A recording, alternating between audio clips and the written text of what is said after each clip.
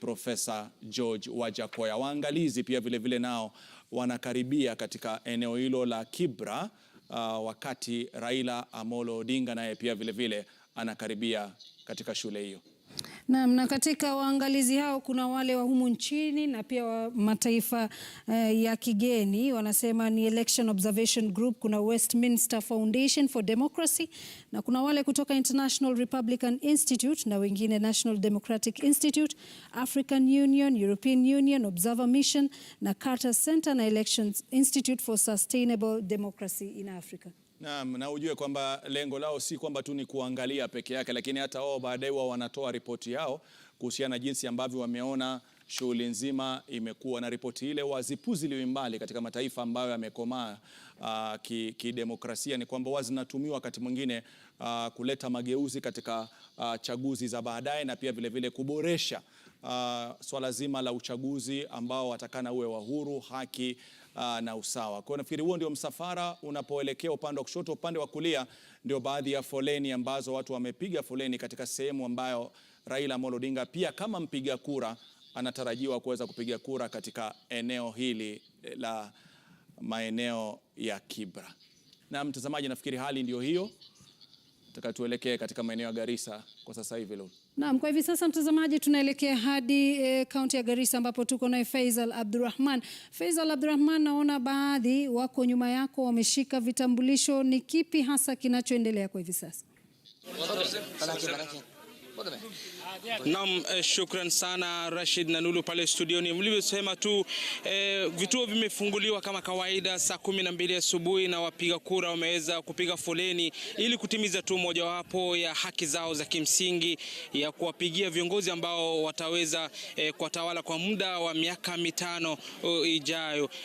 Niko katika mojawapo wa kituo iliyoko katika eneo bunge la Garissa mjini, shule ya msingi ya Garissa Township, ambapo baadhi ya wazee unavyoona hapa wamepiga foleni. Wamesema wameweza kujisajili kama wapiga kura hapa, jina yao imeweza kupatikana na kuonekana kwa wameweza kujisajili hapa, lakini shida ambao wazee hawa walioko Rashid ni kwamba wakati vidole vyao viliwekwa katika hiyo mashine ya KIMS-KIT imeshinda kusoma, na wanasema wana malalamiko. Labda baba utueleze wakati umeenda pale hali ilivyo na jinsi ulivyomambiwa. Kibande yetu jina yako kamili? Abdi Mohamed Umar, nasaliwa 1953 Garissa original, wazee Garissa haba. Je, leo tunakuja saa 12 tunaingia bahali ya kutuba kura. Kibande yangu wanapatikana habo serikali wanapatikana, wanakataa sisi wazee kama wanawake na mwanamume yote kama watu 200 wanakataa makono mashini. Shida yetu ndo hii, na leo serikali na yetu, president yetu wanakaa nje, hakai afisi wala wanachagua na wananchi ya Kenya, na sisi sio watu ya Somalia, sisi wananchi Kenya, wazee yote, kina mama, kina baba, hiko diari na wazi kutoka boma hii paka natuba sisi haki yetu kuretu. Ulivyoona tu Rashid ni kwamba wazee hawa wameweza kupatikana kwa wamejisajiliwa kama wapiga kura, lakini wakati vidole vyao vimewekwa katika mashine ile ya KIMS-KIT imekataa kusoma, na wanasema wanaomba serikali tu iweze kuingilia kati na labda tume iweze kuleta mbili mbadala ya wazee hawa kutimiza haki zao za kimsingi. Mojawapo ya mgombea wa kiti cha useneta, labda asubuhi umeamka umeweza kupiga kura, labda utueleze changamoto ambazo umekumbana nazo na majina yako kamili. Kwa jina yangu naitwa Ahmed Rashid, mgombea wa kiti cha useneta Garissa County. Shida mzee amesema ni ya ukweli, kwa sababu hata mimi wafuasi wangu wanaleta hiyo complaint wakisema hawapatikani kwa KIMS-KIT. Unajaribu kuangalia kwa register, ukijaribu kuangalia kwa alphabet hauoni. Sasa imekuwa shida, na tukijaribu ile system ya kuangalia ya normal system, I would want to play the devil's advocate here. Looking at the diversity, how big our countries and the preparedness that we've seen as a lot of gaps. Then I think there's much more that needs to, the observers will be much more keener to notice whether some of the things that have really presented themselves, whether they are just isolated, or whether there could have been, patterns that can easily show something that was either pre-planned or something that could, be avoided at all. And then, of course, that will also come into the other processes that will follow after, the voting today, so that they make comprehensive reports of what they have seen. But I think this mission is here very critically to oversee a process to avoid a situation that we've been before, that Kikwete has midwifed. And they are talking about ensuring that we have a peaceful process, and our viewers are looking at 4 locations. We have at the bottom there Kibra, and Kikwete and his team getting some, some briefs from the IEBC officials at that polling station. And they're also observing how the voters are coming in and how they're casting their ballots. On the other side, it's an aerial view of, voters queuing up in Machakos County, where Vincent Tudor was telling us it's a painstakingly slow process for each voter going in, taking approximately around 10 minutes to cast their ballots. And then on Gong Road, the motorcade that you're seeing on the screen there, that's Raila Odinga and his family making their way to Old Kibra Primary School to cast their ballots. They had indicated at 10. We've actually been watching and we've been stuck on that frame, and clearly there's no traffic, but our estimations were a bit Just wrong. in case you were looking for a traffic report, there you have it. And at St. George's, which is actually next to State House, the voting process is still going on. Early in the morning, Rukia Bule, our reporter there, was telling us that there was some bit of confusion, voters going in, and the confusion with the streams and the names. And only if somebody had said that there was need perhaps for IBC to have somebody with a book at the gate to Moses give direction. Wetangula, yes. It's Moses Wetangula who said Moses that. Wetangula, yes. Yes. Yeah. Are there easier ways to do this? Are there lessons perhaps we could have taken from other jurisdictions? Caroline, I see you nodding yes. The answer to that question will always be yes. There's always an easier way of doing things. Yeah. And you get the knowledge of how easy things are by looking at your history. This is not the first time people are saying, I reached the polling station and I'm on the wrong stream. It's not the first time. So why not arrange the polling station in a way that when I enter, it's very clear this is my stream and this is my stream. I don't have to queue here for 2 hours only to be told you're on the wrong queue, go to the other side. These things are easy. It's about signage at the very least. Signage and having someone stand at the gate and say, if you cannot read, because there are people who cannot read, there are people who have got sight problems, for example, mobility challenges. Go over there. That is where you're supposed to go. That's where I say. These things are easy. And I always go back to the budget, 44 billion. We can do this with this amount of money. So, yes, there's always an easier way of doing things. Always. All right. Yes. And Prof, I saw you almost jump out of your skin earlier. When you were assessing, when you were grading, you told us your line of work is marking. You were grading IEBC's performance so far. But you also mentioned anxiety. Why must we always have this anxiety surround or hang this pall over elections in Kenya? The international community, do you think they also hold their breath? Yeah, and we do. I agree, and I think the narrative still remains the same, that, you see, I mean, Kenya's election, within the global space, that would be an election for Mumbai in terms of population.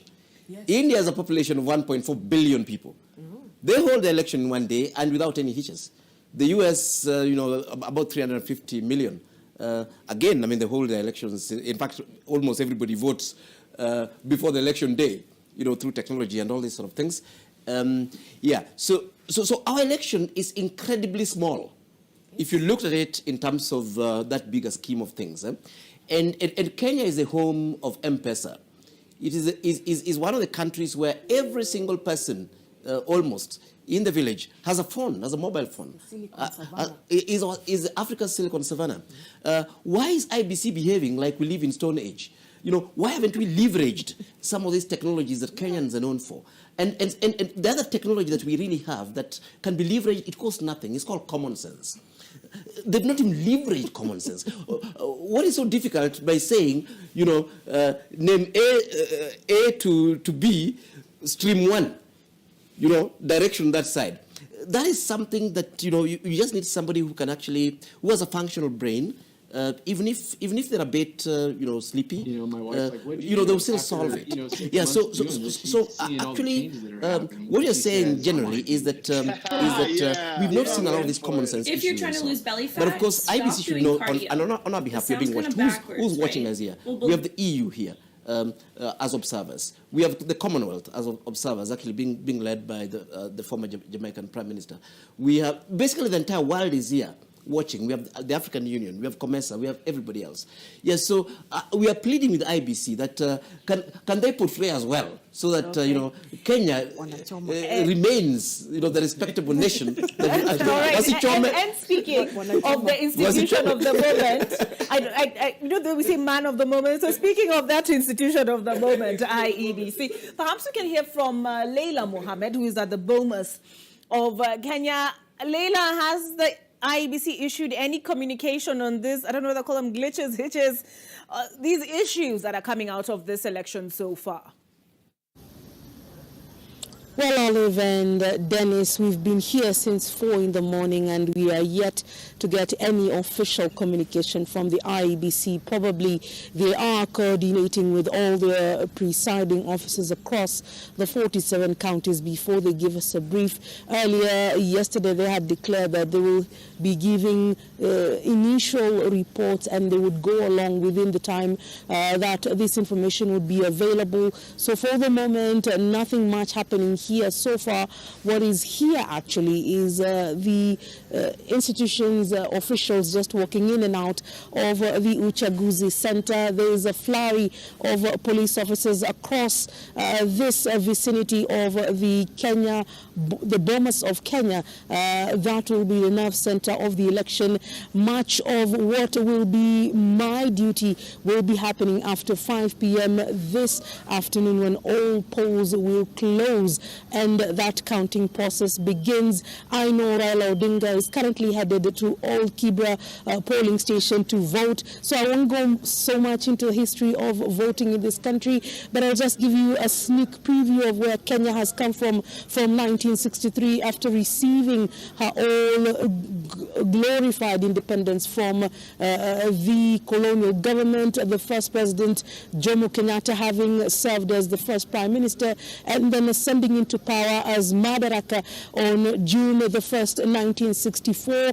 Then Kenya starting the democratic process in the late 70s and the 1980s, where we first saw Kenyans practicing this democratic right through the Mlolongo system. And this was an unfavorable system where many felt this wasn't as secure during the Moi regime, and many had wanted some sort of change and secrecy in this ballot. This happened in 1992, where Kenyans had in the previous year requested for a multi-party system of governance, and Raila Odinga and many others speak of the second liberation of this country democratically, and this is where Section 2A of the Constitution then was repealed to allow a multi-system of parties in this country to participate in general elections, and this is when we saw the ballot boxes being a significant feature of the elections. So many years down the line, Kenyans are again enjoying a new constitution, a new dispensation, and this is the second election, the third election under the new constitution, having served under 10 years in the last such system. So many are looking forward and listening into this constitution to give it guidance on how this process will continue, the transparency around it. Those are the legal tenets that the IEBC will be working under. Even today, as they go along, they had given us a window of 7 days proper for the counting to begin and for them to announce whether the 50+1 margin will have been met and who will be the 5th president of this Republic of Kenya. William Ruto having voted very early in the morning in Sugoi, Martha Karua as well. the running mate of Raila Odinga, also having casted her vote earlier in the morning. We are waiting to see Raila Odinga in the littlest of seconds, just as he drives into Old Kibra, where he has been voting for the last over 20 years, having represented Langata constituency. So this is his base. This is a place where many of his supporters have been over time. George Ojakoa is expected to also do the same in Kakamega, as is David Waihiga Mwaure. So much as that is happening there at the polling stations, here it's a bit quiet, it's a bit chilly. Much of the communication was yesterday afternoon, but according to how they've been going through their tradition, at 2 p.m. probably we will be receiving that all-important fast communication on how just the first few hours of voting have gone through. I'm guessing the 9 a.m. and the 11 a.m. and the 1 p.m. communication by the presiding officers to this National Tallying Center will form a great majority of what we'll be receiving here at the media center by the senior officials of the IEBC when they communicate to Kenyans in general via how we bring this to you live at that moment. Dennis and Olive. Right, Layla speaking to us there from the Bomas of Kenya. She's keeping an ear and an eye out for the Independent Electoral and Boundaries Commission for any updates in response to those challenges that have been witnessed as far as the electoral process is concerned this far. Raila Odinga approaching his polling station, and the disparities in Kenya are astounding. We saw Karen, people are jogging along the road. Here we've seen water. I saw, what are they called? Those jerry cans of water. Access to water being a challenge in many parts of Nairobi. The two horses both have promised to change that for the Kenyan voter. Voter apathy, Sam, was a concern ahead of this election. And we'll get to that, but perhaps you can hear a bit of the cheers coming out of Kibra.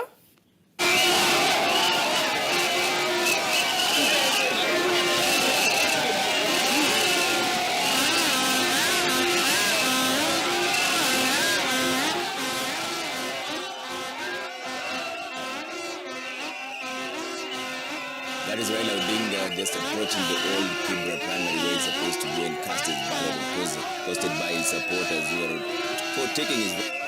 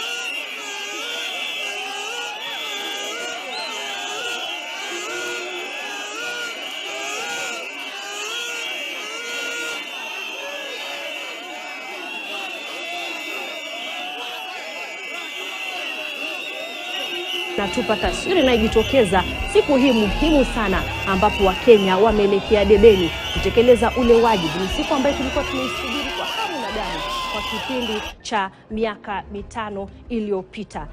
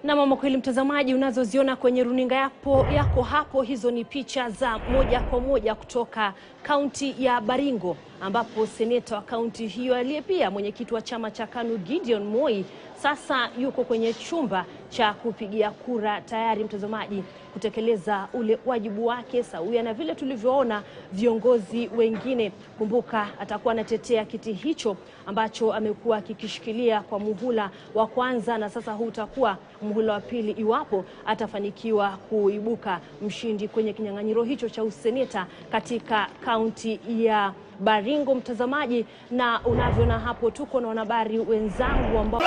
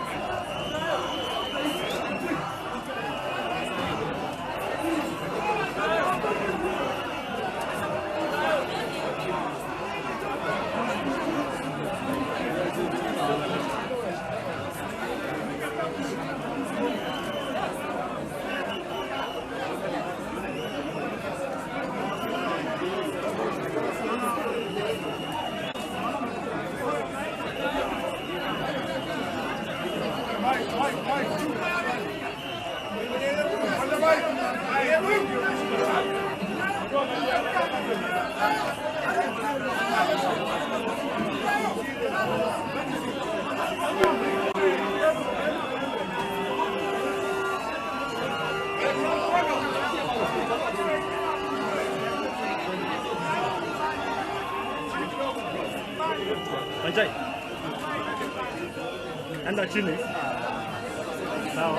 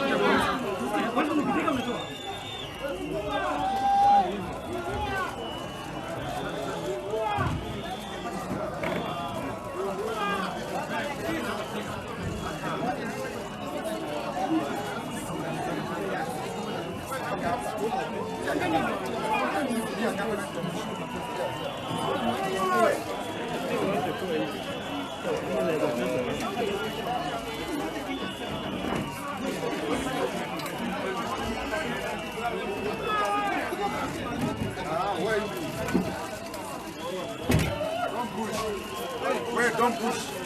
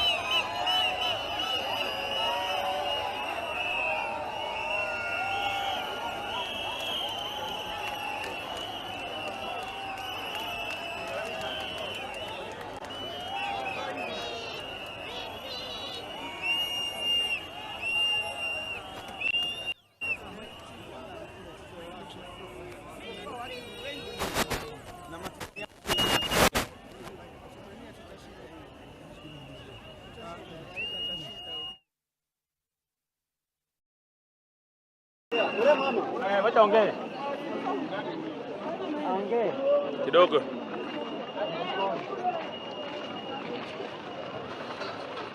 Karibu hata kamera zinashika wapi?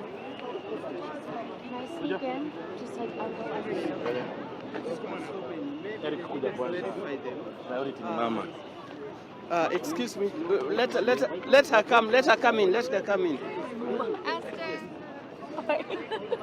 So you feel that it's going to be really fair and Well, the voters have done their work. What is remaining for the IEBC to give us the true state of the voters? How was the process? How have you viewed it? It is quick. Though there are many candidates, particularly at ward level, but the process is quick, and we finished it within no time. Okay. Yeah. So, how are you feeling? How are you feeling? Excited and hopeful. Esther, unasemaje uchaguzi huu unaona unaendeleaje? Iko sawa, nimekuja kushindikiza mama First Lady na baba, lakini pale niliwetoka mimi mwenyewe sijapiga kura kwa sababu Kimskit haikufanya kazi na mpaka sasa hii hawajaleta replacement na hawataki kutumia manual register. So hapo kuna shida. IBC pale Kimskit hazifanyi kazi, mupeane manual register. Alafu watu kama hawajapiga kura mpaka sasa hii wata extend your time kwa sababu watu wako kwa queue. Mama amepiga na tumefurahi, lakini supporters wetu wengi hawajapiga kwa sababu Kimskit zimefail. Na mnafikiri kutokana na matatizo hayo kutakuwa na shaka katika matokeo na uchaguzi, maana itafungwa saa 11? Sisi tunajua watu wetu watajitokeza kwa wengi, so hata kama watakosa hapa tutashinda bado. How rampant are these cases probably?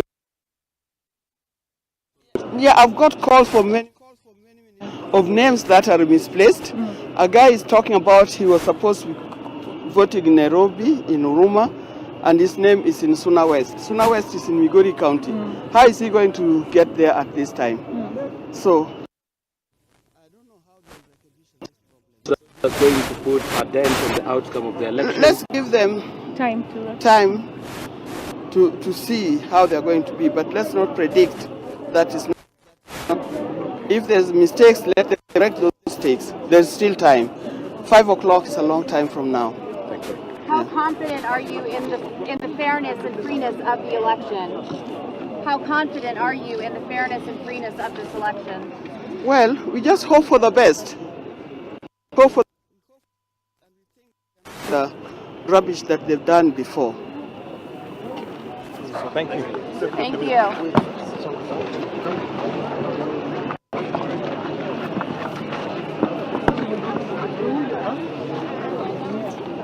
Body hurts.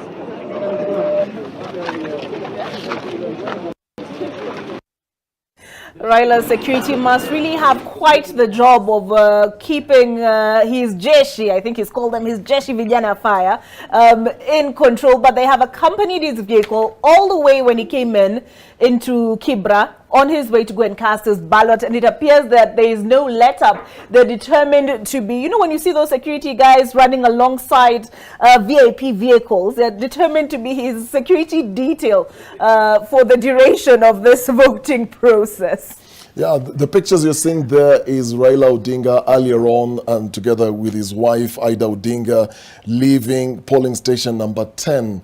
That's at Kibera, Old Kibera Primary School. They didn't, well, Raila didn't address the media, didn't make any statements, but we saw some issues that Ida was raising together with Esther Passaris talking about. But my question is this, where would Raila have spoken? Did you see that crash? It was a literal crash. And I suppose that is why he heard his say before he left his home, his residence in Karen. Yes, it is. But still, the issue of the Kimskits keeps arising. I mean, we are still in the early hours of voting, and we are likely to see this pan out across the day. I recall, before Smartmatic was contracted, the inventory in IBC at the time, they were talking about having 45,000 working in good condition KIMS kits, and there's only an addition of, I think, 14,100. And in all those KIMS kits that were being sent to all these different polling stations, I was saying they were in good working condition. But then there's also the issue of some of them are not working. Just to bring our viewers up to speed with the KIMS kits and what we're talking about here, it is that device that is loaded with the electronic voter identification and results transmission system softwares. It has SIM cards and SIM cards of network operators, as well as SD cards that contain inexperienced and lack the leadership qualities needed to govern. Vic, it's interesting to see how the political cycle goes almost full cycle. It really does, Trevor. Now, the Rainbow Movement went on to join the Liberal Democratic Party, or LDP, which later teamed up with Mwai Kibaki's National Alliance Party of Kenya, a coalition of several parties that formed the National Rainbow Coalition, also known as NARC, and that eventually defeated Moi's protege, Uhuru Kenyatta, the fourth president of the Republic. Yeah. Well, Raila became the second father of a multi-party democracy in Kenya after Kenneth Matiba, and it was at this point that he earned his nickname to his political followers. He's also referred to as Agwambo, the meaning of which is mysterious one, or Jacom, meaning chairman. Yeah. President Kibaki failed to honor a pre-election arrangement regarding political equity among the stakeholders in NARC and a pledge made to the Kenyan people to review the Kenyan constitution with 100 days of the election, within 100 days of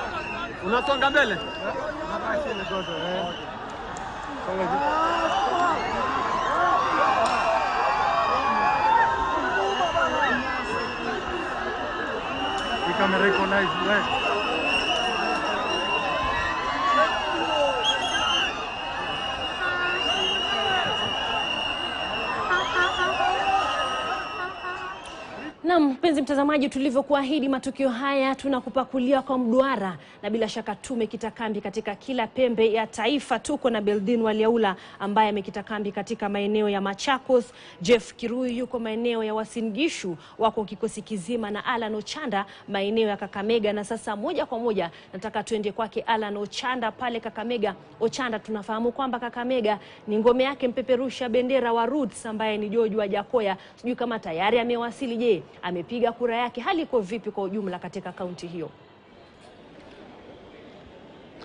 Na Cecilia, kama tulivyotaja ni kwamba hapa katika kaunti ya Kakamega ndipo kiambo cha mpeperushaji wa bendera ya Roots Party anayewania urais Profesa George Lushiri Wajakoya, na ilivyo sasa hivi ni kwamba ameweza kufika hapa kama dakika 30 zilizopita, lakini kwa bahati mbaya hajaweza kupiga kura hapa kutokana na ile sababu kuwa vile vifaa vya IEBC, vifaa vya tume ya uchaguzi IEBC KIMS kit vimeweza kukosa kufanya kazi, kwa sababu tumekuwa tukitembea katika vituo vingi hapa katika kaunti ya Kakamega na vimekosa kufanya kazi. Baadhi yavyo vimekosa kufanya kazi, na hapa katika shule ya Inangalas ya katika eneo la Matungu kaunti ya Kakamega kuna yale madarasa matatu ambayo yanatumika kuweza kuendesha zoezi la kupiga kura, na hivyo ni vifaa viwili tu ambavyo vinafanya kazi. Kwa hivyo kuna lile darasa lingine ambalo huyu ambaye anapeperusha bendera ya Roots Party Profesa George Wajakoya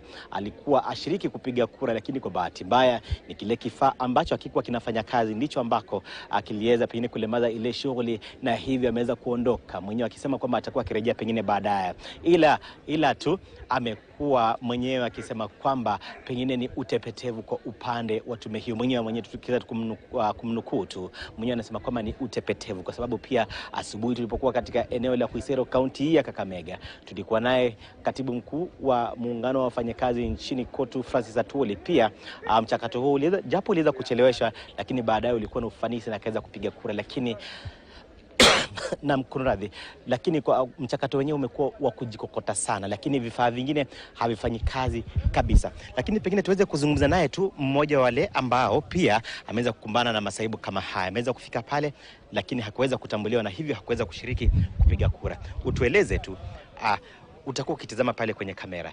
Jina lako, ulifika hapa saa ngapi, ulipiga kura au la? Kwa majina naitwa Godrick Kubasu. Nimefika hapa saa 2. Lakini kuja nikapata kwamba room ambayo nafaa kupigia kura mashine haifanyi. Na sababu ya mashine kutokufanya, hata in charge hawaelezi vizuri, kwa sababu anasema alitambua hii shida saa 9 ya usiku. Na ameongea na wakubwa, lakini up to now hawajafanya chochote. So wale wote ambao wanapiga katika hiyo room, hakuna hata mtu mmoja ambaye ashapiga kura. Yeah. So hatuelewi, nimemuuliza tutasaidika namna gani, hana jibu. Na hii ndiyo sababu ambayo ilikuwa nafanya sisi tunasema kwamba register manually itumike. Because we knew machines huwa zinaweza kufail. And na tumeprove kwamba zinaweza kufail. Chepukati alitueleza kwamba mashini ikifeli ingine itakuwa standby. Kuanzia saa 12 where hizi rooms zilikuwa nafunguliwa officially, up to now mashine hajakuwa replaced. Pengine nikiulize, utakuwa unasubiri zaidi ama utakuwa pengine unaelekea nyumbani? Mimi nitasubiri, lazima nipige kura, lakini sasa kuna wale wamama wa Kongo ambao wameshaondoka na hawatarudi. So hii ndio njia moja ambayo ilikuwa inafanya tunasema ni kwamba Chepukati na timu yake wana kitu ingine behind it. Ukiangalia yale maneno mengi ambayo yamefanyika na inaendelea kufanyika, ni kama hii uchaguzi hautakuwa free and fair. Naam, shukrani kabisa. Pengine tutakuwa tukizungumza tena pia baadaye, lakini tuzungumze naye pia mmoja wa wale waangalizi kutoka pengine wale wanawakilisha dini hapa, wale viongozi wa kidini. Utueleze jina lako, mwangalizi kutoka wapi, na pengine kuanzia asubuhi umetembea vituo vingapi na kufikia sasa ripoti yako ni ipi kuhusu zoezi zima? Jina langu ni Daktari Nelson Makanda. Mimi ni Joint Secretary wa National Mediation Team ambayo imewekwa na UN wakishirikiana na Interreligious Council.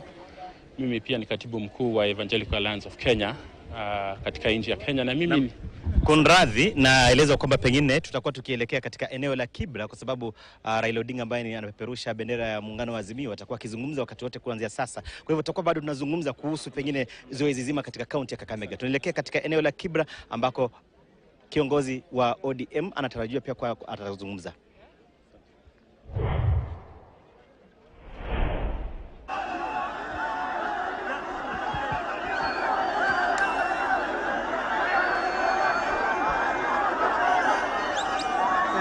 Rudi kando kidogo. Uko sawa? Rudi kando kidogo tu. Fanya kama unapinya kando. Na mtazamaji, ndio hali ilivyo katika sehemu mbalimbali humu nchini. Ulivyoona hapo Raila Odinga katika maeneo ya Kibra baada ya kupiga kura yake hapo, huenda wakati wote kutoka sasa akahutubia wanahabari na pengine kuambia yeye mwenyewe tathmini yake ni ipi kuhusiana na shughuli nzima ya uchaguzi huu. Angalau yeye pale ashapiga kura yake, licha yale mapungufu ambayo tumekuwa tukiyashuhudia kama alivyotuarifu Alan Ochanda. Kuna baadhi ya wakazi akiwemo Yoyo Ajakoya ambaye ni mpeperusha bendera wa urais chini ya Roots Party hajapiga kura yake, mtazamaji. Lakini kwa sasa ni Siaya shortly, where Sam Ogina is standing by with Babu to find out what the latest is over there. Babu. Naam, asante Trevor na Victoria. Tunaelekea moja kwa moja kwa haraka katika kaunti ya Nakuru ambapo gavana wa sasa Lee Kinyanjui anazungumza na waandishi wa habari.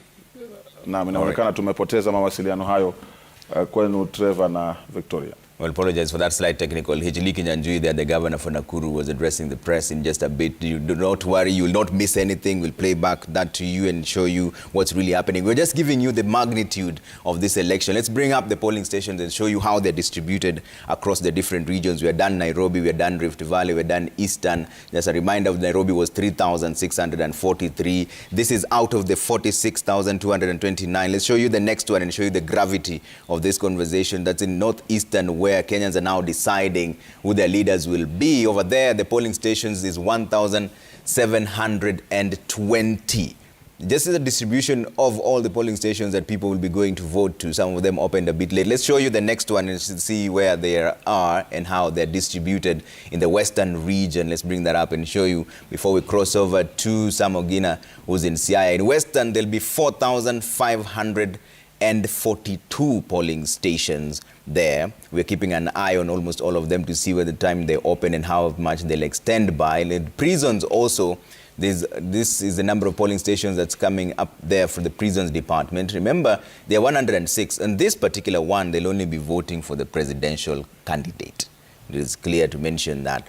Correct, and that will be the same case for those voting in the diaspora. And a quick clarification, IEBC is only conducting diaspora voting in 12 countries. That's Burundi, Tanzania, Rwanda, Uganda, South Africa, the United Kingdom, Canada, the United States, South Sudan, Qatar, the UAE, and Germany.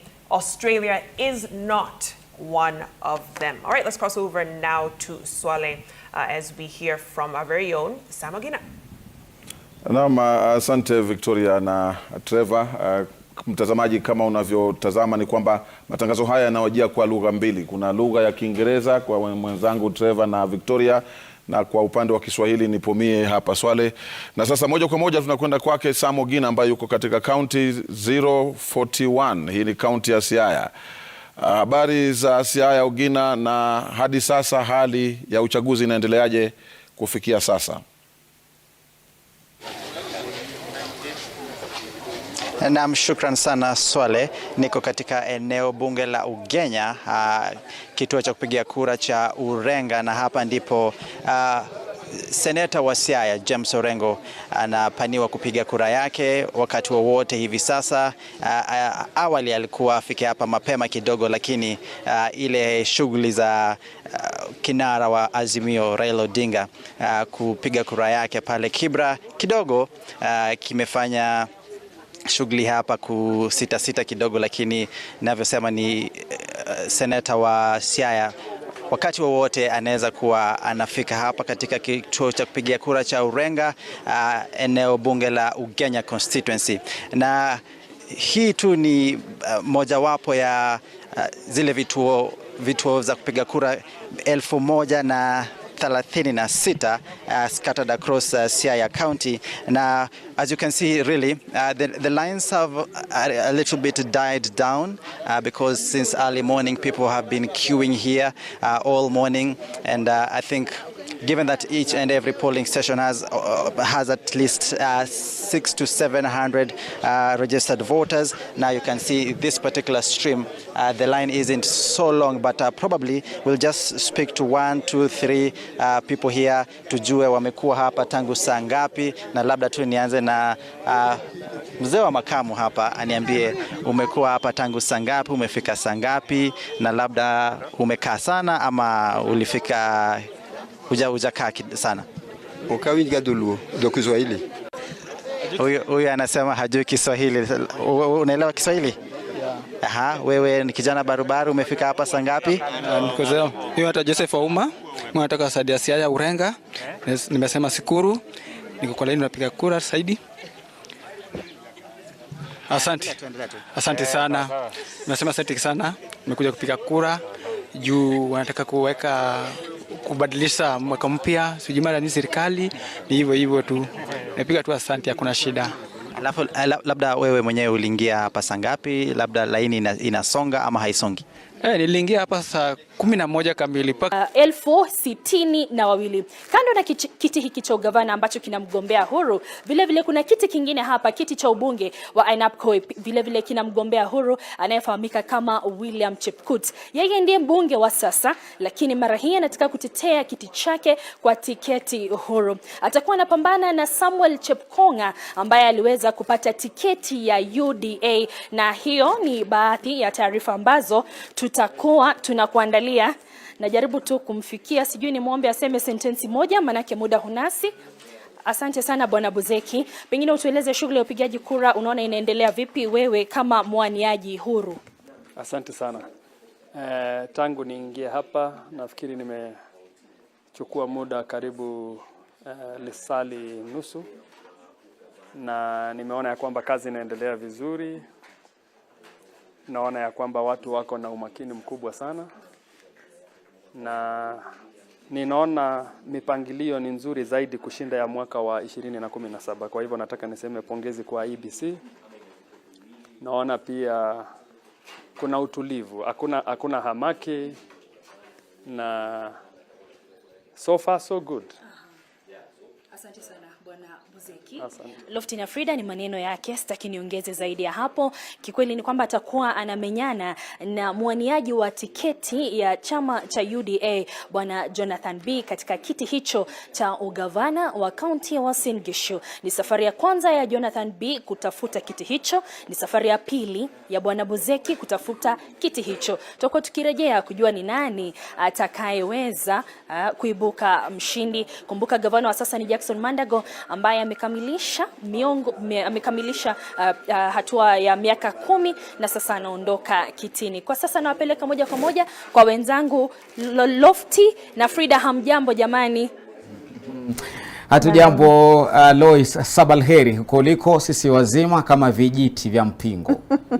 Na bila shaka tukiwa wazima sasa tunatoka katika kaunti ya Uasin Gishu, tunaelekea moja kwa moja huku ni wapi? Siaya huko. James Orengo pale anaendelea kupiga kura, na inafahamika kwamba Lofty kidijitali ni kama kuna wengine imeleta kizungumkuti. Hichi kidubwasha ambacho ndo kinahifadhi data zote za binadamu kwa njia dijitali kimeleta shida katika maeneo mbalimbali. Tumemwona Rigathi Gachagua pale akipata tabu kidogo, ilibidi achukue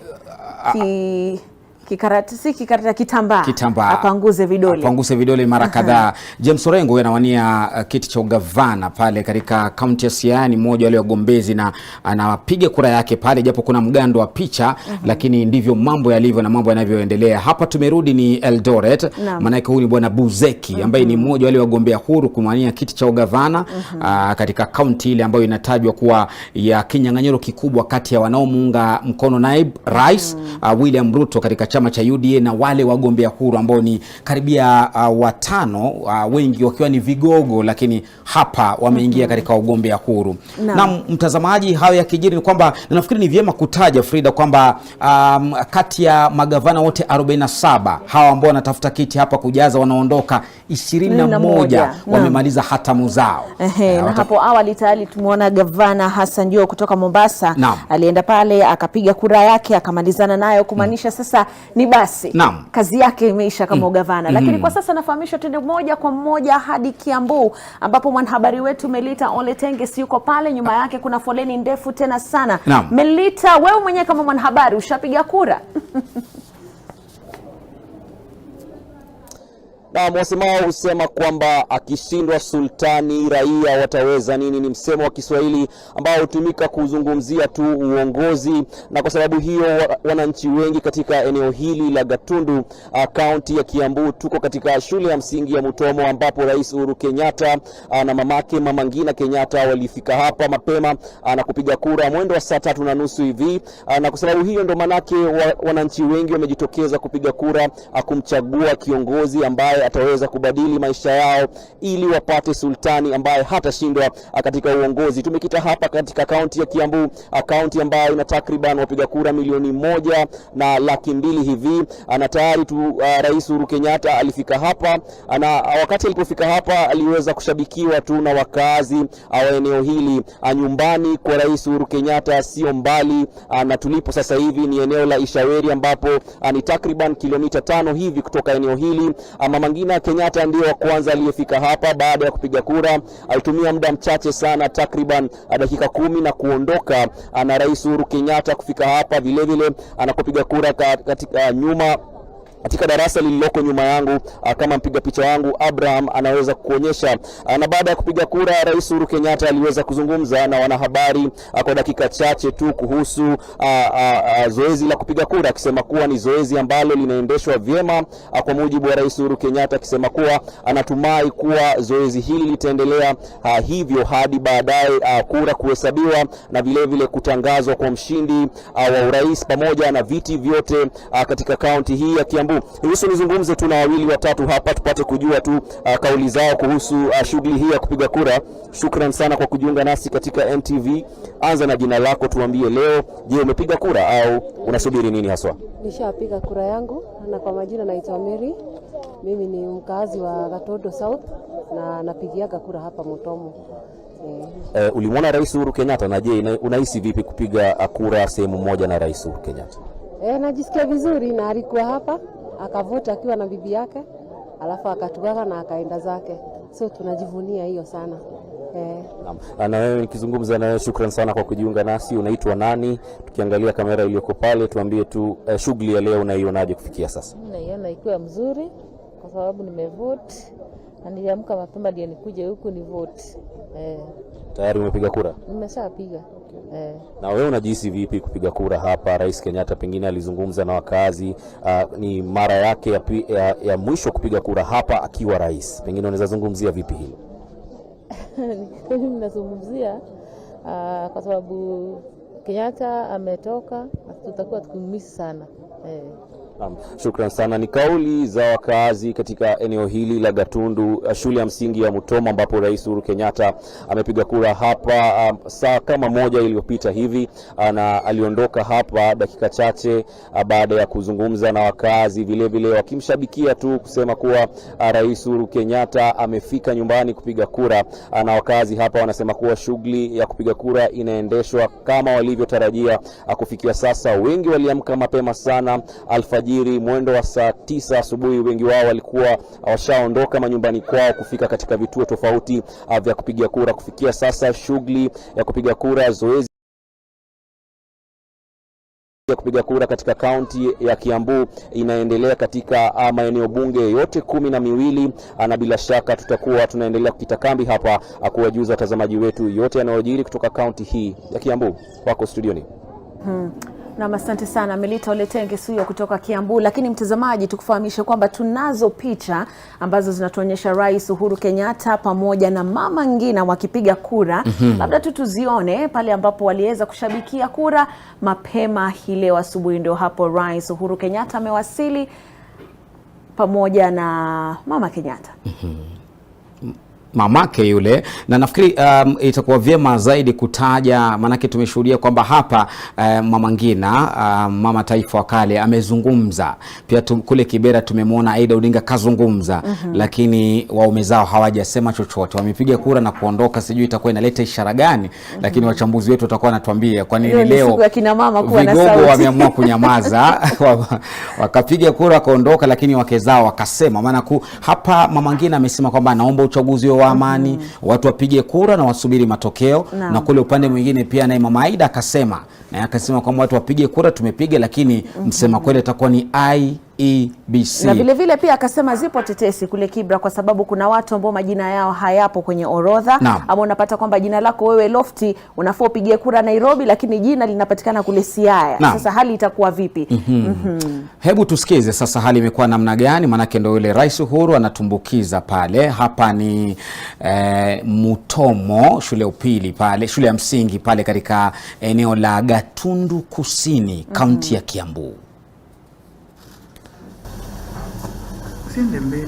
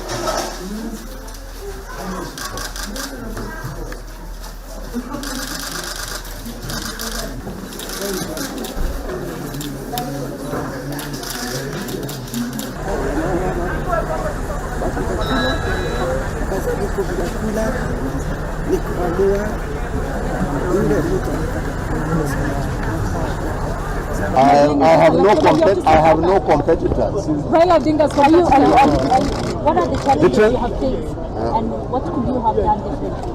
Well, this is a day of voting. I think this is the day when we all want to pray that Kenyans vote, turn out and vote in peace, go back to their homes and vote the results. I think that's all I have to say. What message?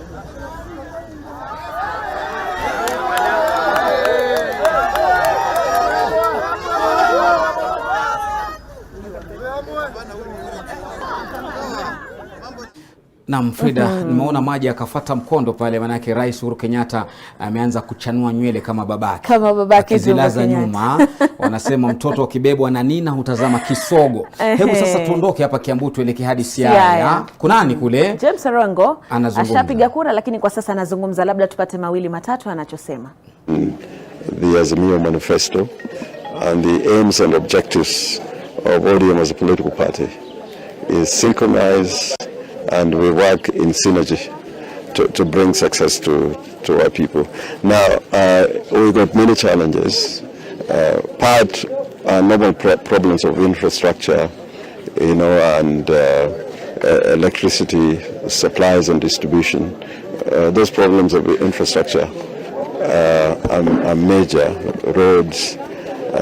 But I think more critically, in Siaya, we don't have a single major factory, and we're thinking that the Azimio agenda of at least getting a factory or something of that shape and form in every county is an important objective that we look forward to achieving. Now in Siaya, we don't really have a sustainable cash crop. In fact, I don't think we have any cash crop. People rely on subsistence farming. We want to improve on this so that, you know, we can have kilimo biashara. And then the water bodies, the lake, the two big rivers feeding Lake Victoria and the Nile go through Siaya, River Yala and River Nzoia. So all these energies and resources have to be put together so that we improve the lives of our people. Broadly, Senator, in regards to what we've seen IBC declaring itself on Mombasa and Kakamega, suspending the polls, perhaps I would like to hear your take on this. And of course, these are perceived to be Azimio strongholds. Yeah, it is really a disaster, because it can't really be a coincidence that the two, Kakamega is a very populous, the third most populous county outside Nairobi.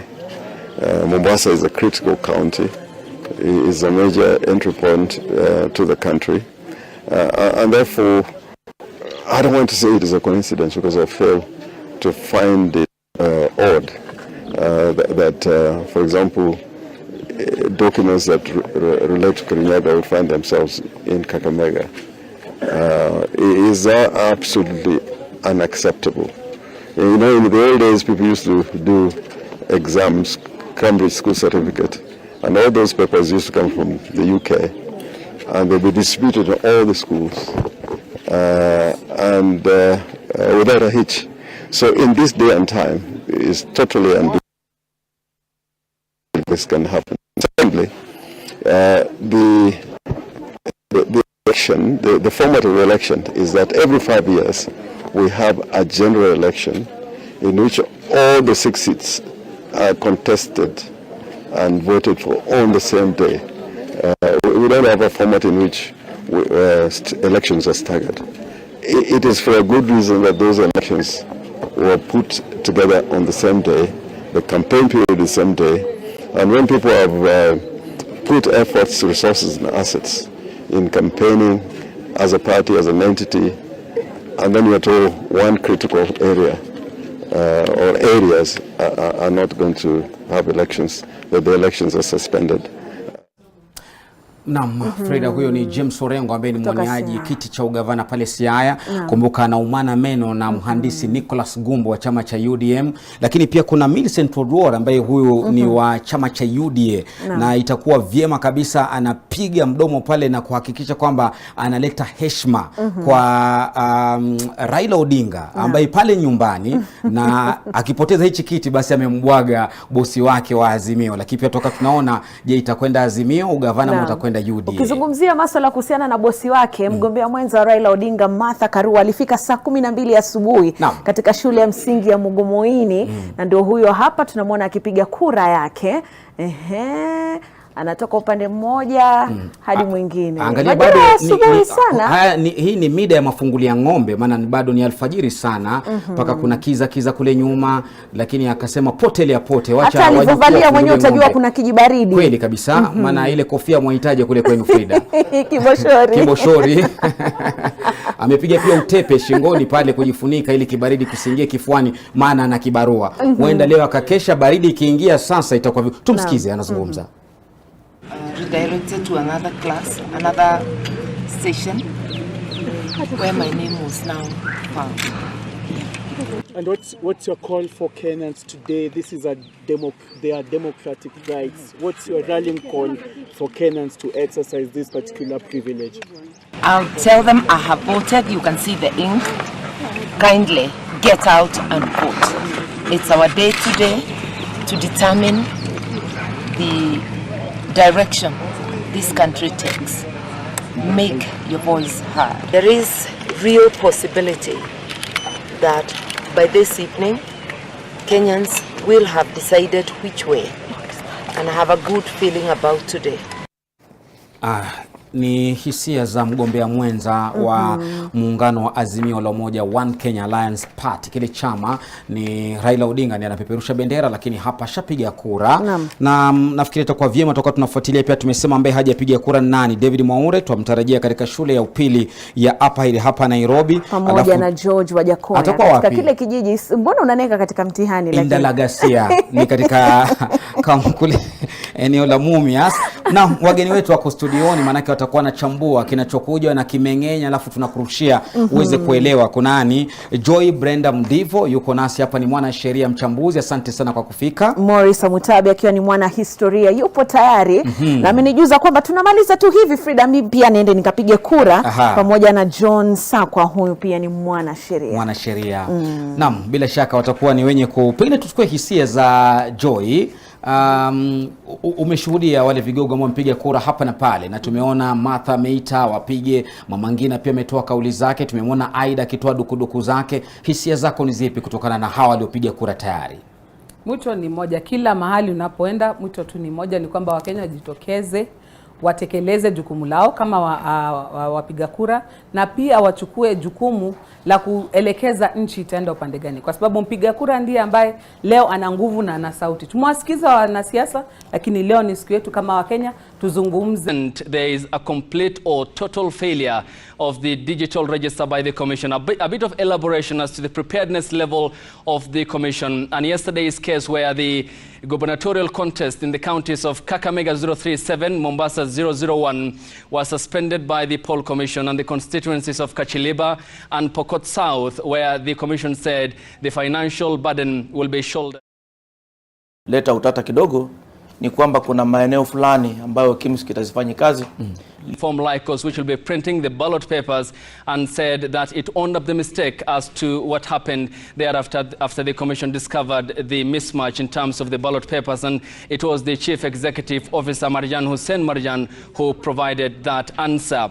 Now going forward, what Kenyans are expecting here is clarity from the commission, and earlier on I witnessed the coming here at the Bomas of Kenya of the poll commission commissioners, including Irene Masit, Juliana Cherera, the chairperson of Wafula Chebukati, Boya Molu, Professor Abdi Yakub Gulia, Francis Wanderi, and others who will be watched very closely as Kenyans watch the exercise across the country with rapt attention as to the significance this electoral process does bear in terms of what will be happening today and thereafter, the counting process and the declaration of the results from here at the Bomas of Kenya, the nerve of the poll body IEBC. Therefore, Trevor, Vicky and Swale, that is the latest later when the commission and the commissioners will be here, will be giving you the live update as they happen, because there is a lot happening here, and we'll be getting hold of observers who are also keen as to the poll process underway at the moment. The polling process will be ending at 5 p.m. later in the evening. That's the latest. Trevor, Vicky and Swale, back to you in studio.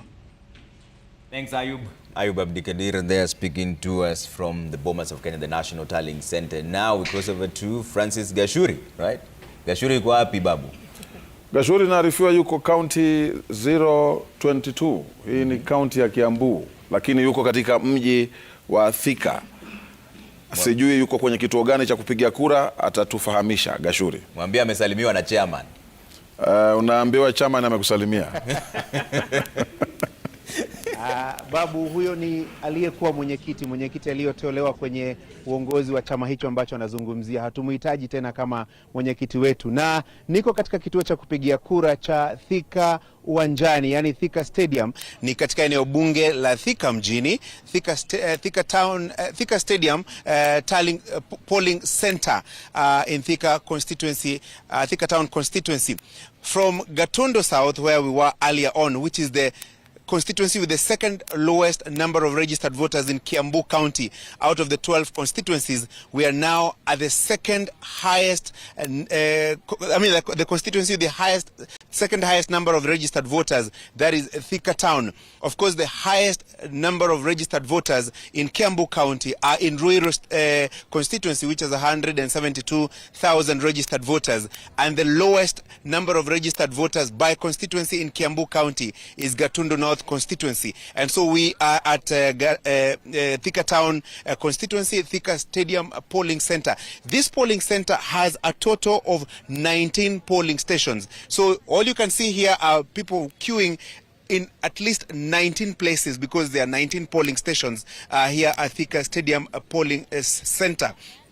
And polling station 1, for example, has 689 registered voters. Unlike what we saw in Gatundu South earlier on, the number of people who have turned up to vote here in Thika Town constituency, Thika Stadium polling center, is a little higher than what we saw earlier on in the 19 polling stations. It is also important to point out to you that there are 5 wards in Thika Town constituency. That is Township, with 44,623 registered voters.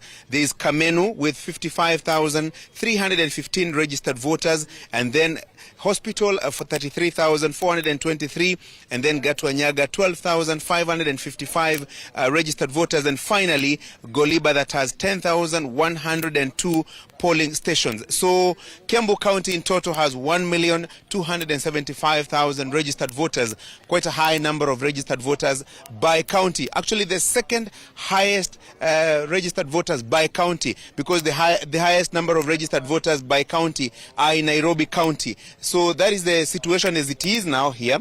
Quite a number of people have turned up to participate in this electoral process.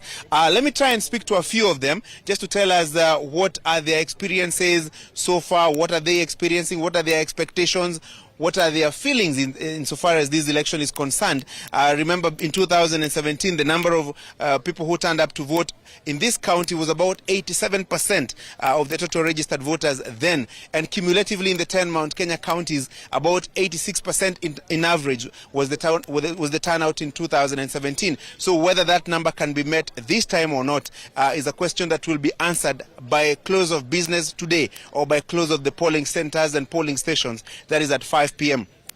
Let me cross over this side and randomly speak to a few people who have voted, who are participating in this exercise. Let me speak to this gentleman here. He will tell us his name. Tuambie unaitwa nani, matarajio yako ni yapi ukija hapa kupiga kura katika kituo hiki?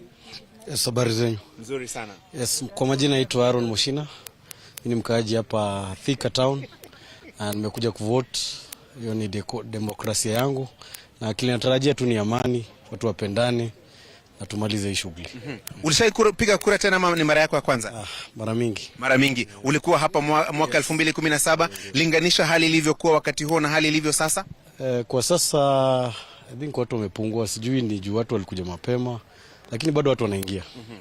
Asante. Kila laheri. Na labda kwa ule mtu ambaye ako nyumbani hajui kama aje kupiga kura ama asije, unaweza kumwambia nini?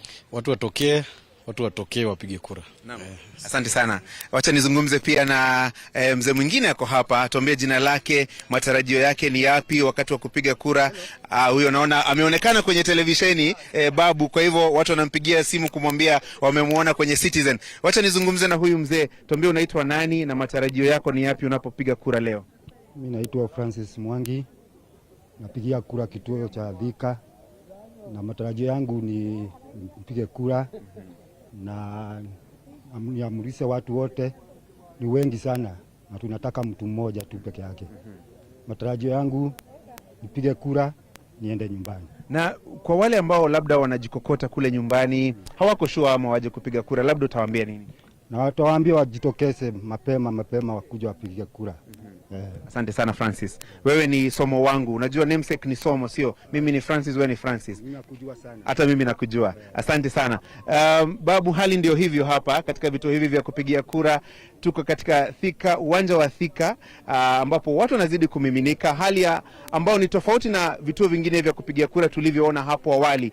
Watu walikuwa ni wachache sana ambao walikuwa wamefika katika baadhi ya vituo ambavyo tulitembelea hapo awali, lakini sasa angalau jua limeanza kuchomoza, watu wameanza kuchangamka, watu wameanza kuwa wengi katika vituo vya kupigia kura, kama hali inavyoonekana hapa, vituo 19 vya kupigia kura katika eneo hili nzima la uwanja huu. Na kama nilivyokuarifu hapo awali, waliosajiliwa hapa katika kituo hiki ni wapiga kura 1378 na ni katika vituo 19. Kwa jumla eneo bunge la Thika mjini lina takriban wapiga kura waliosajiliwa 1156, na hivyo basi matarajio ni kwamba wengi watajitokeza ili waweze kutekeleza wajibu wao wa kidemokrasia na washiriki katika kuwachagua viongozi watakao waongoza katika awamu ijayo ya utawala nchini, katika ngazi ya kitaifa, katika ngazi za kaunti na vile vile katika mabunge yetu ya kitaifa na mabunge ya kaunti. Hivyo basi ni hayo tu kwa sasa, sababu tukipata mengi zaidi, wewe na Trevor na Vicky tutawajulisha zaidi. Nilikuwa nataka kuzungumza Kiswahili na Victoria, lakini kidogo naona unamficha, lakini ni sawa tu. Ungejaribu kidogo tusikize akikupa salamu pia kutoka studio. Na mtazamaji, huyo ni Francis Gashuri kutoka Thika, ambapo ametupasha mengi kuhusu yanayoendelea katika kituo hicho cha upigaji kura, akiwa yuko katika uwanja wa Thika mjini. Kama tulivyokufahamisha ni kwamba matangazo haya ni ya moja kwa moja yakikujia kutoka hapa studioni na kutoka nyanjani, ambapo waandishi wetu mbalimbali wanaendelea kutupasha yale yanayojiri katika upigaji kura huu wa siku hii ya leo. Nawarudisha kwake Victoria na Trevor. Victoria, Gashuri alikuwa anakuambia kama ungeweza kuzungumza naye kwa lugha ya Kiswahili. Utalenga tu Gashuri hivyo vipi? Itakuwa ngumu kidogo, but tajaribu. Utajaribu. Umesikia Gashuri anasema ukizungumza naye mara nyingine atajaribu kwa Kiswahili. Asante sana babu. Francis Gashuri there speaking to us from Gatundu South there. Let's cross over now to Brenda Wanga, who's in Matungu, Kakamega. There was a bit of an incident there, Vicky. There was. The Roots Party presidential candidate George Wajakoya, Professor George Wajakoya, was unable to cast his vote after the KIMS kit failed, and he was speaking to Brenda Wanga a bit earlier on. Brenda, what more can you tell us on that incident? Have they corrected it? Indeed, Victoria and Trevor, Professor George Wajakoya is not the only person who has been unable to cast their votes since 6 a.m. this morning, when these polling stations in this constituency, in this Matungu constituency, opened for voting.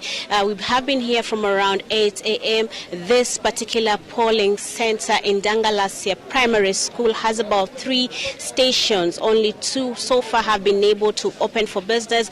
A number of people coming in to cast their votes, but room number 2 has not been able to have any activity taking there. The KIMS kit, the kit used to identify voters before they cast their votes, failed to start early morning. Up until this moment, the situation still maintains. As you can clearly see, there was supposed to be a queue right behind me. In the morning, the queue was there of people eagerly lining up to cast their votes. When they got to the clerks, the polling clerks, they were not able to identify themselves because the kit simply failed to work. So they have been trying to get in touch with the officers, IEBC officers from the Kakamega County, to try and see what they can do to just enable the people who are still patiently waiting to get their chance to vote. This constituency has about 141 polling stations, a number of them we gather that have been affected by this mishap. One of the other polling centers, one of the other polling stations in this polling center also getting affected in the sense that the KIMS kit sometimes failing to pick the fingerprints of people turning up to vote. Some of them have been told to turn back and as they see what else they can do to make sure that no voter is disenfranchised. So the situation is as it is right now, Vicky, but from the other parts of the Kakamega County, we have not had a number of issues that have greatly affected the voter turnout. However, we do not know how this situation here in Matungu will play out eventually, because some of the people who came here early in the morning are queuing here from as early as 4 a.m. Many of them hoping that they would have cast their votes in an hour or two and then head back to their normal daily businesses, but that has not happened. We have been in touch with the county returning officer who acknowledges, yes, that there's a problem here and they're trying their best to fix it. We don't know why they have not brought the extra KIMS kits during the IEBC briefings and preparations for these elections. They had indicated that they would provide extra KIMS kits at every ward just for any eventualities like what has happened here today. So we have been waiting to see if they would send someone over with a new one. That has not happened yet.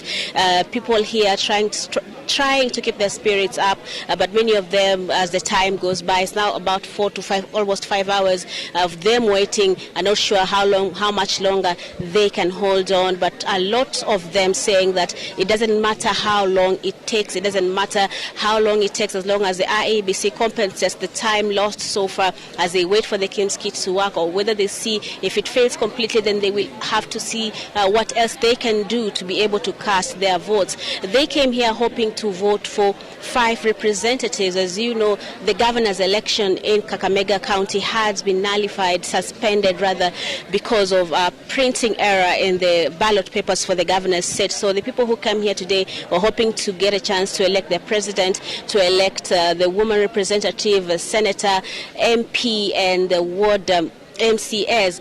So they are still holding on to that hope that they will get that chance. 8 contestants from this area are seeking to get the MP's seat, while the MCS seat for this particular ward has attracted a record number of 58 candidates, if you will. So it will be interesting to see just how this pans out. The mood here is initially was upbeat, but dimming as the hours go by. Perhaps maybe we can just try and talk to 1 or 2 people who have been waiting here. But maybe just 1 minute, you can tell us exactly how the situation is. Labda tueleze jina lako nani na umekuwa hapa kwa muda gani na umepiga kura kufikia sasa? Kwa majina naitwa Godrick Kubasu. Nimekuwa hapa kuanzia saa 2 na sijapiga kura. Tulipoingia tumeambiwa kwamba kit haifanyi, na sababu nzuri ya kitu kutokufanya hatujaelezwa.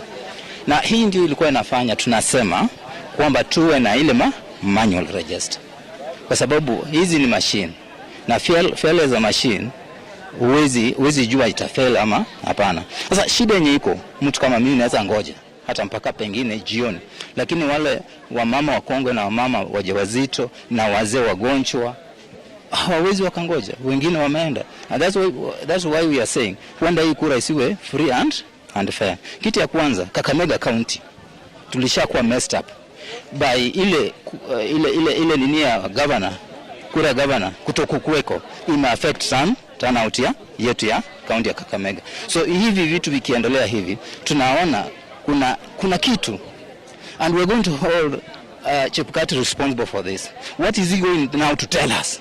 Because when we were arguing about the register, alikuwa anasema kwamba haitafail, na ikifail kutakuwa na extra nini kit. Where is that extra kit?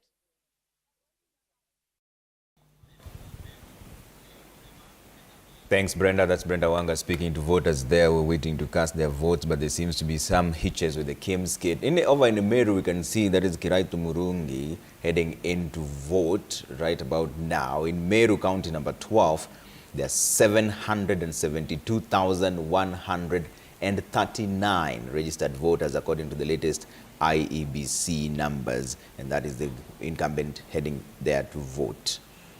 Certainly, he is defending his seat. And of course, there are other candidates who are there to challenge that. We also have Linturi, the former senator, of course, rather current senator of Meru, who is seeking the gubernatorial seat, and several other candidates as well. But that is the sitting current governor of Meru County about to cast his vote. Let's cross over now to Babu, who's standing by with Marian Nyambura, who's in Nakuru. And we've seen Kiraitu Murungi actually just walking out. I think, Vic, this comes back to what we were talking about earlier on. You go to the wrong stream, then you're told you have to move to the other one. Right, you know, and that takes quite a bit of time by the time they're able to authenticate your details as well and then get you into the voting process. And we've seen last resorts in trying to make sure your fingerprint can be seen, rub on your head, that seems to be quite a challenge. Technology was to make this a bit easier and seamless, but it seems to be the biggest stumbling block in some constituencies. All right, let's cross over to Nakuru, see if that's working out. Babu? Naam, nafikiri ni swala la kufaa kuwaelimisha wapiga kura kwamba ujue stream yako ni ipi badala ya kwenda pale na kupoteza muda kabla ya kuweza kupewa sehemu yako ya kupigia kura. Moja kwa moja tunakwenda kwake Marian Nyambura akiwa mjini Nakuru, atupashe hali ya upigaji kura inaendeleaje kufikia sasa. Naam, Swale, Viki na Trevor mkiwa studio, ni kwa kweli kwamba shughuli ya upigaji kura hapa katika kaunti ya Nakuru inaendelea vyema, ikizingatiwa kuwa ni takriban saa 6 hivi tangu vituo hivi vya kupigia kura kuweza kuanza zoezi hili zima.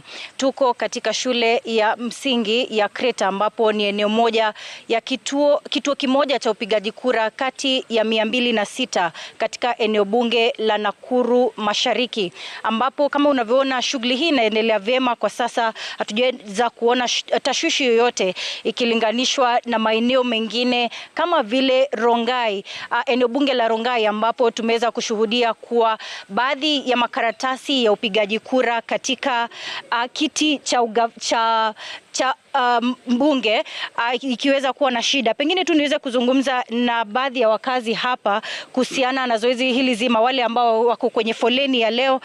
Nikianza nawe, pengine uanze tu na jina, uweze kunieleza umefika hapa saa ngapi, matarajio yako ni gani kuhusiana na upigaji kura hii leo? Asante, naitwa Mwangi Kimani. Nimeingia hapa 30 minutes ago. Na naona mbele yangu kuna watu kama 25 na tunafurahia kwamba hii raini inaenda kwa haraka sana. Tunafurahia. We have come here to just exercise our democratic right. Okay. And I'm happy to be here. Okay. How many times have you voted in the general elections in Kenya? Perhaps you could give us the details. All my years since I was 18, I've ever voted. How many times, yeah? I can't recall how many. Okay. But every other elections I've always voted. Okay. Yes. Okay. Thank you. Maybe I just speak to a lady here. Perhaps you start off with your name. Kindly tell us, is this your first time to vote? How is it like for you? How are you feeling in general? Yeah, I'm Shauli Nanzushi. It's my first time voting. Sijai vote, so actually I'm so excited. Naona shughuli iko vizuri. Hata sijakaa sana, niliingia hapa saa 5. Yeah. And it's a good ongoing process. Yeah, I'm happy. It's my first time actually. Yeah, I'm excited. Have your expectations been met? Yeah, sure. So we are voting. There's peace here. Mwenye atapata ni sawa. Mwenye tutaekea atapata ni sawa. Yeah. Okay. Actually, thank you.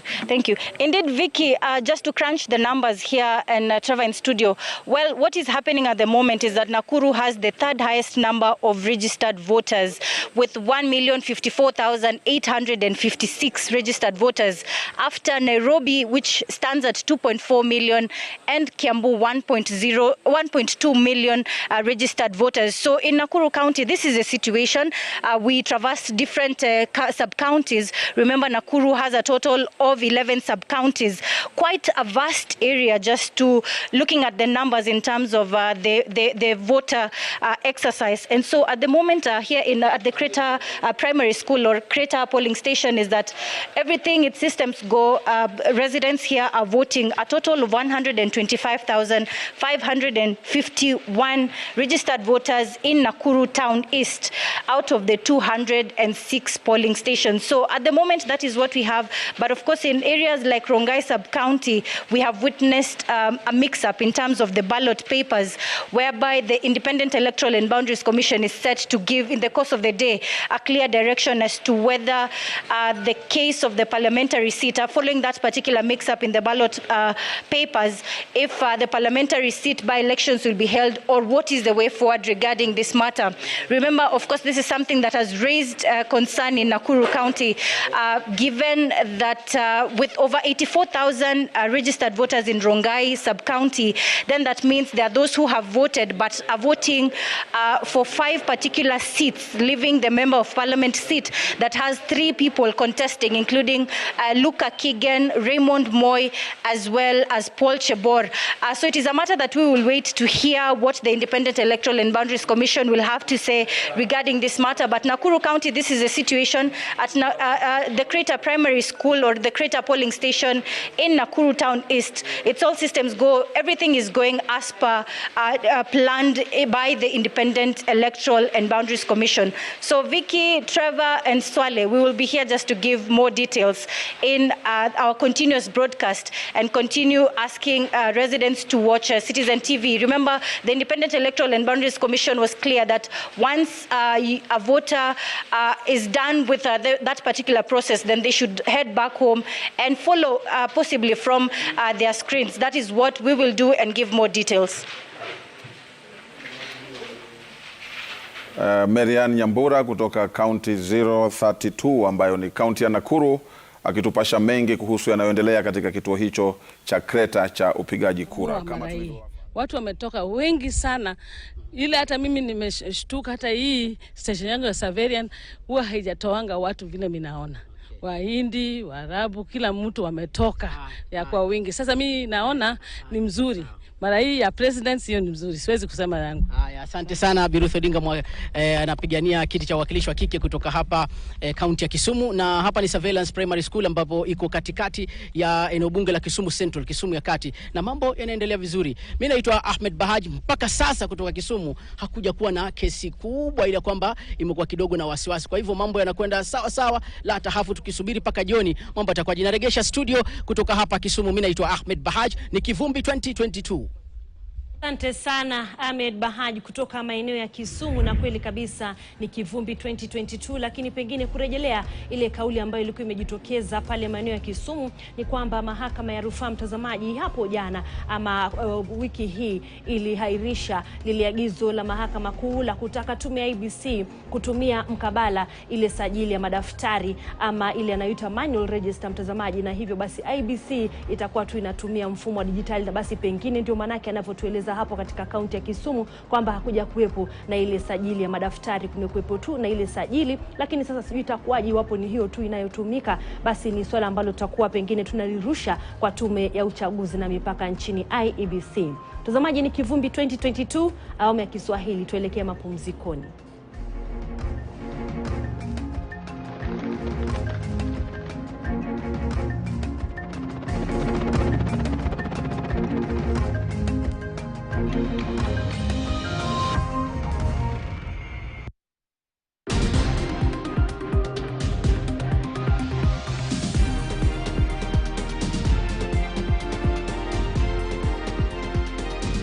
KTN News.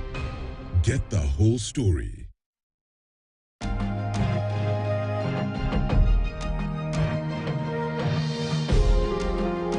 Since our boundaries have bound us together, since our flag have brought us together and bind us with a ribbon of peace, we have no alternative but to love our country. Once you love your country, then you cannot destroy your country. When you know that it is destiny and fate that have brought you together with your neighbors, then you will not hate your neighbor, whether they are from another ethnic tribe or they are from any other community. You will love them and you cannot destroy that you love. Kwa hivyo, tafadhali, tukue na uchaguzi bila noma.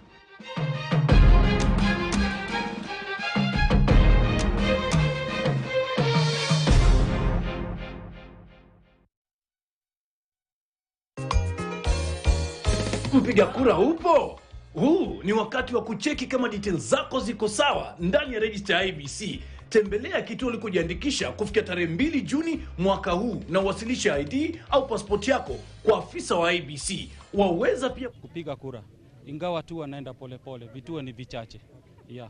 Asante sana. Thank you, Lawrence. Now, Trevor, those are just sentiments of voters from this particular polling station who want the IEBC official to basically help in making the process more faster so that they can be able to vote and go back to their daily business. But Trevor will be camping here to be able to tell Kenyans of how the situation is in Nairobi County. Trevor. Thanks, Gatete. Gatete Njoroge there speaking to us from Bakassi South and giving us the latest update. A lot is still coming through, right? Now we cross over to Narok County. Indeed. Very own Jeff Koinange standing by there. Babu. Naam, nafikiri ingekuwa vizuri kama ngoja kuona Waingereza mngeweza kupeana huu msukani, lakini nitajaribu kuzungumza na Jeff kwa Kiswahili. Jeff, habari ya mchana na habari za Kilgoris. Swale. Naam, Swale. Waswahili husema tuko sight. Tuko sight. Thank you, Swale. Thank you, Trevor and Vic. We literally just landed at Osinoni Primary School, Kilgoris County in Narok County, number 033. Narok, of course, sandwiched between Nakuru and Kajiado. And as many of our viewers know, Narok is the heart of the Masai Mara, world-famous Masai Mara. And happening as we speak is a seasonal migration of the wildebeest. Why am I tying all this together? Well, as the wildebeest make their way towards Tanzania, the voters continue to line up here at Osinoni Primary School and other polling stations here. They've been here since 6 a.m. Very calm, all of them willing to cast their votes. Habari zenyu? Enda sababu walking? Mkaji, niambie jina lako na ulikuja hapa saa ngapi? Mimi Daniel Tumuka, nimekuja hapa saa 4 mpaka sasa niko kwa laini. Naona kazi zimba kwa mzuri. Uko sawa eh? Uko sawa kabisa. Umetulia vizuri eh?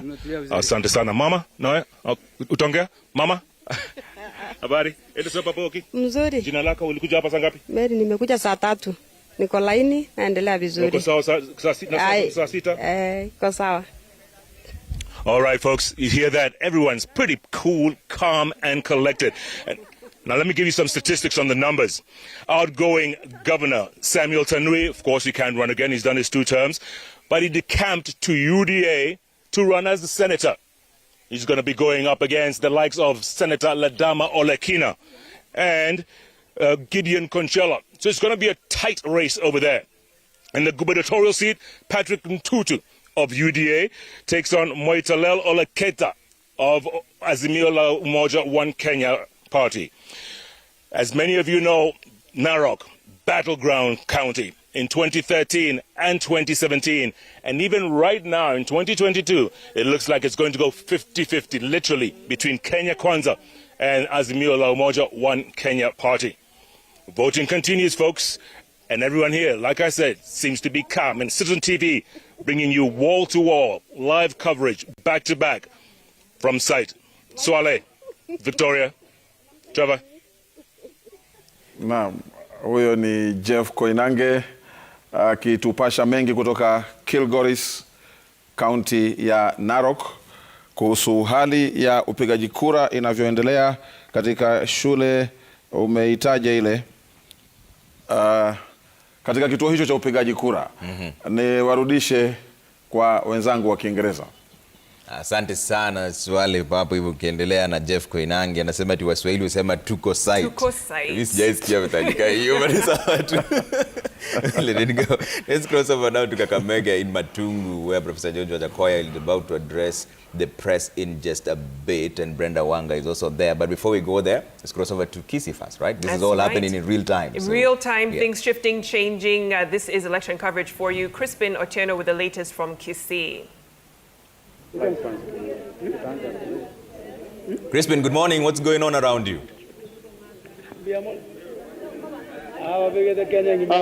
Good morning, Trevor. I'll start by, quoting a famous American prolific writer who once said, bad leaders are elected by good citizens who do not turn up to vote. And that's the reason why locals here in Kisii have turned up in their large numbers just to exercise their democratic rights today. And as you can see, this is Bomachoge Chache in Kisii County.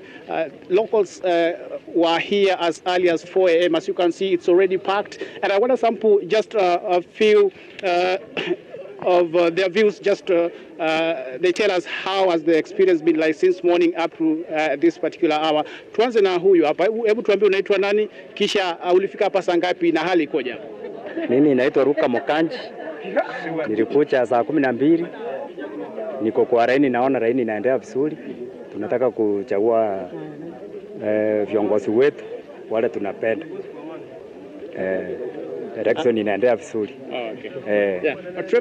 Trevor, I can see one of the UDA senatorial aspirants in Kisii County, Joash Maangi, has also made his way in this particular polling station. I'll just engage him briefly before we let him go. Tell us, karibu katika runinga Citizen. Naam, tuelekee sasa eneo la Matungu, kaunti ya Kakamega, ambapo mgombea urais kwa chama cha Roots Party George Wajakoya anazungumza na waandishi wa habari. The kids were not working, and this is so in Western Province. This is my stronghold.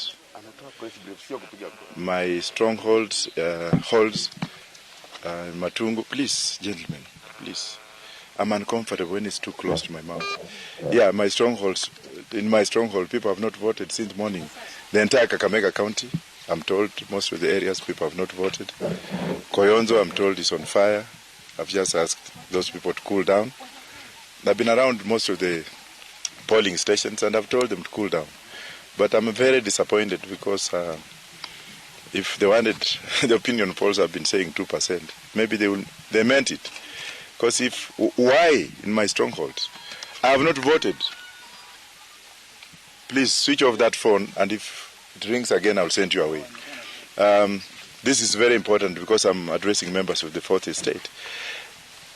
Then why should we vote for presidential elections if I'm the only one who has not voted?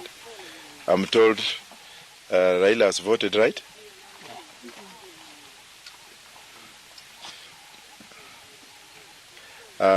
Maure has voted. I've just spoken to him to congratulate him. Ruto has voted. Wajakoya has not voted. Why? Is that really something that somebody has to question? Why Kakamega County? Why Matungu Sub-County? Why? Why are these people afraid of? Why couldn't they test the kits? Why couldn't they test the kits? Does it mean if I don't vote, votes will be counted? Or do they want us to go to court? Go ahead, journalists.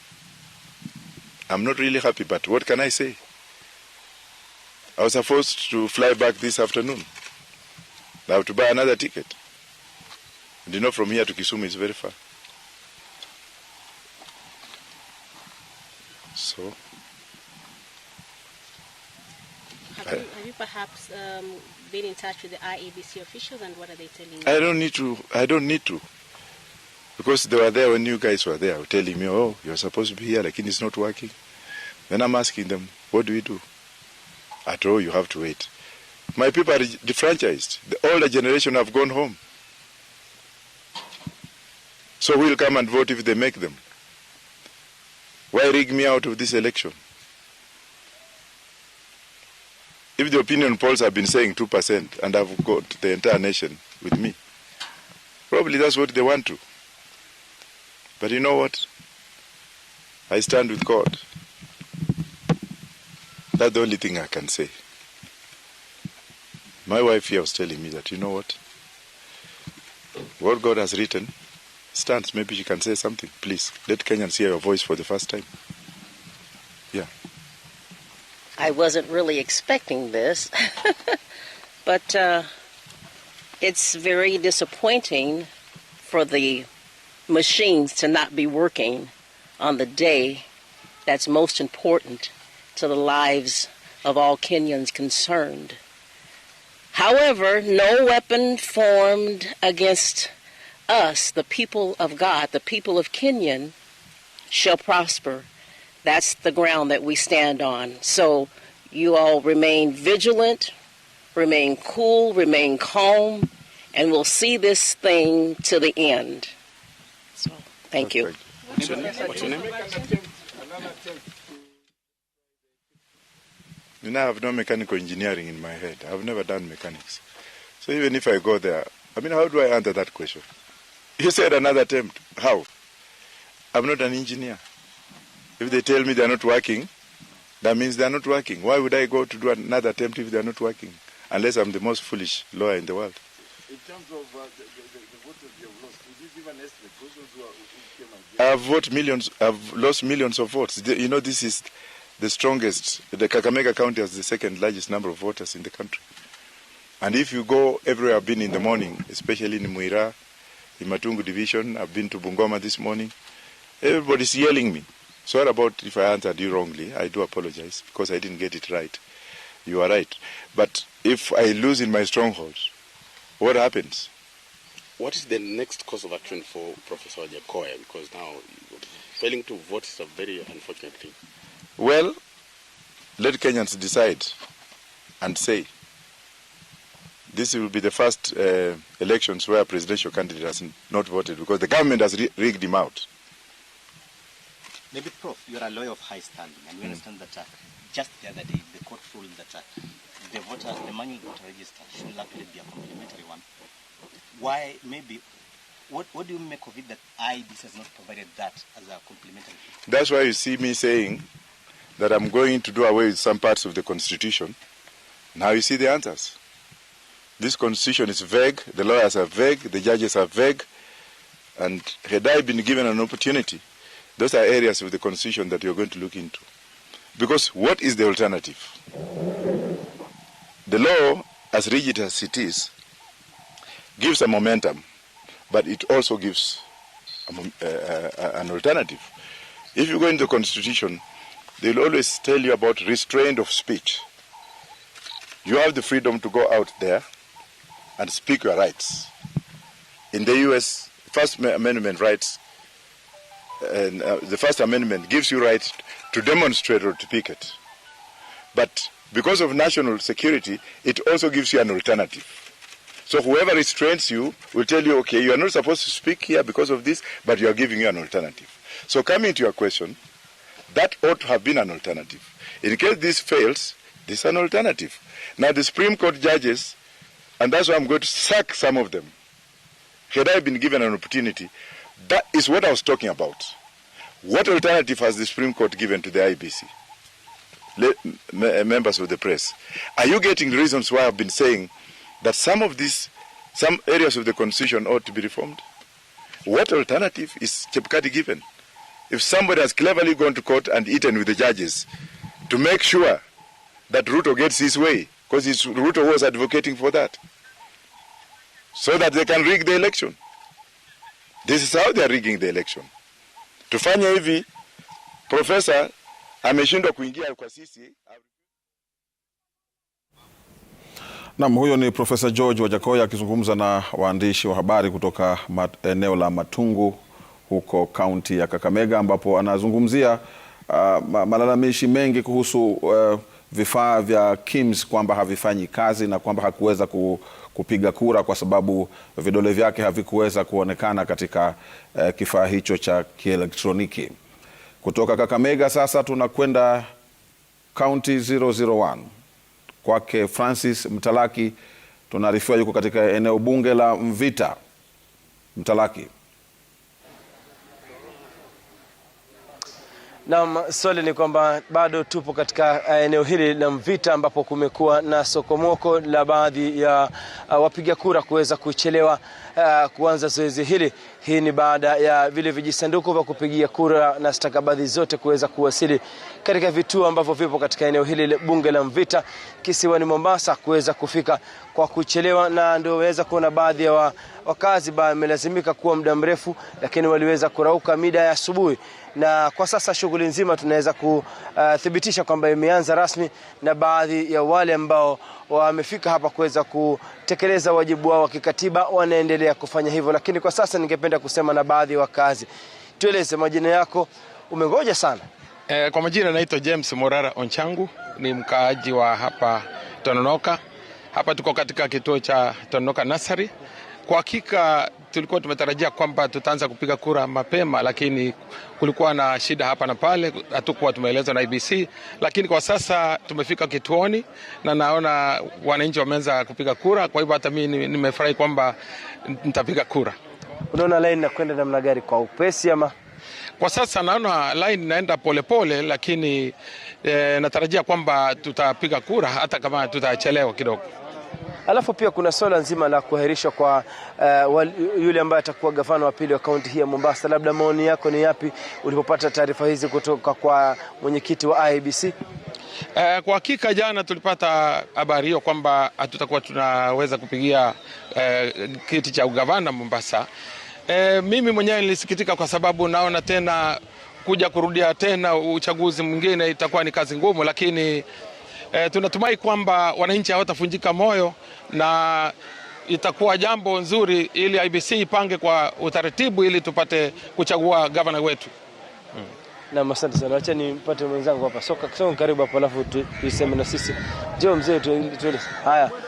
Songa tuambie majina yako alafu labda wewe umekuja saa ngapi hapa? Mimi kwa majina ni Armstrong Omoha na nimekuja hapa saa 12:30 hapa. Lakini sasa line ndio hii inaenda polepole kidogo, lakini tuna matarajio kwamba tutamalizana tu vizuri hapa, na malizana tunaenda kupumzika kwa manyumba yetu. Labda IBC waweza kueleza ni sababu gani za kuchelewa kwa vijisanduku vya kupigia kura? Hatujapata habari kamili, lakini tunaomba mambo ikuwe mzuri tu. Hakuna. Na pia kuna Mkenya mwingine hapa. Tueleze majina yako alafu tuambie labda kusimamishwa kwa uchaguzi wa gavana kaunti Mombasa, labda wewe maoni yako ni yapi? Maoni yangu mimi ni mwanzo naitwa Abdi Isa na toka hapa Mvita, na kuhusu mambo ya kusimamisha kwa gavana, kura za gavana, kusema la kweli hakuwa IBC ya kujipanga sawa, sababu kura ingekuwa yafaa ipigwe mara moja na ishe. Sasa kurudia tena itakuwa kwa watu wengine wamesafiri kutoka mbali na skuli zimefunguliwa, itakuwa ni shida kidogo, itakuwa na changamoto kidogo. Shughuli yenyewe sasa hizi unaona inakwenda namna gani? Ni shwari kwa sasa, ni shwari. Lakini iko very slow kicompare na kura zingine zote zilizopita ambazo tumepiga hapa Tononoka Nursery. Iko very slow kulingana na hao wanavyoendesha sasa. Hapa niko hapa karibu masaa 2 sasa, na hatujasonga sana. Asante sana. Acha nije kwa mzee alafu niambie majina yako alafu niambie labda wewe shughuli ya leo unaonaje, ulikuja mida ya saa ngapi? Maana kulikuwa na matatizo ya watu kuanza kupiga kura. Nashukuru kwanza kwa majina, naitwa Awadhi Ramadhan, mkazi wa Kaloleni area ya Tononoka, ambako hiki ni kituo changu. Leo nimekuja kupiga kura. Kwanza tunashukuru kwamba amani imeweza kupatikana, utulivu pia huko kutoka asubuhi mpaka sasa. Hakuna mambo mabaya lakini ambao atakuwa differentiated kwa kwamba hawezi kupata nafasi kupiga kura. La pili ni kwamba anapoongea hivi kiongozi kama huyu ambaye ni baadhi ya wale ambao wanawania, kuna wananchi wengi ambao pengine wamejitokeza. Vile wakili amesema kwamba ameenda asubuhi leo akakuta kwamba Kimskit iko slow na kadhalika, waandae pale manual voter registration ili voter register ili wananchi wapate kupiga kura. Na tungependa kuhimiza wananchi sehemu zote za Kenya ambao wanatazama kwa sasa, waziri kuingia pale vituo na kupiga kura. Kimskit zikienda chini, Chebukati atoe pale amri na wenzake kwamba waweze ku authorize presiding and returning officers kwamba watumie manual register kwa sababu hiyo ni njia mbadala. Tumeona pale Sagana asubuhi ya leo Rigathi Gachagua alipo kosa kuidhinishwa na Kimskit akaenda kwa manual register na akapiga kura. Sasa mbona wale nafasi zingine pia wasipate hiyo nafasi? Mbona pia pale Kibora pia Raila Amolo Odinga alipopiga pale pia kapewa nafasi ya kupiga manual. So natakia pia Wakenya wahimizwe kwamba na wale returning officer president kwamba wakuwe na nafasi kupatia wananchi nafasi ya kupiga katika manual. Ana haki ya kwenda kotini jinsi alivyosema Wajakoya? Ni sharti kufahamu kwamba mahakama ya rufaa haikusema kwamba vitabu visitumike. Kweli. It's very important for us kufahamu hivyo. Walisema kwamba vitumike wakati hii njia mbadala.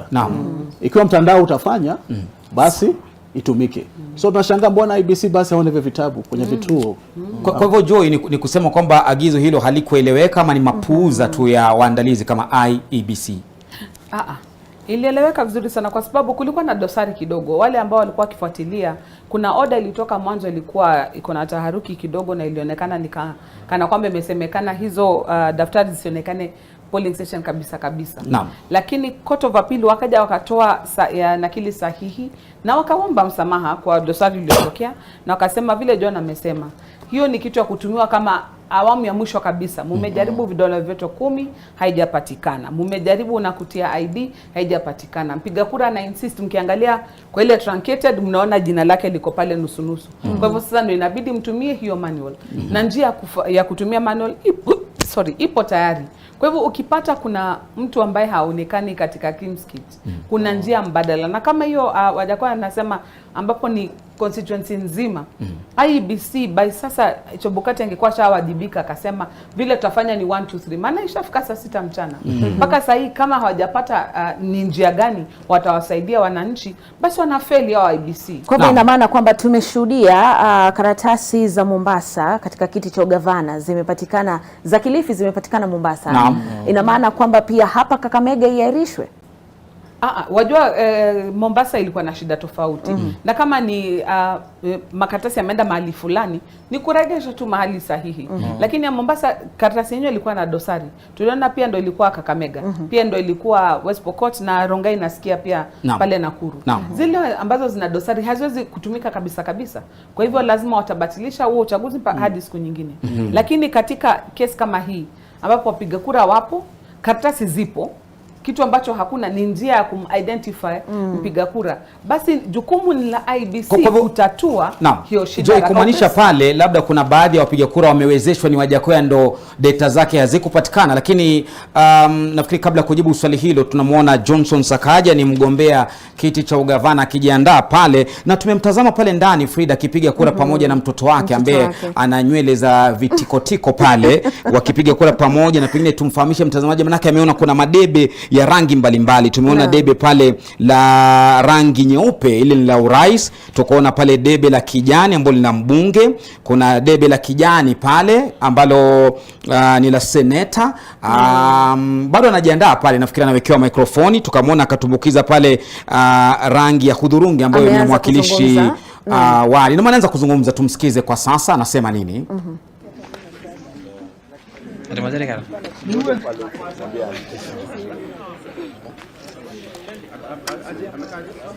Huyo hapo nyuma yake ni mama governor.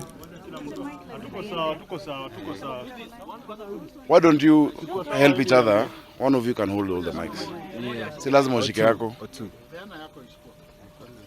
Okay, in fact I should move closer. Yours is short. Wewe shika hizi zote pamoja. Msifikirie station yenu. We must help each other in Nairobi.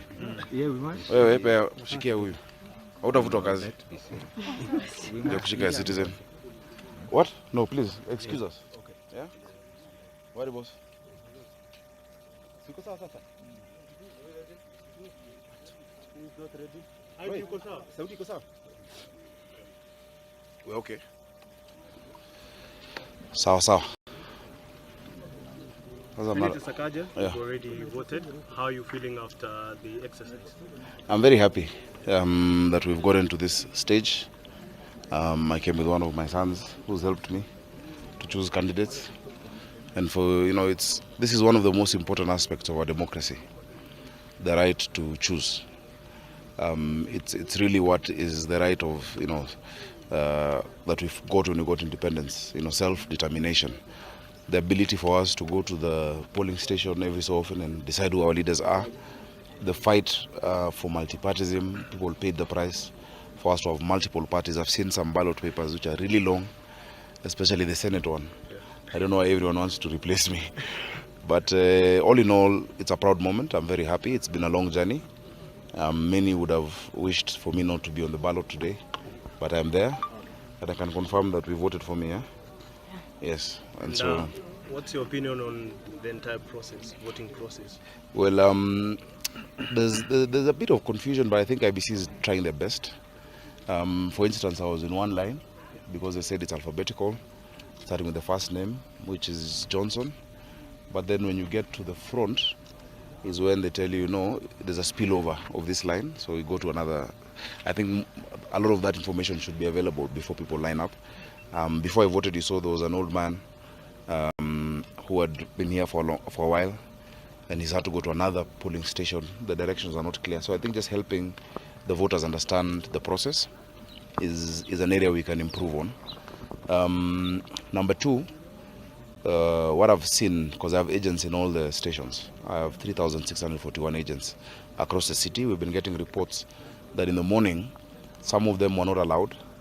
Some of them were being asked for requirements that are different, and I've spoken to the county returning officer, because UDA as a party is not fielding agents. It's us, the candidates, who have agents. So some were being asked for a letter from UDA, yet they should have a letter from me. The oath of secrecy, which we have stamped, they are saying that it should be stamped by IBC. Yet it's not IBC, it's a commission of oaths. So there's just need for clarity and the same standard to apply in all the polling stations. There are certain areas where KIMS kits are not working, like in Westlands, Farasi Lane. There's one ballot box in Toi Primary that had a cover of Kitengela Primary. So just those small hitches. But all in all, I'm glad to see that people have turned out. The numbers are good.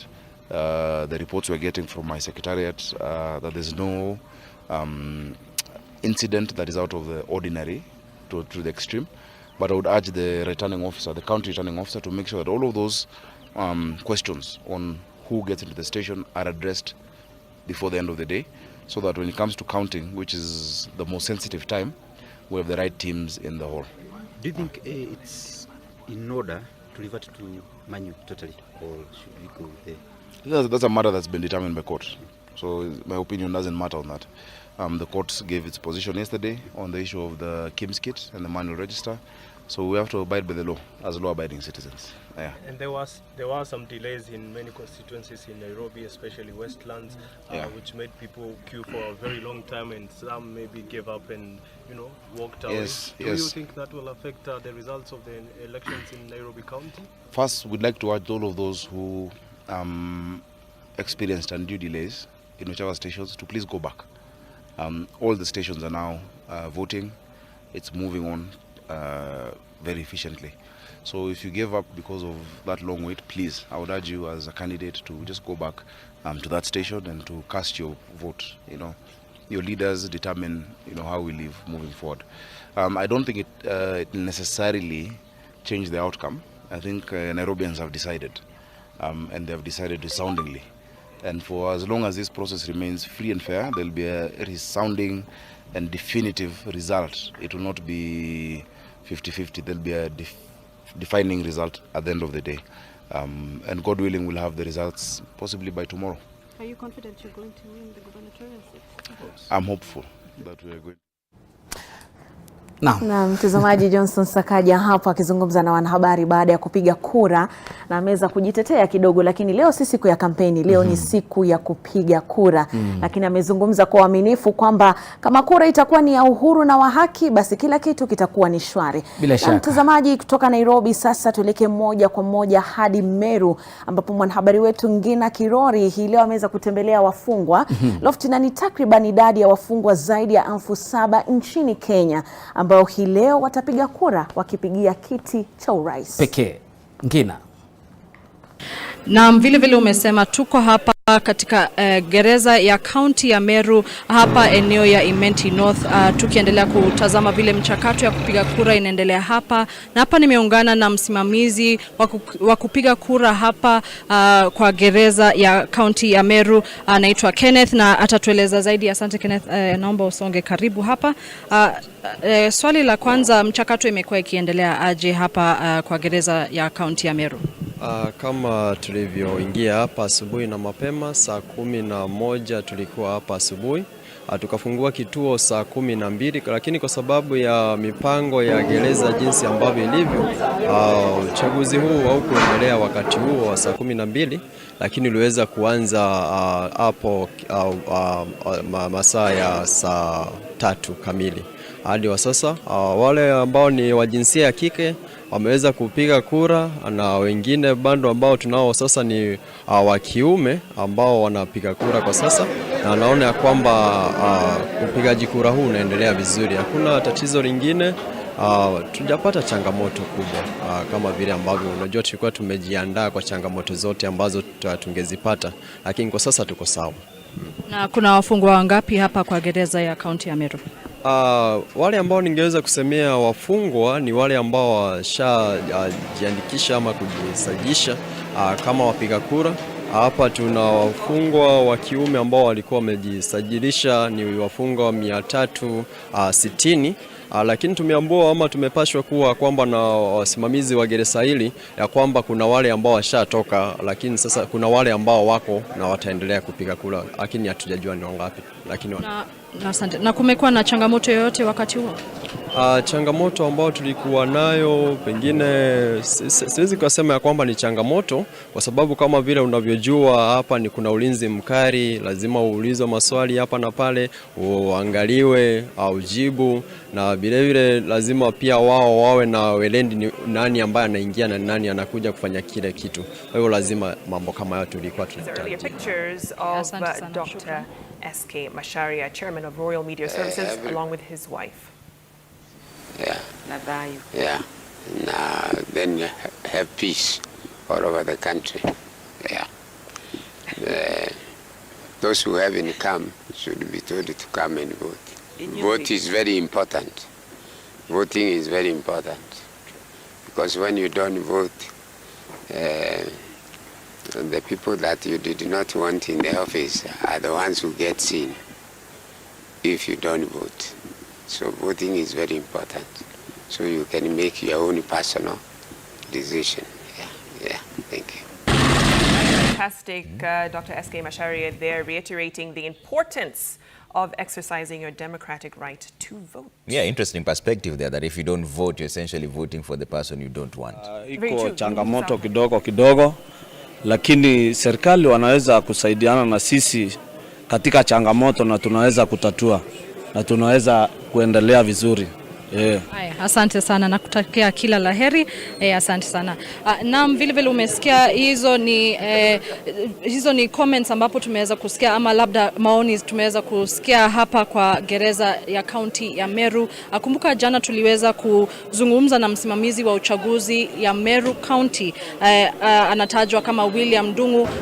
Aliweza kusema nyenzo zote za kupiga kura tayari zishafika gereza, na hiyo ni taarifa tutaendelea kusikiza hapa kwa gereza ya Meru, lakini kwa sasa nairudisha kwako studio.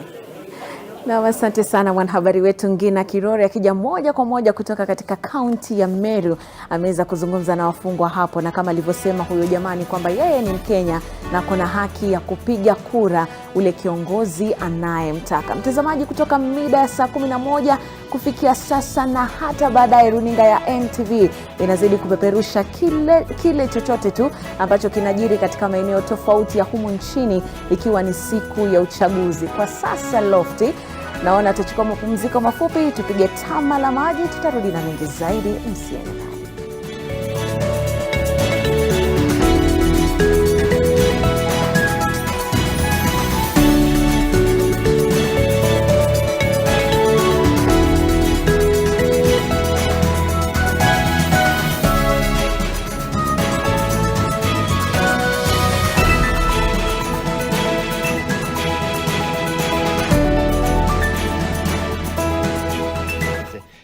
wajitokeze sahihi, tumalize kura mapema, halafu tupatie IEBC nafasi ya kuhesabu kura. Okay.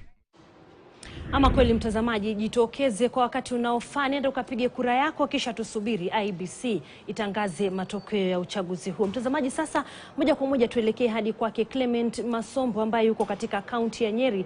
Clement Masombo, kura ya Mlima Kenya ni kura muhimu sana kwenye kapu zima la shughuli hii ya uchaguzi. Sijui uko na yapi kutoka maeneo uliko? Na shukran sana wa kesho. Ni kweli kwamba kura ya Mlima Kenya ni kura muhimu sana katika kapu zima la kutafuta uongozi wa nchi hii ya Kenya, ukizingatia kwamba eneo la Mlima Kenya lina zaidi ya kura milioni 5.7, na hasa katika wale wagombeaji kutoka mirengo miwili ya kisiasa, mrengo wa Kenya Kwanza na vile vile mrengo wa Azimio la Umoja, wote wamechagua wagombea wenza kutoka eneo hili la Mlima Kenya. Mrengo wa Kenya Kwanza ambao unaongozwa na William Ruto ukimchagua Rigathi Gachagua ambaye anatoka hapa katika kaunti hii ya Nyeri, na mrengo wa Azimio la Umoja ambao unaongozwa na Raila Odinga, kiongozi wa chama cha ODM, ukimchagua Martha Karua ambaye anatoka katika kaunti ya Kirinyaga. Lakini kwa sasa niko hapa katika kaunti ya Nyeri ambapo kutoka mapema sana nimekuwa nikizunguka tu katika maeneo tofauti nikiangalia hali ilivyo, na kwa sasa naweza ripoti kwamba hali ni shwari, shughuli inaendelea jinsi ilivyotarajiwa, japo tu kidogo tunaweza ripoti kwamba ukilinganisha idadi ya wapiga kura ambao wamejitokeza siku ya leo na wale ambao walikuwa wamejitokeza mwaka uchaguzi mkuu wa mwaka 2017, kwa sasa unaweza sema kwamba wale ambao wamejitokeza leo kidogo idadi iko chini, manake tumezunguka. Tulianza na eneo bunge la Mathira ambapo mgombea mwenza wa UDA Rigathi Gachagua alikuwa akipiga kura leo mapema katika shule msingi ya Sagana pale katika eneo bunge la Mathira. Pale foleni ilikuwa ndefu kidogo, lakini baada ya hapo the exercise, of course they'll have their finger marked as an indication that they have duly voted. So we're just going to try as much as possible, try to find out who and engage the presiding officer, just maybe to explain the cause of the delay, because it's been ranging between 2 and 3 hours in regards to people queuing, waiting to vote at this particular station. But also remember that apart from the Gishugu polling station constituency, we also have Mwea constituency. Like I mentioned, we have Kirinyaga Central, we have Dia constituency. Earlier on, we were able to witness the Azimio la Umoja deputy presidential candidate, that is Martha Karua, being the first one to cast her vote at the Mugumo Primary School here in Gishugu constituency, kicking off the process in that particular area. It's still ongoing. Another maybe significant candidate and significant high-level politician we're expecting at this particular polling station is the incumbent governor, Anne Waiguru, expected to arrive at this particular point any moment from now. Her initial campaign team indicated that she'll arrive at 11. That has been postponed, so we're still waiting for her arrival. What we know is that some of the other candidates or competitors in the gubernatorial race, I'm talking about the likes of Purity Girishi, already cast her vote earlier today at the Kirinyaga Central constituency earlier on. But remember that Kirinyaga County, like I said, has attracted various contestants. We have about 8 of them contesting for the gubernatorial race. We have 7 of those, also 7 others contesting for the senatorial position, and also now 8 others for the women rep position. So we are still camping here in Kirinyaga County. Some of the high-profile senior citizens who have also cast their votes here include the Interior Principal Secretary, who is Karanja Kibisho, who was also able to cast his vote in their constituency. So we're here keeping base and staying awake to what's transpiring at this particular polling station. Thanks, Seth. Seth Olale there speaking to us live from county number 20, Kirinyaga. 376,001 voters. Where do we do next? We are headed to Narok County where Jeff ni baadhi ya wapiga kura ambao wamefika hapa, na wengi wanasema kwamba Wakenya wajitokeze sana kupiga kura na wadumishe amani. Lakini nataka nizungumze na mbunge wa Kieni, Kanini Kega, ambaye pia yuko hapa, amemaliza tu kupiga kura yake muda dakika chache zilizopita. Mheshimiwa, ukilinganisha idadi ya watu ambao wamejitokeza katika vituo mbalimbali vya kupiga kura na wale ambao wamejitokeza mwaka unaelekea wapi sasa? Kidogo leo idadi iko chini. Ni nini hasa unadhani kwamba kinaweza kuwa kimechangia Wakenya kujitokeza kwa uchache hivyo kupiga kura? Niseme kwamba mimi nimefanya kazi yangu na nimepiga kura. Na ni Osinoni Primary School polling station hapa, anaitwa Nicholas Ketere. Nicholas, voter turnout, how has it been today? We are at around 50% at now. We opened the station very early in the morning, 0600 hours, and the 40 process has been so well. The line has moved smoothly. Yeah. And I see there's a lot of peace, calm. Is there security presence here? Is the police making sure that everything is okay? Yeah, the police on duty are doing their work. Everything is okay. The line is moving calmly. There's a lot of peace here. And you're going to be open or polls close at 5 p.m. like everywhere? Yes, likely we are going to close at 1700 hours in the evening. And tell me, Nicholas, what happens after that? What happens after polls close? In fact, after closing the polling station, we'll start counting the votes. Yeah. So we should expect results from here maybe tomorrow?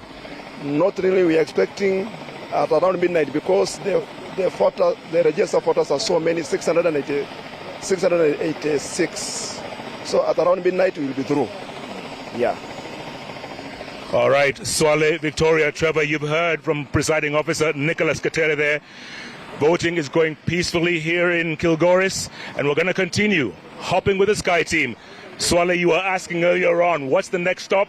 It's called Emurua Dikir, east of its constituency, east of Transmara. So that's where the Sky team is headed to next. Keep watching Citizen Television, Ramogi TV, Inoro TV, and the Sky team for wall-to-wall coverage, back-to-back coverage of everything that has to do with Kenya's Choice 2022. Back to you all in the studios. Let's go.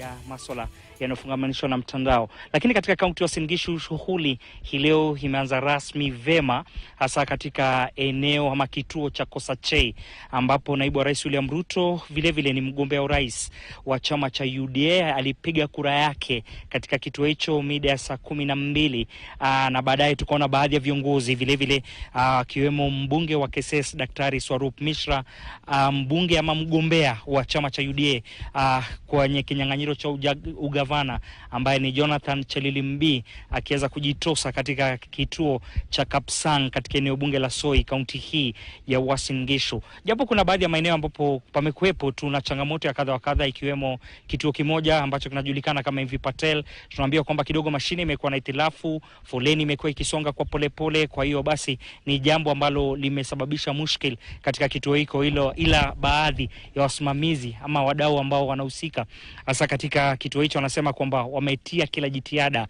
kuhakikisha kwamba linadhibitishwa kwa kiasi kikubwa.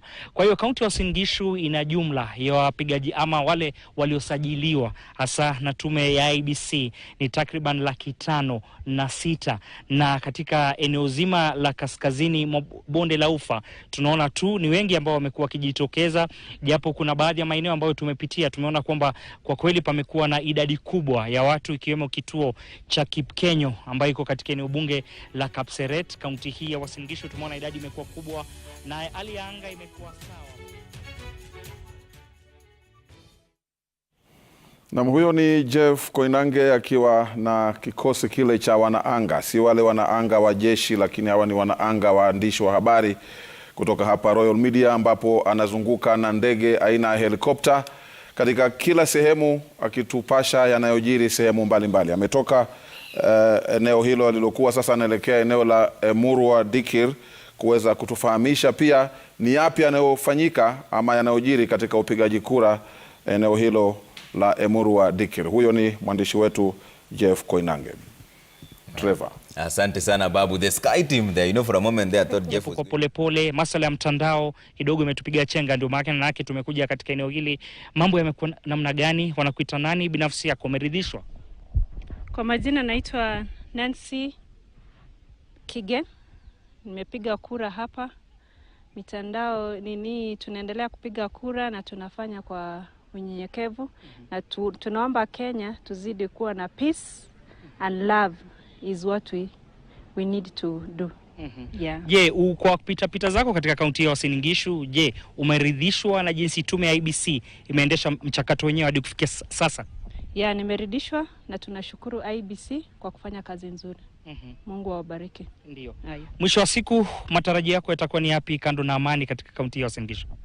Tunaomba let the best leaders win. Now leaders wenye they have that, they know God. That is what we tell. Mungu ndiye anachagua, sisi tunapiga tu, lakini ni Mungu ndiye anachagua huko juu. Asante sana. Huyo ni mkazi wa eneo la Kapseret hapa katika eneo bunge la Kapseret, kaunti ya Uasin Gishu. Baadaye tutaona kama tutapata labda taarifa moja kwa moja kutoka kwa mbunge wa eneo hili ambaye ni Oscar Sudi, ambaye tunataarifiwa vile vile labda yupo katika maeneo ya kupiga kura. Kutoka kwangu Elvis Kosgei, sina la ziada, narejeshea pale studioni. Na asante sana Elvis Kosgei kutoka maeneo ya Bonde la Ufa. Mtazamaji, wanasema ngoja huumiza matumbo na afikae kisimani mbele basi hunywa maji maenge. Jitokeze, nenda ukapige hiyo kura. Mvua inaweza ikakutatiza ama mambo ni mengi na huenda yakaja. Kwa hivyo nenda ukapige hiyo kura, ni muhimu sana kabla ya kituo hicho kufungwa ama dosari yote ile kupatikana. Niruhusu mtazamaji sasa tuelekee hadi katika studio zetu za katikati ya jiji ili nimkabidhi usukani Suleiman Yeri, pengine aweze kulainisha baadhi ya yale mambo ambayo yanajitokeza. Yuko na jopo maalum, jopo la wachanganuzi wa masuala ya kisiasa. Suleiman, natumai unanipata. Pokea sasa usukani huu. Na shukrani sana Cecilia Wakesho, ambaye kutwa nzima leo hii amekuwa akizungumza na wanahabari wetu kutoka katika maeneo mbalimbali ya taifa hili la Kenya, ambapo takriban wa Kenya you've come, you've voted. How long did it take you, and what is your feeling about the election in general, especially in Kenya?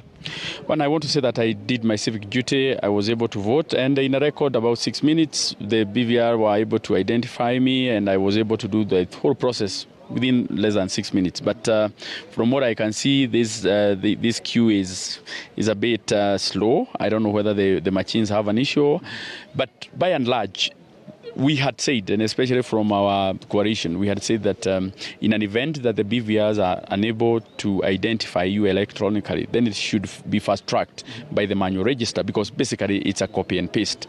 And the experience is good. I am happy, but the voter turnout, of course, is not very good. In 2017, we had a voter turnout of about 90%. But going by the percentages that we have, the maximum maybe that you are going to get in Central or in the Mount Kenya region will be in the range of 60 going to 65%. And you know, when that one happens, then definitely it affects the vote of the president. And it doesn't affect the member of parliament, doesn't affect the MCA and all that. But you can attribute it to the history of the voting pattern in Mount Kenya. Since 1992, we have been having a presidential candidate who actually we oscillate around. But this time round, we don't have a candidate from Mount Kenya region. So basically, you can attribute the voter turnout to lack of a presidential candidate from the mountain. All right. My last question would be, do you feel, even for your seat, the results that the IEBC will be releasing, do you feel that they would be reflecting the will of the people of Kenya and across this region? Absolutely, absolutely, because voting is a choice. You make a decision to vote, and you cannot be forced to go and vote. But we beseech the eligible voters or the eligible voters to come and vote, because when you don't vote, then definitely you elect the person you didn't want to elect. So, good people, kite late. We still have a few hours. Come and vote. It is your civic duty to make sure that you participate in identifying the leaders who are going to be your leaders for the next 5 years. And 5 years is actually a long time. You can have a student from Form 1 going to the university. So if you don't have the right leaders, then it means that you deny your children an opportunity to transform their lives. So good people, come out in your numbers to exercise your democratic right. All right. Trevor, like you heard, the challenge that has been experienced in Nyeri County involves the KIEMS kit. In some areas, it was a bit slow. But at the same time, I must say, the voter turnout in all the constituencies that we have been is not very impressive. The numbers seem low. For example, in Mokoroine and in Madeira, the weather was a bit cold. It was a bit wet, and so that could have contributed. But when it came to Kenya, the numbers are still low, yet we can actually see it's sunny, but we're going to be moving from here. We're going to be going back to Nyeri Town and another constituency in Othaya to just see if the picture or the situation is the same as this place. But as you've seen, 1,000 people are supposed to be here voting today, but the numbers that we can see around here, about 100 or so, and so the numbers could actually be very low across this county, as we have seen so far. Back to in studio from Nyeri County, I'm Martin Monene. All right, thanks, Martin. Martin Monene there speaking to us live from Nyeri. But if you're just joining us, in a nutshell, there's a lot that has been going on since the polling station opened, right, Vicky? That's right. We got a glimpse of it when we linked up with Jeff Koinange, who is part of our Sky team. So Citizen TV literally has you covered on the ground, in the air. Not water bodies, though. But, of course, all the updates that we can give you for our team that's spread across the country. Exactly. Jeff, there was crisscrossing Narok, and there's 6 constituencies there. Kilgoris, Emurua Dikir, Narok North, Narok East, Narok South, and Narok West. Is heading to Emurua Dikir now. Here's what else you need to know. IBC is only conducting diaspora voting in 12 countries, that is Burundi, Tanzania, Rwanda, Uganda, South Africa, United Kingdom, Canada, USA, South Sudan, Qatar, UAE, and Germany. Australia is not one of them. All right. Kenya decides. Have you voted? Now, we requested that you share a picture of your finger with the indelible ink. Yeah. That is proof of you exercising your democratic right. Now, we also caution you, do not send a picture of the ballots. We saw some people do that. That is a secret. So we request that you only send a photo of your finger with the indelible ink. It's just a wonderful way of showing that sense of community on voting day. Yeah, there's a reason it's called secret ballot. You're not supposed to reveal who you're voting for, but you're supposed to exercise your constitutional right of voting. Here's what's going on. Up until now, President Uhuru Kenyatta has cast his vote at Mutumo Primary School in Gatundu South in Kiambu County. He's calling on Kenyans to turn out and vote. We're just giving you a glimpse of what's going on. And all of this, you can find them on www.citizen.digital.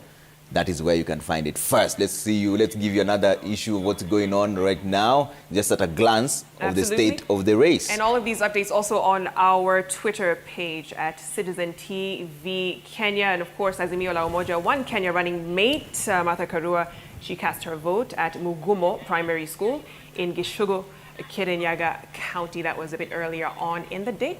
Same to Kenya Kwanza, presidential candidate William Ruto is casting his vote at Kosache Primary School in Terubo constituency. That's in Uasin Gishu County. That happened very early in the morning at around 6:30 a.m. He actually arrived just before polling stations opened. So keeping to his word that he would lead by example to get there early and cast his vote. Yes, this is just the voting in a glance. Let's show you what else is going on. You can get all these alerts on citizen.digital.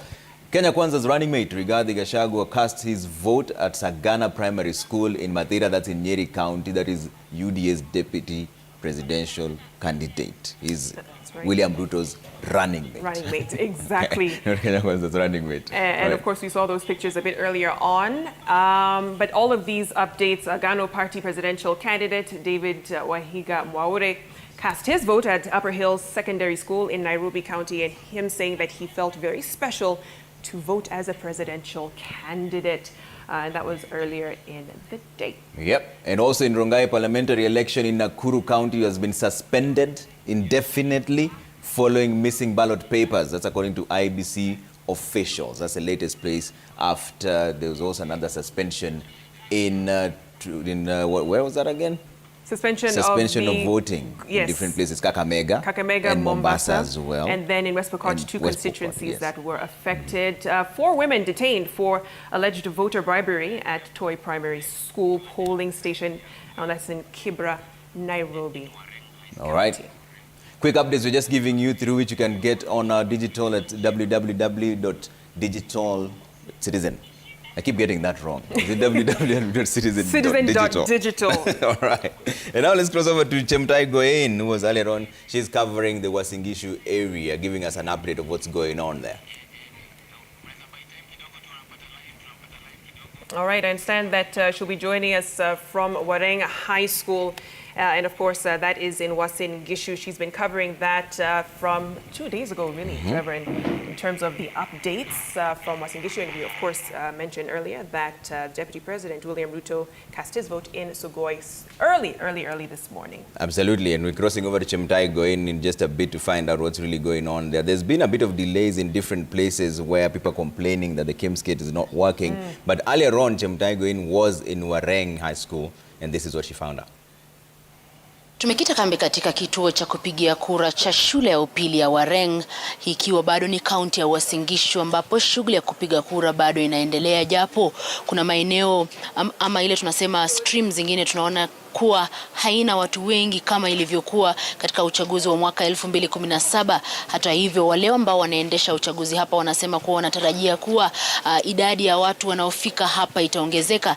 Lakini ukiona kuna maeneo mengine ya kupigia kura ambapo unaona kuna foleni, kuna watu wanaendelea kusubiri, na wale ambao wameweza kupiga kura wanasema kuwa shughuli hii inaendelea bila bugdha yote, na kuwa wakifika pale wakipatiana ile kitambulisho ama wakienda kuangalia biometrics, kila kitu inapatikana na watu wameweza kupiga kura na kuendesha shughuli hiyo kwa urahisi. Na labda tu kuangalia eneo hili ni mahali ambapo wapiga kura wanapiga foleni kabla ya wao kuingia kule ndani kufanya hiyo shughuli ya kupiga kura. Lakini tunaona kuwa tume ya IEBC imeweza kuwawekea jinsi karatasi ya kupigia kura itakuwa. Kwa hivyo wakati uko kwa foleni uko na wakati wa kuipitia na kuhakikisha kuwa chaguo lako umeweza kuona yuko upande gani, ili ukifika pale basi shughuli nzima ya kupiga kura inaendeshwa kwa haraka. Mama, tueleze majina yako, unatoka eneo gani, na labda umefika hapa kupiga kura. Wengi labda wanaona mama ako na watoto, ilikuwa lazima ukuje exercise hiyo right yako ya kupiga kura. Ndio, kwa sababu mimi ni Mkenya na kupiga kura ni haki yangu. Nahitaji mtu mwenye ataniongoza. Uchumi imekuwa mbaya, maisha ni ngumu, lakini nimekuja kupiga kura kwa mabadiliko. Nione Kenya itaenda namna gani, tutabadilika, tupiga hatua ama tutabaki pale pale. Wewe kama mama na naona kuwa uko na watoto wachanga, labda changamoto gani unasema ikiwa yeyote atachaguliwa, nini anafaa kuweka mbele zaidi katika labda utendakazi wake? Utendakazi wake Kenya napenda tuweke mbele. Sisi wa mama wajane tuko wengi sana, single mother, na tunapitia hali ngumu na maisha ya town. Kama hawa ni wajukuu yangu, mimi wacha kuzaa, hawa ni wajukuu yangu, na kama mama utasimamia upande yote, uwezi wacha mtoto yako kando na ujisimamie peke yako. Maisha ni ngumu, sisi single mother tunapitia hali ngumu sana. Kwanza saa hii wakati huu maisha, unga imepanda, kila kitu imepanda, maisha ni ngumu, unajaribu kila upande uwezi. Na labda kidogo tueleze vile umefika hapa kupiga kura. Labda ulipata ile usaidizi ukaenda, sababu tunaona kuwa kuna foleni kidogo. Mimi nimepata usaidizi mzuri sana juu hata sijasimama. Vile niko nao watoto sijasimama, nimesaidiwa jinsi inatakikana. Na shughuli nzima imeendelea vizuri kukuangalia? Imeendelea vizuri, hakuna tatanizi kwa hiyo shughuli. Asante sana mama, umesema unaitwa nani na unatoka eneo gani? Margaret Achieng, natoka upande wa Langas. Asante sana mama. Kwa hivyo tunaendelea kukita kambi tukiendelea kuzuru vituo tofauti kuona jinsi shughuli hiyo inaendeshwa, na tumeweza kuona kuwa katika kaunti hii ya Uasin Gishu hatujaweza kupata shida yoyote kama vile tumeona maeneo mengine ya nchi ambapo shughuli ya kupiga kura ilianza kwa kuchelewa. Maeneo mengine bado vituo hivyo haviko vimepata vile vifaa vya kupiga kura, lakini kwa sasa maeneo ambayo tumezuru zikiwemo karibu maeneo kama 10 hivi, shughuli inaendelea bila tatizo yoyote, na tunatarajia kuwa ikifika saa 11 jioni, wakati ambapo shughuli ya kupiga kura itatamatishwa, basi labda huenda Wakenya watakuwa wamefika kwa wingi kuhakikisha kuwa wanafanya chaguo lao kidemokrasia na kuchangia katika kubadilisha mustakabali wa taifa la Kenya. Kwako studio kwa taarifa zaidi, huku tukiendelea katika pilika za kusaka habari hapa na pale katika kaunti hii ya Uasin Gishu. Asante sana Chemtai Goin. They are speaking to us from County 27, Uasin Gishu. 506, 138 registered voters. Yeah, it's time now to take let's have it delve into a different conversation. That's right. We have our guests in studio already with us, Joshua Kipto, Nandi County Assembly Speaker, as well as Irungu Huten, Amnesty International Kenya Executive Director. Gentlemen, thank you so much for coming in. Thank you. Brilliant. Joshua, I'll start with you. What is your assessment of the current voting process up until now? It's been 6 hours down the line. Okay, I think it's average. You'll give a performance of average because the main challenge remains the slow process seen across most of the sessions.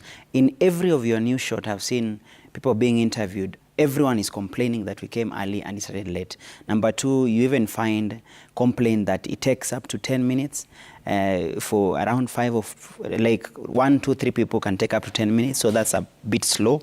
Knowing that as at now, we only have 5 hours to close of the polling session, and yet 3/4 of the voters are yet to vote. Number two, which is glaring, is the failure of the KIMS kit. That is a serious concern. I think it now gives IBC a chance to, and I keep saying they must have a quick turnaround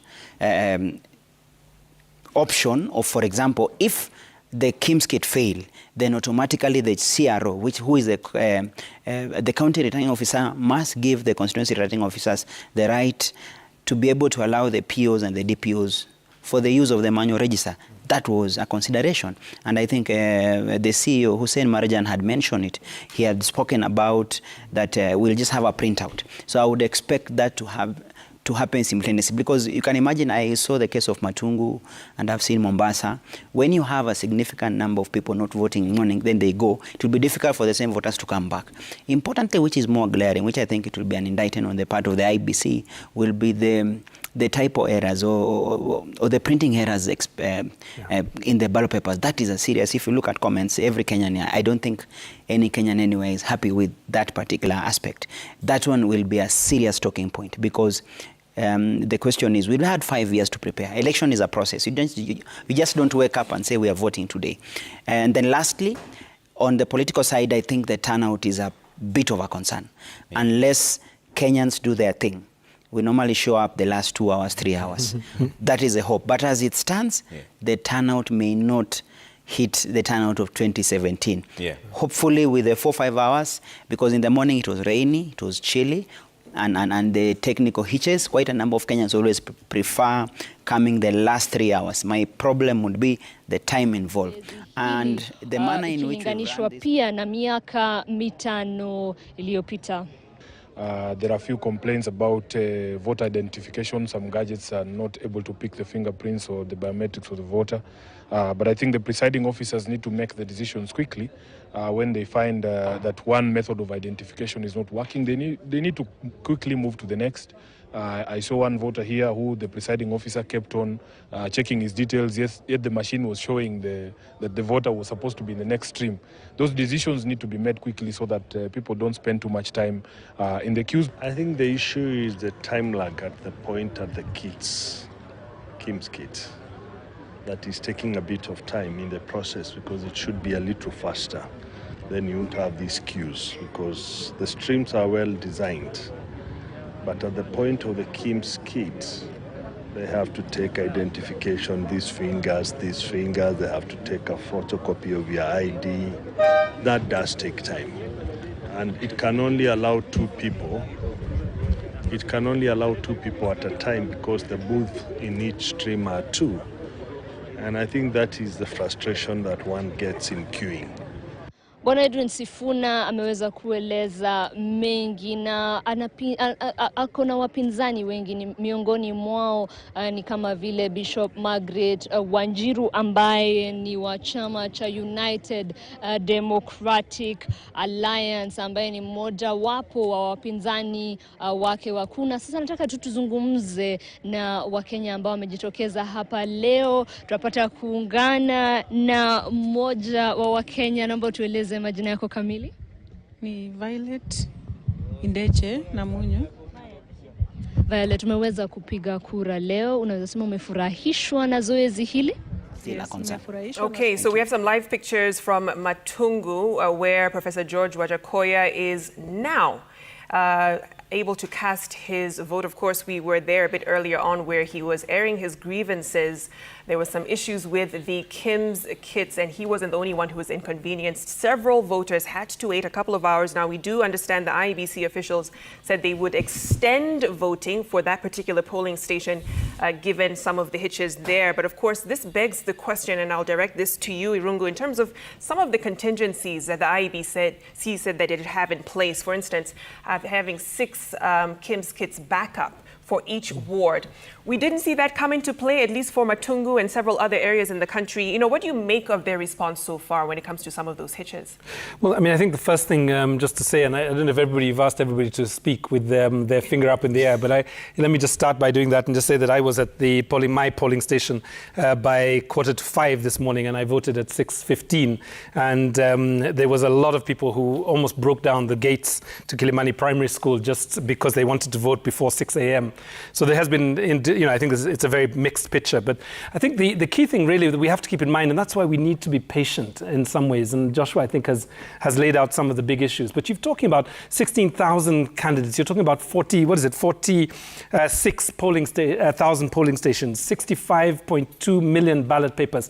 The logistical exercise of running a national election like this, and we haven't even started talking about, I don't know if you've been talking about the diaspora and what the progress is with those 12 countries, which is also part of Kenya for today. But I think we have to insist that there are certain standards that the IEBC had committed themselves to maintaining over this period and really following what may be not happening. So I think that's the first thing. Obviously, some of it may be just logistical problems, right? But logistical problems can become election offenses. And I think this is what's most important. What we have been mostly looking at is at the level of, safeguarding Kenyans' right to vote, is making sure that, we're keeping an eye on the chaos. We're keeping an eye on the protests that are happening. So in places like Tudor Village or in Rongai and a few other places where you've actually seen voters become unruly and even stop voting for a while, these are matters of concern. I think Kibra and the 4 people that were arrested in terms of vote buying, these are major concerns because these are very clearly election offenses. And, all election offenses are essentially designed to suppress votes, to suppress voters. And that's why, I think all the agencies need to be following this very closely.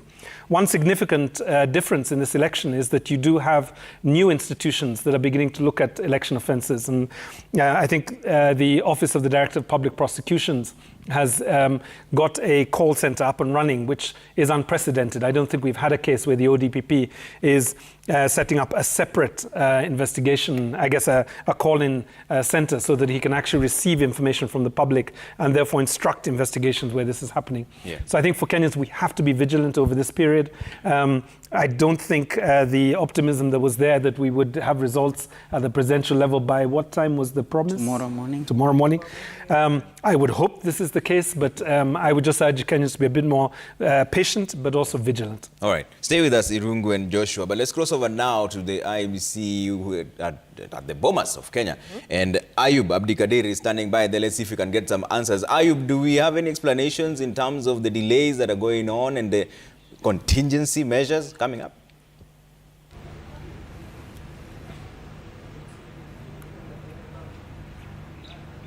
Ayub?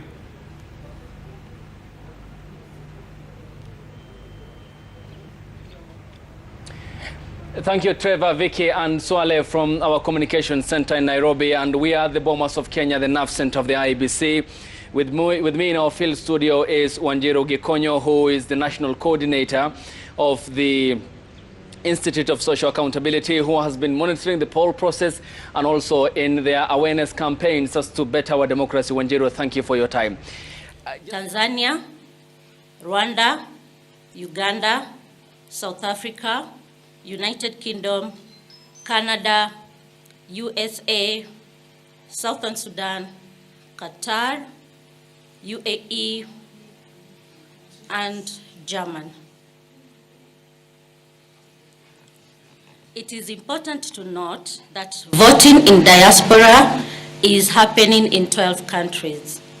That is Burundi, Tanzania, Rwanda, Uganda, South Africa, United Kingdom, Canada, USA, Southern Sudan, Qatar, UAE, and Germany. Voting in diaspora will take place from 6 a.m. to 5 p.m. at their local time. I repeat, voting in diaspora will take place from 6 a.m. to 5 p.m. at their local time. As at noon today, 6,567,869 Kenyans had turned up to vote.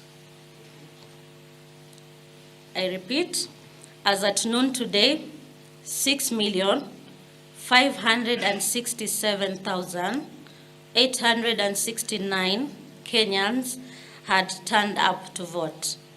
This equates to 30.65% of the total 22,120,458 registered voters. As you are aware, election for gubernatorial election position in Kakamega and Mombasa counties and for the members of National Assembly for Kecheliba and Pokot South constituencies are postponed to a later date to be announced through a gazette notice. Further, the Commission is postponing elections for member of National Assembly in Kitui Rural and Rongai constituencies because wrong candidates' pictures and the details were printed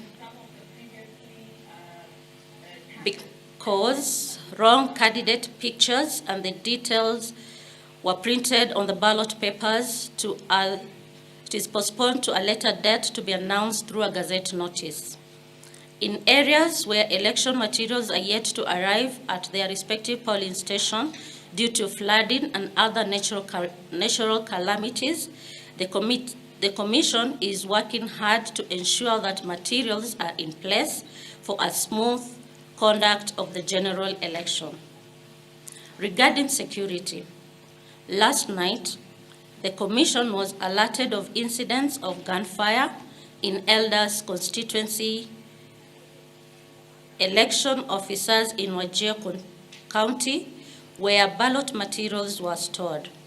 During the gunfire, election officials remained trapped inside the offices preparing to dispatch materials to polling stations.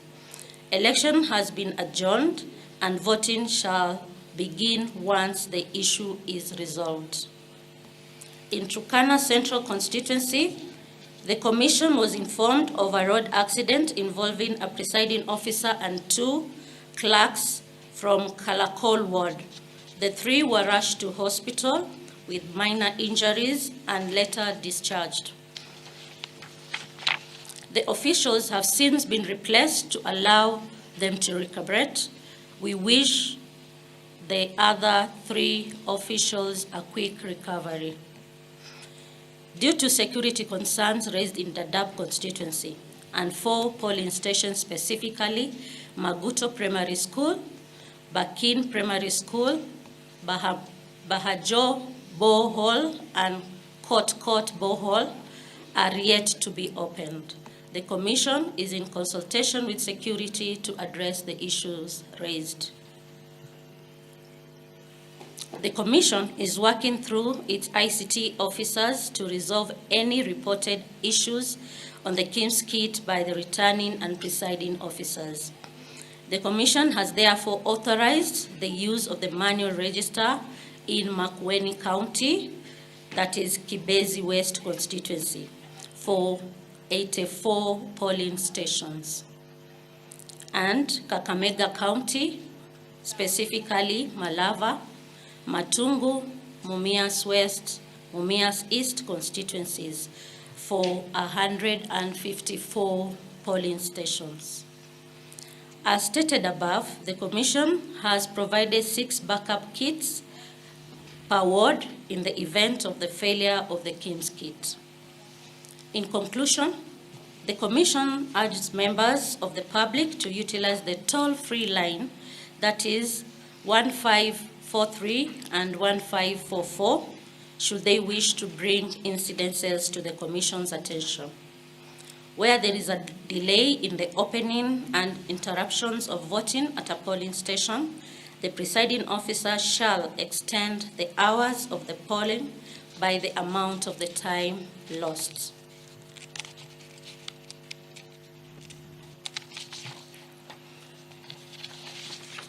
The Commission will keep you regularly updated on all development touching on the general election.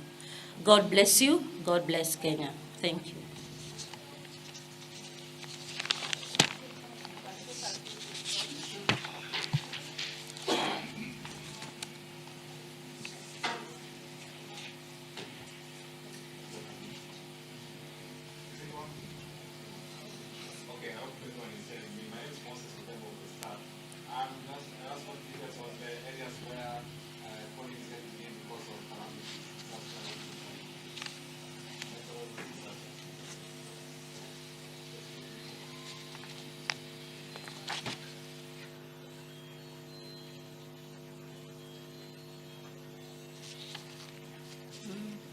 Naam, bila shaka huyo ni naibu mwenyekiti wa Tume Huru ya Uchaguzi na Mipaka nchini IEBC, Bi Juliana Cherera, akizungumza pale na kutoa taarifa, ambapo ni vizuri kabisa kurudia aliyoyataja kwamba kura zinaendelea kule ugaibuni katika nchi 12 ikiwemo Burundi, Tanzania, Rwanda, Afrika Kusini, Uganda, Uingereza, Afrika Kusini kama nilivyotaja, Sudan Kusini, Qatar pamoja na Ujerumani, baadhi ya zile nchi ambazo uchaguzi utakuwa unaendelea kule ugaibuni.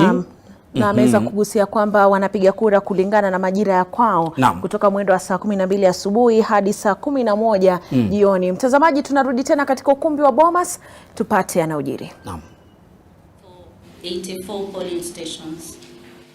Then we have Kakamega County, where we have Malaba, Matungu, Mumias West and Mumias East constituency for 154 polling stations. Allow me to say that when someone goes to the polling station, first you are identified biometrically. If your biometrics cannot allow your details to pop up, then they will use your ID number, the alphanumeric. And by using that, they have to fill a form 32 to show that you've been validated in that way. And if you're not found, then now they'll check if it is the kit or something else that has happened. So ICT officers are on the ground. When they are called upon at the polling station, they check the kit and ascertain that it is the failure of the kit and not any other failure.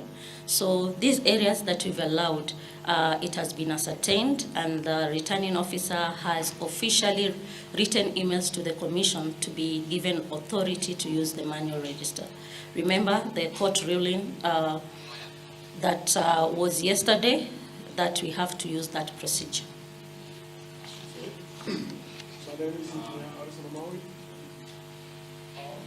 This morning I went through a lot of polling stations. Na Bi Juliana pale akiradidi na kurudia alichokizungumza na kusisitiza, lakini kilichojitokeza awali kutoka kwa taarifa ya IEBC ni kwamba pia katika maeneo ya Kakamega na Mombasa ugavana umeahirishwa, na katika kinyang'anyiro cha ubunge eneo la Kacheliba na Pokot Magharibi ubunge umeahirishwa hadi utakapotangazwa katika gazeti rasmi la taifa. Kuna pia maeneo ya Kitui Rural katika kaunti ya Kitui pamoja na Rongai katika kaunti ya Nakuru, pia ubunge umeahirishwa mpaka utakapotangazwa. Frida. Naam.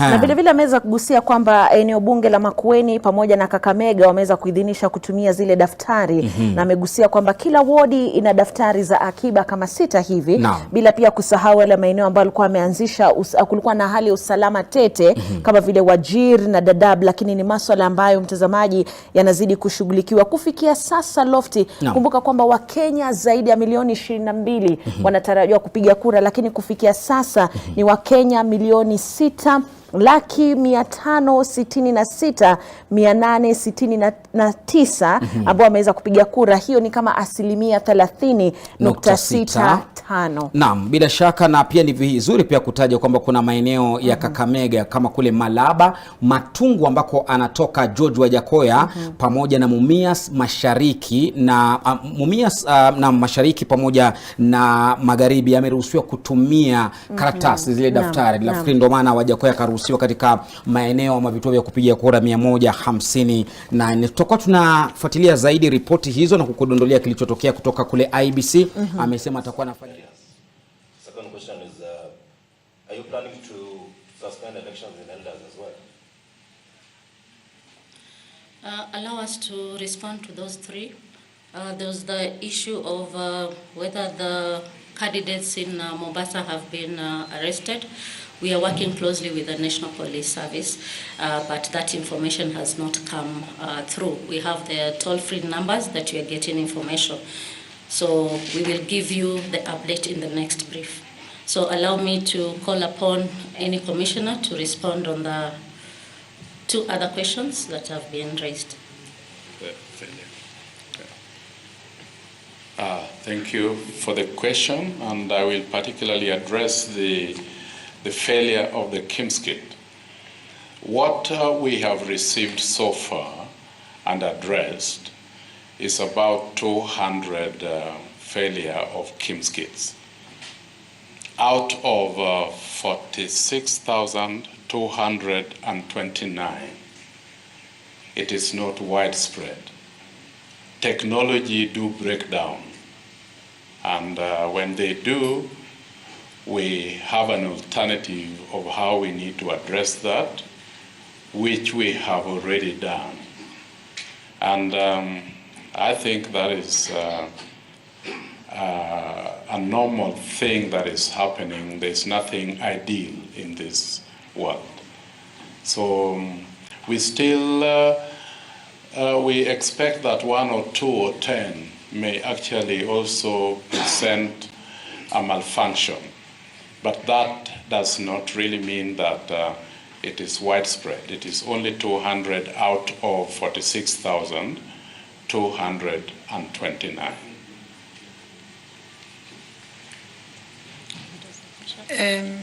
I wanted to respond to your question. You said outside the polling station, some people, the names are on the register but are not in the kit. I was requesting you give us the names of those stations because that information has not come through, and then we'll follow up and report at our next reporting time. So kindly give us the names. Thank you. Go ahead and ask me. Yes. Okay, my name is Odoma Koremo from the ODM and the Senior Media Center. You have given us numbers concerning the number of people who have voted so far by noon at above 30% or something like that. At this ranges, is Mombasa and Kakamega within that same range, or whatever you did affected the turnout in those particular two counties? Another thing, there's a report from the ground that in Game constituency in Siaya County, some of the registers hard copy registered and been withdrawn. Could you confirm to us in the next presser that this is true?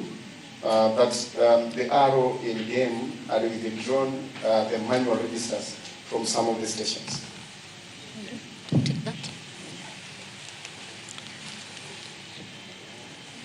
Thank you very much. First question on the turnout. What we gave you as turnout as at noon is national, not constituency or county specific. I know why you're asking. So we will give you our data at the end of the day, and you can make that conclusion for yourself. So the other thing is about withdrawal. We are not aware. We are in touch with our all 290 ROs. If there is any such incident, we will be able to find out and give you update in the next update. On ELDAS, we have sent a commissioner to the ground. The ELDAS issue is not a commission problem, it's a security issue. So we have sent a commissioner today morning with a chopper there to go and find out whether there can be a solution out of it. It's militia taking over the whole place and they are fighting in town. So we are trying to work with candidates plus the security so that you can see whether they can vote tomorrow or later in the day. So that conclusion we'll be able to give you in our next update. Yes, Leila? There's a question from one of my colleagues in South Sea, and the issue there is there are people who had looked into the portal 3 days ago, and their names were there on the register. They are in the line today. And repeat, please. There is what? There are voters who went to the portal 3 days ago, and they were clear. Which portal? 70,000. Yes. But today, when they go to the polling station, their names are not there, and they have not been allowed to vote. This specific polling station is Kirdi in South Sea, and many are still waiting even 2 hours after they arrived. How will you address that this will? Going to the portal and finding out that you are registered, and then when you go to the polling station, your name is instead. First of all, portal has no link to the KIMS. It is just where we keep our entire national register so that anybody can check. So the issue of possibly when you go and check in your portal, you are removed or something like that might not arise. But we check people using their biometric or their ID. If you cannot be found, if they have that message and it shows which polling station, the message tells you even which stream you are in a polling center. So they should go to the stream specific and find out. But if you give us the details of the polling station, we'll be able to pick up with the, you said it is South. That is Langata constituency. So we'll be able to find out specific. So we'll take note, and in our next report, we'll give you an update specific. Yes. So we'll come back after. Last one. Okay, I have a question. My name is Cecilia Lubanga from Lookup TV, and there was an incident today in the morning from a voter who goes by the name Moses Onyango, who lamented that by the time he was reporting at the polling station where he's registered and supposed to vote at Kangemi Social Hall, apparently it was stated that according to the system, he had already voted, yet he was not yet back. So what can you respond to that? He has already voted? Yes, according to the system, he had already voted, but apparently he had not even reported to the polling station. So he came later only to find out that by 8 a.m. it is recorded that he had already voted. Really? I don't think such situation can arise. Because unless you go there and put your fingerprint on the machine, and once you vote, your small finger is inked with indelible ink, there's no way system can mark you as voted.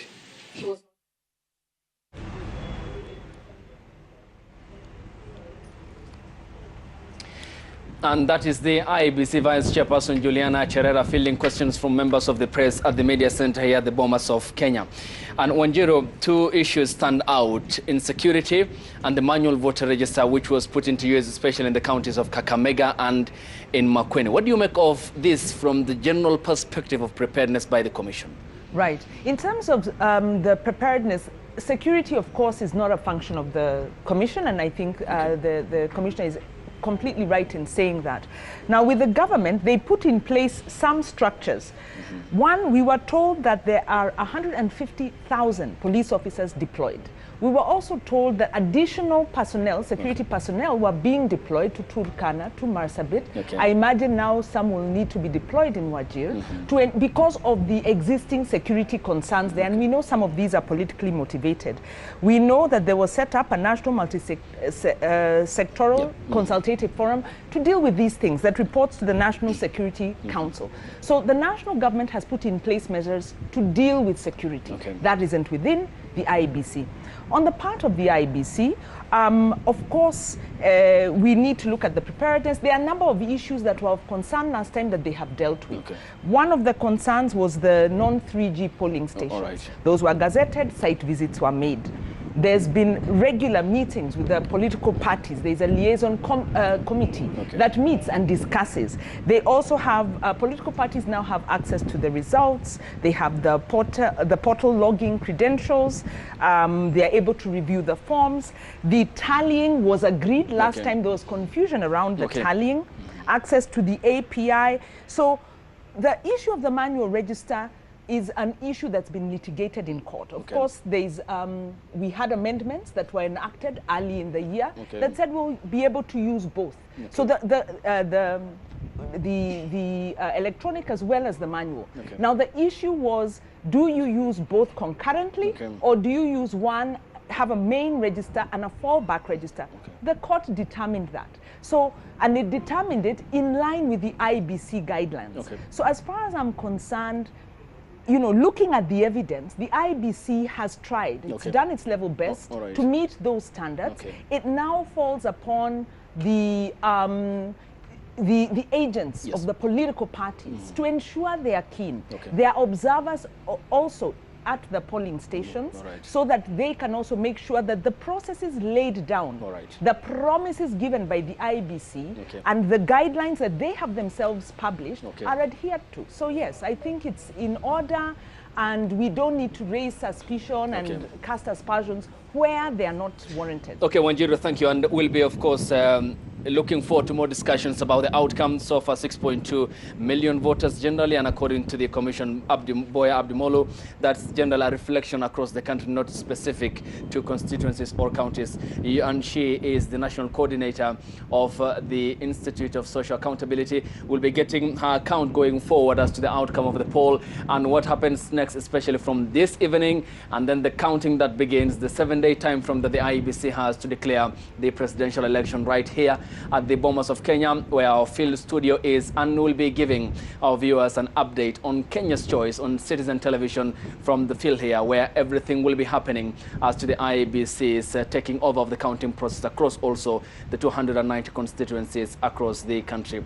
For now, I'll hand you over to my colleagues Trevor Mbija and Vicky Rubadiri, who are standing by at the Communication Center.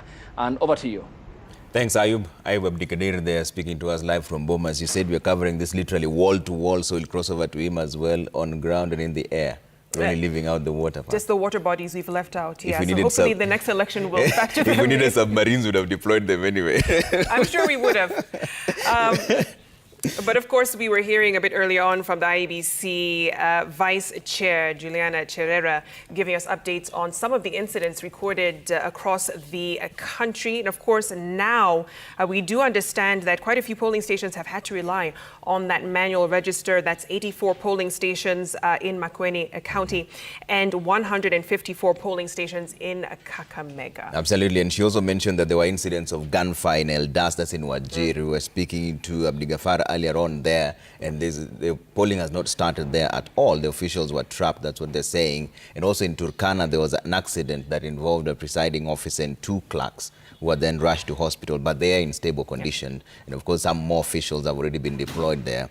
the security situation in Dadaab is concerning, and they haven't opened polling there just yet. And of course, those have an effect on voter turnout. And they also addressed the issue of the KIMS kits. They said it's not as widespread as it's being portrayed to be. So far, 200 KIMS kits have failed, and that's out of the over 46,000 that they have in operation. But they've put some contingencies in place to ensure that voting still continues. Yeah, and they're calling this a normal occurrence because they're saying this happens. 200 out of 46, 229. But let's bring in Joshua on this. Joshua Kipto, as an advocate, can they be held liable for such failures? And there's this ground for a contest after the results are declared.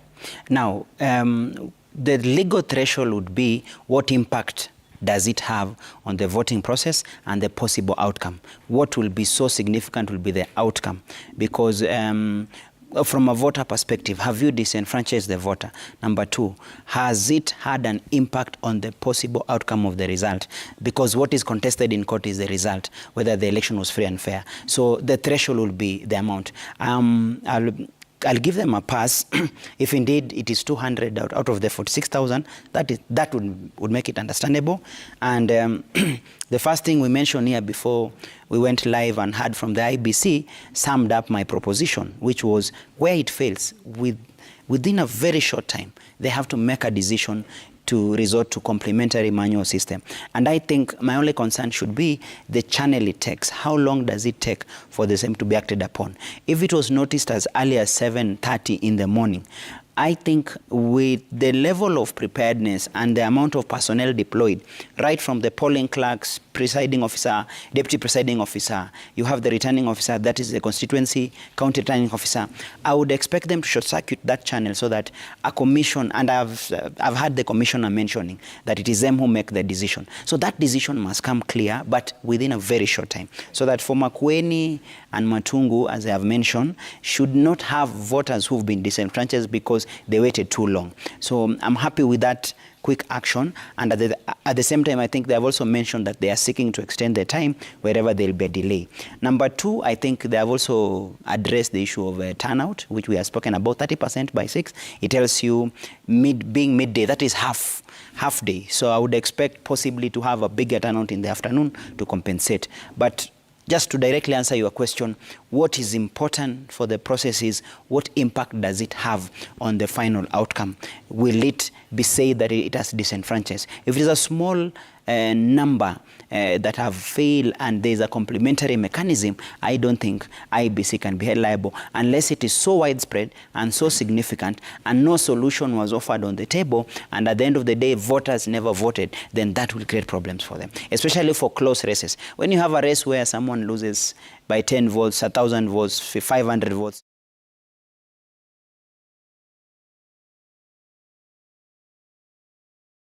40% so far.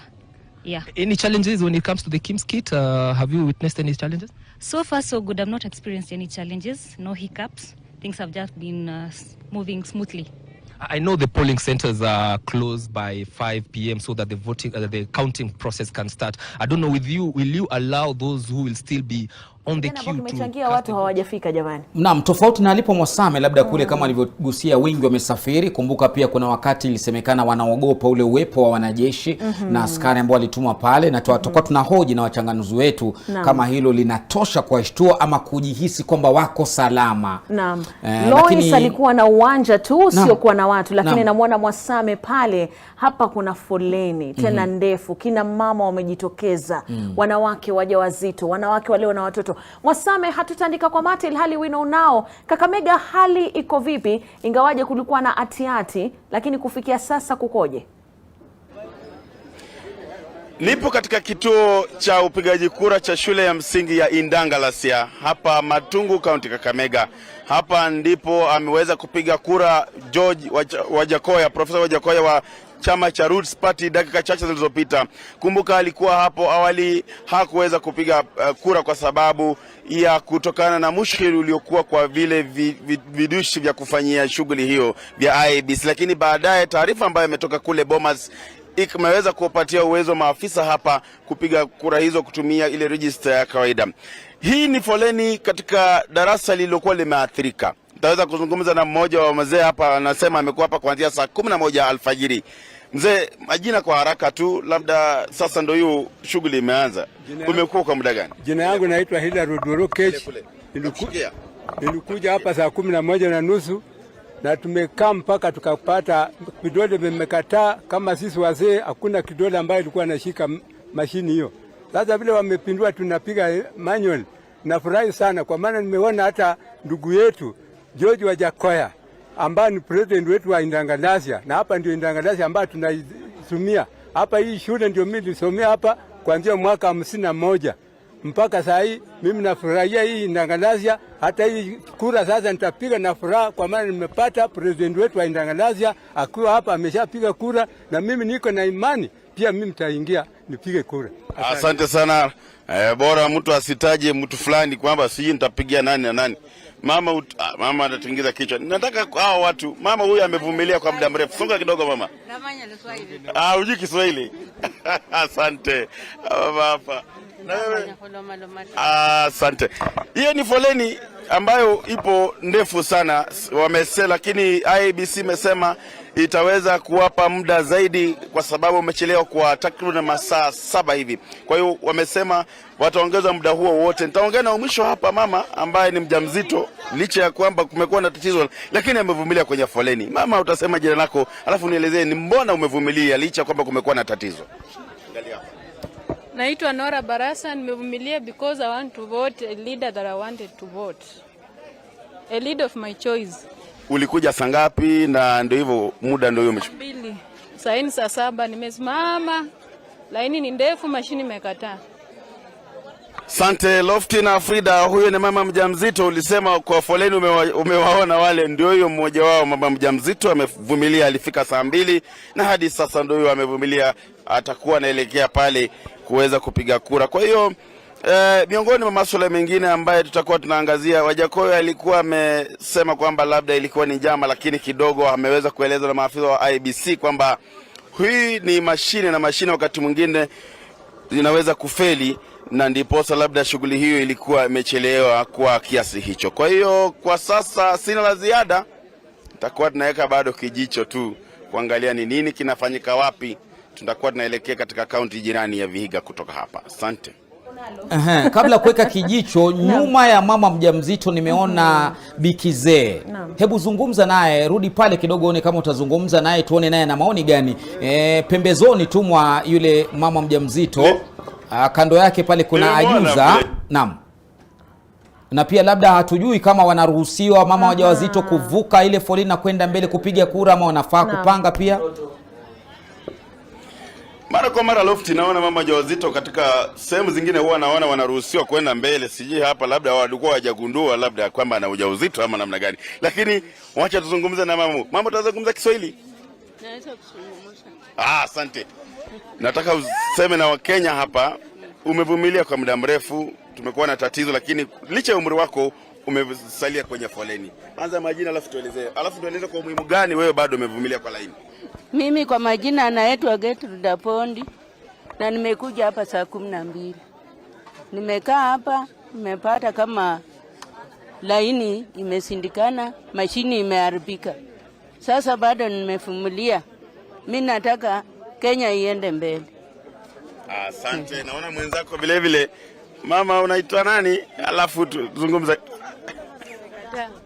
Mama najitia hamnazo. Kuna mwingine kidogo naona kama kalemewa kainama, lakini ndio hivyo Lofty, kwa sababu hawa ni Wakenya ambao wamekuwa na roho, wamejitolea. Hapo kuna mama yupi hapa? Kwa sababu naona wengi hapa Lofty ni wale umri wa kadri tu. Huyu tayari amepiga. Mama, tayari umepiga picha. Naomba nizungumze na umepiga kura. Naomba uzungumze nami. Simama hapa. Angalia huku mama. Asante. Unahisi vipi kwamba umepiga kura baada ya muda mrefu? Angalia kule. Nimeshapiga kura. Unahisi vipi kwa sababu naona umesimama kwa muda mrefu sana? Si ndio, kutoka saa 12 mpaka saa 8. Mkononi una ndizi? Na nini kingine hapa? Ni ndizi na kitambulisho. Kibeti ya kitambulisho. Asante. Basi. Hali ndio hivyo Lofty. Nasikia mwenyewe kule. Asante sana Mwasame, lakini umeona hapo Wakenya wanabeba vitu vya umuhimu kabisa, kitambulisho na ndizi. Kwa sababu kama umetoka pale saa 12 imefika saa 7 haujapiga kura, sukari inashuka, unahitaji ndizi jamani. Na pia vile vile Lofty, labda tukiungana na wale wanahabari wengine wetu tutataka kujua pia biashara, kwa sababu Wakenya wakati kama huu ndio mtu anaanza kufikiria labda anauza biashara, analeta pale mayai, unaleta biskuti angalau zisaidie Wakenya.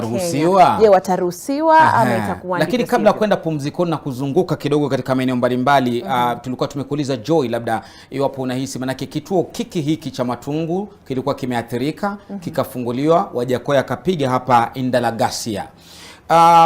Wajakoya amefanya haraka kutoa taarifa, angesubiri kwanza IBC malize mambo yake, ama ilikuwa sawa kusukuma kuwasha moto ili aruhusiwe? Kama Mkenya ambaye anatamani kuchukua jukumu lake na kutenda pia haki zake za kisiasa, alikuwa na haki kutoa taarifa aliyotoa, na hasa kwa sababu yeye ni mgombea na alisema kwamba pale ni ngome yake. Na kama kuna mahali unatafuta kuzoa kura ni pale ambapo watu wamekuchukua kama mmoja wao. Kwa hivyo naona kwamba alifanya jambo la maana, kwa sababu kwa kuzungumza hivyo unaona alizungumzia watu wengi. Ukiangalia nyuso za wale watu ambao wako kwa foleni, hasa wale akina mama walikuwa pale, unaona uchovu na kukereka, unaona watu ni kama walikuwa wako tayari kukata tamaa. Kwa hivyo hii kuanzisha kupiga kura kwa manual, unaona ni kama imewapatia nguvu ya kuvumilia. Uliona ule mzee akisema sasa yuko na imani atapiga kura. Kwa maana jambo la kusikitisha lingelikuwa wapange foleni siku nzima na rudi nyumbani kama hawajapiga kura. Hapo ingekuwa ni makosa sana. Kwa hivyo naona Wajakoya alifanya jambo la maana, aliwatetea watu wake, na yeye mwenyewe pia akajitetea. Tuliona pia yeye ameshapata kupiga kura, na hivyo pia ni sawa, ni vizuri. Nashukuru. Naam, Profesa, tukirejelea ile taarifa ya naibu mwenyekiti wa IEBC Juliana Cherera, ametaja maeneo ambayo utovu usalama umeshuhudiwa. Kama Wajir, pia Dadaab katika kaunti ya Garissa, kuna Maguto, kuna Bakini, kuna eneo la Bahajoho na Kotikoti ambako uchaguzi haujafanyika hadi sasa. Namna gani? Manake maafisa wa polisi tumeona wakimwagwa katika maeneo mengine, huku imeshindikana nini? Tulikuwa tunategemea kwamba IBC tenge muda labda pengine baada ya kila saa moja kupeana updates wa Kenya. Na walichukua muda mrefu sana kujitokeza na kusema kwamba manual registers zitumike katika yale maeneo ambayo wametaja. Katika eneo la ambao kulikuwa na usalama, utovu wa usalama athingwa jia na maeneo mengine, ni kwamba wangoje utulivu uingie ndio kura ziendelee kupigwa. Si kitu ambacho ni kwa sababu hata jana mwenyekiti alipoongea alisema kwamba kulikuwa na maeneo ya Turkana, kulikuwa na ovamizi pale, bandits wakaharibu eneo la kupiga kura. Pia pale I think ilikuwa ni pia Mandera, wakaharibu darasa mbili ambazo ilikuwa katika polling station pale Eldas Wajia. Eldas Wajia. Sasa kila ambacho Wakenya wanategemea kwamba every hour wakuwe na updates. Unaona jambo la manual kutumika katika Kakamega na Makueni, 84 station Kakamega, 154 Kakamega, 84 Makueni, limesuluhisha kupiga kura katika hayo maeneo, baada ya kungoja kwamba Wajakoya jitokeza pale kupiga kelele na kadhalika. Ilikuwa kwamba katika mzuru wao katika every hour at least waambiwa Kenya kwamba maeneo fulani endelea na alafu pia jambo muhimu ambalo ametaja naibu mwenyekiti ni kwamba wale maafisa ambao wasimamizi katika vituo kupiga kura wana mamlaka kwa sasa kwamba wanaweza ongeza muda wa kupiga kura katika stations, kwamba zinaweza baki zifungile wazi mpaka yale masaa ambao walikosa yapate kutimilika. Yes. Na kabla kuchukua pumziko, pengine Swaka, umeridhishwa na taarifa ya IEBC walioitoa awali? Ningesema kwamba cha kwanza walichelewa, kwa maana kura tulitangaziwa kwamba vituo vitafunguliwa saa 12. Haya malalamishi yamechukua karibu masaa 6. Saa 6 karibu ndio sasa wanakuja kujieleza na nini. Ndio wamefanya vizuri kujieleza, kumaliza hali ya taharuki. Lazima ujue kwamba kila wanapochelewa hali ya taharuki inatanda katika vile vituo. Nilikuwa kwenye kituo kimoja pale South Bay Southlands Primary. Hakuna mawasiliano. Kim's Kids zimekataa.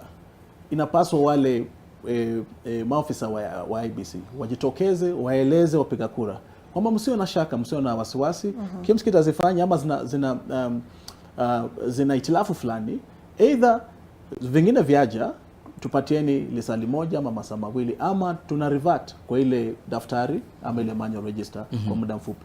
Pala kuna mawasiliano.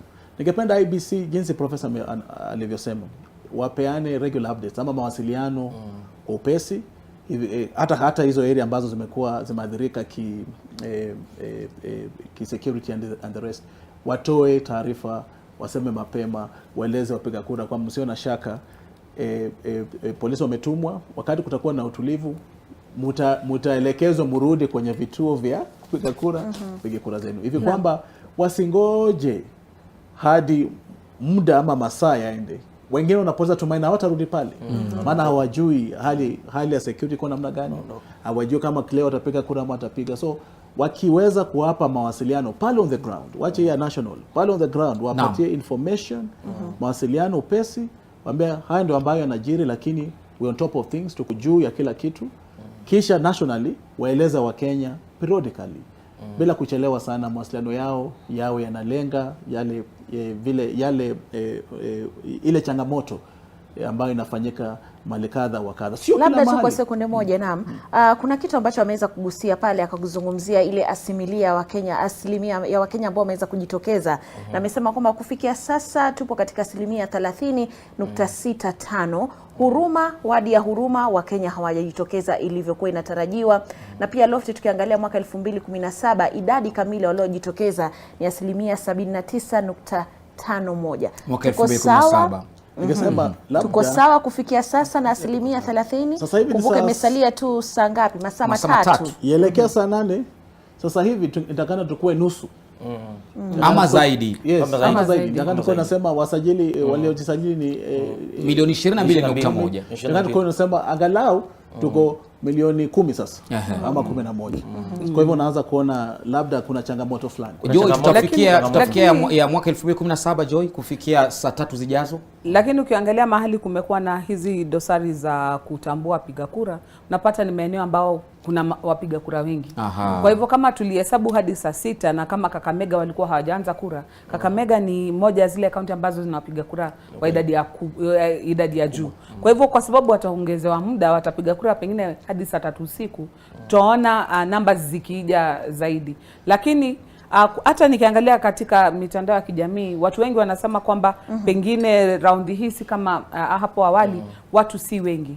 Kumbuka tulikuwa tukizungumza hapo awali kwamba idadi ya vijana ambao walijisajili kupiga kura iko chini mno, asilimia 30 na ukipata watu ambao wanajitokeza na wale wana utulivu wa kutulia wa kusubiri muda mrefu ni watu ambao ni vijana, ni barubaru. Mzee akitoka asubuhi akipata kwamba hakuna kura, anaweza kata tamaa na rudi nyumbani, na kumregesha tena kuja kupiga kura ni jambo ngumu. Kwa hivyo tunaona kwamba kuna masuala ambayo yameaffect turnout. Kuna cheche za kusema kana kwamba kuna wale waliogopa wakaona kutakuwa na taharuki baada ya uchaguzi, wakaamua wachane na kura yao. Heri wasubiri nyumbani, wakiona jinsi ilivyo watajua kama watarudi. Kwa hivyo maeneo kama Eldoret hapo, MV Patel ulimsikia yule mgombeaji akisema watu wengi walianza safari tangia Jumamosi. Kwa hivyo kuna vitu kadha kadha wamefanya Wakenya wasitoke kupiga kura, lakini tunaendelea kuwahimiza wasiwe na hofu. Wakiona picha zenu hapa kila mahali, kuna utaratibu, watu wametulia. Nendeni tu mkapige kura, kwa sababu manake kama hamzungumzi, basi wale ambao wameenda watawazungumzia nyinyi, na watakachosema kitawabana pia nyinyi pale nyumbani. Zile picha unazoziona mtazamaji ni kaunti ya Kilifi, ambapo yule ni Aisha Juma amepiga kura pale, ambaye anawania ugavana katika kaunti ile, anamenyana na wakili George Kiti na Mung'aro pale na wengineo ambao wako watano pale debeni kumenyana. Pia tumekuonyesha picha za awali za Mama Ngina Kenyatta ambaye amepiga kura pale Gatundu Kusini, ni kaunti ya Kiambu pale, pamoja na mwanawe Rais Uhuru Kenyatta. Tutakuwa tunameza mate kidogo, ijapo si mate machungu, ni mate matamu bana. Tutakuletea vitamu kutoka pembe mbalimbali za Kenya, ile usiondoke mtazamaji, manake letu sisi jicho kutathmini, kumengenya, alafu tukupatia umeze idadi hizi na takwimu na kila kitu kinachojiri. Frida, na zikiwa zimesalia tu ni masaa 3 sekunde ngapi? Naona dakika 20 na sekunde 17. Mtazamaji, tupo papa hapa, usiende mbali. NTV ndio runinga ya kuaminika.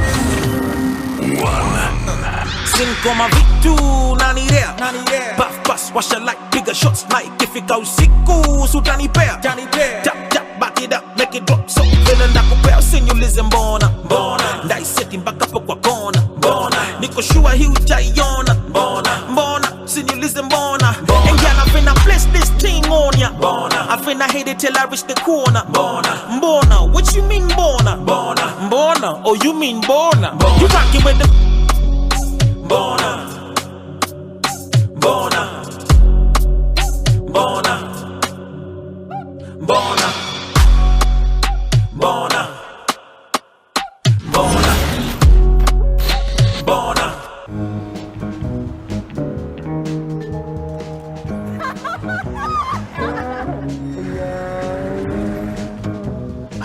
Mkubwa, yes sir. Nimekama hapa biashara.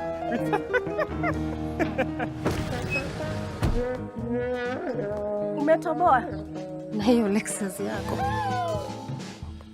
Hai, alikuwa sime. Mkubwa.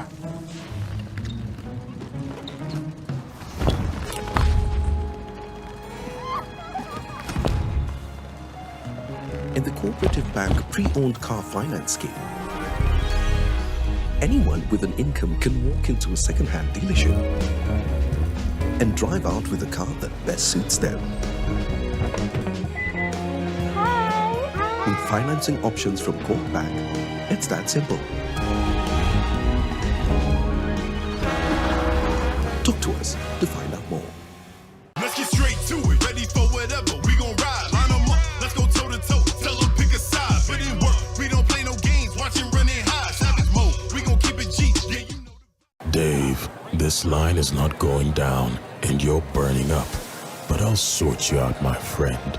See that barrier? Go for it. Yeah. Bing bang bing. Bum bum. Almost 250,000 people die on the road in Africa each year. When you're on the roads, follow these safe steps and help save lives. Never take your eyes or attention off the road. Keep both hands on the steering wheel at all times and stay focused. So when you're on the roads, follow these safe steps and help save lives. We all have a role to play in road safety. Together, let's make Africa's road safer. Labor markets, economies, enterprises, supply chains, governments, workers, employers. We go deeper and beyond. Business Daily. Available off and online.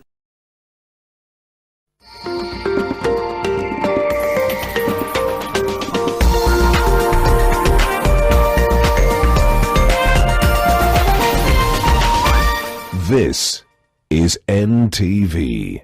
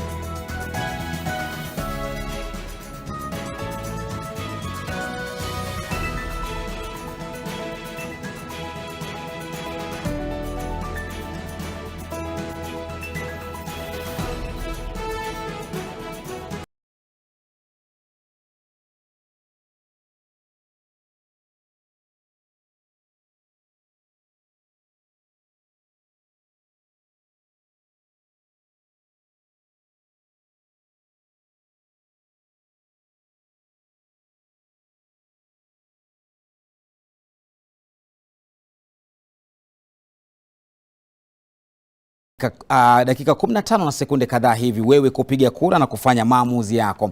Kwa sasa tuko katika kaunti ya Kisumu na moja kwa moja tujiunga na mwanahabari mwenza Bernard Ndong ambaye amekuwa akifuatilia matukio kule, tujue kinyang'anyiro kinakwenda namna gani. Bernard, mambo vipi kule Kisumu? Lofty, nashukuru sana, niko hapa katika uwanja wa Kenyatta, ambapo ni eneo ambalo liko na polling stations takriban 11, na asubuhi vile tuliwasili hapa kulikuwa na zaidi ya watu 100 plus, karibu 600 hivi walikuwa wamewasili hapa ili kupiga kura. Lakini kwa sasa ukiangalia, mwenzangu mpiga picha akikuonyesha taswira ya namna mambo yalivyo, hakuna hata watu wengi sana kama ilivyokuwa siku za hapo awali mwaka 2017. Naambiwa kulikuwa na foleni refu ambayo ingefika hadi huko kwa barabara, lakini kwa sasa hakuna watu wengi. Inamaanisha kwamba mpangilio wa tume ya IEBC ya kuwa na streams zaidi ya 10 imesaidia sana. Niko hapa kusikia maoni ya wenyeji wa eneo hili kutuambia namna mambo yalivyo. Tunaanza na huyu jamaa hapa ambaye ameshikilia vuvuzela. Kitu ambacho kimenifurahisha kuhusiana na eneo hili ni kwamba usiku mzima tumeshinda tukisikia tu vuvuzela ambayo hutumika sana katika michuano ya kandanda, lakini kwa sasa inatumika katika michuano ya uchaguzi. Tuambie majina yako, tuambie vile namna mambo yalivyokuwa kuhusiana na uchaguzi wa mwaka huu, na vile kwa sababu sioni foleni, sioni watu wengi, kwa nini? Asante sana. Kwa majina naitwa Wilson Otieno huko. Nafurahia vile jinsi maktaba iliyowekwa na IEBC ilikuwa iko sawa, watu wamepiga kura. Tukilinganisha na hapo awali, kulikuwa na foleni mrefu sana. Ukiangalia vile ilikuwa, sijui zilikuwa karibu 2 streams, na sasa hivi ziko karibu 11, ambapo ni imeayarisha mambo, alafu shughuli za kupiga kura imeenda kwa haraka sana. Umesema hii ni mara yako ya 3 kupiga kura katika eneo hili. Ukilinganisha na miaka iliyopita, unaweza sema mpangilio uko vipi haswa kuhusiana na mpangilio huo wa kuwa na streams zaidi ya 11? Hapo awali tukiangalia kupitia haya, hapo awali haikukuwa hivi. Alafu ya pili, hapo awali tunapofikia wakati wa uchaguzi na kuambia jamaa polisi walikuwa wamemwagwa, kuna magari za polisi zile za maji. Ukiangalia tena upande nyingine, wale wanatembea na farasi na wale wako na marungu jameni. Na sasa hivi tuna furaha sana, ndio maana niko na vuvuzela yangu kupuliza, kuambia watu tuko na furaha jameni, tuko huru. Hapo awali tulikuwa tunakuja kwa uchaguzi, na tunakuja kwa uchaguzi kama mfungwa. Yule ako gerezani unaambiwa piga kura uende nyumbani. Na sasa hivi tuko na furaha, unapiga kura. Nilishipiga kura saa 11, saa 12 na dakika 25, alafu paka muda huu bado niko hapa, ninafurahia. Nashukuru sana. Amebeba vuvuzela yake. Naona kuna jamaa hapa kwa na firimbi. Hii ndio kitu ambacho nimeshinda nikisikia usiku mzima. Tuambie firimbi ni ya nini? Mbona unapiga firimbi na uchoki mdomo? Kwa majina naitwa Moses Pasapasa. Mimi mkaja hapa Kisumu Central. But juzi nimekuwa home. Jana nimetoka kutoka Busia County mpaka hapa Kisumu. Kura yangu ilikuwa ya Kisumu County, lakini homeland ni Busia County. Baba alisema kura isilale. Paka nikaspeak transparent nikakusha. Baba alisema juzi vuvuzela ikifika saa 11 piga firimbi. Hiyo ni ishara kumaanisha majirani waamuke, twende tupige baba kura. Kila mtu akuwe na firimbi yake ya kupiga sign. Unajua nikipiga one kick, unajua time ishafika. Kumbuka kama ile Premier League ishapiga 90 minutes, inakuwa 45 minutes hivi. Kama referee wa mechi. Labda lakini sikupatia red card kwa sababu ya kupiga kampeni. Haufai kupiga kampeni according to the rules, lakini nashukuru sana kutupatia maoni yako kuhusiana na uchaguzi wa mwaka huu. Najiunga na jamaa mwingine hapa, tuambie maoni yako kuhusiana na uchaguzi wa mwaka huu. Your honest opinion. What do you feel about this year's elections in terms of having this system of having different streams? What is your feedback on the election so far from your own point of view? Okay, thank you so much NTV for joining us today. My name is Peter Odhiamba Ora, alias Makaora JR, student leader. We are very happy for our country because we have never experienced this one before. The model that we are experiencing and the structure, we are seeing that we are having many voters streaming in, but the fluency and the efficiency of voting process is going on so well, and we appreciate that. My urge is just to Mr. Chebukati. Kindly uphold the transparency, credibility, and equality. We need transparency and credible elections and results.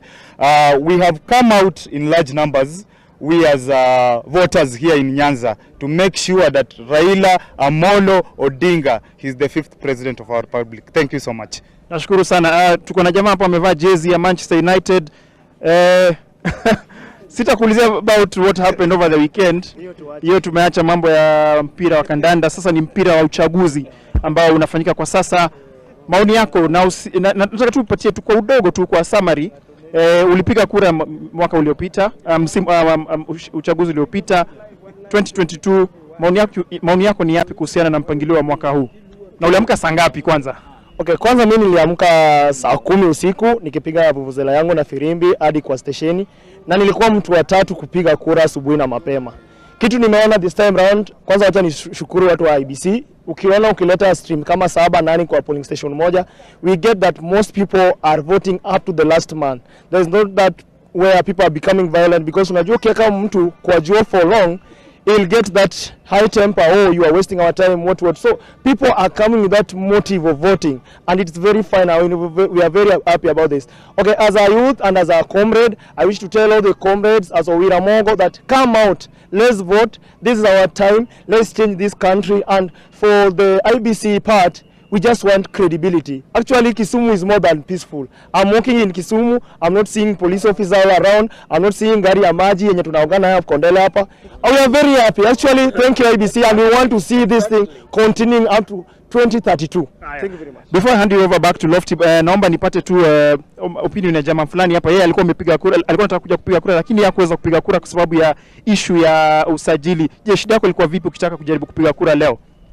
Issue ya usajili, kwa majina ni Geoffrey Manoko, lakini nimekuwa na issue ya usajili kwa ID.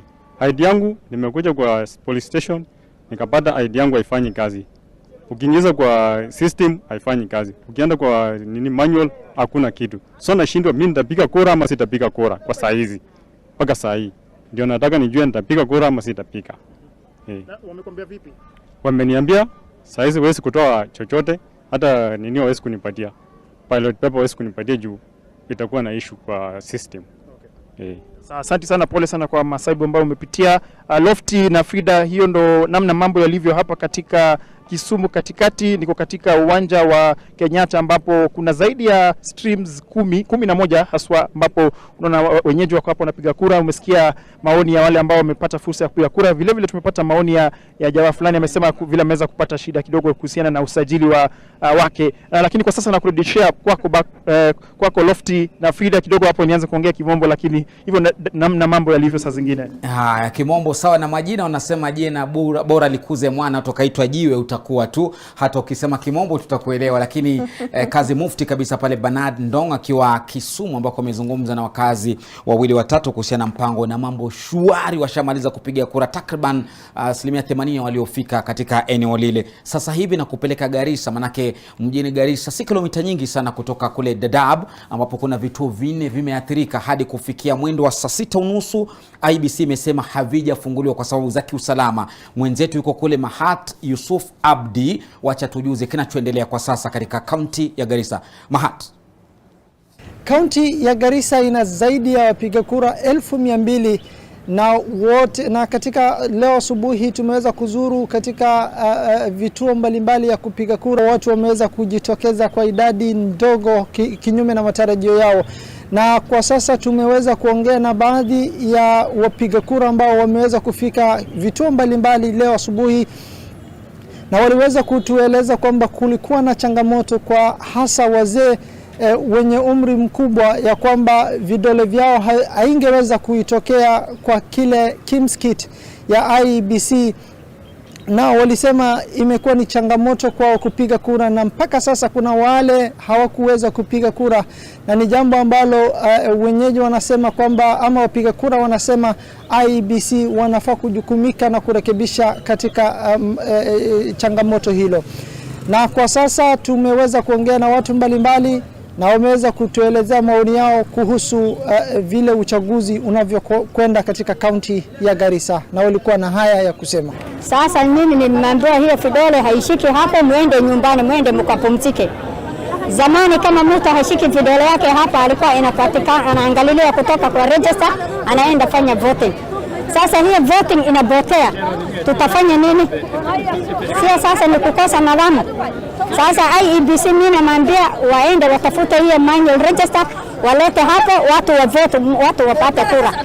Watu wa IEBC inafaa wajitayarishe manual walete nini kimsti mtu akikosekana mtu kama ulikuwa na vote tangu zamani ulikuwa na vote na sasa hii ukikosekana hiyo kimski ikikataa kwa kidole yake akifanya nini na wewe unataka kuvote umesimama kwa line umeingia ndani ukikosekana sasa hii anakuambia hawezi vote kwa sababu hiyo kimski amekukataa. Nimekuja saa 12 na hapa wanatuambia vidole yenu hawezi kuingia. Sisi tumezeeka na tulichukua passport ya Kenya na tulichukua hivyo tu. Kwa nini leo wametufukuza kwa ndani ya pale ya kupiga kura? Iko maneno mengine. Pia kila wakati tuko na line tulikuja saa 12 wanasema system inaharibika. System na mtu mzee mguu nauma hawezi kusimama vizuri tufanyaje? Mimi na wazee wengine 4 vidole yetu imeshinda kutoka kwa sababu ya uzee. Vidole kama sehemu nyingine ya mwili inapata kasoro baada ya kukaa siku nyingi. Kwamba IEBC irekebishe haraka kabla masaa ya kupiga kura. This is peculiar to this region because majority of the voters are voter assisted. So where the voter is a voter assisted, he will spend more time. Kwa sasa tume ya uchaguzi na mipaka IEBC wanatoa na viongozi mbalimbali wanatoa ilani kwa baadhi ya wapiga kura na wanaomba kwamba kadri watakapopiga kura yao basi wote wanatarajiwa tu kurudi makwao na kungoja vile mambo yatakavyokwenda hapo baadaye. Na sisi tumekita kambi katika maeneo mbalimbali nchi nzima na tutakuletea taarifa zote kadri yanapotukia. Ni hayo tu kwa sasa, kwako studioni. Asante sana Yusuf Mahat Abdi akiwa Garissa. Anasema subira huvuta heri Frida, lakini hapa inavuta taharuki Garissa. Kwingineko mambo yako namna gani Frida? Naam, tukitoka Garissa mtazamaji, tunaelekea moja kwa moja hadi hapa jijini Nairobi katika mtaa wa mabanda Mukuru kwa Njenga, ambapo mwanahabari wetu Hilary Anekea amekita kambi katika eneo hile. Wacha tupate taarifa kuhusiana na eneo hile. Njia moja kwa moja kutoka eneo la Embakasi Kusini katika wadi ya Kwa Njenga, ambapo shughuli ya kupiga kura ilikuwa inaendelea, lakini kwa sasa kuna mushkili kidogo, ambapo mgombea wa kiti cha wadi ama MCA ukipenda anasema alifaa kuwepo kwenye alifaa kuwepo kwenye karatasi za kupiga kura, lakini hayupo, jina lake alipo pale, na amesema ana makaratasi yote ya kuonyesha kwamba anafaa kuwa pale. Nataka tueleze tu shida ni gani, nini kimetokea na ni vipi anatarajia aweze kusaidiwa. So tueleze jina lako ni gani na nini kimetokea? Okay, jina langu ni Mohamed Adan Mohamed. Mimi ni candidate ya MCA kwa tikiti cha Wiper. Nimekuwa cleared na IBC. Nimekuwa on the ballot sample but the shocking thing, yani kuwastuka leo ni kuona wakati nimemobilize, nimefanya campaign kukuja kuvote, sijaona jina yangu kwa hiyo ballot. So that is actually ile kitu imetuletea tashushi, na nimewaambia my supporters to be very calm. We are going to sort hii maneno, na we have evidence, we have all the documents, yani tuko na documents yote kutoka clearance, kutoka nomination certificate, Kenya Gazette na certificate ya IBC which I have been cleared on, yani nikawa ambaye nimekuwa cleared 9th of July 2022. Bwana Mohamed, umenionyesha hapo awali karatasi zako, nitaka utuonyeshe tu tena, utueleze, simu utashika baadaye kidogo, utueleze certificate ni ya nini, ili utuonyeshe tu kwamba unafaa kuwa kwenye ballot jinsi ambavyo unasema. Okay, hii certificate tuonyeshe tu hiyo hapo, utaweza kuonyesha kamera upande huu. Hii certificate ni yani nomination certificate ya Wiper Democratic ambayo tulienda mchujo. Hii ni Kenya Gazette. This is a Kenya Gazette ambayo jina yangu iko hapo, Origenda EP. Kenya Gazette, tuone tu jina lako mahali ambapo lipo, hapo mnaweza kumsaidia.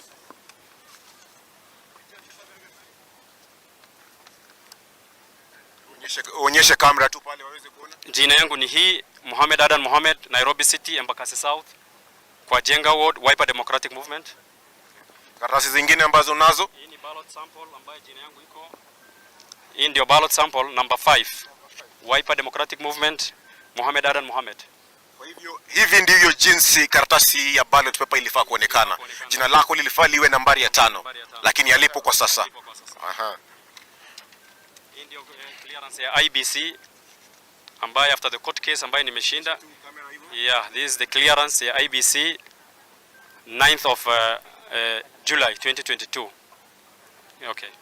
Na ndiyo taswira ya jinsi mambo yalivyo hapa. Nasema kwamba jina lake lilifaa liwe hapa nambari ya 5 kwenye karatasi hii ya kupiga kura, lakini jina lake halipo. Nataka tueleze amefanya nini. Amezungumza na maafisa wa IBC, na kama amezungumza nao wamesema nini? So umezungumza na IBC na wamesema nini? Nimezungumza na Aro ambaye ni in charge ya Embakasi South. Amesema hawa wanajua mimi ndio niko kwa ballot, ati wamesha gani nini imehappen, atalias na ofisi kuu IBC headquarters na atashughulikia. Huyu Aro ni nani? Aro ni Hanson Mugo. Hanson Mugo ambaye ni returning officer. Amesema vipi? Amesema anaongea na IBC headquarters. Yeye anajua ameniclear, anajua mimi niko kwa ballot, lakini ameshangaa nini imefanyika na ataishughulikia. Lakini tunaomba hii shughuli inaendelea, haiendelee kwa njia ya halali. Isimamishwe, kiti cha MCA irudiwe election kwa njia inayofaa. Thank you very much. Ndio maoni ya Bwana Mohamed Adan hapa, akieleza tu hisia zake na anataka shughuli hii isitishwe ili shida hii ambayo imetokea iweze kutatuliwa. Na asante sana Hilary pale. Sultana anashindwa, je, mwananchi ataweza? Maana kama anayepigiwa kura anahishwa. Je, mwananchi wa kawaida itakuwa namna gani? Ndio mambo ambayo yanaendelea, lakini wengi wamejitokeza, na twashukuru sana pale mwanahabari Hilary ambaye amehakikisha kwamba itibati na stakabadhi zote ametuonyesha, ili iwapo ameonewa basi tujue. Ndio kazi ya wanahabari, wafanye kazi ya kuchemsha. Bila shaka. Naam, ndivyo mambo yalivyo. Nafikiria katika hali ya kutamatisha, manake zimefutika dakika 44 saa 2 sekunde 14 pale kabla kutamatika kwa kipindi cha kupigia kura. Labda kauli za mwisho kutoka kwa wageni wetu, kwa sababu pia wanatarajiwa kwenda kupiga kura. Lakini Joy, nafahamu kwamba wewe tayari ushapiga kura. Mimi niliraukia. Kwa hivyo tuanze na yeye kupiga kura. Naam, labda kauli yako ya mwisho Joy, kufikia sasa unaweza sema nini? Kufikia sasa ningependa kusema asante kwa wanahabari. Kwa maana hizi habari zikija, hata wale ambao pengine walikuwa nyumbani hawajashawishika, wanaona kwamba uchaguzi unaendelea vizuri, hakuna foleni, pengine wengine walikuwa wanaogopa foleni wala nini. Na pia kuona shida mbalimbali kama hii tumeonyeshwa ya Mukuru, ni vizuri watu wakijua kwamba shida kama hii imetokea, kwa sababu sasa huyo mtu anaweza kusaidika. Kwa maana tumeona cancel elections zingine kwa sababu ya dosari kama hizi ambazo amejipata nayo sahihi. Kwa hivyo najua kwa Mukuru, kwa njenga hiyo ya MCA hawana budi ila kubadilisha uchaguzi huo. Kwa hivyo huenda kaitumia ile kama itibathi kotini labda baada ya uchaguzi. Hata na haja kwenda mahakamani. Hii ni makosa ambayo inabainika, inaonekana wazi kwa wazi. Ni kitu ambacho tunasema it's apparent on the face of the record. Kila kitu inaonekana pale kwamba kuna makosa, kuna dosari. Zile zingine wakumbuka ilisemekana maana picha ilikuwa haiko vizuri ama kulikuwa na nini, hiyo ilikuwa dosari ikakansoliwa. Kwa hivyo hii ni kitu ambacho naona ni kama huyo mtu sasa atapata haki. Kwa hivyo nawashukuru wanahabari kwa kumwangazia pia na shida yake. Bwana John S, tumeamua kwamba nitakuita hivyo kwa sababu ndio jina lingine. Muda unazidi kutupatia kisogo, lakini labda kauli yako. Asante sana. Labda kusema kwamba jinsi nilivyosema, IBC izidi kutoa yale mawasiliano. Kama mambo kama haya ambayo yamefanyika Mukuru kwa Jenga, wazungumze upesi, waseme labda kuna makosa, kuna itilafu ambayo itoka kwetu, hapo tutarudia uchaguzi huo. Kwa nini? Kwa maana wanapozungumza wanatoa ile hali ya taharuki. Na tena jinsi ambavyo tumeona katika vituo vingi watu ni wachache, tena tunaona ni kwa ajili ya zile streaming. Inakaa walivyopanua zile classes ama streams za watu kuja kupiga kura, kidogo hatuna zile foleni ambazo. Kwa hivyo hapo unawapa dole IBC. Unawapa dole kabisa. Safi. Na cha mwisho ni kwamba Wakenya kwa kawaida ni watu wa mwisho, wanapenda kujitokeza wakati wa mwisho. Lala salama. Watu labda wako manyumba wanangoja wakati wa lala salama, dakika za mwisho. Tungependa kuwasihi kama wanajitokeza waende wapige kura, ni haki yao ya kidemokrasia. Hivi kwamba whatever decision ambayo IBC inapeana kulingana na mshindi na mshindwa, angalau wameparticipate, wanajua kwamba wamefanya ama wamefanya ile haki yao ya kidemokrasia na ya kikatiba. Ndio. Na Profesa, labda kumalizia kwa sekunde 10 kauli yako ya mwisho. Asante. Kuongeza vituo kutoka 40,000 kwenda 46 kumesaidia. Nafikiria pia streaming pia imesaidia kwa sababu zile foleni zilikuwa ndefu wakati zamani haziko tena. Kwa hivyo lazima tushukuru wananchi na IEBC pia kwa kuongeza streaming na pia polling stations. La pili ni kwamba authorize Makueni na Kakamega na sehemu zingine kwamba kama kits zimefail, kits zimefail waeke manual pia imesaidia. Tumeona utulivu umeingia katika wananchi Kakamega, Makueni na kadhalika. So hicho ni kitu ambacho kingeshughulikiwa mapema katika concern and communication, ambayo wakili amesema kwamba kama IEBC ichukue jukumu kueleza wananchi almost every hour kwamba mambo ni sawa. Kupata milioni 6 ikifika saa 6 haikuwa vizuri sana, lakini labda pengine kuna delays na kuna wale ambao pia wanataka kushughulikia mambo ya nyumbani kwanza kabla kwenda kupiga kura. Kwa hiyo wa Kenya maeneo yote ambayo wako waendelee kujukumika, watoke kwa wingi kupiga kura kwa sababu ni jukumu lao katika demokrasia. Asante Lofty, asante Frida kutualika studio. Bila shaka shukrani sana wachambuzi wetu hawa, Profesa Morris Mtabi mwana historia, John Swaka ambaye ni mwana sheria mchambuzi, pamoja na Joy Brenda Mdivo vile vile mwana sheria mchanganuzi. Kutoka kwetu hatuna la ziada, tunatamatisha awamu ya Kiswahili. Kiingereza wanaingia wasemavyo Waswahili kwamba dau la mnyonge haliendi joshi, tusema ni urongo. Mwana mnyonge leo ameingia debeni kupiga kura na dau lake litakuwa linaenda joshi wakati ambapo matokeo yatakuwa yanatangazwa. Frida. Jina lako? Jina langu ni Lofty Matambo. Na bila shaka mtazamaji wanasema kwamba usipiganie muda, zingatia sekunde, kwani hii sekunde yaweza zalisha muda, na pia vile vile huu muda unaweza kukunyima sekunde. Kura yako, sauti yako. Niite Frida Mwaka siku zote, nitaitika. Na muona Zainab Ismail anajiandaa kuungana nawe.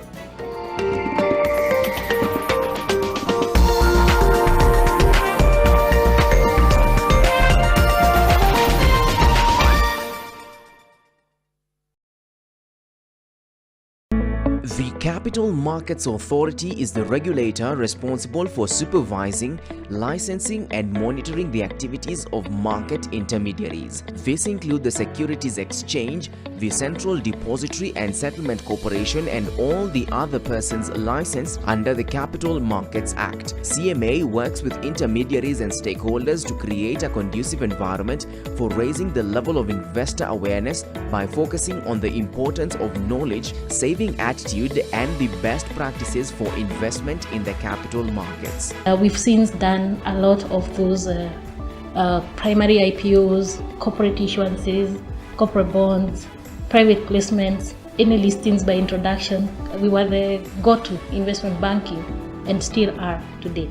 CMA collaborates with strategic partners to provide accurate information on all aspects within the capital markets, including regulations which facilitates investors with safe investment opportunities. We have individuals who use investment schemes to set up emergency funds, save for projects, save for holidays, or even idle cash. Basically, collective investment schemes should be your default savings account. In line with one of its key strategies, CMA continues to support various capital rising products such as real estate investment trusts, bonds, as well as the various listing platforms, with emphasis on how investors and shareholders of listed companies are protected. The investments that we make are huge and very capital intensive. We have benefited by being able to bring in local third-party capital. We would start by issuing a bond, as it's a much more straightforward product to issue within the capital markets. Every Monday to Thursday at 8:50 p.m.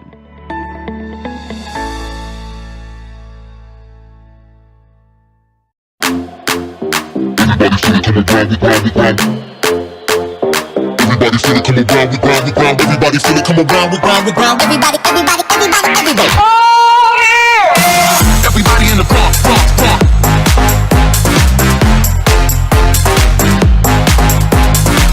Everybody in the front, front, front.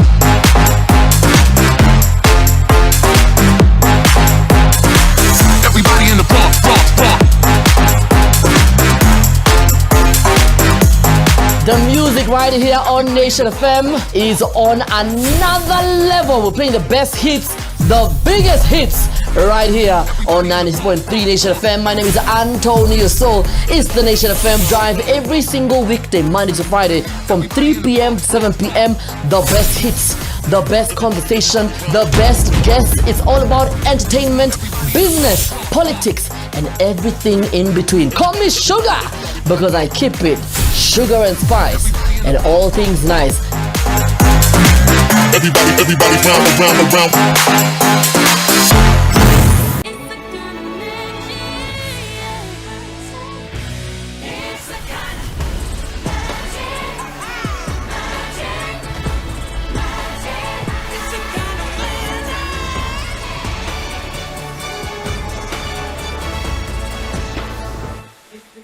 Magic.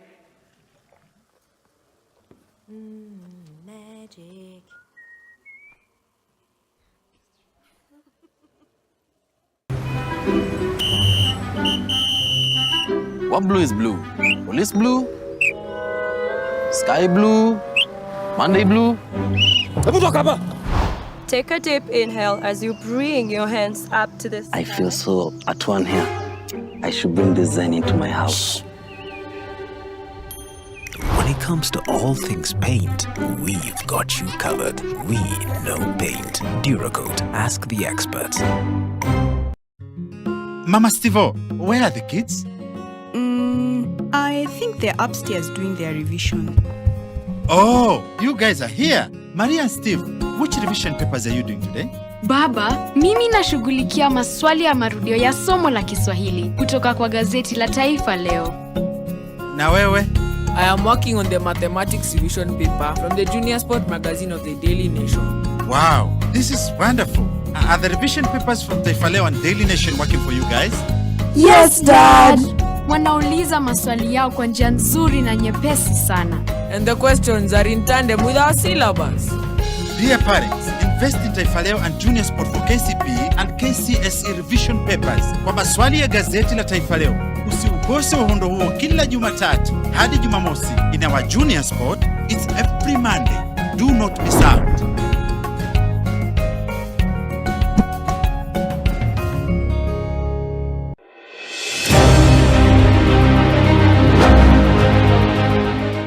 The road to the 2022 general elections would be nothing without the electorate, hungry for change and banking on development. Hao pia watusaidie wanasiasa kuuza ile mali tumetengeza hapa. So what does this election mean to Mama Mboga still harvesting the wound of the 2007 post-election violence? Nyumba yangu ilichomwa nikipata mtoto. The perennial drought has cast a dry spell in the lives of many livestock traders here in Kajiado County. Waache kusema tu kwa mdomo watatusaidia, lakini wakati wanapata serikali hakuna ile kitu wanatenga kupatia wafugaji. Mtu yote akikwambia ule mtu ana support, haitakiwi ukasirike. Decision Voices with me, Gena Kirori, on NTV at 9 p.m.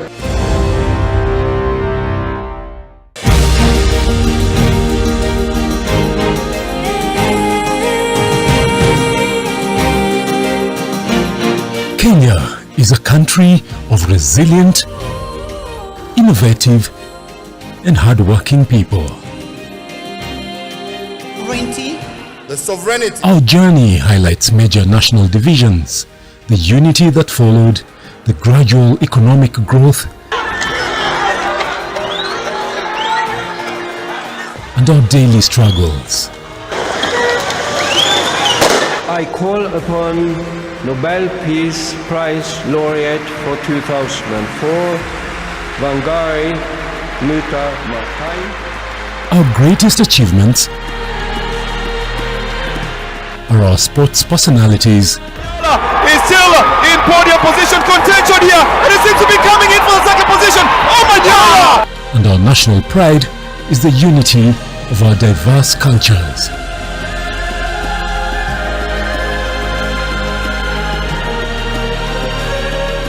Our land is blessed with exotic tourist destinations that we boast of globally.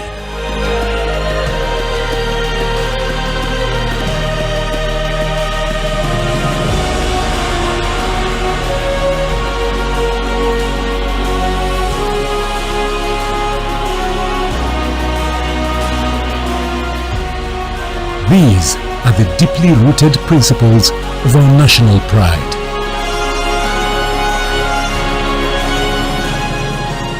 Mimi Mkenya.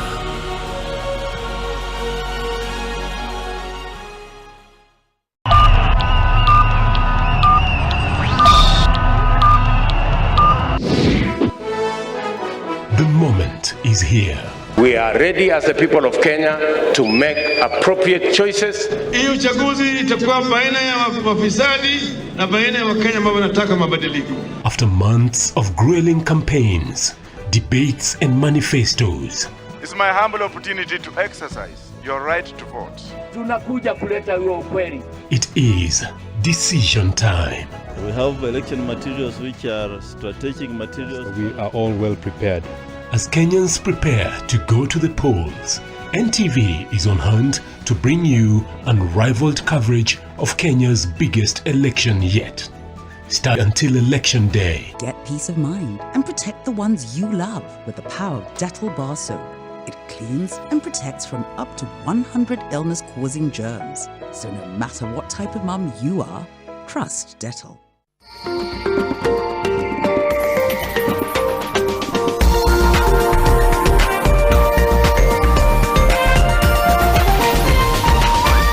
This is NTV.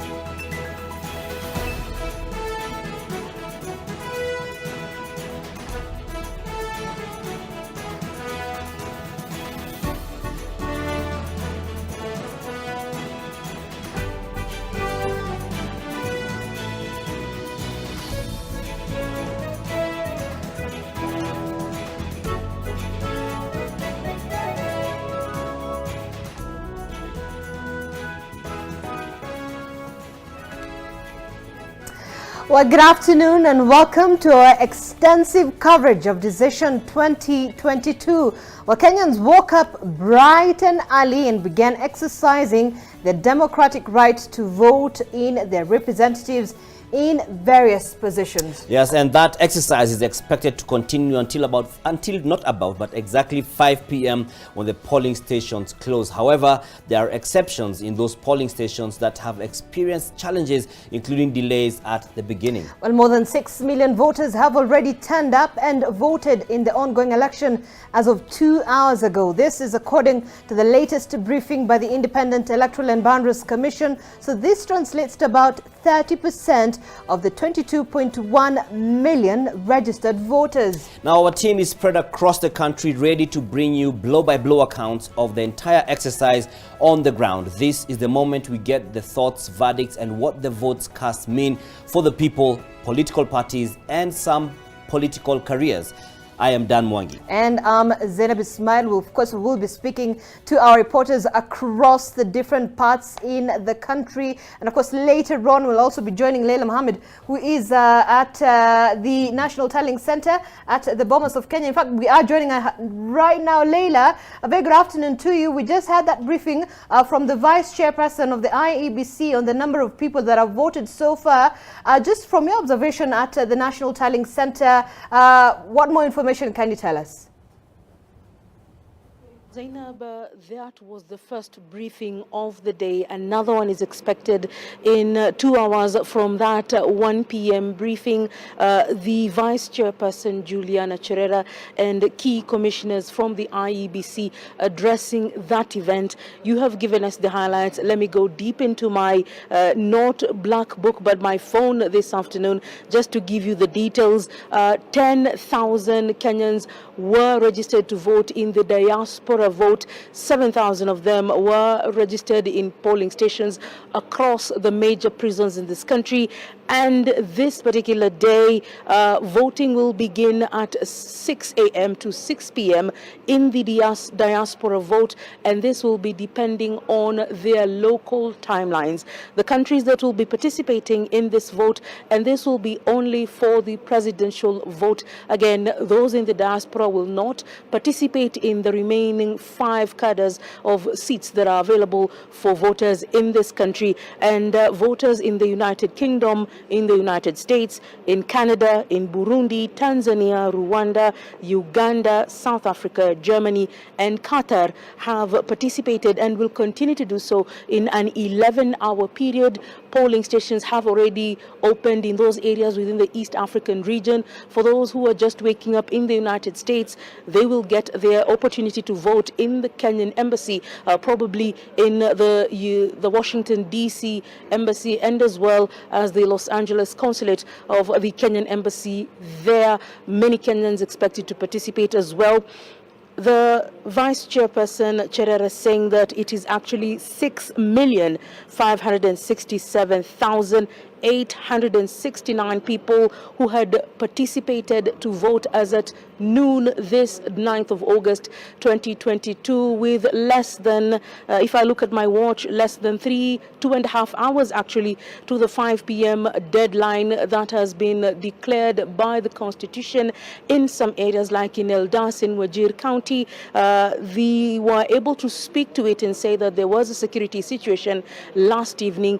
It had nothing to do with the IEBC. However, they are saying there was some militia or some goons who had come into an area where IEBC officials were there with their voting material, and there was gunfire for a moment, and IEBC officials could not leave that facility. So for the moment, that particular constituency has been postponed. They are not saying when or where, whether it will be today or tomorrow. They will be giving us details in the next briefing that they had said in a few hours. Also, they had postponed a fresh list of areas where voting will not take place because of anomalies in the ballot papers. And this is for MCA positions for Kitui Rural and Rongai areas. And they will say when next this will happen as compared to County 037 Kakamega, as well as County 001 Mombasa County, which will not be participating in the gubernatorial seat votes because of the anomalies in the ballot papers.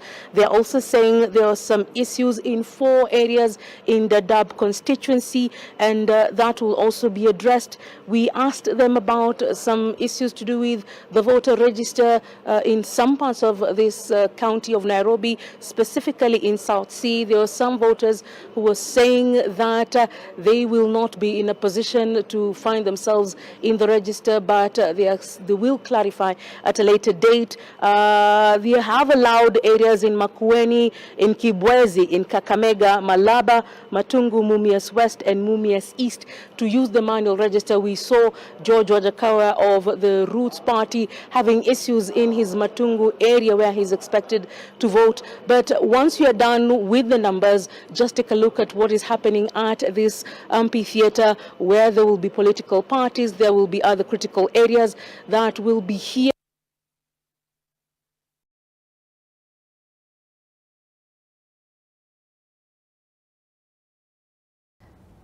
All right, Laila Mohammed there. We apologize for that. Of course, we'll be joining Laila Mohammed in just a moment. A bit of a signal hitch there, but she is at the National Tallying Center at the Bomas of Kenyan. Of course, this follows that media briefing by the Vice Chair of the Poll Commission. But we do have other reporters, Dan. Who are we going to next? Yes, so we have a number of reporters, like we said, and now we are crossing to the county of Kisumu, where we have Bernard Ndong standing by to give us an update from that side of the country. Bernard, if you can hear me, what's happening in Kisumu as at now?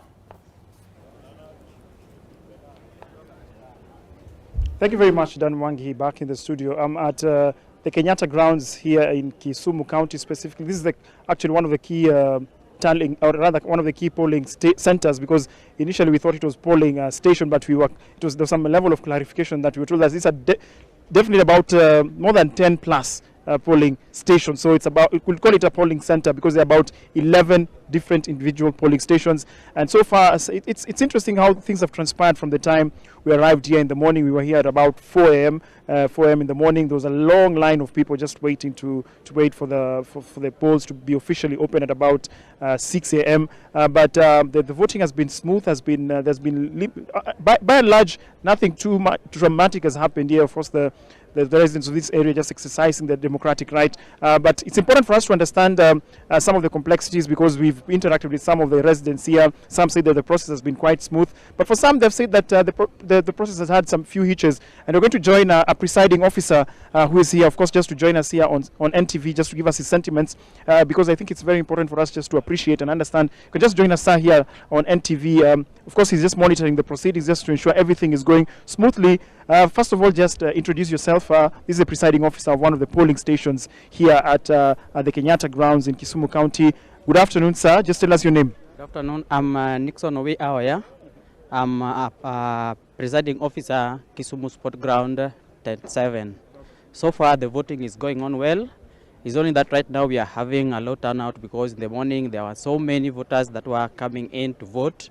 And what is happening is that, as you can check behind me, we are having so many people that are still there, but already they have voted in the station. Okay. Yes. I've spoken to some of the residents who've managed to vote, and so for some this is like, some were saying it's their third time, some are saying it's the second time, but they're actually impressed by the system that was adopted by the IEBC to have more than two streams, because I understand in 2017 there were just 2 polling stations here, but this time around there are about 11 polling stations. Actually, that is a good idea, and it is helping us so that the queue that is always there for a long time is minimized. So we are having the people that are there in the line that are reduced to less than 10 right now. Yes, and in the past, you'll find that right now we are still having a long queue. Yes. So you are in stream 7. So far, how do you look at the numbers? How many people have voted so far in your rough estimate so far? Okay, thank you. So far, in our room, we are having around 327 that have voted. That's around 52.18%. And I know in the next 2 or 3 hours, the remaining ones are going to come. But I don't think we are going to have 100% turnout for the voting.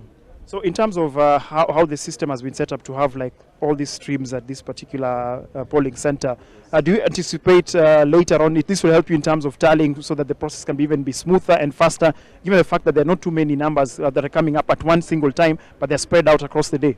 Actually, it is going to help us a lot because I'm sure by around 11 or 12 we are through with the counting and we are going to move to the tallying center. So just to understand, you're saying that by around midnight you'll be done with the counting of this particular polling center? Yes. Okay. Yes. So just run us through as well in terms of how the verification process is, because we interacted with a gentleman earlier on and he said he had a bit of a challenge. His name was on the board. There's a notice board that has been placed around these premises that that voters need to be able to just identify themselves and they register. But when this gentleman checked himself in the Kim's kit, his name was not there and he was not allowed to vote. Actually, you'll realize that we have some polling stations whereby the name doesn't appear there totally, and we are not having the manual reader to check. Even if you try to queue in the details, you realize that he is nowhere to be seen in the station. So we don't allow such voters to vote because there's no any details. It indicates that the voter did not register in this station. Thank you. So just to clarify, you're only using the KIMS, you're not using the other system of just identifying? Using only the KIMS only. Okay. Yes. Thank you very much. Thank you just giving us his insights there. Nashukuru sana. Thank you so much. I'm sure you're very busy just following the proceedings. Asante sana. That is the presiding officer for one of the streams here. I'm positioned just, you can see there's actually no one per se. If you had come here about a few hours or so ago, there was a long line of people just ready and waiting and anxious to exercise a democratic right. But as he said, he expects more people still to stream in here, but he just said about, given a rough estimate of the number of people who have been able to come and vote is about 50% plus. So we'll see how things transpire in the course of this afternoon, right here at the Kenyatta grounds in Kisumu County.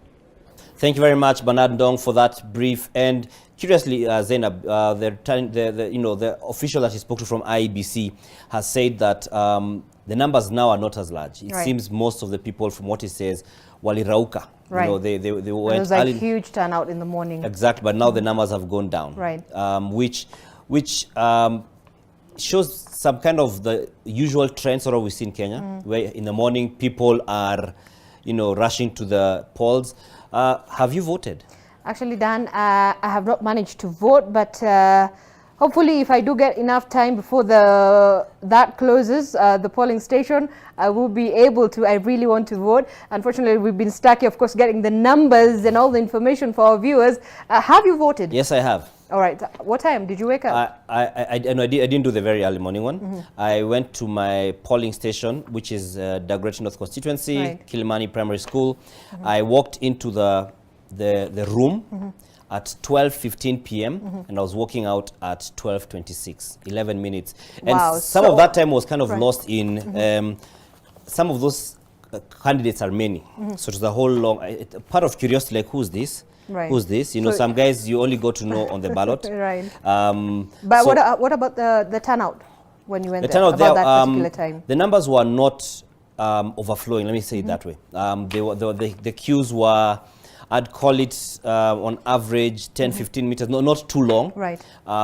So you find people not staying there for too long, and then there were a number of rooms which were being used for the different polling as different polling stations, and the process was fairly clear, at least from my experience. From my experience. So. It's something to look at. Whether there's once when I covered Mombasa in 2013, there's some places that had low turnout in the morning, but when it got to the end, in typical Kenyan format, yes, everyone and do you know? Actually, interestingly enough, in some parts of Nairobi, there are people who started queuing as early as yesterday evening from about 9 p.m. in the polling stations, waiting for the polling stations to open at 5 a.m. So the queues had already accumulated all the way meters long in those polling stations. And some polls usually feel wasted. You do that, then in the afternoon there's nothing much. But I wonder, that's Nairobi. I wonder how it is in the county of Taita Taveta, where Bill Otieno is giving us some update from. So Bill Otieno, over to you. It's such an exciting day for people here in the county of Taita Taveta as they practice their democratic right. I'm at Munyambo polling station here in Voi sub-county, and today I witnessed a big number of people turning out here as early as 5 a.m. Particularly in this county, we have more than 319 polling stations, this being one of the polling stations here in Taita Taveta. This particular area or this particular sub-county actually has more than 63,000 registered voters, and we have more than 180 registered voters here in the county of Taita Taveta. It's such an exciting moment for the locals here. As you can see, if my cameraman Chris can pan around, these are people who turned out here as early as 5 a.m. and they are ready to practice their democratic right, and that is making a change through their votes. I'd like to speak to one or two so that I can just hear their sentiments and probably their reaction as far the whole process is taking place. If you can come with me, I'll just like to talk to one or two. Habari ya asubuhi mzee. Karibu katika NTV maamuzi 2022. Labda leo umeweza kujitokeza hapa, ulifika saa ngapi labda? Nimefika kama saa 12. Na leo umejitokeza, unataka kupiga kura, labda sababu na unajihisi vipi saizi? Napiga kura kwa sababu ya kuamua wale wataongoza katika nchi yetu ya Kenya. Hadi sasa uko sawa? Niko sawa kabisa. Process iko sawa kabisa? Niko sawa kabisa. Okay, labda kwa majina unaitwa nani? Naitwa Gilbert Unguku. Nimefika hapa mwendo wa saa 11. Nilikuwa nimefika hapa, lakini tumeona imeenda vizuri na tunaendelea vizuri, na tunaomba tukue na imani na viongozi watakuwa tutawachagua vizuri na tukue vizuri. Okay, as you've heard there, is saying that he is praying for peace. He's very confident also with the process. I also like to talk to this lady here so that at least we can balance the gender. Habari ya mama? Mzuri. Karibu katika NTV. Labda leo naona umeweza kujitokeza, umebaki muda kidogo labda ufike pale. Nieleze, unajihisi vipi? Leo imekuwa ni siku ya kupiga kura, umekuwa ukingoja. Nahisi tu niko sawa, tunasubiri masaa yafike tuingie tupige kura tu kwa amani. Okay. Habari ya mzee? Mzuri sana. Hebu nieleze, unajihisi vipi leo? Najisikia poa. Ulifika hapa saa ngapi? 5:20. 5:20 in the morning. Umeamua kuwa unataka kuweka change ama kuweka mabadiliko katika nchi hii? Ndio. So unajihisi aje hadi sasa? Is the process okay? Yeah, it's okay. All right, those are just some of the sentiments and the reaction from the locals who had turned out as early as 5 a.m. as you've heard there from one of the voters who have just aligned themselves here to make votes or to cast their votes. Behind me are polling stations. We are having the first, that is the polling station. Then we're also having the second polling station there. I don't know if you're able to see, but I believe you are seeing. There's the second polling station, and then we have the third polling station. Without forgetting, we also have security here, which is evident. As you can see, number of security has turned out. This is a joint force. We are seeing number of disciplined forces here. Kenya Wildlife Service, we are seeing Kenya Police, National Youth Service, who are ready and stand by here just to make sure the whole process is running smooth. That's it for now. I'll be going from one polling station to another. We are here now in Munyambo. We'll be leaving, going to Mwatate, and I'll be keeping you up to tabs. I'll be keeping you on tabs on the development. Back to you in the studio. All right, so that's Bill there in Taita Taveta County. Of course, that was a bit earlier on done. Yes, it was. It was early in the morning. So when you hear some of the guys on the queue saying they've been there from about 5 a.m., it's not to say that they've been there from 5 a.m. to 2:43 p.m. Right. That was earlier, just giving a sense of how the day has been. So so let's now get to Gabriel Kidaka, very on, who is in West Elgeyo Marakwet. All right, that's Elgeyo Marakwet County. Kudaka, very good afternoon to you. Just give us a sense of exactly what is happening right now and which polling station are you in? I am at St. Patrick's High School in Iten, the polling center for KU North constituency, we have 3 polling stations here at this particular area. And right now, there is little activity going on at this particular polling center because people came early in the morning and only a few of them are still here voting. Let me talk to one of the officers here just to tell us what is happening at the moment. How is the turnout, sir, and what's your name? My name is Norbert Kimtai Kemei, the returning officer for KU North constituency. We are the St. Patrick's polling station where voting began very early in the morning at around 6. All the stations were opened and the voters were already in the queue by around 4. And we managed to open the station by 6, and the voters just began voting, and the voting went on without any hitch. So far, any anomalies? So far, we don't have any problems. The voting is going on well. The teams are doing well, and there is no problem. In the morning, we had long queues, but by now, the queues are beginning to be smaller and smaller as the voters' population comes down. How many polling stations are there in this particular county, rather constituency? So in KU North, we have 114 polling station, one of them being a prisons, and the further population is 49,247 voters. How about the number of registered voters? The number of registered voters are 49,247. We have 4 wards, that is Kapchemutwa, Tambaj, Kamarin, and Mso. Do you feel you have maybe hit your target so far? So far, so good. By noon, we are around 60% of the total voter population. So we are doing well. By 5, we may be somewhere in a good target. Do you anticipate people coming in maybe late in the evening to just in big numbers? So I don't think they will come very late, but between now, noon, and 5, we anticipate a good number of voters to turn up for voting. Yeah, that is it from us, Dan and Olive. We shall be going to Marakwet East and also Marakwet West just to see what's happening there. Back to you. We'll keep you posted.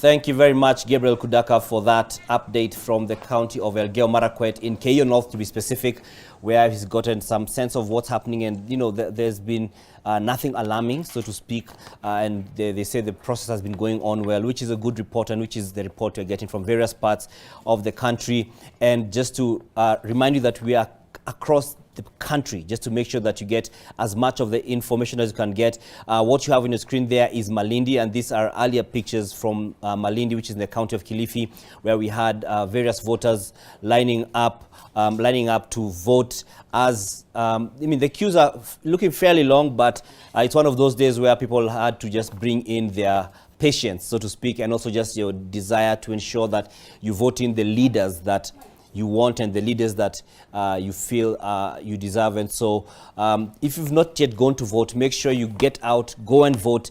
Remember that you need to be cautious of the mark that you put on the ballot paper. There are various marks, and those that have been specified, for instance, include the tick, that's one of the marks, or an X. So when you put an X, before you listen about the X, let's listen to what the resident of Kilifi says. Lala sana. Shida ni kutokujipanga. Kutokujipanga peke yake. Jina naitwa Ali. Leteni breakfast na chai hapa. Tumeshika mlolongo kitambo sana na bado paka saa hii tuhangaika. We could see, like I was saying, about patience, and some people's patience was tested earlier on, and we shall be getting updates to know how that went on that part of the country. And we also get to see where different leaders voted, where they cast their ballots. And now we take a look at what Kalonzo Musyoka had to say when he went to make his vote. Well, we call for vigilance, because the areas which we know may be targeted, we call for vigilance. I hope that we'll not hear that Kim's kids have failed. And I said in the strongholds of Azimio la Umoja One Kenya, we knew there was a plan to fail them, right? And that if that happens, then at least we have the registers, the manual registers. They should come in so that every Kenyan will be able to vote within the time limits up to 6 o'clock. Yeah, so no Kenyan should be denied the right to cast their vote. And again, I discourage any attempt by goons. The other candidates who are hiring goons, I'm told, in the case of Wiper, for example, there are people who sense defeat and they want to come and cause disruption. I think the presiding officers and the returning officers and the county IBC directors should be macho, including, obviously, the National Police Service and others, so that people can have this kind of atmosphere, yeah, without people being harassed. I'm told even during the counting process, some people now want to come disrupt, so there's no counting. Now that cannot be allowed in a civilized democracy, and some of us have invested in making sure that this country emerges as a true democracy. We want to avoid hooliganism when it comes to voting. We can already see the concerns that have been raised by some of the leaders in regards to the Kim's kits, as well as just the process ongoing smoothly, even as various leaders have called out and raised concern about some of the elections that have been postponed. And like we've said and would like to continue iterating, the IEBC says that the specific dates for these suspended elections to happen are going to be gazetted. And just to remind you that even once we get to 5 p.m. when now the voting closes and now we get into the tallying phase of this process, we are going to be updating you using our website, our different platforms. We have the website elections.nation.africa. So when you come here, you can get all the information. Now, as you can see, at the moment, we are at 0%, meaning that nobody has voted, no tallying has started. And the provisional results start live in 2 hours, 9 minutes, and it's counting down seconds. So you'll see that. And just to help you understand this platform, where we have the provisional results there, we have official results, which are also still at 0% because no tallying has happened, because we're still in the voting phase of this process. Then when you have, when you go to this top right corner, when it's facing to your right corner, there's the option of looking at the data from elections 2013, 2017, 2022. So 2013, for instance, we have the data for the presidential. You could see Uhuru Kenyatta, Raila Odinga, Musalia Mudavadi, Peter Kenneth, and what they scored. And we have already color-coded. The red is the Uhuru Kenyatta, TNA party. The ODM is the orange, and so you could see how they fared in regards to the counties. This, and on this platform, once again, once you tap it, the specific county you've tapped on, it populates all the data that you need to know about that. So it helps you to navigate and understand context. And that's for 2013. And this is not limited to the presidential results. We also have governor results. So that's the governor race. ODM, URP, TNA were the key players there. And you could see the different counties which have been color-coded based on the different political outfits. Then that's 2013. So I was just giving a sample. 2017, which was now the most recent immediate election.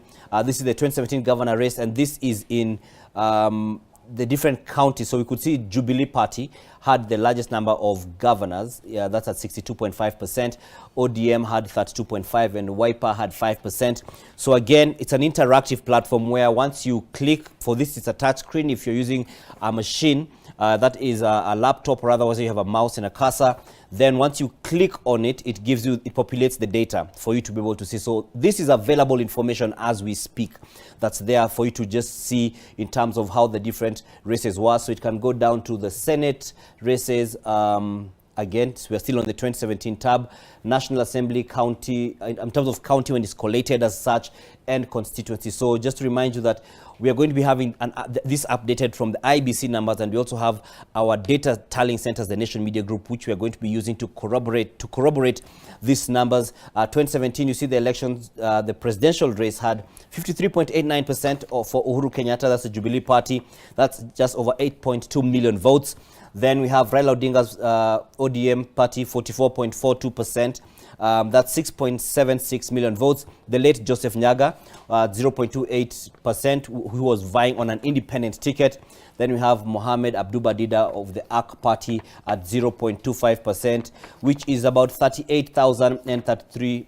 Actually, not about 38,033 votes to be specific, because I'm not rounding off on that one. So that's the gist of how you can get the data, once it starts flowing in, we'll be here to make sure that we update you as we get the updates, as we get the real-time updates, and just let you know what is there, what the numbers are looking like, and we'll get an opportunity to have the analysis of comparing the different years in regards to what happens, and we'll have a lot more to show you when we start getting the numbers. But for now, we get into a bit of understanding of context in regards to the process as it is so far, and what to expect, and what some of the sticky issues that are coming up. So I hand you over to Zainab Ismail on the other side of the studio to have a discussion with the panel. Thanks, Dan. Of course, you're a guy in terms of the numbers, and of course, much deeper with my guests on this set in studio, of course, just to get a bit of understanding of exactly where we are, and of course, the entire electoral process, voting, which began at 6 a.m. today in the morning. It will be, the polling stations will be closing down at 5 p.m., but of course, that is, there are some exceptions there with some of the polling stations there. Just a quick brief from of course, what we had from the IBC in their brief about half an hour ago. Voting has been adjourned in Eldas, that is in Wajir County, and this follows some chaotic scenes that we saw there affecting distribution of materials in that part of the constituency. They've also reported some insecurity issues in Dadaab. So 4 polling stations up to that point were yet to be open. About 200 failed KIMS kits out of the 46,229 polling stations, but IBC says it has authorized the use of the manual register in Kibwezi, that is in Makueni County, in Kibwezi West constituency, in 84 polling stations. We also have Kakamega County in the constituencies of Malaba, Matungu, Mumias East and Mumias West. That's about 154 polling stations. Well, they're saying that the biometrics failed, and of course the identification through the ID card also did not work. And of course, after the authorization from the headquarters at the poll commission, the manual register was used. Allow me to introduce my panel now. Mr. Peter Kiam, of course, Executive Director, Independent Medical Legal Unit. Thank you so much, and good afternoon. Good afternoon to you. Indeed. We also do have Joyce Majiwa, lawyer, as well as a co-convener of the Election Observers Group, ELOG. A very good afternoon. Karibu. Indeed. And Gabriel Mudhuma, not a new face, policy and governance expert. Karibu sana. Asante Zainab, how are you doing? Great, fantastic. It's I think been a while. the first thing I'll ask you, I'll start with Gabriel. I need to see the ink on your finger. I voted. Fantastic. So you voted. I did. You've also voted. Yeah. All right. Yeah. So you've all participated in this election, and of course we're hoping for good results at the very end. But let's just get down to, of course, business right now. Gabriel, I'll begin with you. First of all, your observations in as far as the election process has been conducted so far, right. the vote, of course, the voting process. Well, it started very well from some of the areas that I was able to visit. Everything seems to be moving on well. Obviously, the few skirmishes that we've witnessed, I don't think that is something out of the ordinary. But we hope we don't continue getting these incidents. So far as we have seen, people have actually been talking about the low voter turnout, and given by what I saw in one of your communications, they were talking about just nearly above 6 million voters who were able to vote by midday. So if you're looking at 22 million voters who have come out to vote, that just tells you you have about 2 more hours left, right. And you're wondering between 12 when you had 6 million. If you do another half, still right. It will be a very low voter turnout because you'll be doing at 12 million, which means that's actually half of what we should be expecting. So I think let's hope that many people will start coming out. They'll continue going. People who have the skin in the game, as I call them right now, right. We all do, but you have people who are looking for the elective posts. Let's hope they'll be able to continue, keeping the message clear, keeping the message clean, and just ensuring that they mobilize their voters to go there and do it in peace. But so far, what I've been able to see, so far so good. Right, Joyce. Same as we observe for ELOG. Right. ELOG has deployed over 5,000 voters out, observers out there, and they're giving us information. So the information that they give so far, peaceful in some instances, and we actually look out for certain things. We don't look out for everything, but we do look out for certain things. Participation of women is one of them. Access is another one. We look out for critical incidents, and we also look at deployment. So in terms of deployment, I think we can say what we got in the morning, the strategic material had reached 90% of the total stations. KAMES kits, they were working, but some of them were not working. And the people didn't know what to do if the KAMES wasn't working. They didn't know they could actually revert to the manual register. They thought that the ruling yesterday meant that they don't revert to the register. So they were just sitting there like waiting. In certain areas, from my own observation, I could see that if it didn't work, they actually alphanumeric keyed in, and then it could come out, or they called the PO. And that was proactive on the part of IEBC. With regards to women, let me start with deployment, 50-50 polling clerks, and that was a really good achievement. With regard to access, some of the polling stations were upstairs, actually, which is quite strange. I did find that in 2017 observation, and I think it is still there. This was not accessible to many people, so that's what I can say. It has started off well. Many places were peaceful. Some people observed the COVID-19 protocols. Many of them did not observe that. So the critical incidents, not too many. The ones that you have already reported, the missing names in the ballot papers, that's the most critical one, with a missing MP.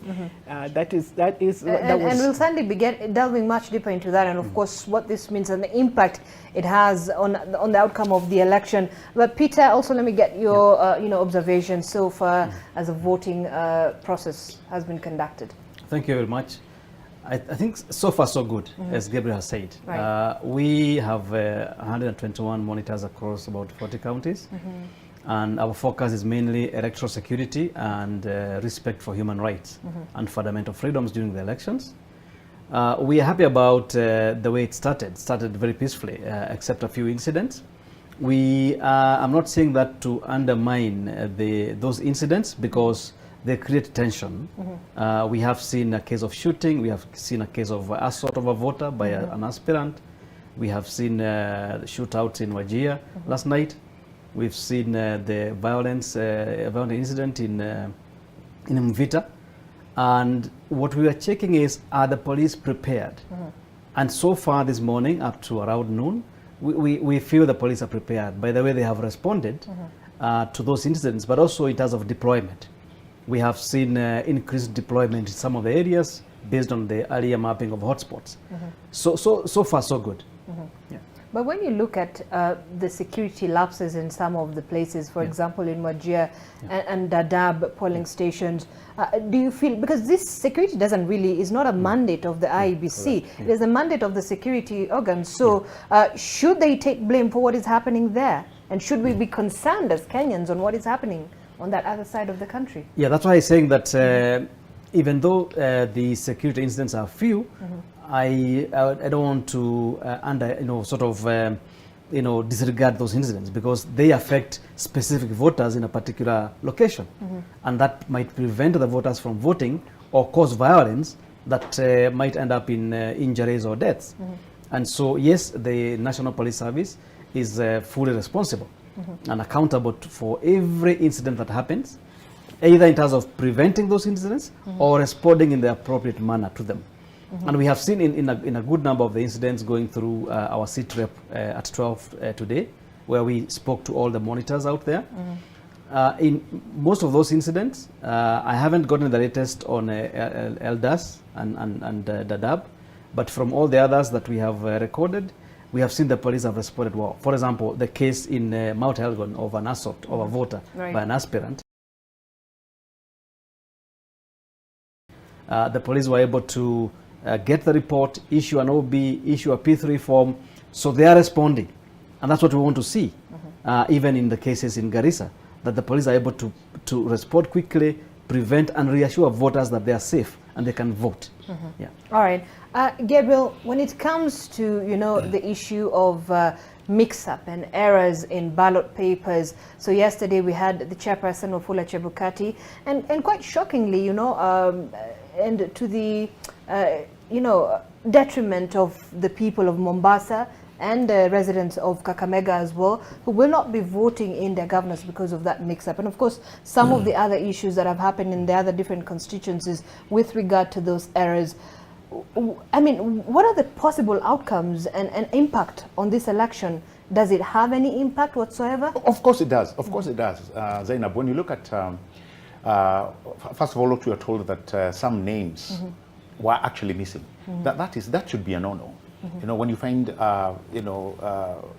what we were told, how prepared IEBC was. We had a team that left to go to Greece to ensure that all these things were happening. What were they going to do? And this is not IEBC alone. All the parties and their representatives were involved. So I think we may need to get those answers once we are done with this whole, whole issue of voting. But it's quite unfortunate happening at this time. When it comes to Kimskits, because that was a narrative that was going on in the morning, the place I went to vote, and you could tell, you would have somebody come, their biometrics are not being read by the Kimskits, and like my sister is saying, there was some sort of confusion, big step. So I think IEBC should have come out very clearly and actually explained to people what needed to happen. That thing we should not, so as far as communication is concerned, we should not have left it to IEBC alone. All the parties involved and all the stakeholders involved should have also been able to give the correct information. So here we are suffering two things. We're suffering what IEBC is saying, what the courts are saying, and what every party is saying. You will not get, you have to really look for where the correct information, where the truth is. And for a common voter, I don't think they have that ability to sieve, to find out where or what is the truth. So I think there we may have let down a few people. But so far so good. The officers that were there were able actually to explain and the ranking through the arrow, and they were able to get what do we need to do after this. I've also seen that the chairman Chebukati has also opened up areas where the manual is going to be used. We don't know why. Probably the Kimskits have totally failed. Now, to be fair to Chebukati, honestly, you're talking about 200 plus Kimskits that have failed. Against 44,000 maybe? 46,000. 229. We are still, we are not in the woods yet. Honestly, so to speak, we are not expecting, these are machines, this is technology. It's bound to fail in one way or the other.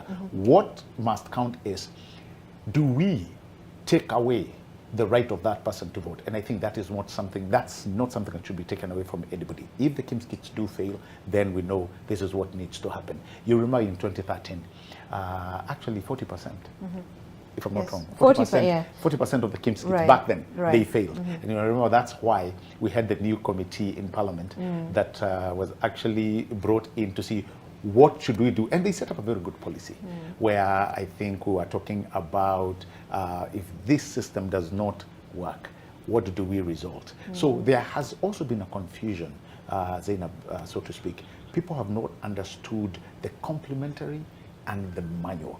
That has not been clearly defined because people, when they hear a complementary system, they don't know, are we resulting to there's a cloud of uncertainty that the next period we go to an election, I think we should make things so simple and we have these narratives so ready that voters are not confused. Because as she says, I could tell where I was. You had people who are really confused when their biometrics could not work. You had one that I saw, a case that I witnessed.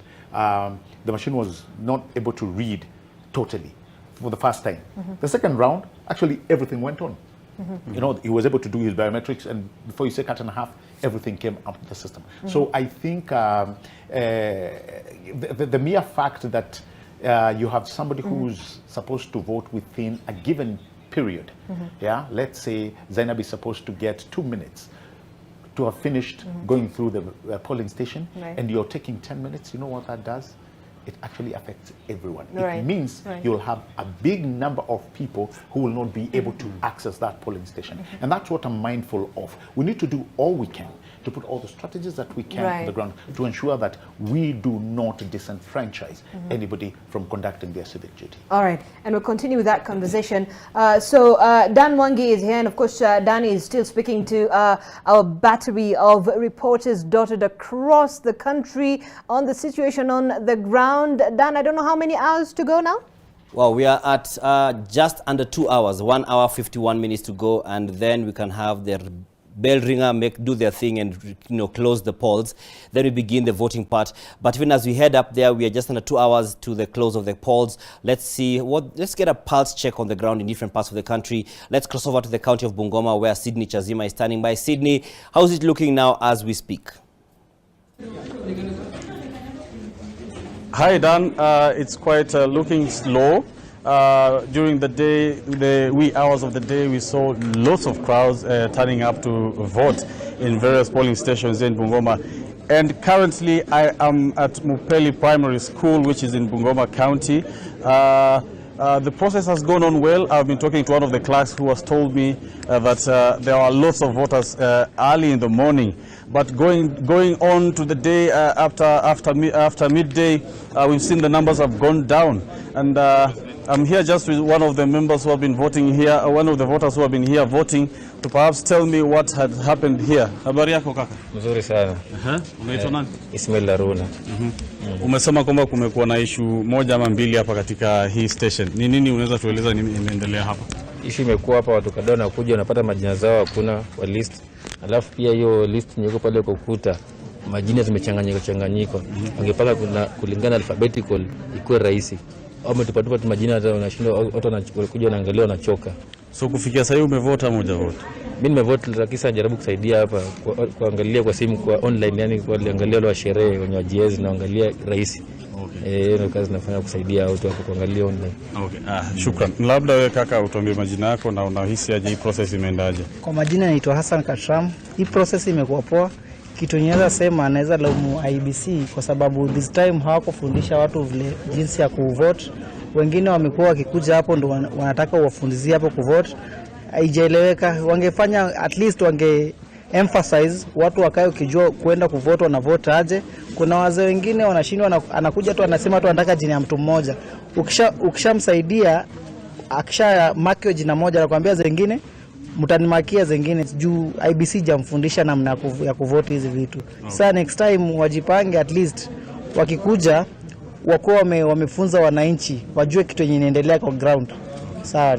Shukran. Na kaka vipi? Umefika hapa saa ngapi ama ushapiga kura ama kunaendaje? Nilikuja asubuhi alafu nikarejea tena. Kile ambacho mimi nimeobserve ni ya kwamba IBC wamefanya kazi yao, lakini Kenyans kama kawaida unapata wakati wa mafundisho ndio wako shambani. Wakati wanakuja kuvote maybe wanapata kile ambacho kilikuwa kinafundishwa, kwa sababu kwa mfano IBC wamekuwa wakiadvertise hii mambo yote voters education, lakini hatutilii manani. Kwa hivyo mimi kikwangu makosa ambayo nimeona sijaona kwa IBC, nimeona kwa wananchi wa kawaida, kwa sababu pengine wanapopass information hata wakisema curfew for example ni saa 1 jioni, utapata Wakenya hawajasikiza. So jioni ikifika lazima watu watapigwa. Kwa hivyo mimi maoni yangu ni kwamba Wakenya wenzangu ya kwamba next time elimu inapofundishwa, kwa sababu tunatumia pesa na hatuwezi sema ati pesa yote itaenda kwa voters education. Kwa hivyo sisi kama wananchi next time tujirekebishe, wakati kuna kufundishwa tuweze kufundishwa. Namba ya mwisho ni kwamba pengine jambo la mwisho ambalo ningependa kusema ni ya kwamba tunapokuwa na election kama hii tuwe watu wa kufuatilia hata kwa mtandao, kwa sababu hata ungecheck ukiwa nyumbani na ukikuja hapa kazi inakuwa rahisi. Shukran. Dan, those are some of the sentiments of the voters here at Mupeli Primary School, who are mostly talking about voter education, which was possibly not done sufficiently. From here, we shall be expecting that the polling stations shall be coming to a close in a few hours, and then the counting shall begin. And from here, we shall be heading to Bungoma High School, which is the constituency tallying center, and then to the county tallying center, where we shall be keeping you updated in our bulletins.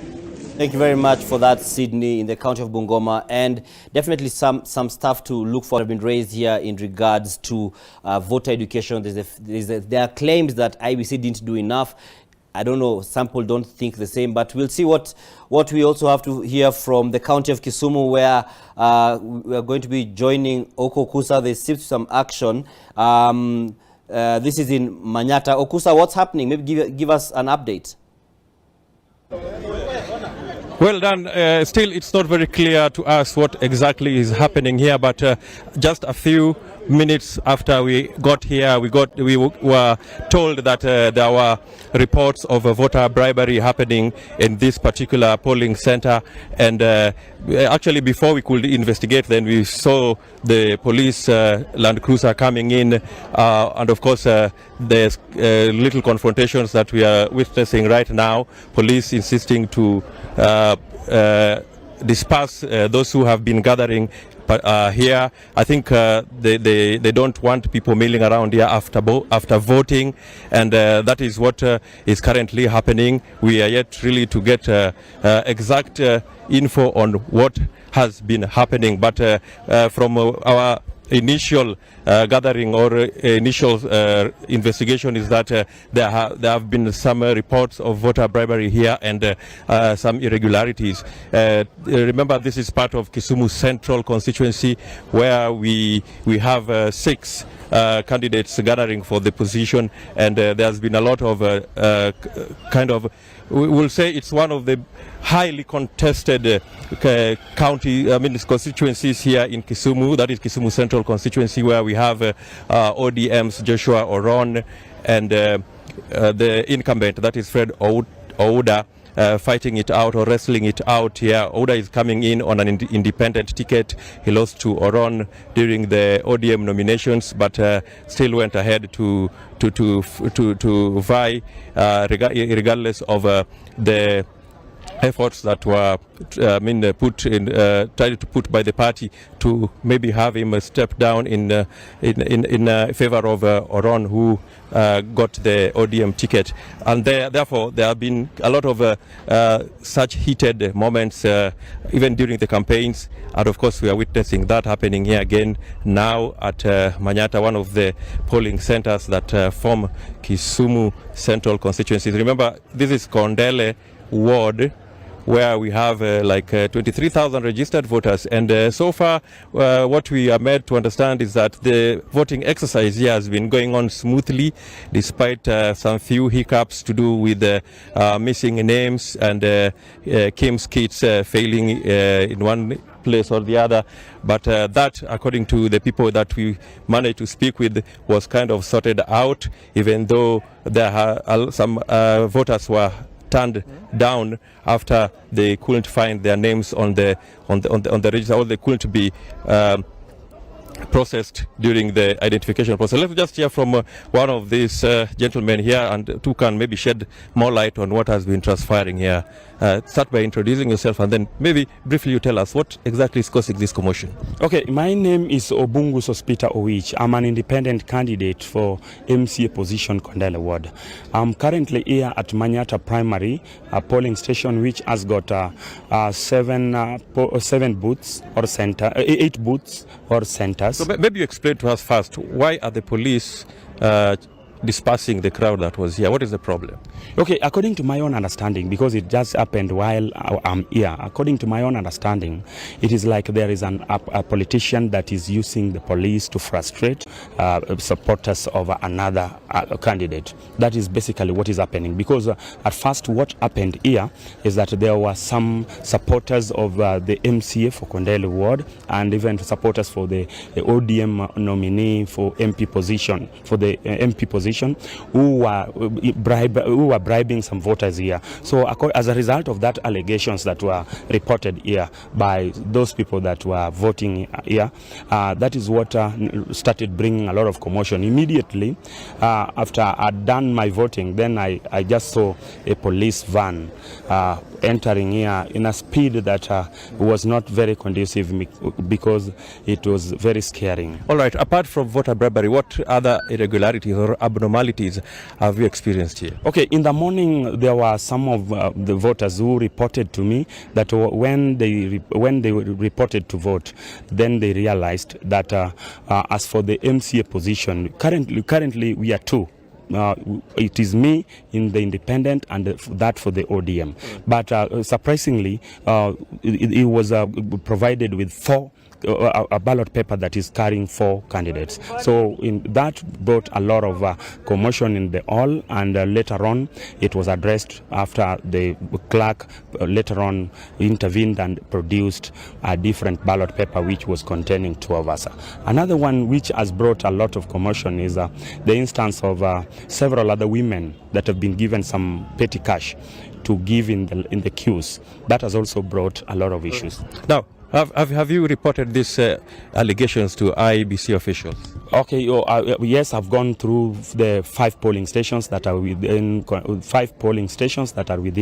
ward, and I've checked round. And apart from that, also I've directly engaged the clerks that the reactions from Manyata here, where we've just witnessed some slight commotion here, police officers driving in and dispersing the crowd here on allegations of voter bribery. Back to you in the studio.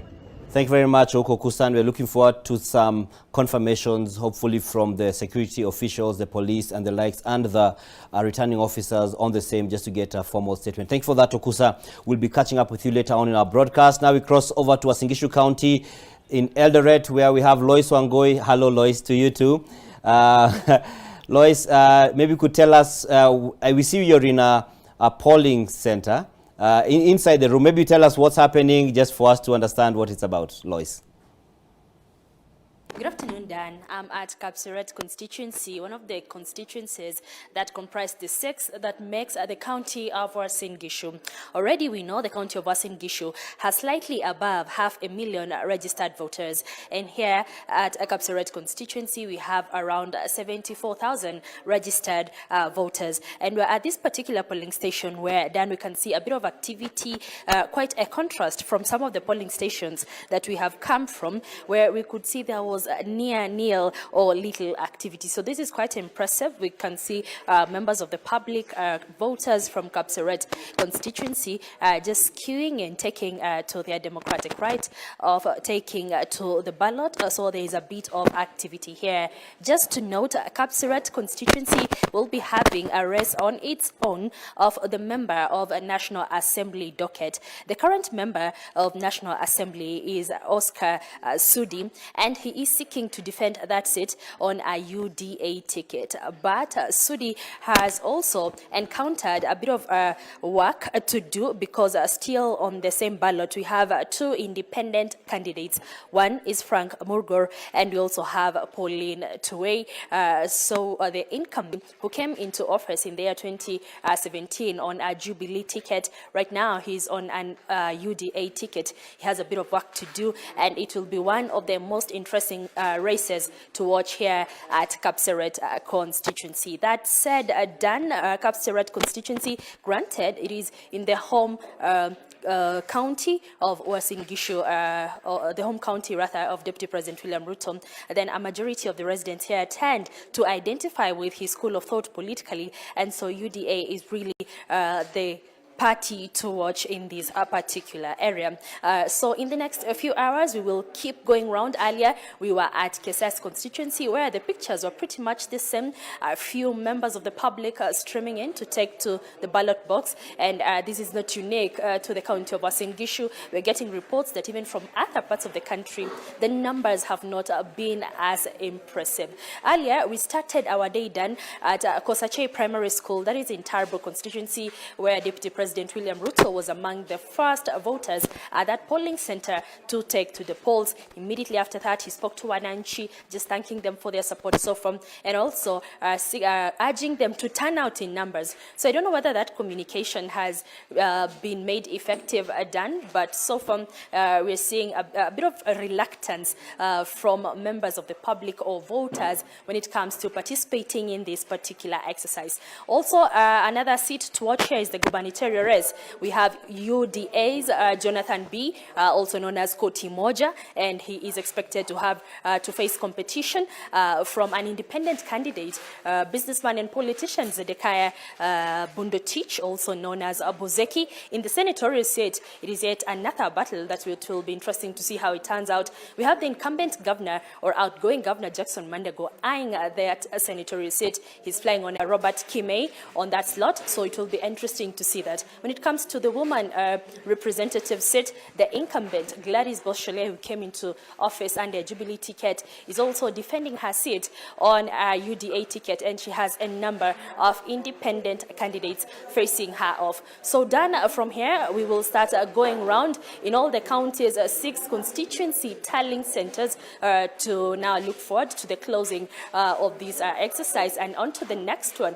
And this is where really the rubber meets the road when tallying begins. And of course, much later to the county's main tallying center at the Eldoret National Polytechnic. That is pretty much where you can find us, Dan, and we'll be glad to come to you with more live updates from the county of Uasin Gishu. Back to you, Dan, in Nairobi. Thank you very much, Lois Ongoi, for that update. Definitely not falling short of giving us a clear picture. We'll be getting back to you as you go around the different county constituencies. That is just to get the sense of what exactly is happening in the other parts of the county, which is a significant one, being the home county of one of the front-runner presidential candidates. Now we cross over to Zainab Ismail, who's on the other side of the studio with her guests, to get a sense of what they feel based on, what they've heard and the kind of things that the Wananchi are saying as they go to vote. All right, thanks, Dan, and we are far from getting done. All right, so Joyce, we've heard from some of the residents in those parts of the country, speaking to our reporters and correspondents. I think one of the biggest issues also coming out from this election is the issue of voter turnout. From where you sit, are you concerned in any way on the number of people who've come out to vote today? Oh yes, definitely. I'm very concerned about it. I think when we were talking about civic education, we said that because civic education were not ready, or because the electorate were not ready, or they're just fed up of civic education, voting and seeing no results, we were concerned about voter turnout. In fact, we dared to say that this election may be decided by people who don't vote, because if we have 12 million voting either party and then 10 million not voting, it means the 10 million actually decided who is going to win, because they have not, by virtue of not voting. And that's not a situation that we want. That's not democracy. Democracy is you going to the ballot and actually deciding. So going forward, we must make civic education accessible in a way that people will come for civic education. At the same time, we must make our leaders accountable so that people see the benefit of good leadership. Many people are not going to vote, maybe ostensibly, and those who talk to the youth report that many youth don't vote because they don't see the outcome of the voting. They don't link voting with any benefit. So if you don't link it with any benefit, what you're going to do is to do something else which you see benefit from. So our leadership ought to accrue some benefit to the people so that people want to get better and better. So we have to address the apathy. We have to address the reason why there is voter apathy and not necessarily blame the voters. We must link voting with services, for example. We must link voting with the reason why we vote. Right now, there is that disconnect. So I think it is high time that we link voting with the reason that we vote and carry out proper civic education. And if necessary, there are some countries where you're compelled to vote. Maybe we will go that direction. All right. Yes. All right. Let's hear from Peter and this whole issue of majority of Kenyans actually saying, look, I'm not going to waste my time. Is it lack of incentive, the message, and that message of hope for Kenyans, perhaps for a better future? Yeah, I think the first thing I would like to say is for those who have not voted, please get out of your house and go and vote. It is a responsibility. It is a right, and I think the issue of civic education is a challenge this time around in terms of the 2022 general elections. But there's another issue that we also need to look at. If you've been in this country in the last 6 months, and you're watching NTV or any other TV or listening to radio at 7 o'clock and 9 o'clock news, you would think that the turnout would be 95%. I mean, the numbers by are the size of huge the multitudes at the main rallies. Right. But there's something that I think the media in Kenya have not been focusing on. The fact that other candidates have not been able to mobilize people to their meetings. Actually, the MPs, the MCAs, the senators, the governors have not been mobilizing for meetings. People don't come to their meetings. People have been going to the presidential candidates' meetings in large numbers. And so why do you think there's that disparity? I think it's what Joyce is raising. The disconnect between participating in a democratic process and the dividends that emerge from there. I think there's a challenge there, but also there's another challenge. And I think we can lay it squarely on the nominations, the party nominations. This time around, citizens did not participate fully in deciding who appears on the party ticket. It is the party leaders who decided, in most cases across the country. And no wonder we have so many independent candidates who are disillusioned with the party processes that were undertaken this time around. Right. So I think that might have led into the fact that they were not involved in deciding who gets the party ticket, might have maybe be informing what we are seeing now. Gabriel, what do you read from this whole, lack of that enthusiasm by the Kenyan voter to go out and vote? But historically speaking, of course, we've seen the numbers becoming and growing lesser by every election. After every 5 years, of course, that numbers continue to just dwindle. But still, when we look at the situation now, and that press briefing, of course, by IBC at 12, that was about 4 hours to the 4 to 5 hours to the close of the ballots, of the polling stations. What does it indicate? And Zainab, as you put it, when you have a total registered voters of, in our national, the IEBC database, when they tell you we have about 22 million registered voters, and by noon, when you expect at least to be half and half past 12 million, 10, and you still have paltry 6 million. 30% of the registered voters. 4 hours removed to polling station starting to close. It's not only unfortunate, but leaders must start asking questions. Like my good sister has put it. Right. Do they feel as if they have the skin in the game? Are we represented well? Or is it a case of where you just, throw your hands and say nothing will change? And I think if we start going towards that direction, I think we'll lose it.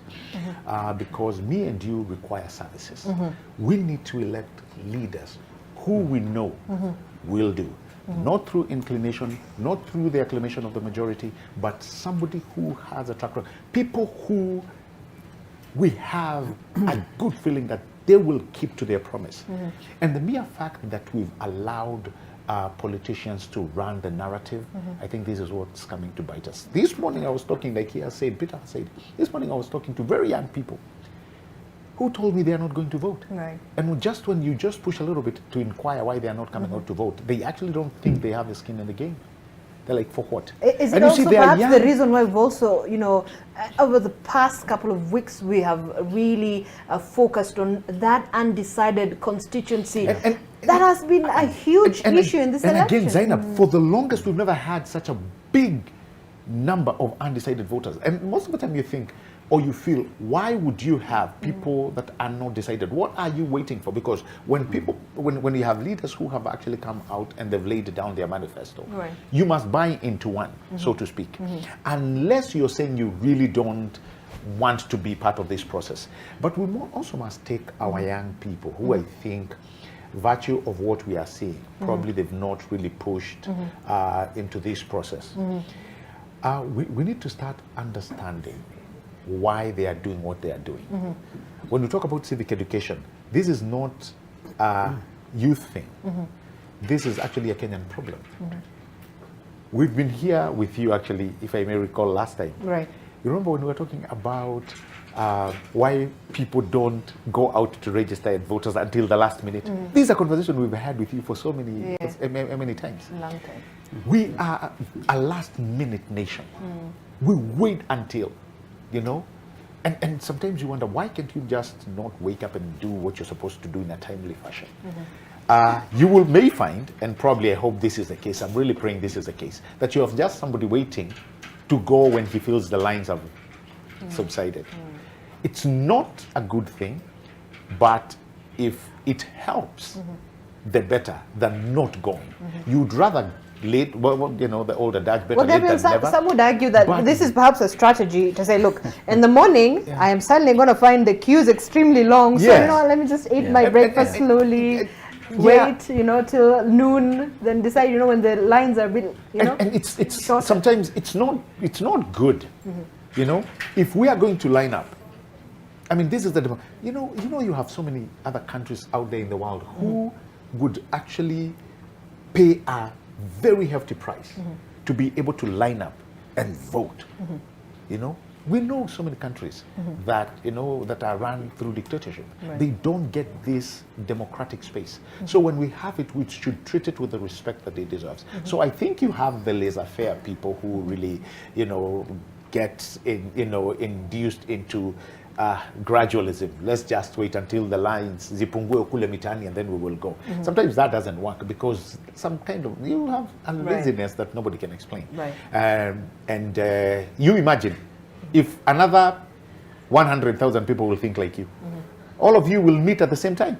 So the lives will be longer. So I think we need to rise up to the occasion and be counted when it's time to be counted. The other thing I think my sister spoke about is the security. And I think it's Peter actually who talked about the security. You know, when there's a shambolic environment, when you hear people are fighting within a polling station, by nature, people will keep away. And the reason why people keep, nobody wants to be part of a chaotic anything. So if the environment is chaotic, then that area becomes a little bit, you know, chaotic. Now that ends up affecting the process in the election. And mainly if it's in somebody's perceived stronghold. So I think we also need to look at that deeply because, as you know, people may use that as a strategy to win. So I think the people who are mandated to ensure that security is there, they also must, you know, get on top of it and just ensure that the voter comes in peacefully, votes peacefully, and is able to leave the environment on the polling station peacefully. All right, so we'll continue. Dan, the numbers guy, is here, and Dan, I know you have some numbers. Before you're done, talk to us. Zainab, I see, you know, you're not done dealing with my name. But by the time, you know, a number of hours is through, it'll be a done deal, if you know what I mean. You got me on that one. So this election is quite something, as you can see and as you would expect. And so there's some key people who we need to look out for in this election who are very significant to the electoral process. This is not to put aside the voter. The voter is very important. The politicians, you know, the candidates are also very important. But there are individuals who lead various institutions who are very important. First, which should be almost obvious, but we don't want to have any assumptions, is Wafula Chebukati. He is the chairman of the Independent Electoral and Boundaries Commission.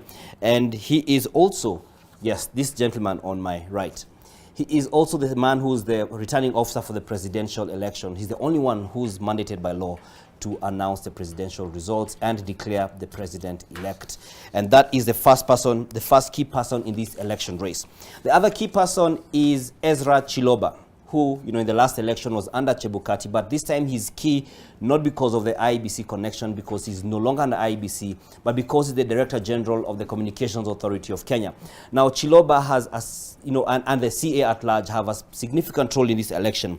Now, this time the CA is the state agency that will play the critical role of ensuring IEBC is working with the telecommunication companies to ensure that there are connectivity services to IEBC, so as to ensure seamless transmission of results from polling stations to constituency, county, and national tallying centers without delay. Another key role under Chiloba's watch is us guys, the media, to monitor the different media platforms to ensure they adhere to the programming code during the electioneering period, and that is not just now when the votes are ongoing. The electioneering period cuts across even before we began voting today. Now, the next person who is significant in this election is Dr. Fred Okengo Matiang'i. Now, this man is the cabinet secretary in the Ministry of Interior and Coordination of National Government, which is a key role, and he also has some significant influence in regards to the cabinet operations, as was handed to him through an executive order. Now, Matiang'i is the person under whom the security agencies sit and follow instructions. So for him, he's the man under whom the internal security agencies sit. That includes the intelligence, the police, and the broader national government administrative officers, or NGAO, as they are known. And they are very key. These are very key as they ensure the security of the election, the votes, the voters, and the officials who ensure that the process is what it should be. Now, the other person who answers to Matiang'i but is also significant, and we point out, is the man in blue. That's Hilary Mutyambai, the Inspector General of the National Police Service. Now, Mutyambai is the man who will oversee the deployment of 150,000 special officers drawn from partner agencies such as the Kenya Prison Services, the National Youth Service, the Kenya Wildlife Service, and the Kenya Forest Service in the over 46,000 polling stations. Now, the National Tallying Center as well, and some strategic areas to ensure safe environment for voters as they cast their votes, with only just under an hour and a half. That means if a football match started now, it wouldn't end when we're still voting. So that is what he's responsible for, just to make sure there's that safety. He has also established a police unit, the formed police unit as FPU, to offer tactical support to general duties before, during, and after the polls. Now, the next person who's of key importance in this whole process is the lady of our list, that is Martha Koome, the Chief Justice and the President of the Supreme Court of Kenya. Now, the judiciary is set to settle matters on persons aggrieved by the results of the polls, and the Supreme Court gives such contestants 7 days from the day of the declaration of election results to file their petitions. So, there are keen eyes on CJ Koome, especially in light of what her predecessors have had to deal with. That is, first in 2013, the then Chief Justice, Willy Mutunga, who then upheld the election of Uhuru Kenyatta, and in 2017, David Maraga, who then nullified that election. And so in case there is an election dispute, a petition, especially a presidential one, a lot of focus will be on this lady and her team at the Supreme Court as they make the decision and the ruling on the same, which will then determine if there's a petition, that is, whether we go into another election or otherwise. So a lot of focus is on her. Now, last but not least, definitely, is the man who is waving goodbye to Kenya in regards to his position, Uhuru Muigai Kenyatta, as per the Constitution. Now, he is the current president of the Republic of Kenya and the head of state, who also holds a key role because he is the commander-in-chief of the defense forces, is expected to, in all his power, ensure that there is peaceful transition from himself to his successor, and that is in line with the Constitution. So this is also a very key individual in this election, and he'll also be the man to convene the first sitting of the 13th Parliament. So those are some key people to keep our eyes on when we talk about this whole electoral process. A lot of focus easily goes to Bwana Chebukati, who was the first person who we paraded on our floor here, but we also have to look at these 5 other individuals alongside many others, but these are very key when it comes to the elections and the implications of any of the activities that happen during this time before today, as we go through the night and up to the time when Chebukati shall sing, so to speak. Now, we have some different places that have had the elections suspended, and the latest are in Kitui County, that is Kitui Rural, as well as which we are yet to compile, but we have Mombasa Governor race, which has been suspended. Now, the first person, these are the people who are affected, those who will not be having their votes happening. So we have Abdul Samad Sharif Nasir from the Orange Democratic Movement Party, Daniel Munga Kitsau, who's an independent candidate, Hassan Omar Hassan, United Democratic Alliance, Hezron Awiti Bolo, Vibrant Democratic Party, Shafi Mwaganda Makazi, United Party of Independent Alliance, Said Abdallah Omari, Usawa kwa Wote Party, and William Kazungu Kingi, Pamoja African Alliance. These are the people who are expecting to have people vote for them today, but will not be. And just for avoidance of doubt and assumption, the list we have compiled for these lists is based on alphabetic order in regards to their first names, so that we don't get the criticism of why did you start with so-and-so and not the other. Same applies for Kakamega County, where we have the governor election being suspended until a date that IEBC is going to gazette. We have Austin Otieno Opitso, who's an independent candidate. We have Cleophas Wahungu Malala, Amani National Congress, which is aligned to the Kenya Kwanza coalition. We have Fernandez Odinga Barasa, Orange Democratic Movement. We have Michael Osundwa Sakwa, an independent candidate. Samuel Omukoko, Maendeleo Democratic Party, or MDP if you may. Then we have Shakalaga Hwa Jirongo, United Democratic Party. And we have Suleiman Sumba Kanyanya, the Kenya African National Union, or KANU, or Chama Cha Jogo. And then we have the affected races in terms of the MP seat. These are those who are declared suspended yesterday. And we have the Kacheliba MP seat. This is the first person who's been affected by this is John Lodinyo Lokitare from the Kenya African National Union. That's KANU. We have Mark Lomunokol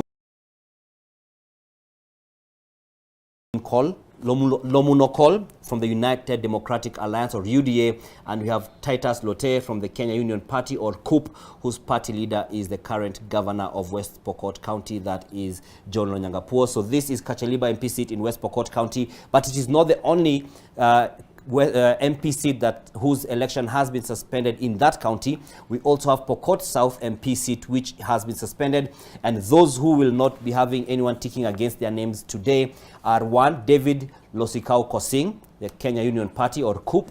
We have James Lopoyetum Teko, an independent candidate, and Simon Kalekem Lokanya from the United Democratic Alliance. And once again, these names we have arranged on these platforms are arranged according to alphabetic order of the first names.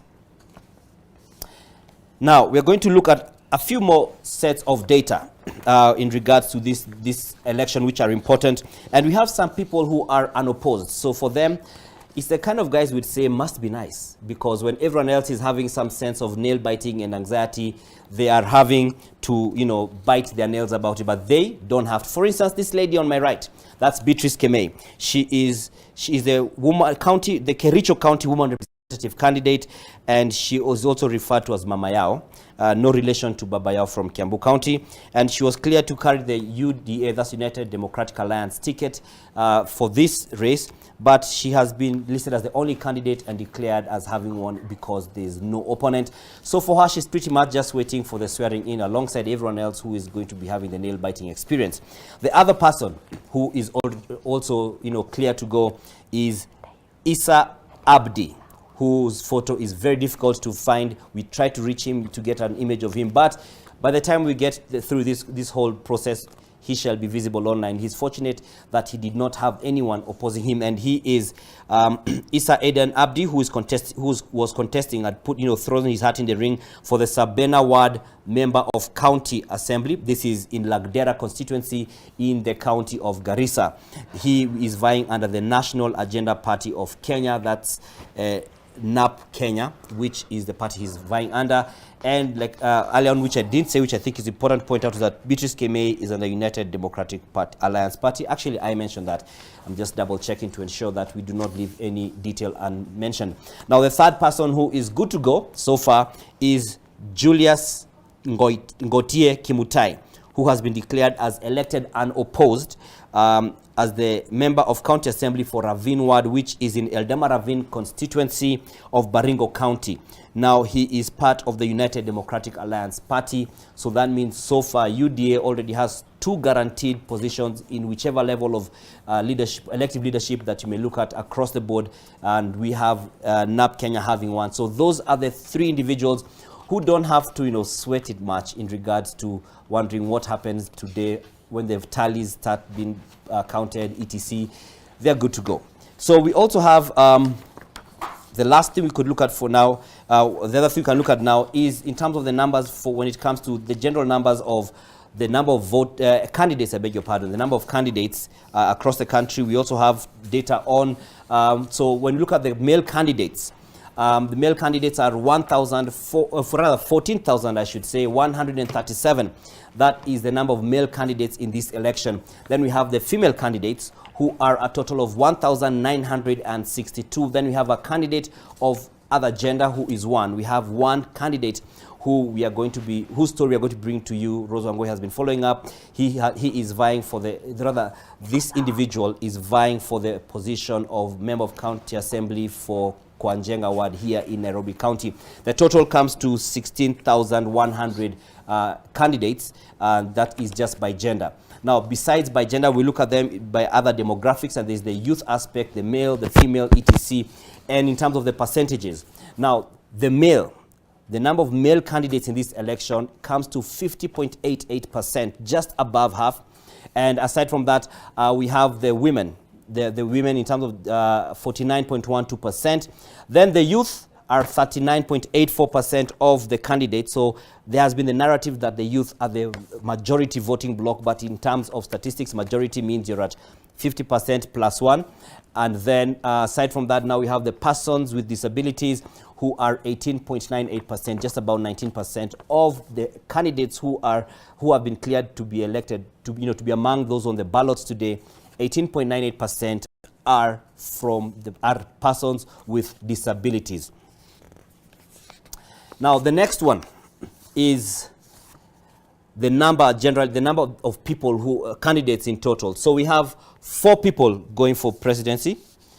Sorry, I'm hiding behind the MCAs. I will have my own independent stand here. So we have those running for president. There are 4 people running for president who are pretty much well known to everyone.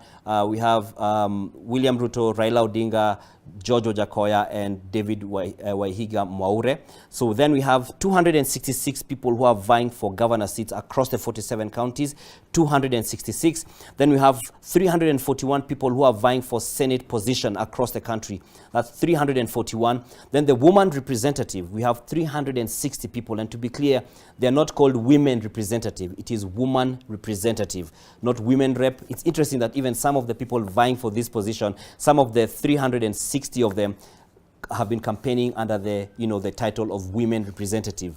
Then aside from that, we have those who are vying for the member of National Assembly. These are the guys we call MPs loosely, but in the strict sense of it, an MP is a combination of the members of the National Assembly and the senators.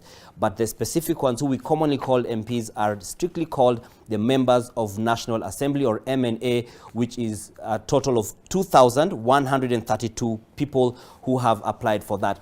Then we have where the majority of the people are, who are the majority of the candidates, who are the members of County Assembly, and the total is 12,997 people, just under 13,000 people have been cleared to run for member of County Assembly in the different wards across the 47 counties in the Republic of Kenya. So that gives you a sense of how the competition is, and having 4 in the presidential race is quite a relief for some, especially when there were concerns that there were over 50 people who had applied to take the top job in the country.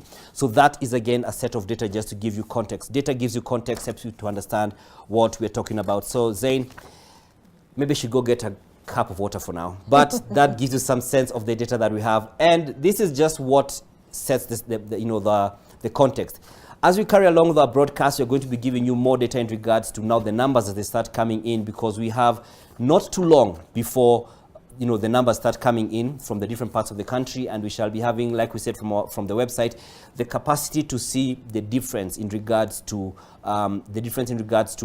how many people voted in a certain area in 2013, 2017, and now 2022, which then will give us a lot of insight. Vilifunguliwa asubuhi saa 12. Mbona hukujitokeza wakati huu, unafika wakati huu ikiwa imesalia kama saa 1 hivi vituo kufungwa?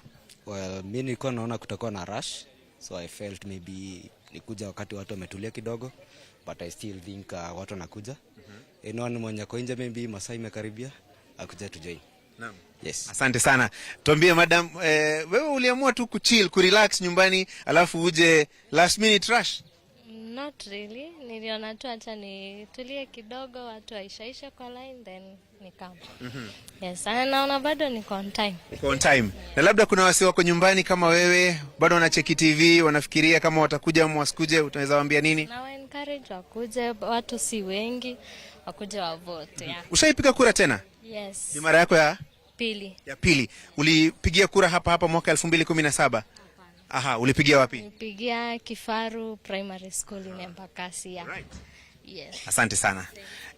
Ndio hivyo hali ilivyo. Sam, last minute trash wanasema. Naona pia kuna dada mwingine hapa ambaye ametia rangi kwenye nywele. Kama babu angekuwa studio ningempa nafasi wazungumze naye. Labda tuambie unaitwa nani, umejiandaa vipi kupiga kura, na mbona ukasubiri hadi saa hii kuja kupiga kura? Nilikuwa kazini, sasa ndio nimetoka kazi. Naitwa Wanjiko Hortensia. Okay. Ushaipiga kura tena Hortensia? Nimepiga. Hapa. Ukilinganisha hali ilivyokuwa mwaka 2017 na hali ilivyo sasa, unaweza kusema nini? Sasa hii ni peaceful. Na mambo inaenda haraka. Turnout? It's good. That's what I can say. Asante sana. Hali ndivyo hivyo. Sam, tunazidi kusubiri dakika ambazo zimesalia tuone ni watu wangapi kati ya waliosajiliwa katika kituo hiki cha kupigia kura watakuwa wamejitokeza. Nakumbuka siko peke yangu, niko na wenzangu wa Inoro TV, tuko na wenzetu wa Ramogi TV. Tutazidi kuwaletea matangazo haya moja kwa moja kama tulivyoweza kuahidi watazamaji wetu kwamba tutafika katika vituo vya kupigia kura vilivyo karibu sana nao, ili tuweze kuwajuza yanayojiri, watuambie hisia zao, maoni yao, matarajio yao, huku tukisubiri kwamba vituo vifungwe na shughuli ya kuhesabu kura ianze igongapo mwendo wa saa 11 jioni ya leo. Kwako Sam. Lakini Gashuri, hujaweza kujibu swali langu. Umepiga kura? Mimi na hawa kina dada wawili na hawa jamaa wawili, hata mimi ni mtu wa last minute trash. Kwa hivyo napiga kazi kidogo, nachapa kazi alafu nielekee kupiga kura. Lakini ukiangalia kidole changu bado kiko blank, lakini kuna watu kadhaa ambao najua wamepiga kura. Hata mpiga picha wetu Madhenge Goko, hata yeye kidole chake kiko blank waona. Kwa hivyo tukitoka hapa tutakuwa pia tunaelekea katika kituo cha kupigia kura, hata sisi tutekeleze wajibu wetu wa kidemokrasia sana. Aya, asante sana Francis Gashuri. Ungekuwa umepiga kura ningekuuliza rangi ambayo imeweza kuchorwa katika kidole chako inaitwa vipi, lakini hayo ni masuala ambayo yanasimamiwa na Mwanahamisi Hamadi. Mwanahamisi Mashirima? Naam, kama Gashuri anavyosema, kuna wengi ambao wanasubiri dakika za lala salama, lakini kuna ushauri hapa. Maanake kama tulivyoona, wazee wa umri mkubwa tu wameweza kurauka asubuhi, jamani, baridi, wamekwenda kuhakikisha kwamba wanapiga kura. Maajuza pia. Kuna mzee mmoja katika eneo la Naro, katika shule ya Ole Sankale, amepiga kura yake, na huu hapa wasia wake kwa wale ambao bado hawajajitokeza kupiga kura. Kura nyingine wakati huu ambao nimefika miaka zaidi ya 100 naanza 100 sasa na moja. Huu mwaka ni wangu wa 101. Nafurahi kufika wakati huu. Kwa hivyo namwambia wapigaji kura, taifa letu la Kenya, mpige kura kwa amani na upendo. Watakaoshindwa ni wetu, watakaopata viti vyote kutoka president na parliament ni wetu, senators ni wetu, governors ni wetu, MCA ni wetu, women representation ni wetu. Tuwe na amani, maana hakuna mahali ya kupeleka wengine bila kukaa na wao tena. Nimefurahi kuwa mzee mmoja aliyebaki katika wale walioenda Lancaster House.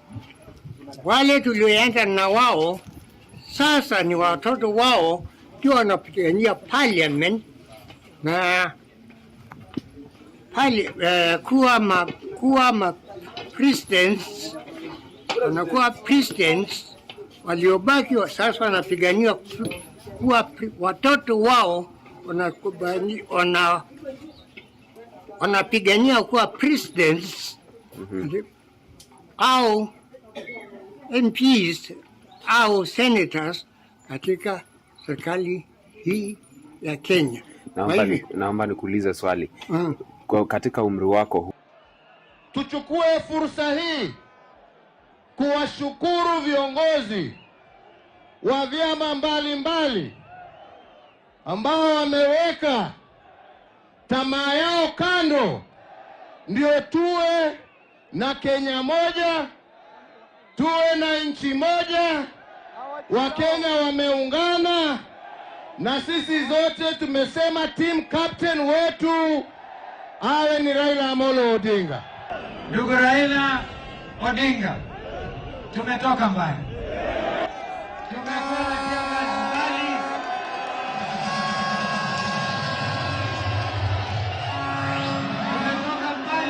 In fact, Kenyans had assumed at Jacaranda, when I said Raila tosha mara ya tatu, I remember Brother Gideon, we meeting at the gents, he said, for me, therefore, this is an automatic thing.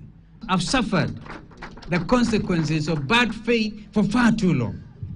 I mean, for how long do people expect one Stephen Kalonzo Musyoka to be the one always to sacrifice? Always to sacrifice. Mimi nimerudi kucheza position 11. Mimi ndio Messi. Kipindi ni kipindi cha lala salama. Si namna hiyo. Nilikuwa tu napumzika. Baba alikuwa ameniweka spare. Sasa kipindi cha lala salama nitampigia ndugu Raila position number 9.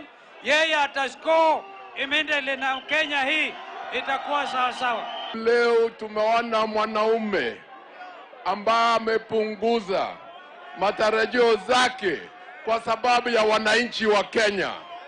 Na hiyo mwanaume ni Kalonzo Musyoka. Kinara wa ANC Musalia Mudavadi na mwenzake wa Ford Kenya Moses Wetangula waliamua kuunga mkono William Ruto kuwa rais kupitia mrengo wa Kenya Kwanza.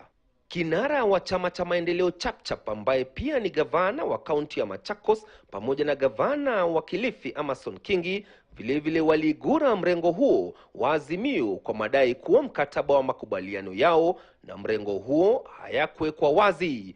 Because I should be able to tell you in this coalition agreement tumesema ya kwamba maendeleo Chapchap by that kama viti amtapata viti hivi wala watakosa, we'll be able to nominate a few of you into this office. Tutawafutia kazi kwa serikali, tukiform serikali, nyinyi mtaingia kwa commission, tutapeana majina, mkuwe madirector, mshikilie mali. Hakuna kitu kama hiyo. Itakuwa ni ile sekta unapiga simu inakatwa. Unapiga simu unafanya nini? Inakatwa. Hata hivyo, Rais Uhuru Kenyatta anaonekana kuwa mwenye nguvu na ushawishi mkubwa katika mrengo huo wa Azimio licha kuwa anastaafu katika siku chache zijazo. There is no way you can dismiss people from Central Kenya or from Mount Kenya from being inside the government. Na nikaambia watu, even 2022, they will be there. Where is Uhuru going to go and is young? Atasumbua watu wengine.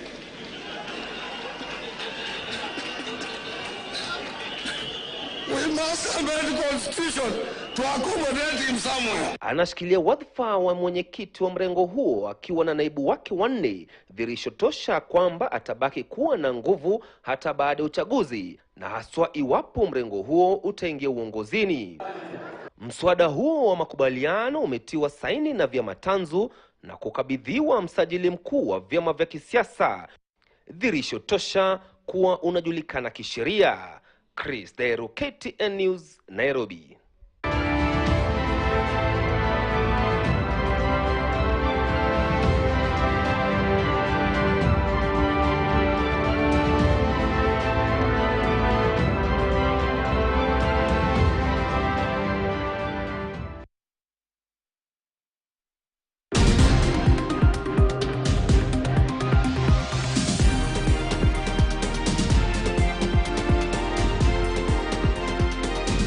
KTN News. Get the whole story.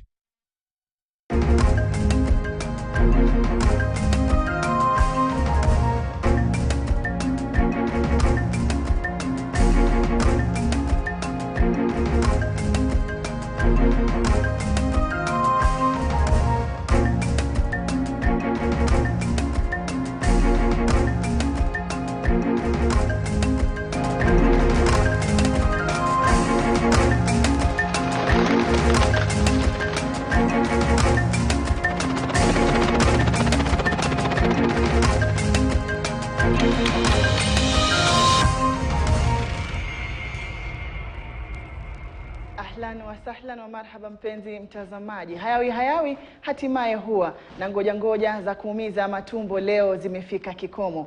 Siku iliyosubiriwa kwa hamu na ghamu na wapiga kura milioni 22.1 imewadia, na sasa ni hesabu ya saa moja tu kabla ya vituo vya kupiga kura kufungwa na kisha hatima ya wagombea mbalimbali kuanza kubainika. Hapa kwenye Kivumbi 2022 tunaendelea kuwa jicho lako na sikio lako kutoka kila pembe ya taifa kukujuza kuhusu matukio yanayotokea, tukiungana na wanahabari wenza kutoka pembe mbalimbali.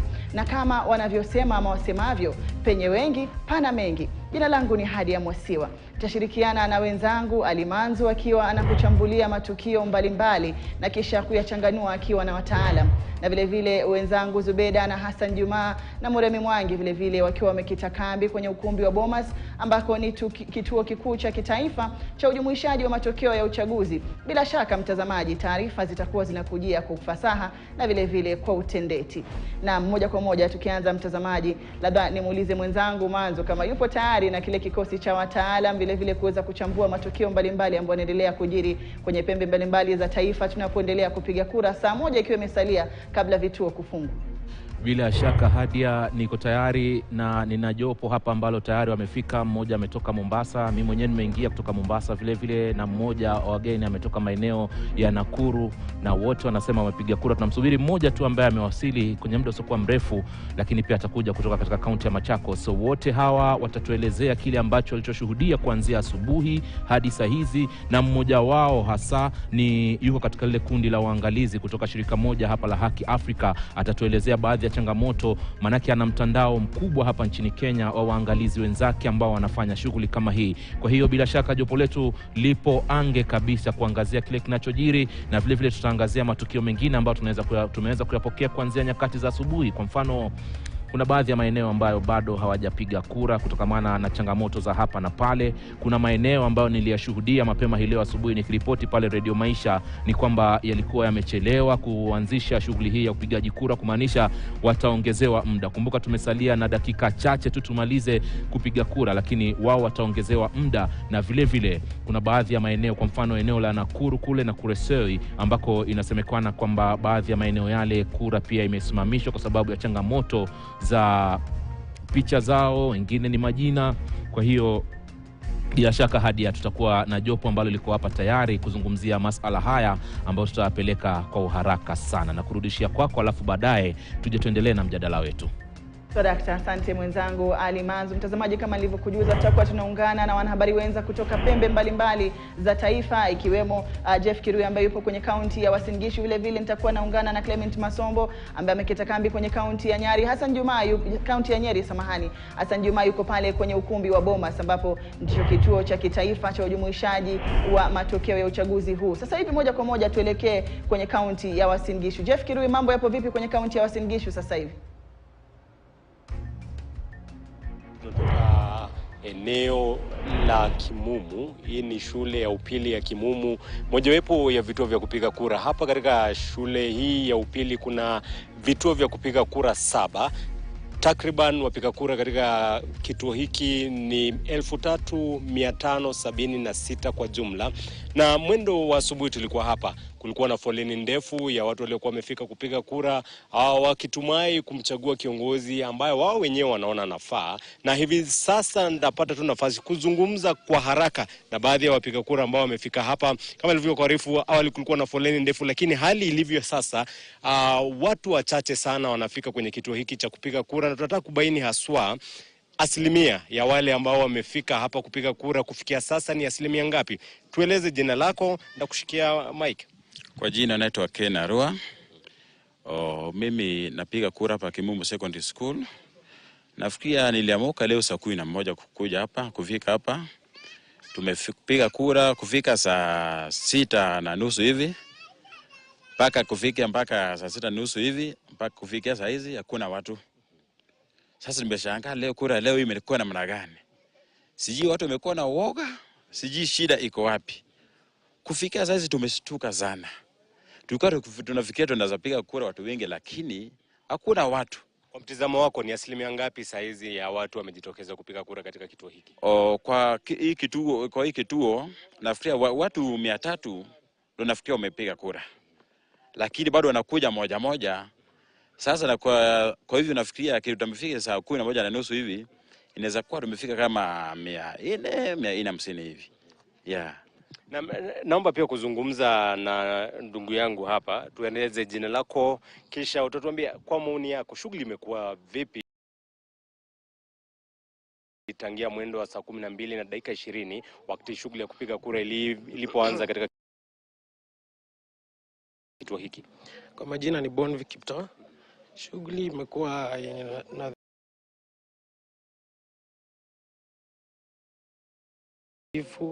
kuna maneno mingi.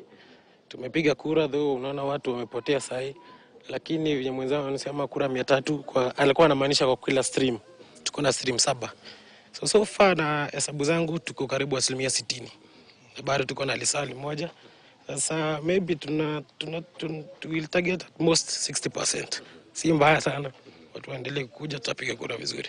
Na pia wewe nizungumze na yote, tueleze jina kisha utuambie kuna wale ambao bado wanashinikiza kwamba ikizingatiwa kuwa shughuli ya kupiga kura ilienda mwendo wa saa 12:20, wanaomba kwamba tume ya uchaguzi IEBC waongeze muda wa dakika 20 zaidi ili watu wapate nafasi ya kupiga kura. Kwa mtazamo wako wewe unaona hilo linafaa? Kwa mtazamo wangu kwanza kwa jina mimi ni Mark Koech. Mimi ni mpiga kura katika Kimumu Secondary School. Ningependa kushukuru idara hii ya IEBC maana wamefanya kazi nzuri leo. Vile mwenzangu amesema ni kila stream ambayo wamepata zaidi ya 60%. Tunashukuru. Na pia ningependa kuomba hii tume la IEBC watuongezee muda. Maana kuna watu ambao wengine wamekuwa kazi, kuna wengine pia wametoka kwa shule, kwa biashara ambao pia wamepiga simu wakasema wanaomba tume iongezee muda kidogo kwa sababu wako tayari kupiga kura. Ni ile tu nafasi ndio naomba wapatiwe. Na mwisho kabisa, kabla sijaweza kuregesha studioni, utatueleza jina lako. Na awali mlikuwa mnatarajia asilimia ngapi ya watu ambao wangejitokeza kupiga kura? Na matarajio yenu ni yapi wakati saa 1 imesalia kabla ya station kufungwa?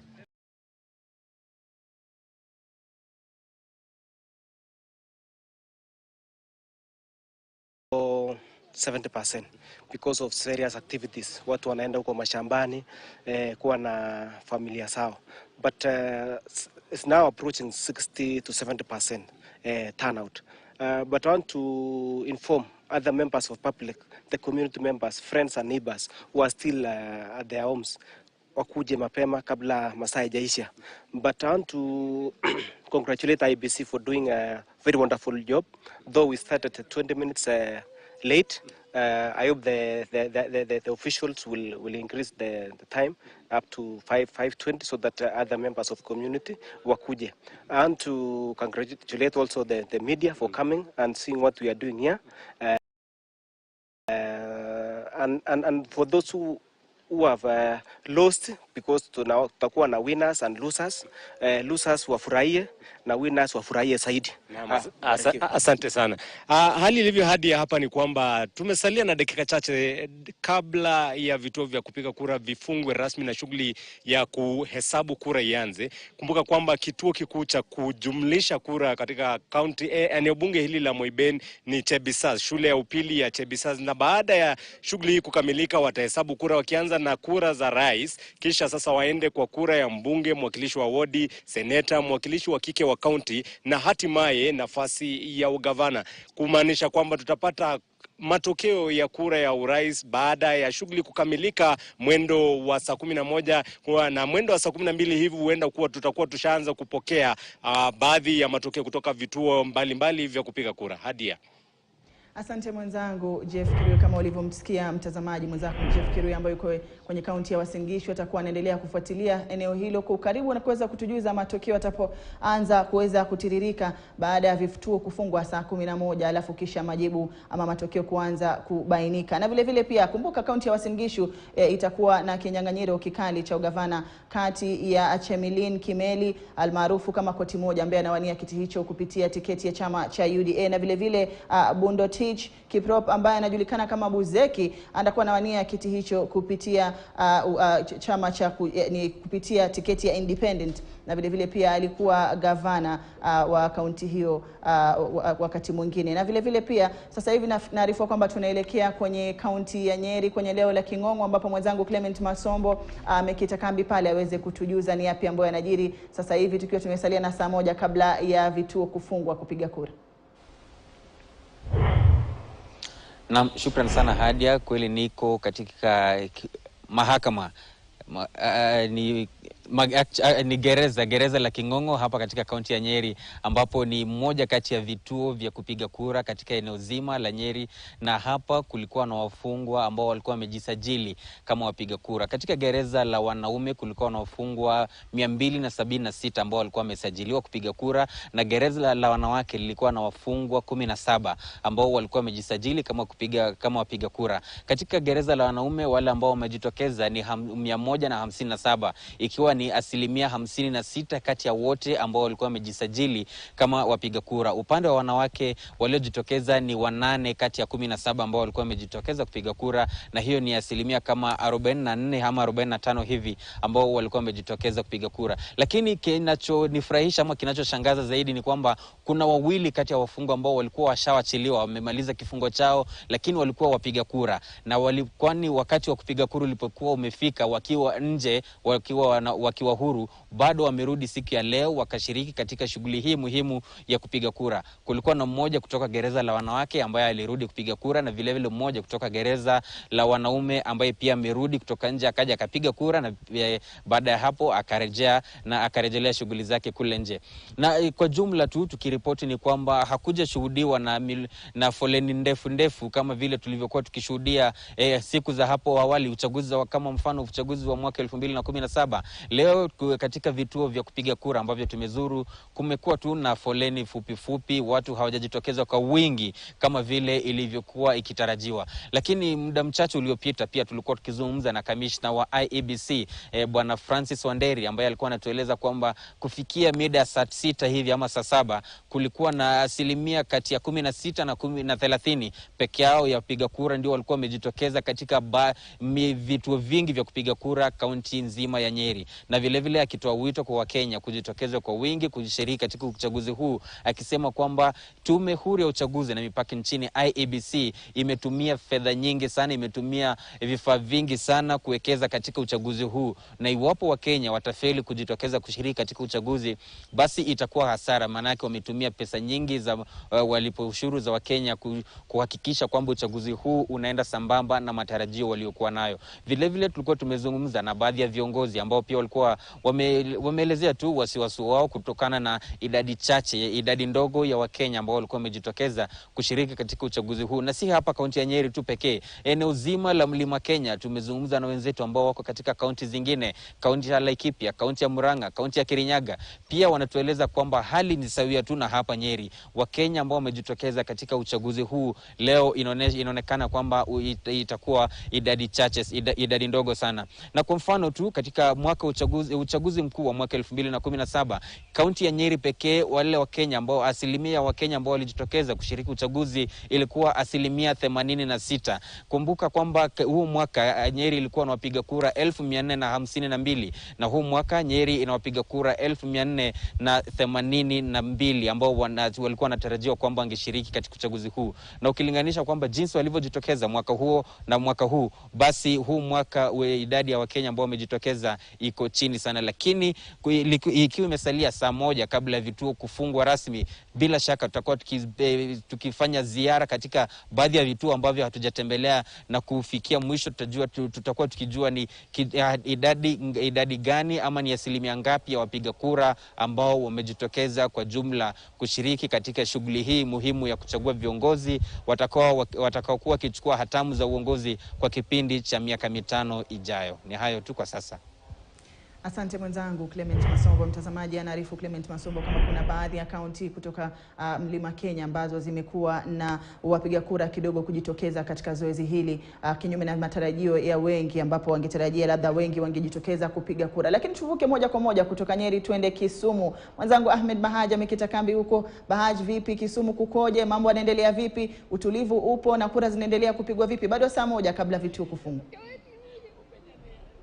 Nitaanza kwa hali ya hewa kutoka hapa Kisumu. Jua kali kweli kweli leo, lakini yote tisa, masuala ya uchaguzi huwa ni kama mchezo wa soka. Kuna matokeo mara tatu: kuna kushinda, kuna kushindwa na kuna sare. Leo kuanzia mwendo wa saa 11 watu wataanza kuhesabu zile kura. Hapa nilipo mimi nipo katika kituo cha Jomo Kenyatta. Kituo hiki kipo Jomo Kenyatta Sports Ground, ambacho tuko eneo bunge la Kisumu Central, Kisumu ya Kati. Na kama nilivyokuarifu pale awali, maeneo bunge 7 katika kaunti ya Kisumu. Tukianza na Kisumu Mashariki, Kisumu Magharibi, Kisumu Central, Nyando, Nyakach, Muhoroni, ni baadhi ya hizo 7 na naseme.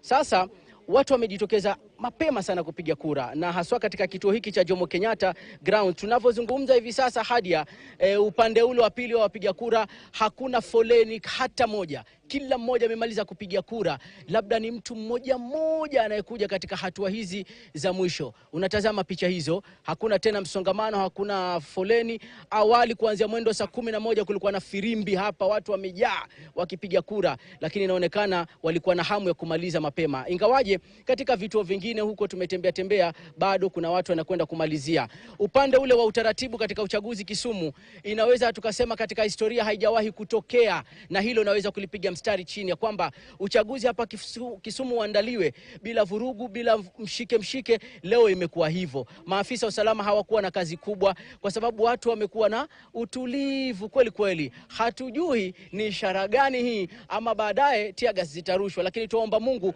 iendelee hivi mpaka mwisho. Sasa nipo na wapiga kura ambao wameshamaliza shughuli yao, wako hapa, wana raha kweli kweli, kila mmoja anatabasamu. Nataka niwasalimie kwanza. Orienado Wario Maber. Hiyo kumaanisha nini hiyo? Nimesemaje? Mmeshinda salama. Mmeshinda salama? Ndio. Haya, sasa basi tuanze kuwauliza matokeo yao na hali ilivyo katika kupiga kura. Tuanze na kaka, alafu tutakwenda kwa dada, sivyo? Katika vituo vingine kumekuwa na tatizo hili limetajwa kuhusiana na Kims. Kumekuwa na matatizo, watu hawaoni majina yao. Wenu nyinyi hapa katika kituo hiki cha Jomo Kenyatta Grounds, wewe umepiga kura, ilikuwa vizuri? Mimi naweza kusema kwamba mchakato mwenyewe ule wa kura yote ulikuwa ni mzuri kutokea asubuhi. Kwa hiyo tumepata kwamba asilimia ambayo imekuja ni kubwa, lakini tunatarajia kwamba baada ya zoezi zima tutakuwa tumemaliza karibia takribani 90. Tutakuwa 90, asilimia 90. Yote 9 ni kwamba watu ambao walikuwa wanapiga kura ambao walikuwa hawapati majina yao walikuwa naenda katika ile sajili ambazo ni za manual ambazo pengine wengine walikuwa wazitaki, lakini leo tumeona uzuri wake. Wanaenda wanapata majina yao pale. Zimetuokoa na imefanya kazi ikakuwa rahisi. Alafu wakati huu kwamba zile centers zimeongezwa, sasa watu wakikuja wanapata muda mchache. Sasa kuna wengine ambao pengine wako makazini au pengine wako mbali, wanakuja. Kuna wengine tumwapigia simu wanasema wanakuja, na kuna wengine pia wanaletwa na magari. Ile ni haya. Tupate pia naye dada yetu pande huu, naona pia naye amefurahi na amependeza. Wewe ulikuja saa ngapi kupiga kura? Okay. Jina langu ni Celine Ture. Mimi ni mkaaji wa Kisumu Central. Saa 11 asubuhi ilinipata kwa foleni hapo Taifa Park. Ulipiga kura, unajisikiaje kwamba sasa ushapiga kura, roho yako imetulia? Roho yangu imetulia kabisa, nasikia vizuri tena, najisikia uhuru. Na ngoja matokeo, tunangoja kusherekea. Tuko tayari. Matarajio yako ni yapi, ama tamanio lako ni lipi katika uchaguzi huu upande wa urais?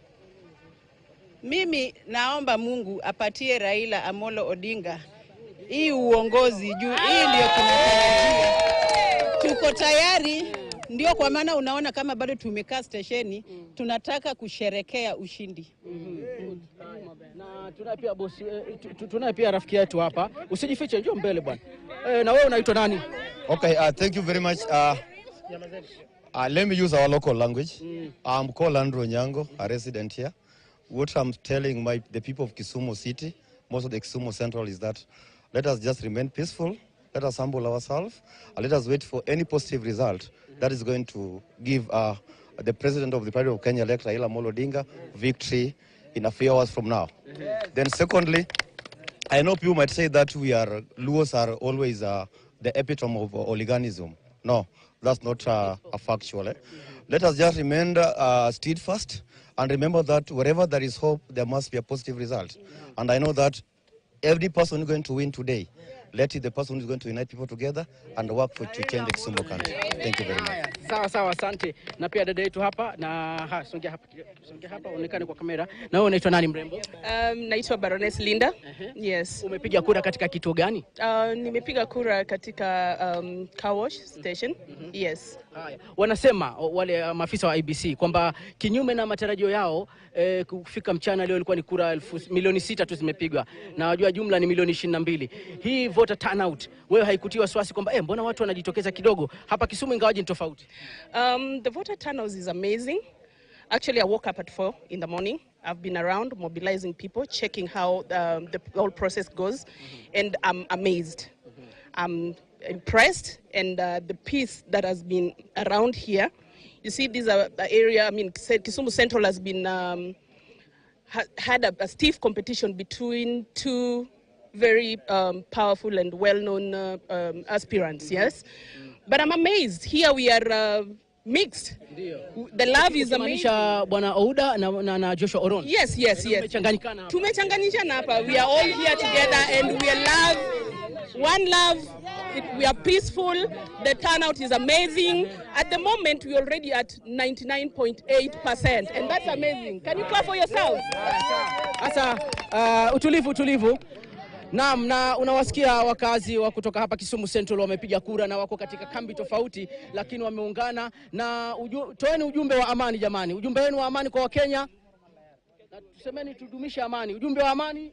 Tudumishe amani. Haya, kutoka hapa Kisumu wanasema tudumishe amani tukiwa tunasalia na saa 11 kamili tunafunga mchezo, tunaanza hisabati. Na riski katika uchaguzi hakuna mafungu 7, ni mawili tu, kupata, kukosa. Unaingia ama unatoka, inakuwa ndio bye bye. Mimi naitwa Ahmed Bahaj na ahadi ya mwenzangu narejesha studio baadaye, tutazidi kukupatia kinaga ubaga jinsi mambo yanavyokwenda.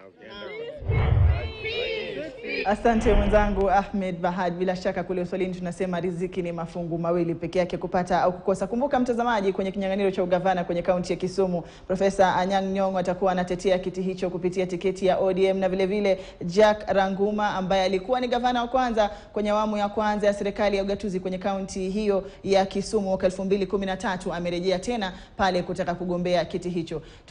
Kuendelea kutafuta matukio mengine tukielekea kwenye kaunti ya Nakuru. Dalmas Sakali, hali ipoje? Misururu ya foleni imekuisha au bado Wakenya wamechelewa na kufika mwisho pale? Tumebaki na chini ya saa 1 kabla ya vituo hivyo kufungwa. Dalmas.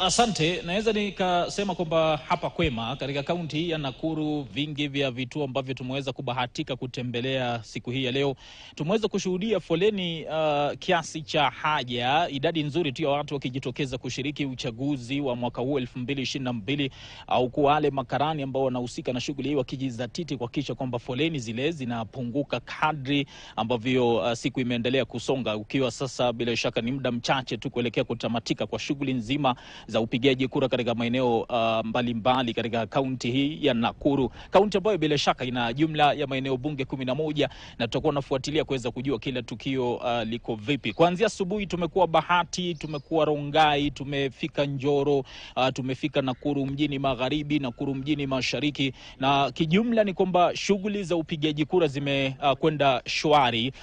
Japo tukio moja limeweza kutokea ambalo ndilo limefanya hasa nikataka kuzungumza nawe. Sasa hivi tupo katika kituo cha polisi cha Central hapa katika kaunti hii ya Nakuru, bila shaka mjini Nakuru, na tukio ambalo limeweza kujiri hapa ni kwamba mbunge wa eneo bunge la Nakuru mjini mashariki ameweza kutiwa mbaroni kutokana na kuhusishwa na kuzua vurugu katika moja ya kituo. Na sasa hivi kuna taarifa ambayo inatolewa na Peter Mwanzo ambaye ni afisa ambaye anahusika na ama anasimamia eneo bunge hili ama kaunti hii. Labda tutapata kikao hicho muda mchache kutoka sasa kuweza kujua ni shughuli gani ambazo zinaendelea. Kwa hivyo naomba nirejee studioni, kisha tutakuwa narejea kwa bwana Mwanzo ambaye ni kamanda wa polisi katika kaunti hii kuweza kufuatilia tukio hilo jinsi ambalo limeweza kujiri.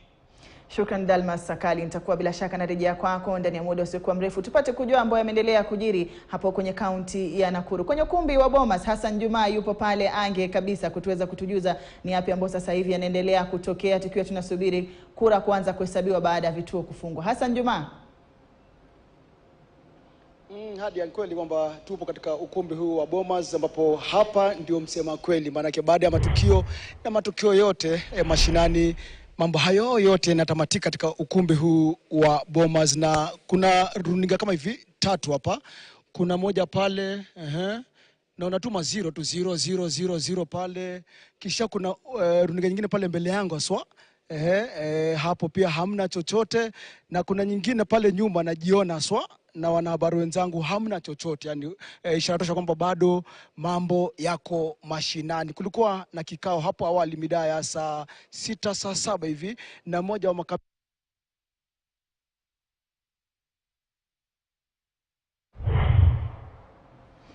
Samahani mtazamaji, tutakuwa tunarudi kwake Hassan Juma akiwa kwenye ukumbi wa Bomas aweze kutujuza mambo yapo vipi. Tunajua kwamba zimesalia chini ya dakika 30 hivi labda kabla vituo kufungwa, ili tuweze kujua ni yapi ambayo atakuwa yamejiri. Watu wanasubiri kwenye sehemu mbalimbali. Ikiwa kufikia saa 6 mchana, basi tume ya IEBC ilikuwa imetangaza kwamba milioni 6.5 tu ya wapiga kura ndio walikuwa wamejitokeza. Tutakuwa tunajua iwapo idadi hiyo imeongezeka kufikia mwisho mwa siku. Hassan Juma. Naam, katika utangulizi wangu nilisema kwamba kuna runinga 3 hapa. Upande huu wa kulia hamna chochote, mbele yangu pale hamna chochote, na hata pale najiona tu kama kioo nyumbani, maana yake hamna chochote. Tumetulia hapa, tumetulia tuli kama maji ya mtungi, tutasubiri kwa hamu na hamumu, maana yake baada ya matukio yote kule mashinani, msema kweli ni hapa. IEBC ipo hapa, afisi zao kuu sasa zipo hapa, si mjini, hapa Bomas, ndio watoe tathmini kamili.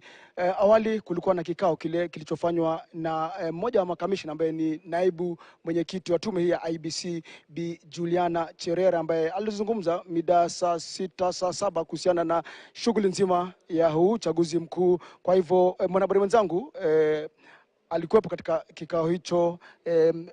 Murimi Mwangi, wajua huu ni ulingo wako bwana, siasa na wanasiasa na shughuli nzima hii ya uchaguzi. Sijui ni yapi alijitokeza katika kikao kile cha Bi Juliana Cherera?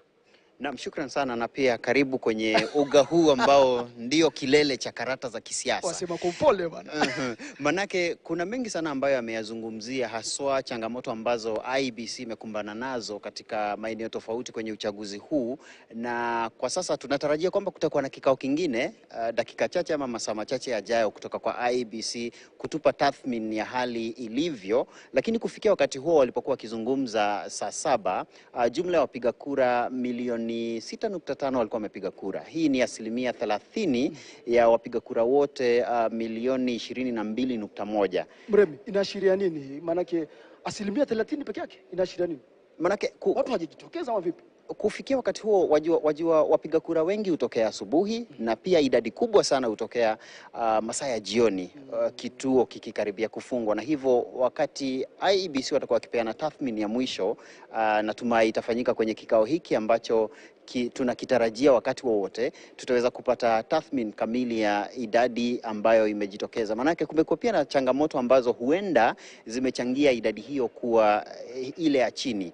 Manake nikitizama maeneo ya Makueni, kulikuwa na changamoto kwenye vituo jumla ya 84 ambapo vile vifaa vya KMs havingeweza kufanya kazi, na hivyo ile orodha ya wapiga kura, ile daftari ndio imetumika pale. Ukielekea maeneo ya Kakamega ambako tayari kuna changamoto, manake uchaguzi wa ugavana ufanyiki kule, pia kukawa kuna changamoto kwenye vifaa vya KMs. Jumla ya vituo 154 vile vifaa vikakosa kufanya kazi, na hivyo maafisa wasimamizi wa IEBC baada ya kujadiliana na wenzao hapa katika makao makuu ya Bomas wakaruhusiwa kuweza kutumia zile daftari. Na hivyo wakati watakapokuwa wakitoa taarifa hiyo, pia tutatarajia taarifa kamili haswa kuhusu itakavyokuwa katika eneo bunge la Eldas. Kumbuka uchaguzi haujafanyika kule, manake kumekuwa na vurugu kutoka jana, na hivyo kamishna mmoja ametoka hapa asubuhi akafika kule kutathmini hali hiyo, na watatupa taarifa kamili.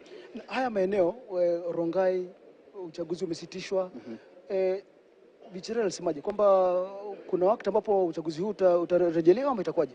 Na changamoto kwenye eneo la Rongai na Kitui ya Kati ilikuwa ni mkanganyiko wa majina na maeneo mengine mkanganyiko wa karatasi za kura.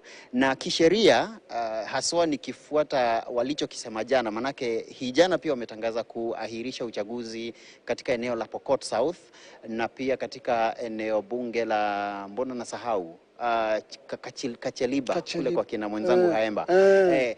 Manake walikuwa wakisema kuna huo mkanganyiko wa karatasi za kura. Kisheria tume ya IEBC itatakikana kutangaza tarehe nyingine ya kufanya uchaguzi katika maeneo hayo na kuweka tarehe hiyo katika gazeti rasmi la serikali. Na kutokana na taarifa ya IEBC, ule mkanganyiko ambao ulitokana haswa na uchapishaji wa karatasi za kura, atakayegharamia ni yule mchapishaji wa karatasi hizo, manake kwenye ile sample ambayo IEBC ilikuwa imetuma kule, walikuwa wamesema kila kitu kilikuwa shwari, lakini changamoto ikawa wakati wa kuchapishwa kwa karatasi hizo. Hivyo kisheria tunatarajia haswa kwenye kikao hiki tutaweza kufahamishwa ni lini watatoa gazeti hilo rasmi, ndio pia tuweze kupata tathmini ya muda ambao huenda wapiga kura katika maeneo hayo watasubiri ili kuweza kupiga kura. Mrembo Mwangi, kwa mukhtasari tu ukiangalia taswira ya nchi nzima, kumekuwa na utulivu ama manake ukiongea na kina Bahaji kule Kisumu, wengine Mombasa kule kina Sadas, kana kwamba watu wanatulia tuli tu, yani hakuna ghasia sana, au sio? Ikilinganishwa na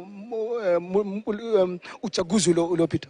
Na kuna utulivu, na huenda ule utulivu umetokana na IEBC kuweza kutoa hizi taarifa za muda kwa muda.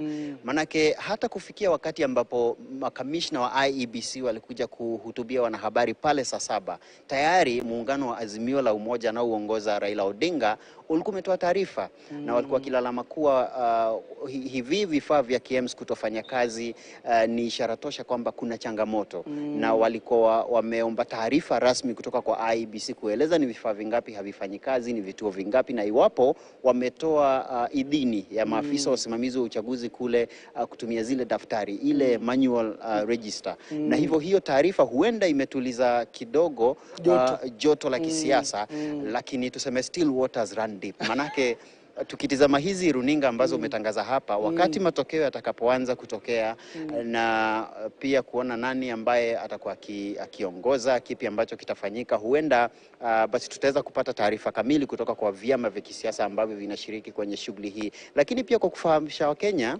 wewe kama Mkenya wa kawaida ukiwa nyumbani, so ukiwa na kifaa chochote, hata simu, unaweza pia kutizama tovuti ile ambayo unaona pale, na wakati ambapo maafisa wasimamizi katika vituo vya kupigia kura watapiga picha ile form 34A na kutuma kwa huu mtandao, ukiingia kwa tovuti ya IEBC, nadhani sehemu yenyewe wanaita portal, forms portal, ukifungua utaweza kutizama county kuelekea county nyingine, hata mahali umepiga kura mwenyewe utaweza kutizama uone ile kura yako imehesabiwa imeenda wapi. Manake huu ndo ama ndio hali ilivyo kwenye uchaguzi huu kwa sasa, lakini cha muhimu, maswali ni mengi mno, na huenda wakati IEBC itakuwa ikitoa taarifa hii yake ya pili, ambayo huenda ikawa ndio ya mwisho, ama labda tutasubiri nyingine usiku wakati vituo vitafungwa rasmi, wataweza kueleza maswala haya yote. Manake Wakenya wako ange, waliambiwa wapige kura waelekee nyumbani wasubiri matokeo, wamefanya vivyo hivyo, na hivyo wanatarajia majibu. Bila shaka ni mwanahabari mwenzangu huyo Mremi Mwangi, na hadi sasa manake kumekuwa na kikao kimoja tu cha wanahabari na tume hii ya IEBC, na asilimia 30 ambapo ni milioni 6.5 ambayo ndio sasa ipiga kura. Kutakuwa na kikao kingine muda wote kutoka sasa, lakini hadi sasa naangalia runinga zangu hamna chochote. Lakini sisi tuko ange tu hapa, tutakuleteni mbashara matukio yote kutoka katika ukumbi huu wa Bomas of Kenya, ambapo ndio tume hii ya uchaguzi ya IEBC itakaa kitako itujuze, tupatie taswira kamili ya jinsi mambo yalivyo nchi nzima.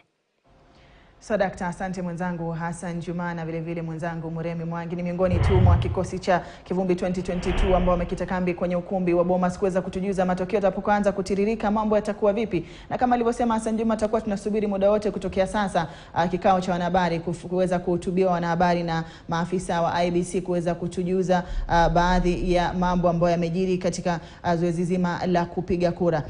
Vile vile sasa hivi tunaelekea kwake Alan Ochanda ambaye yuko kwenye kaunti ya Kakamega vile vile aweze kutujuza yapi ambayo yamejiri. Kumbuka Kakamega ni miongoni mwa kaunti ambazo zimeahirishwa kinyang'anyiro cha ugavana kuweza kupelekwa mbele kufuatia kule kuchapishwa vibaya kwa makaratasi ya kupigia kura magavana kwenye kaunti hiyo, ikiwemo gavana Cleophas Malala ambaye anawania kiti hicho kupitia tiketi ya chama cha UDA na vile vile Fernandes Barasa kupitia tiketi ya chama cha ODM. Tutakuwa tunasubiri kupata lile chapisho maalum la serikali kuweza kujua tarehe ambazo uchaguzi huo utafanyika. Alan Ochanda. Na hadi kama tulivyotaja ni kwamba kaunti ya Kakamega ni moja wapo wa zile kaunti ambazo zimeweza kuathirika pakubwa sana kutokana na pengine mfumo wa kiteknolojia, ambapo vile vifaa vya kiteknolojia maarufu kama KMS ambavyo ni vya tume ya IEBC viliweza kufeli katika vituo 154 vya kupigia kura. Na tangia asubuhi kunavyo vituo ambavyo vilianza hata kupiga kura mwendo wa saa 7 kamili, licha ya kuwa wale wapiga kura wakazi wa maeneo haya waliweza kujitokeza mwendo wa alfajiri kama saa 10, saa 10:30, saa 11 asubuhi ili kuweza kufika na kushiriki zoezi lile ambalo ni haki yao kikatiba. Na hivi umeona tume ya IEBC baadaye iliweza kutoa taarifa na kuweza kuruhusu kuwa pengine yale zile orodha za madaftari ziwe zikitumiwa badala ya mfumo huo ambao baadaye uliweza kufeli. Licha hayo yote, pia kulikuwa na tetesi kwamba wale ambao ni wapiga kura hasa wa umri wa juu pengine huenda pengine wameshakata tamaa na wameweza kurejea makwao. Na hata hivyo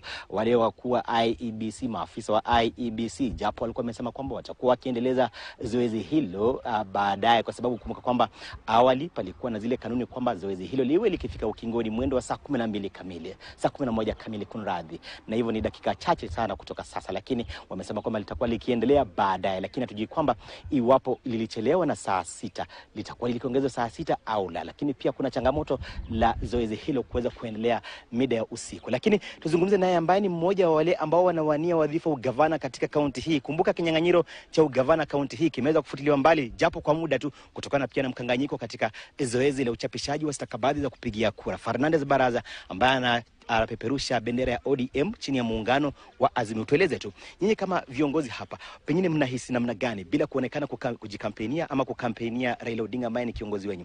Mtueleze tu mnahisi namna gani, kwa sababu kutokana na pengine kule kukwama kwa mfumo wa kiteknolojia wa KMS. Kwanza kabisa sisi kama viongozi aswa mimi nikiwa mgombeaji wa governor tiketi ya ODM hapa Kakamega, tuko concerned sana na zile KMS ambazo zimefeli kule Matungu, Mumias West na Mumias East, kwa sababu idadi ya namba ambazo zimefeli ni mingi sana. Na jambo ambalo limeathirika sana ni upigaji kura, kwa sababu watu walikuwa wamejitokeza kwa wingi licha ya kuahirisha uchaguzi wa kura za ugavana. Lakini concern yetu ni ya kwamba zile approval ambazo zimepatiwanwa kutumia manual register imekuja saa 7. Na watu walikuwa wamekuja kwa polling station kuanzia saa 10. So sisi kama viongozi tunaona kama ni njama ya IEBC kuiba kura na kufrustrate voters wa Kakamega County, kwa sababu hapa tunajua ni ngome ya Raila Amolo Odinga, na tunaomba IEBC kwanza kabisa waongeze muda, na watu wetu ambao walikuwa wamesharudi makwao tunawahimiza warudi kwa polling station, kwa sababu wamepatiana approval ya kutumia ile manual register. Lakini hawa concerned mbona Mumias East, Mumias West na Matungu. Idadi ya KMS ambazo zimefail is over 200, hata si 154. Na ukiangalia sasa approve imepatiwana late karibu saa 7. So concern yetu kwa IEBC lazima watupatie muda mwingine wa provide security. Na watu wa Kakamega sana wanataka kura ya ugavana ipigwe haraka. So sisi tunaomba IEBC watutangazie siku ya kupiga kura, kwa sababu watu wanataka kumalizana na mambo ya kura, wachague gavana wao mtarajiwa ambaye ni Fernandes Barasa. Na pengine nikikuuliza, tunasema kwamba IEBC iwapatie muda, pengine iongeze leo kufikia usiku ama kesho asubuhi. Bidi vizuri sana wamalizana na mambo ya kura leo. Hata kama inafika usiku saa 7, saa 8, lazima kila mtu akona haki ya kupiga kura, kwa sababu all the POs wamepatiwana maidhini ya kwamba kama kumekuwa na delay ya 6 hours lazima wafanye extension ya 6 hours. So muda ambayo unaongezwa ni leo, sio kesho. Kesho tunataka tujue matokeo. Alafu mimi kama gavana mtakiwa nataka IEBC patiane siku ambayo kura ya Kakamega itapigwa na Mombasa. Sawa sawa. Asante sana. Naam, Hadia ni mmoja wale ambao wanapeperusha ama wanapania kuweza kumrithi gavana anayeondoka wa Kakamega Wycliffe Oparanya, mwenyewe akisema kwamba pengine eneo hili wanaona pengine ni shere wamechezewa tu, lakini wanasema kwamba licha ya makosa kutendeka wanataka tume ya IEBC iwe ikiongeza muda zaidi. Iwapo walipoteza saa kama 4 waongezwe saa 4 zaidi. Lakini pia wanakumbuka kwamba pengine iwapo kura itakuwa ikipigwa usiku pia kuna changamoto za kiusalama za kimikakati, kwa sababu pengine IEBC ilikuwa imepangia kwamba itakuwa kifunga zoezi hilo mwendo wa saa 11. Lakini sisi ni kusubiri kuona tu ya jinsi ambavyo zoezi hili litakuwa likiendelea. Tutakuwa bado tukizuru vituo vyote vya kupigia kura maeneo haya yote yaliyoathirika, ili kuwajuza na kuwapasha taarifa hii kwa utendeti wale ambao ni watazamaji wetu. Hadia. Shukran Ochanda. Mtazamaji, kumbuka sehemu ya Kakamega na hususan kwenye upande wa magharibi mwa Kenya umekuwa na visa mbalimbali vya kuchelewa kwa zoezi zima la kupiga kura kufuatia kule kutofanya kazi kwa ile sajili ya kielektroniki ya wapiga kura. Sasa tuelekee kwenye kaunti ya Kajiado. Gloria Milimo yupo hupo, labda tujuze iwapo changamoto ambazo zinashuhudiwa kwenye sehemu mbalimbali kuhusiana na sajili ya kielektroniki pia zimeshuhudiwa kwenye kaunti ya Kajiado, na zoezi limekwenda vipi kufikia sasa? Hadia, jinsi ulivyosema, kuna maeneo katika kaunti hii ambayo yaliweza kushuhudia changamoto hizo ambazo umezungumzia, na hivi sasa tuko katika kituo cha kupiga kura kilichoko katika shule ya msingi ya Kajiado Town Hall, ambayo ina vituo vidogo 8 ambayo kila kituo kina takriban wapiga kura 680. Na shughuli jinsi ambavyo inaendelea hapa, tunaarifiwa kwamba idadi ya wale ambao wamejitokeza kuweza kupiga kura haijafikia ile idadi ambayo ile idadi ambayo ilikuwa inatarajiwa kuweza kufika hapa. Wasimamizi wa uchaguzi huu katika kituo hiki wanasema kwamba takriban 50% pekee ndio ambao wameweza kufika hapa, na ukiangalia tunaelekea mida ambayo IEBC ilikuwa imetangaza kwamba itaweza kufunga vituo ifikapo saa 12 jioni hivi, na hivyo basi tunaweza kuona kwamba wapiga kura wanazidi kufika hapa kupiga kura ili wasije wakajipata wamefungiwa nje. Na kabla sijaendelea, niruhusu nizungumze na mmoja wapo wa wale ambao wanajulikana kama observers, ili waweze kutueleza shughuli nzima kama wameridhika nayo na ni tatizo gani ambayo wameweza kuona. Songa tu hapa, naomba usonge hapa, utueleze kwanza, jitambulishe, utueleze kama umeridhishwa na shughuli ambayo imeweza kutekelezwa hapa ya uchaguzi. Kwa majina naitwa Sheikh Ibrahim Lethome. Mimi ninawakilisha shirika ambalo linaitwa Education for Africa, na ni mmoja katika wadadisi ama observers wa shughuli hii yote ya upigaji wa kura, na nimeweza kutembelea vituo 5 katika kaunti hii ya Kajiado, constituency 2. Kuna hii constituency ambayo ni ya Kajiado Central na pia Kajiado North, na ni kama vile ulivyosema, ni kweli. Kwanza tumeridhika na vile wasimamizi wanavyosimamia shughuli yote na pia usalama, na wananchi pia walivyochukulia shughuli hii, kwa sababu nilikuja hapa saa 10 za usiku na kulikuwa na watu wako tayari kupiga kura, lakini walikuwa idadi kubwa sana asubuhi, na tulitarajia labda idadi hiyo itakuwa kubwa na wengi watajitokeza kwa wingi.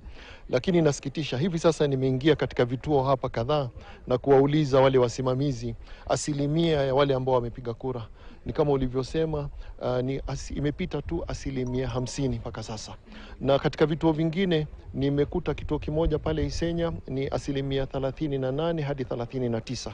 Kwa hivyo kusema kweli tunaona kuwa namna wananchi wamepiga kura hairidhishi, walivyojitokeza hairidhishi. Ni idadi ndogo sana ukilinganisha na wale waliosajiliwa katika vituo kama hivi kupiga kura. Na kwa maoni yako tu, unadhani ni nini ambacho kimezuia wale ambao wanapaswa kufika hapa kupiga kura kutokuja kutekeleza wajibu wao? Okay, siwezi kujua sababu haswa, lakini kwanza utaona vijana wengi mara nyingi utasikia wakisema kuwa wamechosha na mambo ya kupiga kura, kwa sababu huwa wanapiga kura na hawaoni mabadiliko yote. Hiyo inaweza kuwa ni sababu nyingine. Sababu nyingine, unajua tangu mwaka 2007 2008 yale yaliyotokea, kuna watu wengi ambao kusema kweli walitamaushwa na fujo zilizotokea baada ya uchaguzi. Kwa hivyo kuna wengine wanaogopa kujitokeza kuja kupiga kura, wamekaa tu majumbani, wengine wamesafiri kwenda katika sehemu ambako sio vituo vyao vya kupigia kura. Kwa hivyo sababu ni nyingi tu. Naam. Miongoni mwa vile vituo ambavyo umeweza kutembelea, je, umeshuhudia changamoto za kielektroniki kwa kutumia mfumo wa KIMS?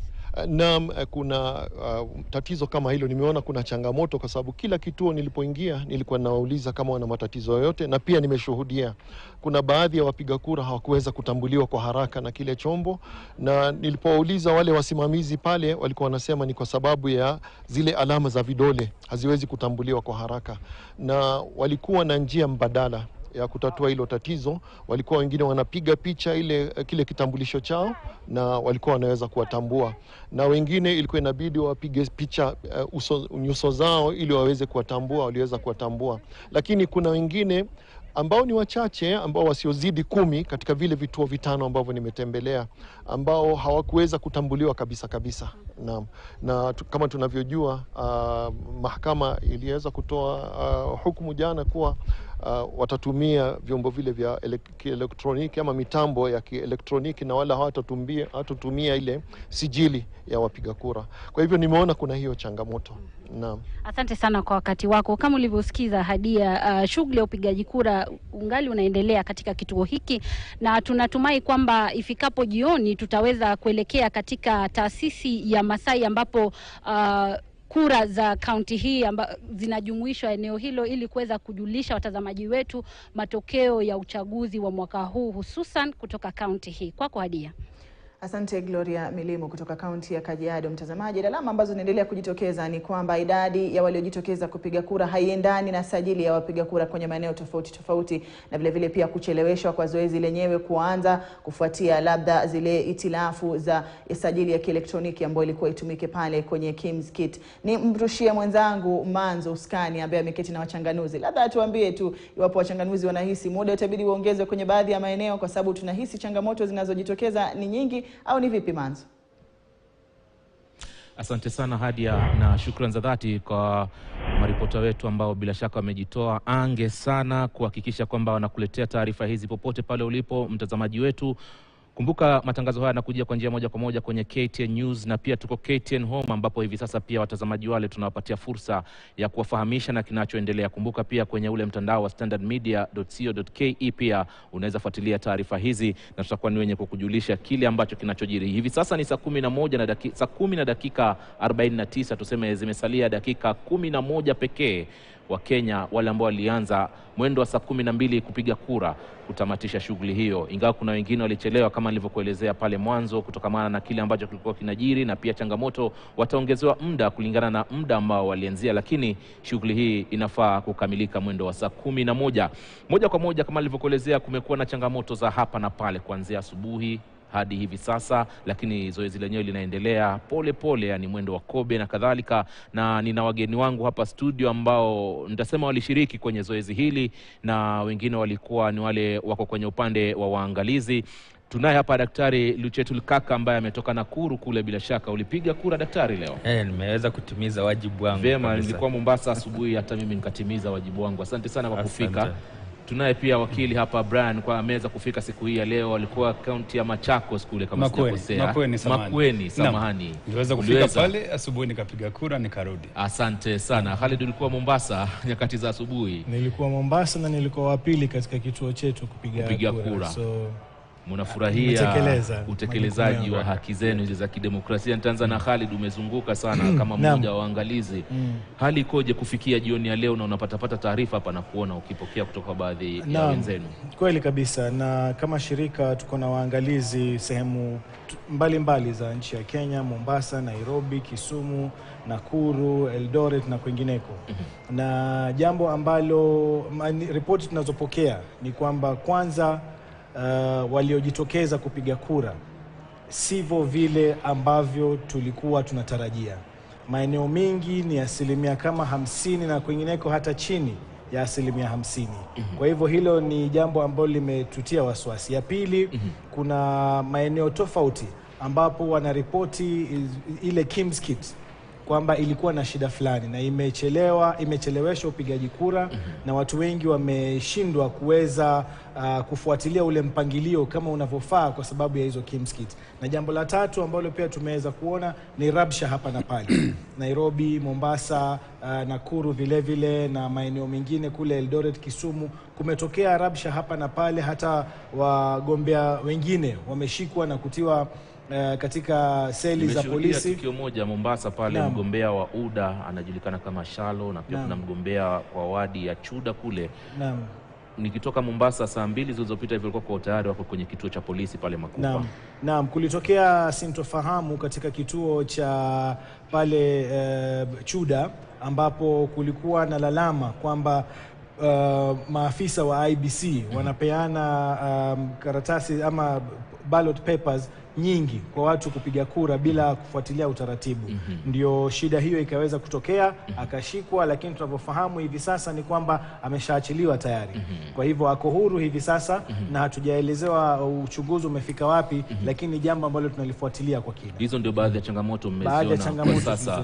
Brian, upande wako wakili umekuwa kule, zoezi lenyewe laendeleaje? Je, linakwenda kwa haraka kwenye muda ambao unaohitajika ili kuruhusu kila mtu apate kushiriki? Kweli, ama kwa kweli zoezi linaendelea vizuri, isipokuwa kulikuwa na changamoto na zoezi nzima kule Makueni likaweza kusemekana kwamba litafanyika kwa njia la mano, kutumia mikono, daftari na kadhalika, pasipo kutumia zile Kins kit ambazo ni vyombo vya kielektroniki ambazo zilisemekana kwamba zilikuwa na dosari, zingine zikakwama, zingine hazikufika kwa wakati ufao, na hizo dosari zote zikawafanya wana IBC wasimamizi kusema kwamba basi vituo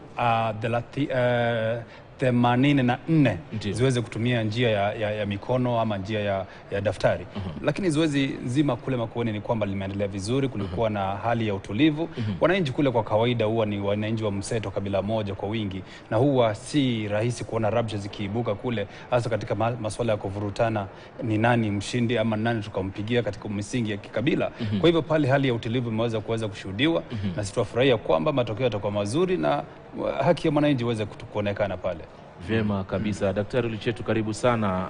Hali ilikuwaje Nakuru kwanza? Maana hivi sasa tunapata kisa mmoja wale wagombea amekamatwa na polisi. Ndio hivyo kakangu, watu waliamka mapema lakini sio vile tulitarajia. Na nikisema kwamba nikiangalia kama mwaka 2017 wakati huu hawakuchangamkia sana. Hatukuwa na visa vile asubuhi kwa sababu process ambayo tuliona kwamba ilikuwa inachukua muda sana kutumia ile KIMS kutafuta ile majina vizuri, na tena unapoangalia kwenye yale majina walipoweka kwa mlango pale hawakufanya vyema. Ninapoangalia wakati huu na ule mwaka wa 2017, huenda yale matatizo ambayo tumeona hapa na pale yanatokana na ule kukosa kujipanga vyema, ambapo matatizo mengi tuona kama IBC ilikuwa imebanwa ama wakati ulikuwa mdogo sana kuweza kutekeleza mambo ipasavyo. Lakini si hoja, tumeona Wakenya wamejitokeza wale kiasi cha haja kuweza kutimiza wajibu wao. Ingawaje kwangu ile ambayo naona kwamba ni changamoto kubwa sana ni wale ambao hawajaweza kujitokeza kupiga kura, na huenda itaadhiri mrengo wowote ikiwa tutaweza kumaliza kwa risali moja ama madaka ambazo zimebaki.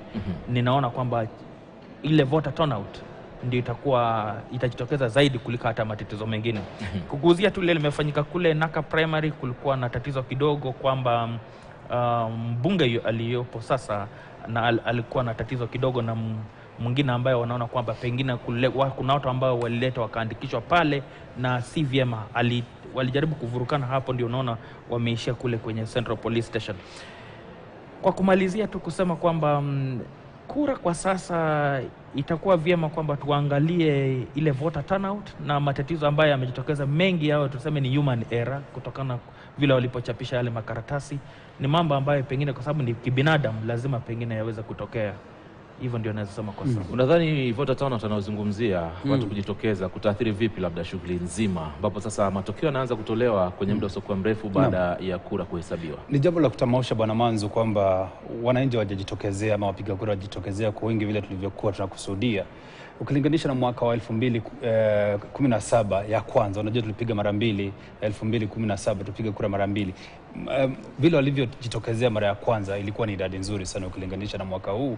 Kwa hivyo ni jambo la kutumaisha kwamba tujiulize ni kwa nini wananchi wajitokeza na hawana hamu ama ile hanjam ya kuweza kufika pale kwa kituo na kupiga kura. Lakini niseme kwamba kuna matatizo mengi na kuna masuala mengi ambayo yamesimuliwa. Kwanza na msemaji mmoja kule Kajiado akasema kwamba kuna vijisababu tofauti, kwamba kuna wengine wamesafiri, kuna wengine wanaofia yale masuala yaliyoibuka mwaka 2007 naweza tokea yale ya fujo.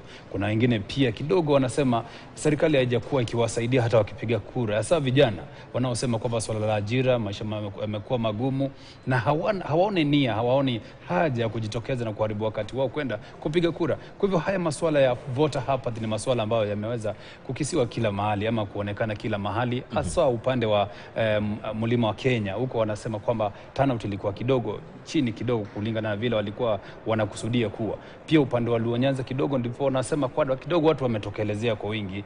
Manake pale ukiangalia takwimu zinaashiria kwamba 75% imeweza kufika pale mlima Kenya, 90% kule Ukambani pia maeneo nilikotoka, pia unaweza kusema kwamba asilimia kama 65 hivi. Kwa hivyo ni swala ambalo ibuka sisi wenyewe tuweze kudadisi, tujue ni kwa nini haswa, ni njia gani hipi ama serikali inafaa kuweka mikakati iweze kuhakikisha kwamba wananchi wanajitokezea na zile lawama ambazo wanasema kwamba zinawakumba waweze kuzitatua, ndipo siku za usoni waweze kujitokeza kwa wingi. Bila shaka tume ya IEBC na kibarua kigumu sana, lakini Khalid, nyinyi mojawapo wa mashirika ambao mlisaidiana sana katika swala la uhamasisho, kutoa elimu ili ya kupiga kura na kadhalika. Ina maana kwamba ujumbe huo haukufika kule ambako unakostahili? Nafikiri Alimanzu, hili ni swala ambalo tumelijadili kwa kina hapa katika wiki 2-3 hizi zimepita, miezi 2-3 katika Kivumbi 2022, kwamba elimu ya raia imekuwa chini sana na kulikuwa na zile alama za kuashiria kwamba huenda matokeo yakawa kama hivi. Kwa mfano ukiangalia usajili wa kura ambapo IEBC walikuwa wamelenga kufikia kiwango fulani lakini hawakufikia yale malengo yao. Na baada ya hapo tukaona kwamba elimu iliyosambazwa, kule kuzuiwa kwa IEBC kwa mfano kupokea fedha kutoka nchi za nje ili waweze kuendeleza shughuli zao za kuelimisha wananchi, hapakuwepo. Kwa hivyo kulikuwa na ishara hapa na pale ambazo zilikuwa zinaonyesha huenda kujitokeza kwa watu ama matokeo yakawa sio yale yaliyotarajiwa. Na nafikiri sasa hii leo tukifika hapa tunaona kwamba yamekuwa ya kweli. Na matokeo kama alivyoelezea kakangu ni kwamba maeneo mingi yamekuwa chini ya yale malengo. Mombasa na Kakamega labda unaweza kusema kwa vile kura za ugavana ziliondolewa, manake mara nyingi katika kituo chochote zile za ugavana ndio zina mshindikizo mkubwa. Kwa hivyo ikiwa inaondolewa, mimi mwenyewe nilisikia watu kadhaa katika vituo wakisema hawatapiga kura kwa sababu watangojea mpaka kura za ugavana. Vyema kabisa, ikiwa tumesalia na sekunde chache tu tuingie saa 11 kamili saa za Afrika ya Mashariki. Huu ndio muda ambao tume ya IEBC tayari ilikuwa imepeana kwa Wakenya kujitokeza na kushiriki kwenye zoezi hili la upigaji kura.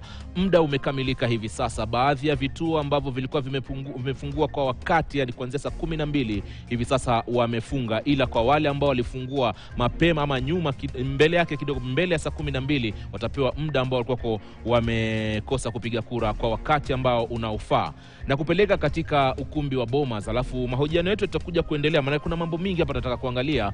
Mwanahabari mwenzangu Zubeda bila shaka yuko katika ukumbi wa Bomas ambapo atatuelezea kinachojiri hivi sasa, wakati ambapo muda mfupi ulioisha tumetoka kuzungumza na kina Hasani pale akituelezea kile ambacho kinachoendelea katika maeneo yale na matayarisho ya kuanza kupokea kura hizi ambazo zitakazokuwa hivi sasa zimefungwa, na kunafuatilia ile shughuli ya kuhesabu kura zile alafu kupeana matokeo kamili ambayo yanatumwa mpaka katika ukumbi wa Bomas. Zubeda, nadhani unatupata vema?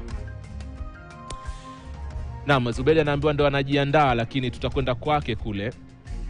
Alafu atakuwa ni mwenye kutuelezea kile kitakachojiri. Kama alivyokuelezea ni kwamba Wakenya milioni 22,138,238 hawa ni Wakenya ambao walikuwa wamesajiliwa kushiriki kwenye zoezi hili la kupiga kura, lakini kufikia mwendo wa dhuhuri hii leo Wakenya milioni 6.5 tayari walikuwa washafanya shughuli hiyo na washapiga kura zao. Hii ni takwimu ambayo ilitolewa mapema mchana wa leo na wasimamizi pale katika tume ya uchaguzi na mipaka nchini, kumaanisha kwamba kama walivyoelezea wageni ni kwamba watu wachache sana wamejitokeza katika zoezi hili, lakini wakati tunapoendelea kuhesabu, ambapo ni shughuli ambayo inatarajiwa kuanza wakati wowote, bila shaka tutaweza kupewa takwimu zaidi kuhusiana na wale ambao waliendelea kupiga kura kwenye kipindi ambacho kilisalia hadi mwendo wa saa 11. Kumbuka tarakimu hizo zote zinanakiliwa vema na tume ile ya IEBC ambao waliweza kupeana taarifa hizi za mapema mwendo wa dhuhuri hii leo kwamba Wakenya milioni 6.5 walikuwa wameshiriki kwenye zoezi hilo,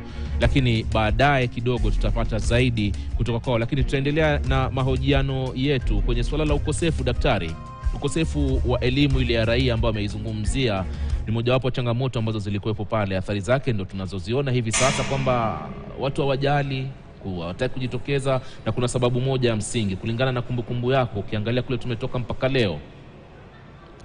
Mara nyingi kakangu, lazima tuangalie tumefikaje hapa. Tatizo ambalo tumekuwa nalo kama taifa ni kwamba tume haikutayarisha ipasavyo. Kumbuka wakati fulani tumekuwa na commissioner watatu peke yao. Pili, tukaja kuwa na shida ya hela. Tukaja kuwa na shida ile regulation walipopeleka kule bunge haikuweza kushughulikia ipasavyo. Tukaja kuwa na tatizo la wale wanapeana elimu ya umma hawakuweza kupewa nafasi. Baadhi ya shida hizi ndio hivyo tuliweza kuona kwamba itatuletea tatizo ambalo tuko nalo kwa leo. Na tunaona kwamba tulifeli hapa awali, na ndio hivyo tumefikia kiwango sasa leo tunashuhudia kwamba wale ambao wanajitokeza huenda tutapata asilimia kama 60 ama 65 kama ni nyingi sana kitaifa, ambapo kwa kura kama hizi si vyema. Tatizo lingine ambalo limejitokeza ni kwamba wakati huu, na nimeguzia hapa awali kwamba mbeleni tumezingatia sana Mlima Kenya kwamba wao wanaendelea kuwa na uongozi, lakini wakati huu ambapo hawana mmoja wao, ninaona kwamba limewaguza sana na wengi hawajaweza kujitokeza ili kuweza kupiga kura.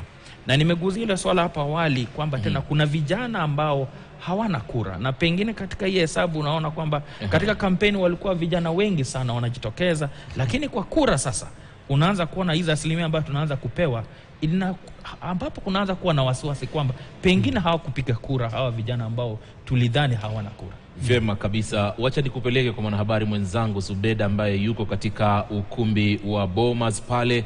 Atatuelezea kinachoendelea ama kinachojiri maeneo yale, ikiwa ni dakika 3 baada ya saa 11, muda ambao ulikuwa umewekwa rasmi kwa Wakenya kuanzia saa 12 hadi saa 11 jioni kupiga kura.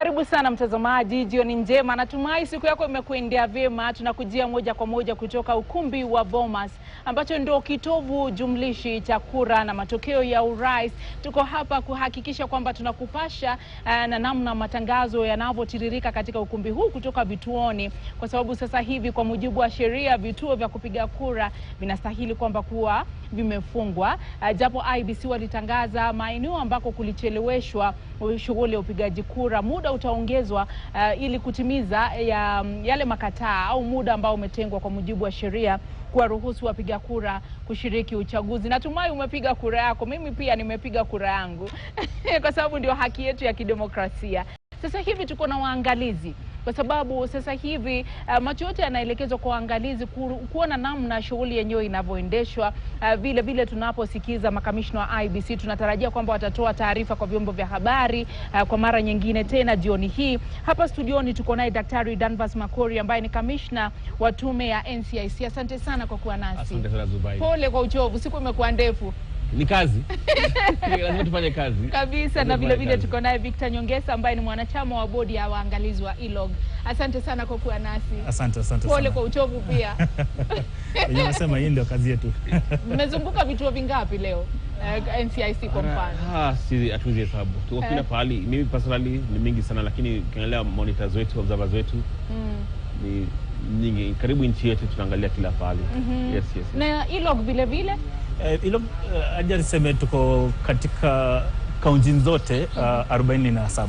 Yes, because we have tuko na observers wetu mashinani. Kwa hivyo kuna jumla ya observers kama wangapi? Tuko na observer 5,108. Kwa sababu vile vile IEBC walitangaza jana kuna zaidi ya waangalizi 120,000 kote nchini. Tutajadili hilo muda usiokuwa mrefu. Lakini Danvers, kama NCIC, maeneo ambako mmeenda kufikia sasa, mmeona hali kwa vipi? Mnaridhika na namna kura imeendeshwa hii leo? Ndio, kwa ujumla ndio. Although hapa na pale imekuwa na incidents kidogo na pale hapa na pale, lakini kwa ujumla imekuwa sawa. I think nchi imeona pale imekuwa na shida as far as kama ni process ya kupiga kura, lakini kwa hali ya usalama, hali ya amani, imekuwa na incident hapa na pale kidogo which una expect, nchi ni kubwa. Lakini kwa ujumla ni sawa, nchi iko sawa. Kwa hivyo katika maeneo ambayo mmezuru, kando na masuala ya usalama, kipi kingine kikubwa ambacho mmeweza kugundua hii leo? Voter turnout. Voter turnout imekuwa kwa ujumla, kuna pale ndio imekuwa juu kama kawaida, lakini ukiangalia ile report tunapata sahihi, hata sisi tukiangalia si kama hapo awali, si kama 2017 na si kama 2013. So hiyo pia ni kitu ya think ina surprise watu, kwa sababu nilifikiri kwa sababu vile hali ya election ilikuwa imechacha kila pahali, watu wangekuja kwa wingi. Lakini ukiangalia nchi yetu vile iko sahihi, kwa ujumla si juu. Hiyo kitu tuna monitor sahihi. Kwa sababu kufikia mwendo wa saa 6 IEBC vile vile walitangaza kwamba 35% ya wapiga kura walikuwa wamejitokeza. Kama ILOG waangalizi, mmesema mna takriban waangalizi 5,000 kote nchini. Kufikia sasa ni mambo gani, vitu gani ambavyo mmevishuhudia? Mnaridhika na vituo vilivyo, jinsi kura imeendeshwa, au kuna mambo ambayo yamewatia wasiwasi? Okay, tuko na waangalizi 5,108 ambao wako distributed across the country. Na kufikia leo saa 6 kulikuwa na mambo kadhaa ambayo tuliweza kuyaongelea as ILOG katika statement yetu. Na sisi kama waangalizi tulipatana na quite a number of challenges. Mwanzoni, some of our observers, kuna wale wenye hawakuruhusiwa kuingia katika hizo vituo za kupiga kura kwa sababu wale officers, as well as the constituency tallying center. Now, that's what that means. Then the other copies of 34A will be shared with the agents and observers if there are sufficient copies that are present at the polling station. And then the original Form 34A is supposed to be delivered to the constituency returning officer. Now, I want to take you through a process of what we are doing as far as preparing for this exercise, because there was communication from the IEBC Commission Chair, that is Wafula Chebukati, saying that media houses, political parties, can have an opportunity, if they choose, to tally the results as they receive them. But remember, the real results are coming from the polling stations, from the presiding officers. And here we have a team of clerks that should be in a position to enter the data.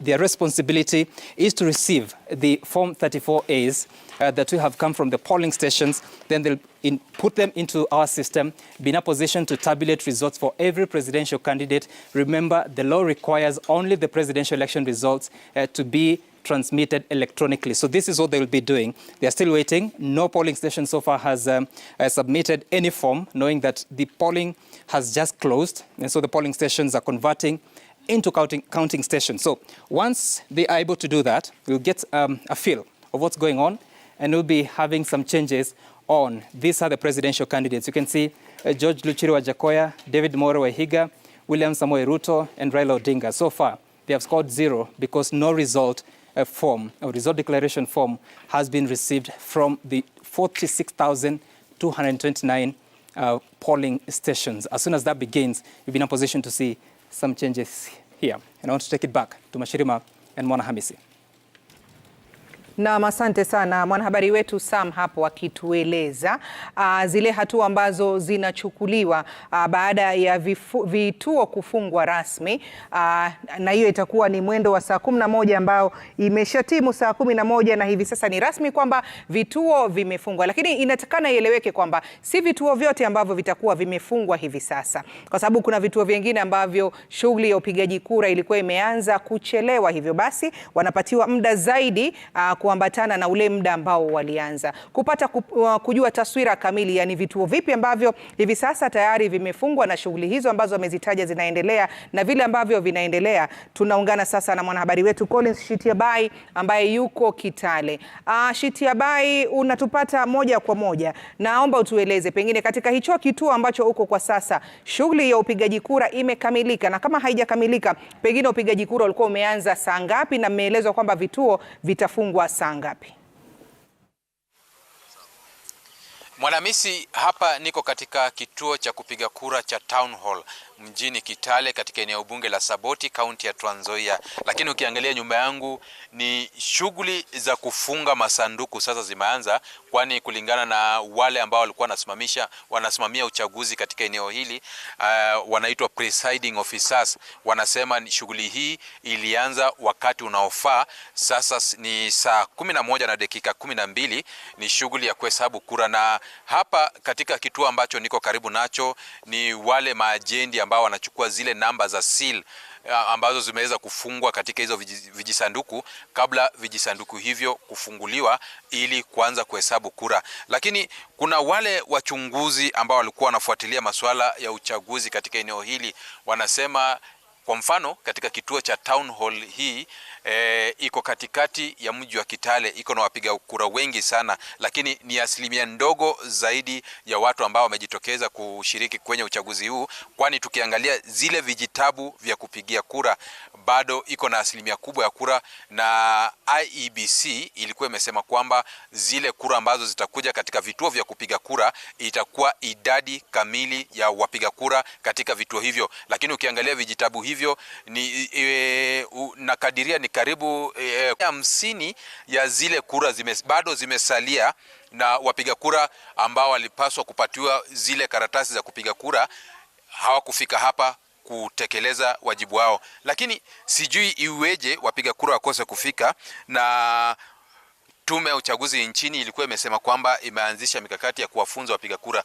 Wewe ulikuwa observer katika uchaguzi huu, ni swala gani ambayo umechunguza imefanya wapiga kura wamejitokeza idadi ndogo? Asante Bwana Collins. Nadhani Wakenya vile tunaona ni kama wanaendelea kupoteza matumaini na hili jambo la uchaguzi, kwa sababu mara nyingi unapata pande zote mbili wanasiasa ni wale wale. I think hilo jambo, lack of motivation, inaweza kuwa imechangia pakubwa sana kwa idadi chache ya watu ambao wamejitokeza hapa mahali siku ya leo. Wewe ulikuwa observer. Je, ni masuala gani yamefanya wapiga kura wakose kujitokeza kwa wingi? Mimi naweza sema kwa majina naitwa Godrey Barasa Were, na naweza sema pia kuna challenges ambazo pia wapiga kura walikuwa wanazipitia ili wasifike kwa wakati unaofaa. Ni kama pia walikuwa wanaogopa, ni kama 2017 kuna wale ambao walikuwa wanaona foleni zitakuwa ndefu. So basing on that walihofia kufika mapema wakijua kwamba hakuna haja niende nisimame kwa foleni ndefu, na kuna wale wengine walikuwa wanasema labda hakuna mabadiliko tangu wapige kura, hakuna kitu ambacho kimewafaidi kutokana na hizo kura. Asante. Kulingana na wale wachunguzi wa kura hapa katika kaunti ya Trans Nzoia, anasema kwamba idadi ya wapiga kura imekuwa ya chini sana kutokana na uchunguzi wao. Anasema kwamba wengi wa wapiga kura wamekata tamaa kushiriki katika zoezi hili, japo ingelikuwa vyema kwa wao kufika hapa kuwachagua viongozi ambao wanaenzi na viongozi ambao wanajua watatekeleza wajibu wao ipasavyo. Bado tuko tunaendelea kukita kambi katika kituo hichi cha Town Hall, eneo bunge la Saboti, kaunti ya Trans Nzoia, ili kuhakikisha wakati kura zitakapokamilika kuhesabiwa ndiposa tutakuwa pia tukipeperusha matangazo hayo, watazamaji wetu kila pembe waweze kujua eneo hili wapiga kura wamepiga kura kulingana na swala lao vipi. Kutoka kwangu hapa katika eneo la Town Hall katikati ya mji wa Kitale, mimi ni Collins Shitiabai, kwako Mwanahamisi. Na asante sana Mshitiabai. Kutoka huko kwake basi moja kwa moja tunaelekea katika kaunti ama eneo la Karatina ambako mwanahabari wetu Martin Munene yuko. Munene, naona nikiangalia hapo nyuma ya picha yako hali shwari. Sijui kama vituo vya kupigia kura huko tayari vimefungwa ama namna gani. Na wale watu waliokuwa wamekuja kupiga kura wameondoka ama bado kuna watu wako hapo pembeni pembeni? Maanake mara nyingi tunaarifiwa kwamba ukishapiga kura yako rudi nyumbani, dumisha amani, nenda kakae usubiri matangazo. Hapa ulipo Karatina kuko namna gani? Na asante sana Mwanana, ulivyosema ni kuwa hapa hali ni shwari. Na kama unavyoona, tuanzie hapa niseme kwamba kuna lango pale, na ukiangalia lango hilo tayari limefungwa, ikiwa ni ishara tosha ya kuwa shughuli ya kupiga kura sasa imefikia tamati.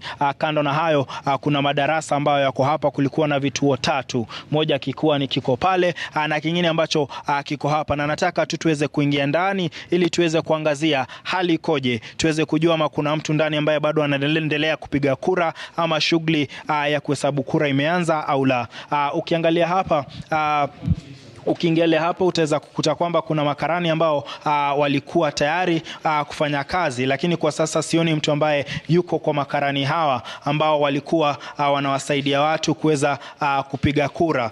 Lakini kando na hayo utaweza kuona kwamba kuna mtu ambaye naona ni mmoja ambaye bado anaendelea na shughuli yake ya kupiga kura. Utaweza kumuona pale katika eneo ambalo limetengwa kwa shughuli hiyo. Kando na hayo, tukiangalia hapa tunaweza kuona maeneo ama masanduku ambayo yalikuwa yanatumika kuweka kura yako hapa. Kuna nyadhifa mbalimbali ambazo zilikuwa Wakenya walikuwa na nafasi ya kuchagua. Hapa naona ni 6, kuanzia rais kwenda chini hadi mwakilishi wadi. Kando na hayo, kuna mtu ambaye anamuelekeza kumweleza ni nini haswa anafaa kufanywa ama kufanya. Kando na hayo, kuna maagenti ambao wako pale na maafisa wengine ambao pia wanaangalia tu shughuli ya uchaguzi. Lakini hapa kuna karani ambaye namuona hapa ambaye ako na zile seals ambazo sijui atazitumia vipi, lakini tutarejea kwake ili tuweze kujua ni za nini haswa baada ya shughuli hii kukamilika. Huenda ni za kufunga shimo hili ambalo watu huweza kutumia kupiga kura. Mtu ambaye ametoka amekuwa ni yeye mtu wa mwisho kupiga kura, na niseme kwamba watu wengi walikuwa wanafika wanapiga kura wanaelekea nyumbani, lakini kuna ambao wameweza kupiga tu kura wakati huu, na nataka nizungumze na moja wawili tuweze kujua labda hali yao ama shughuli hii ya upigaji kura ilikuwa vipi haswa kwao. Naona kuna ambao wako hapa, nitauliza tu waje wakaribia hapa ili tuweze kuzungumza naye. Tuanze nawe, njoo hapa, nataka uniambie unaitwa nani na uniambie shughuli hii ya leo imekuaje, na pia uniambie kwa mtazamo wako watu walijitokeza inavyofaa ama idadi ilikuwa vipi? Kwa majina naitwa Jacqueline Kagu. Hapa ni Karatina Ward, Karatina DB polling station, na nimeshtuka sana sababu watu hawajajitokeza kwa wingi kama nilivyotarajia, na ni jambo la kusikitisha watu kukosa kufanya haki yao ya kupiga kura na kuchagua kiongozi ambao wangependelea. Yes. Na labda kwa maoni yako, ama labda sijui mmesikia tu akizungumza, watu wanatoa sababu gani ya kutoweza kushiriki katika uchaguzi huu? Wengi wamesema wanataka kuwapa serikali a message. Tumechoka, punda amechoka. Si kila siku mnatuambia tufanye hivi, tunafanya. Kwa hivyo serikali kama ina masikio ama ina macho itazame, na viongozi wa kesho waangalie mahitaji ya Wakenya. Ndio. Na asante. Labda tuzungumze tu na mwingine mmoja hapa, tupate sauti ya mvulana. Karibu hapa, nataka uniambie unaitwa nani na unieleze wewe umeweza kupiga kura kwanza, na uniambie labda shughuli imekuaje. Kwa majina naitwa Andrew Makau, na kusema ukweli mimi nilipiga kura 6 in the morning, lakini the turnout was very low, na tukapata by 5:30 watu wako wamefika.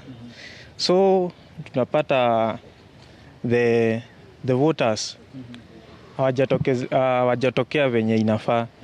So it is a message to the Kenyans ya kwamba kama ni viongozi, whatever that they are giving out ama the manifestos inafaa kuwa articulated. Tunaona huyu kiongozi anafanya hivi, kama hajafanya tunamtoa. Na asante. Hivi ndivyo hali ilivyo katika eneo hili. Na hapo awali tuliweza kuzungumza na afisa ambaye amesimamia shughuli za uchaguzi katika eneo bunge hili la Mathira, na akaweza kutueleza kwamba kuna maeneo ambayo yalianza shughuli ya watu kupiga kura yakiwa wamechelewa, hivyo basi wataongezwa muda kidogo, lakini kuna yale kama haya. Nilikuwa nimefahamishwa kwamba hapa waliweza kufungua dhenashara na dakika 12, hivyo basi waliongeza tu dakika 12 kutoka lile saa 11 kuwapa watu nafasi ya kuweza kuchagua, ambao walikuwa hapa pia wameendelea na shughuli hiyo ya kupiga kura hadi sasa, na kama tulivyoona mpigaji kura wa mwisho ameweza kupiga na akatoka. Na afisa yule pia aliweza kutueleza kwamba akiangalia idadi kufikia wakati ule tulizungumza naye, ambaye ni dakika kama 30 hivi zilizopita, alisema kwamba wanatarajia kama 50% ya idadi ama ya watu kuwa wamepiga kura. Ukiangalia eneo bunge hili la Mathira liko na wapiga kura takriban 1,104, hivyo basi inamaanisha labda watu 52,000 ndio takriban na idadi kama ile ndio wameweza kupiga kura.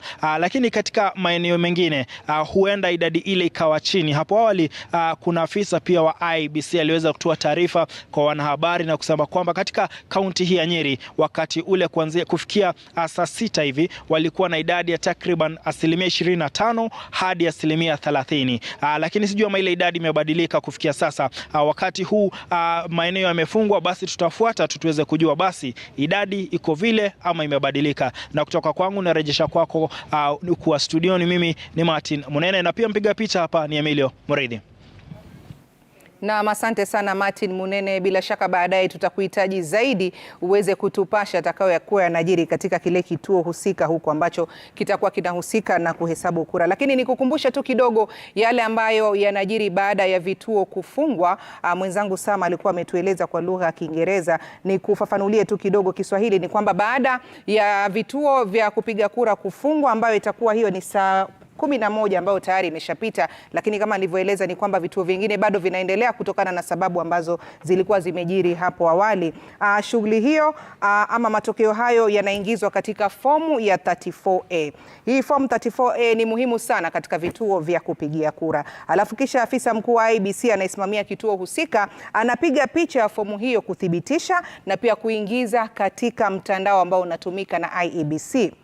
Baada ya kupiga picha na kuingiza katika mtandao, matokeo hayo yanaingizwa katika mtandao huo mkuu wa kuhesabu kura ambao uko ni wa kitaifa, ili kuhakikisha kwamba matokeo hayo yote yanawiana. Kisha afisa huyo mkuu anahakikisha kwamba maajenti na wale wasimamizi ama wachunguzi wa kura katika vituo mbalimbali, kila mmoja anapata nakala ya fomu hiyo ya 34A. Na baada ya hapo nakala halisi, yani original form ya 34A inakabidhiwa presiding officer wa eneo bunge husika ambako kura zimefanyika. Kwa sasa nampokeza mwenzangu Sam Gituku ili aweze kuzungumza na mwenzake Sam Ogina ambaye yuko katika eneo gani, Sam? Well, thank you, Mwanahamisi. Sam Ogina is in Siaya County. Of course, this is one of the counties within the 6-county region of Nyanza, where there are some 3.1 million registered voters. Specifically in Siaya County, it's about 533,000 registered voters. Sam Ogina has been there since morning, has interacted with different leaders, but also visited different polling stations. Sam, good evening. And from your estimation and the general assessment, what time should the polling stations be closing, knowing that the official time is 5 p.m., but there are those that were not able to open on time? What's the situation now? Well, thank you so much, Gituka, the Communication Center. Rightly so, the polling stations here have closed 5 p.m. promptly. Is now 5:25, and where I'm standing, the county council grounds. Is that so?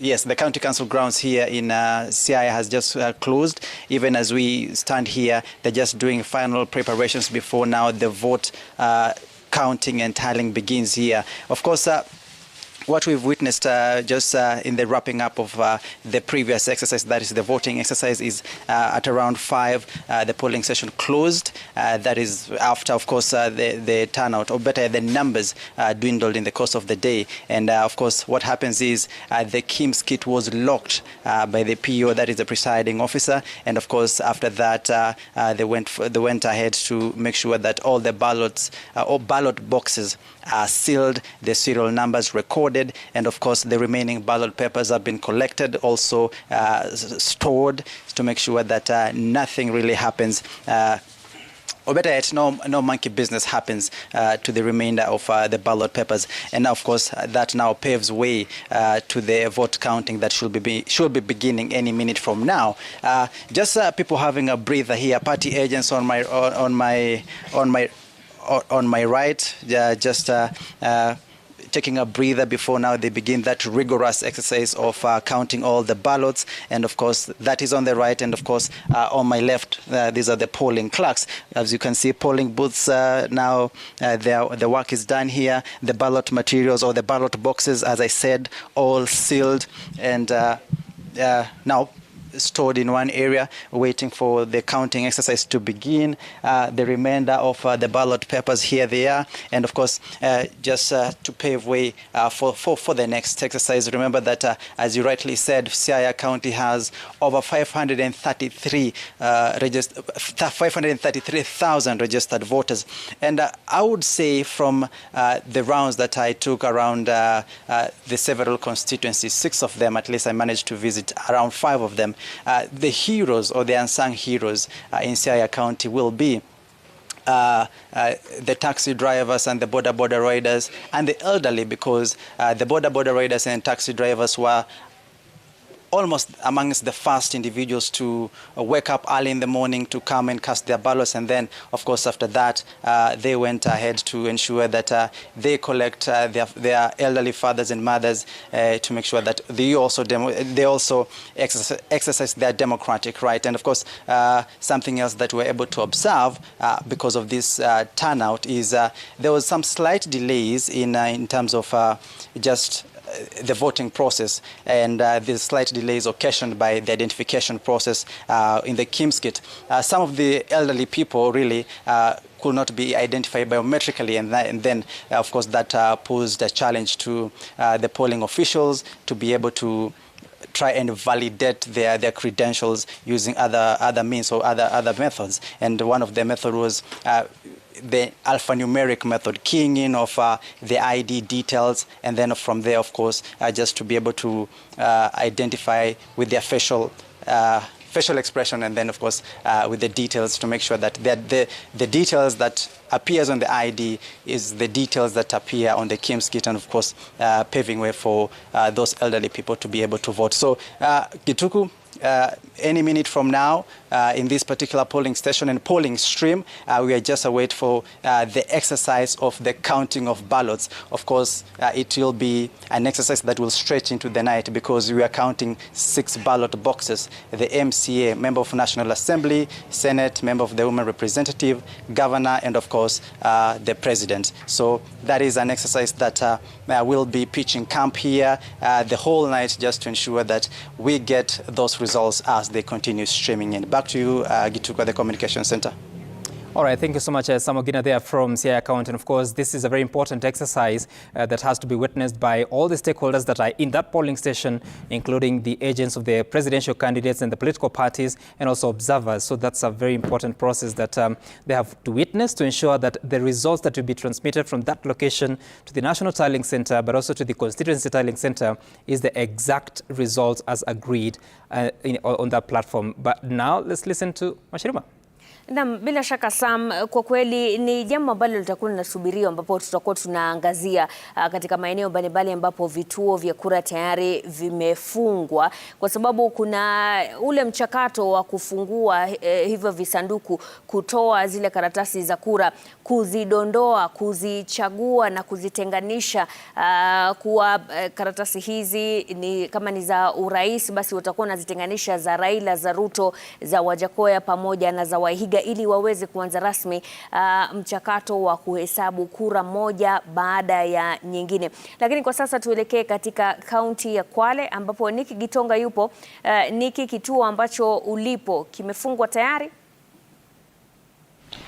Mashirima ya kituo nilipo ambapo kwa sasa ni kituo cha shule ya upili ya Ukunda, na pengine mpiga picha wangu tuweze kuonyesha ni kweli kituo hiki kimefungwa na tayari pengine leo zoezi baada ya muda mchache zoezi la uhesabu kura litaweza kufanyika. Lakini tunajua kwamba katika kaunti ya Kwale kuna vile vituo vya upigaji kura ambavyo huenda basi zoezi la upigaji kura likachukua muda mrefu, kwa sababu walianza kupiga kura majira ya kuchelewa, kwa sababu kuna baadhi ya vituo katika bunge la Lungalunga kama kituo cha Kikoneni, shule ya msingi ya Kikoneni, waliweza kuanza zoezi la kupiga kura majira ya kama saa 6 mchana hivi, kwa sababu ya ile mitambo ya Kimskit iliweza kufeli. Pia katika eneo bunge la Matuga kuna vituo kama cha Kombani, pia na kituo kingine cha Kubo pia waliweza kuanza kupiga kura majira ya saa 6 hadi saa 7. Kwa hivyo tunatarajia kwamba baadhi ya vituo kama hivyo huenda basi kama wakati kama huu bado hawajafunga na wapiga kura katika maeneo husika basi wataendelea kupiga kura angalau waweze kutimiza ile ahadi yao. Na pia tumeweza kuwa katika eneo bunge la Kinango. Tatizo ni hilo. Baadhi ya vituo huenda basi wale wakazi wa Kinango wasijue mbunge wao mapema ni nani, kwa sababu vituo hivyo pia vilianza kupiga kura kuchelewa, ama wakazi katika eneo hilo walianza kupiga kura kuchelewa kwa sababu ya mitambo ya Kimskit mingine imeweza kufeli, na wengine wakaweza kulazimika kutumia ile zile daftari angalau kuweza kupiga kura. Nimepata mpiga kura mmoja ambaye alikuwa pengine wa mwisho ameweza kupiga kura katika kituo hiki cha Ukunda. Pengine kwa kifupi, kabla tuende huko ndani tujue ni nini umekuja wakati huu na umepiga kura, pengine zoezi zima umelionaje la upigaji kura kwa kifupi? Nitakushikia. Kusema kweli, kutoka asubuhi tumetembea vituo nyingi, nikitanja kutoka Kwale Town, Kinango, Kobani, Msambweni, na sasa tumefikia hapa, na imekuwa ni siku ya kufana sana, manake tukiliganisha na yule wakati mwingine. Wakati huu nimeona youth walikuwa wengi, kwa hivyo nawashukuru sana tukiliganisha na wakati huo, na pia nashukuru watu wa Kwale County kujitokesha kwa wingi, na pia nashukuru media pia ambao pia wamefanya kazi nyingi, na hasa Citizen. Kwa hivyo sisi... Umepiga kura wewe? Kwa hivyo mimi nimepiga kura kama vile unavyoona, na nimeshukuru kwa huo muda, manake hiyo safari ilikuwa ndefu. Asante sana. Wacha Mashirima tutembee kidogo. Nawasikia tayari ni kama ile masanduku yameweza kufungwa, maajenti wanapewa maelezo kuhusiana na zoezi zima la upigaji kura, na kama unavyoona tayari maajenti wameweza kukaa upande ule wa pili, na wale maafisa wa IBC pengine wanatoa maelezo, ndo lile zoezi zima kama ile uhesabu wa kura kuweza kuanza, ndo tujue ni nani atakayekuwa kiongozi katika kaunti ya Kwale katika ile nyanda ya ugavana, na kuna useneta, kuna kile kiti cha mwakilishi wa kike. Na pengine pia kukumbusha watazamaji wetu kwamba katika kaunti ya Kwale tuna wapiga kura 328,253. Hao ndo watakaoamua viongozi wao watakuwa ni kina nani. Na katika eneo bunge hili la Msambweni ni wapiga kura 2,263. Hao ndo wataamua ni nani mbunge wao hapa Msambweni. Na tukienda Kinango, wapiga kura 98,000 ndo wataamua ni kina nani watakuwa wanaongoza. Tukienda Lungalunga, wapiga kura 64,000, na Matuga ni wapiga kura 83,000. Kwa hivyo naona ndi zile pilika tu kuhakikisha kwamba basi zile kura zilizopigwa katika kituo hiki zinahesabiwa na watu wajue ni kina nani watakuwa viongozi wao. Lakini kama kukumbusha tu watazamaji wetu ni kwamba bado kuna vituo katika kaunti ya Kwale wanaendelea kupiga kura kwa sababu walichelewa kupiga kura kutokana na kufeli kwa baadhi ya mitambo ile ya Kimskit. Lakini hapa Kinondo, hapa Ukunda, kura wanahesabu, pengine wataanza kuhesabu kwa muda fupi unaisha. Ni pengine kwa hivyo baadaye tutaelekea katika kituo cha Mwakigwena ambapo ni kituo kikubwa katika eneo bunge hiki la Msambweni, tujue kama zoezi la upigaji kura litaendelea. Kwa sasa ni hayo, kwako Mashirima. Na Mashirima yuko pembeni na mimi hapa naendelea pia kushika usukani, na tukiwa bado huko pwani, naarifiwa tuelekee katika kaunti ya Mombasa, kwani awali kulikuwa na vurugu ya aina yake, tuhuma na mvutano baina ya gavana anayeondoka Hassan Joho pamoja na Sonko, ikizingatiwa kwamba Sonko alikuwa amejaribu kutafuta tiketi ya kuwania ugavana katika kaunti hiyo bila mafanikio. Wawili hao inasemekana kwamba walikuwa kirushiana maneno kwa tuhuma za kila mmoja wao kumtuhumu mwenzake kwamba alikuwa anahonga wapiga kura ili kuweza kuwashawishi kuchukua mrengo fulani. Na ni katika kituo cha kupiga kura cha Chuda ambako kwa hivi sasa naarifiwa maafisa wa IEBC wanazungumza na wanahabari. Hebu tusikize. Thank you.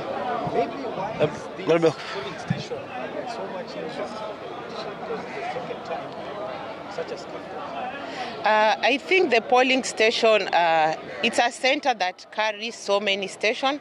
It carries around 7 stations, and it has so many voters, and some of the candidates also are voting in this station. So everyone has interest, or every candidate has interest in this polling station. Yes. Kwa lugha ya Kiswahili kwa manufaa ya mtazamaji, ni kipi kilichojiri muda mchache katika kituo hiki? Kilichojiri ni kuwa, kusema ukweli, voters wetu hawana shida. I want to thank our voters. I want to thank the supporters. Wako sawa, hawana shida, hatujakuwa na fujo zozote. Unfortunately, our candidates, our politicians are the ones who are fighting, and they are not fighting the voters or the public. They are fighting among themselves. So it's a situation that has not affected us much and the polling process, because good enough the security were here and they contained the situation.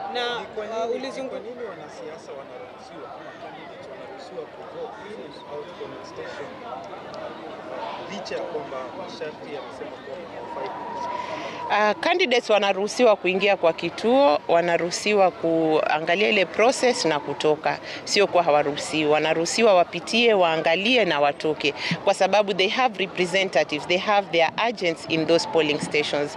So they are allowed, and even if they are not there, they have agents that represent them and represent their parties. What about the John one? Are you aware of what happened? I'm not aware of anything. The only problem in Mombasa County was in this place, but good enough it has been contained by the security team. Kwa vile vituo ambavyo vilianza mwendo wa saa 4, saa 5 kama vile Majengo na Mvita, je, watafunga saa ngapi? Vituo venye vilianza around kuna venye vilianza around 9, vingine 8:30. Sheria inasema they must compensate that amount of time that was lost in the morning. So ibadilia kufunga 5 kamili, they will compensate the hours that were lost in the morning. Let me brief you, madam. There's an incident in Nyali and there's also an incident in Jongo. If you are saying it's only one and you have the clip, it's very bad, madam. But I'm explaining what I saw and what I've been informed and what the security team is aware about. So the security mislead you? Kulikuwa na baadhi ya wagombea ambao wamedai kwamba kulikuwa na nyongeza za karatasi zile za uchaguzi. Labda madai hayo wewe unazungumziaje kama Ro? Kuwa na nyongeza za karatasi za uchaguzi, as in, the number of ballot papers, I think the chairman was so clear, and we have seen that in our polling stations. All the ballot papers in the polling stations were printed the exact number of registered voters in those stations. Hazijaongezeka and hazijapungua. Alikuwa anasema ikifika kwenye kupiga mbunge, wale makarani wanapeana karatasi 2 kuweka katika ballot box badala ya karatasi 1. Kwa hivyo mtu mmoja anapiga kura 2. No, that is not possible with electronic identification.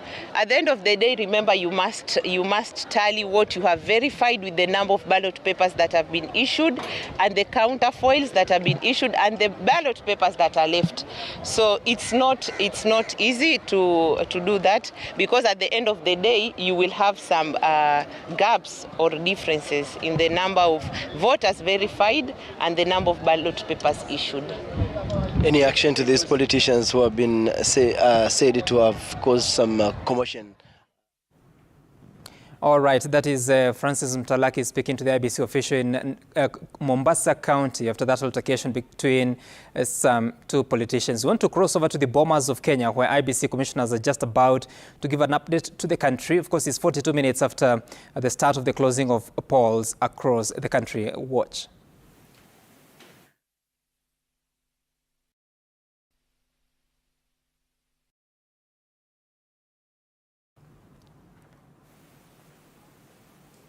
Well, apologies for that challenge with the sound from the Bomas of Kenya. As soon as we're able to get it right, we'll bring that feed to you.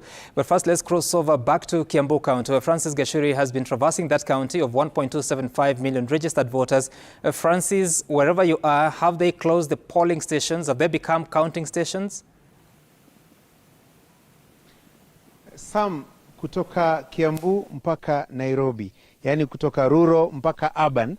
I would call myself and Madenge the shuttle reporters in terms of this election process.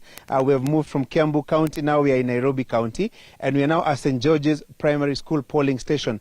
And only 2 streams are waiting to officially close, because you remember the regulations by IBC. Those who will still be on the queue by the time 5 o'clock hits will still be allowed to participate in this electoral process. So a few of them are still queuing at stream 3. I see a few, very, very few queuing at stream 2, and quite a number now streaming at stream 1. But we can tell you about 50 of them are still waiting to participate in this electoral process, the very, very last ones for this process in this polling station or polling center, if you may like it. And then immediately the polling stations will convert to counting centers, so that the country and the electorate will be able to know how those who have participated in this electoral process will have voted, and who their choices will have been insofar as the presidential race, the gubernatorial contest, the Senate race, the scramble for the National Assembly seat, Dagoretti North constituency, as well as the county assembly seats in this constituency, Dagoretti North constituency in Nairobi County. So now naarifiwa kwamba kuna kitu kinaendelea kule Bomas. Tuelekee Bomas moja kwa moja. Nakuru County.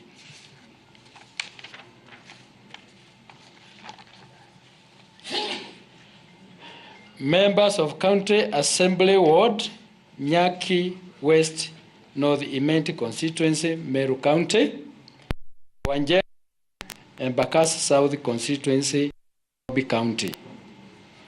The by-elections will be held in the next 2 weeks because A, voters in the electoral areas deserve a short period to elect their leaders. The Commission will also be ready to conduct the by-elections, having dispensed off with other electoral activities relating to the general election. And C, it will be cost-effective since the same equipment and personnel will be deployed with minimum training. Elections in Elders constituency, Wajir County, have been adjourned due to security reasons, and the voting shall commence tomorrow at 6 a.m.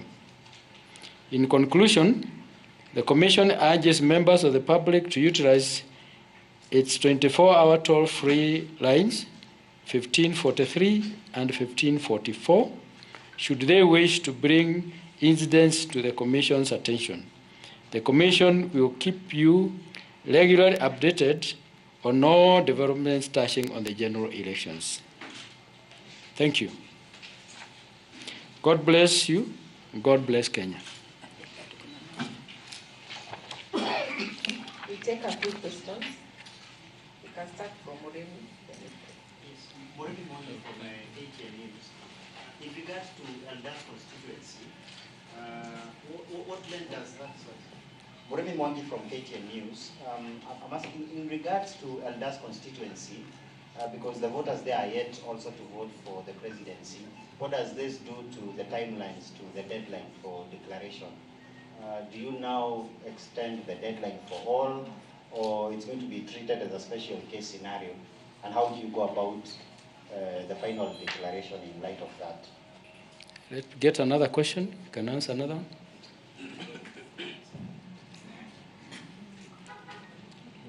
Naam, kwa majina naitwa Emmanuel Kilongi kutoka runinga ya Magharibi, na swali langu litahusiana na wale maafisa ambao watasimamia kura kwenye zoezi la uchaguzi mdogo. Je, ni Wakenya watakarimika kulipia hilo zoezi ama ni vipi? Manake wakati huu zoezi la uchaguzi ambalo limekamilika, tumeona kwamba Wakenya walikarimika kulipia hili zoezi, lakini mumeleta tena ama mmetengeneza uchaguzi mdogo hapo baadaye. Asante. I will answer the one in Eldas constituency. It will not affect our timelines in terms of presidential announcement, or the result announcement, because if it is done tomorrow, by the end of the day, they will be able to tally and they will be able to transmit the results, and we shall continue to count them. And then after the results are collated at the constituencies, they will be airlifted.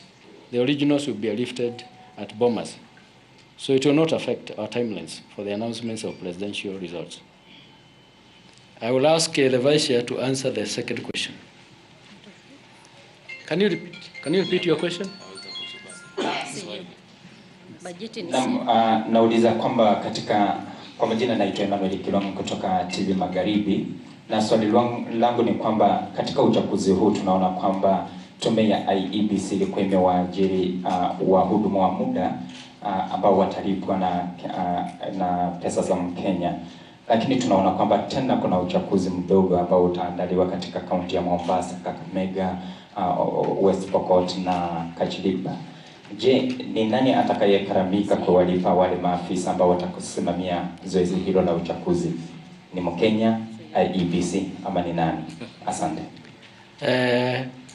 IEBC ni ya Wakenya. So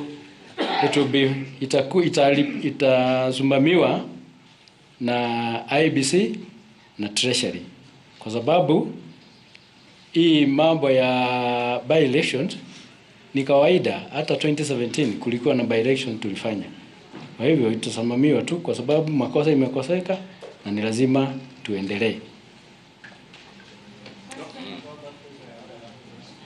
You can take the questions from that side coming to this side. My name is Hilary Oringo from the French news agency AFP. I know you say that voters are still ongoing, or rather still on the queue at the moment. Are you worried that the voter turnout is going to be much lower than you saw in 2017? There are many reasons that may cause low voter turnout.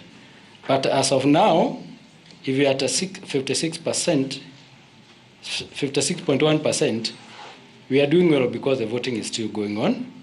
I don't think there is low voter turnout, and in some areas, the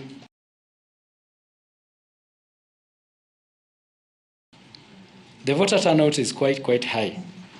So I don't think we have a problem with the voter turnout. At 56.7 now, I think by the time we close the stations and we get the final, and this was at 4 o'clock, I'm sure we are going to hit beyond 60%. Another set of 3.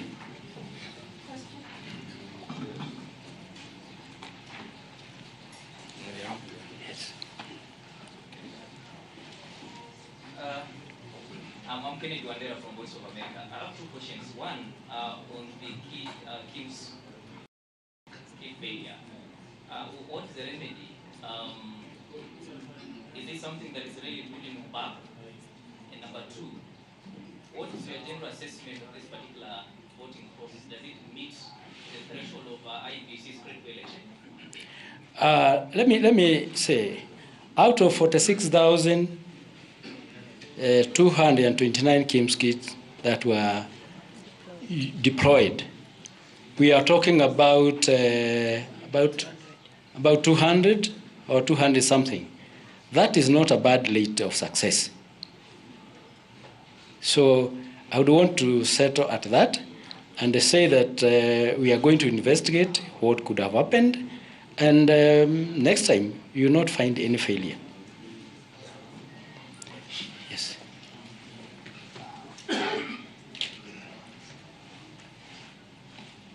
In relation to the KIMS kit, earlier you had approved the usage of manual register to that effect. My question is, when you were preparing, you had said you were going to use manual register as the final resort, and you had 14,000 backup KIMS kit.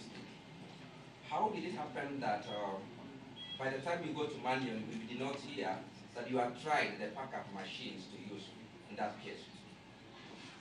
What exactly was the problem? Let me request the CEO to answer that. Thank you very much. First of all, let me correct you. We had 55,100 KIMS kits, and we had 55,100 KIMS kits, and we deployed 46,229 for the polling stations. So we had 6 backups. So if you add that, it will not give you 14,000 as you indicated. But for those areas that we deployed KIMS kit, we deployed printed registers because even the backups were tested, and there was a challenge. And the challenge basically was arising from the logistics.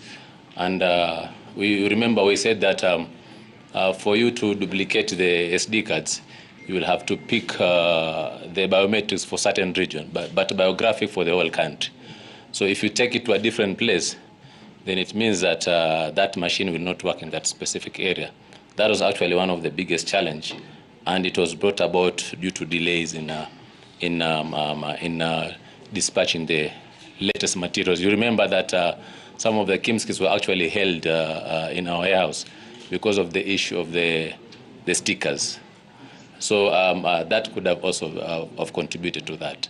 So it's a challenge that we actually saw at Kakamega, and it is actually attributed to that. But as we are speaking, I think we have resolved that problem.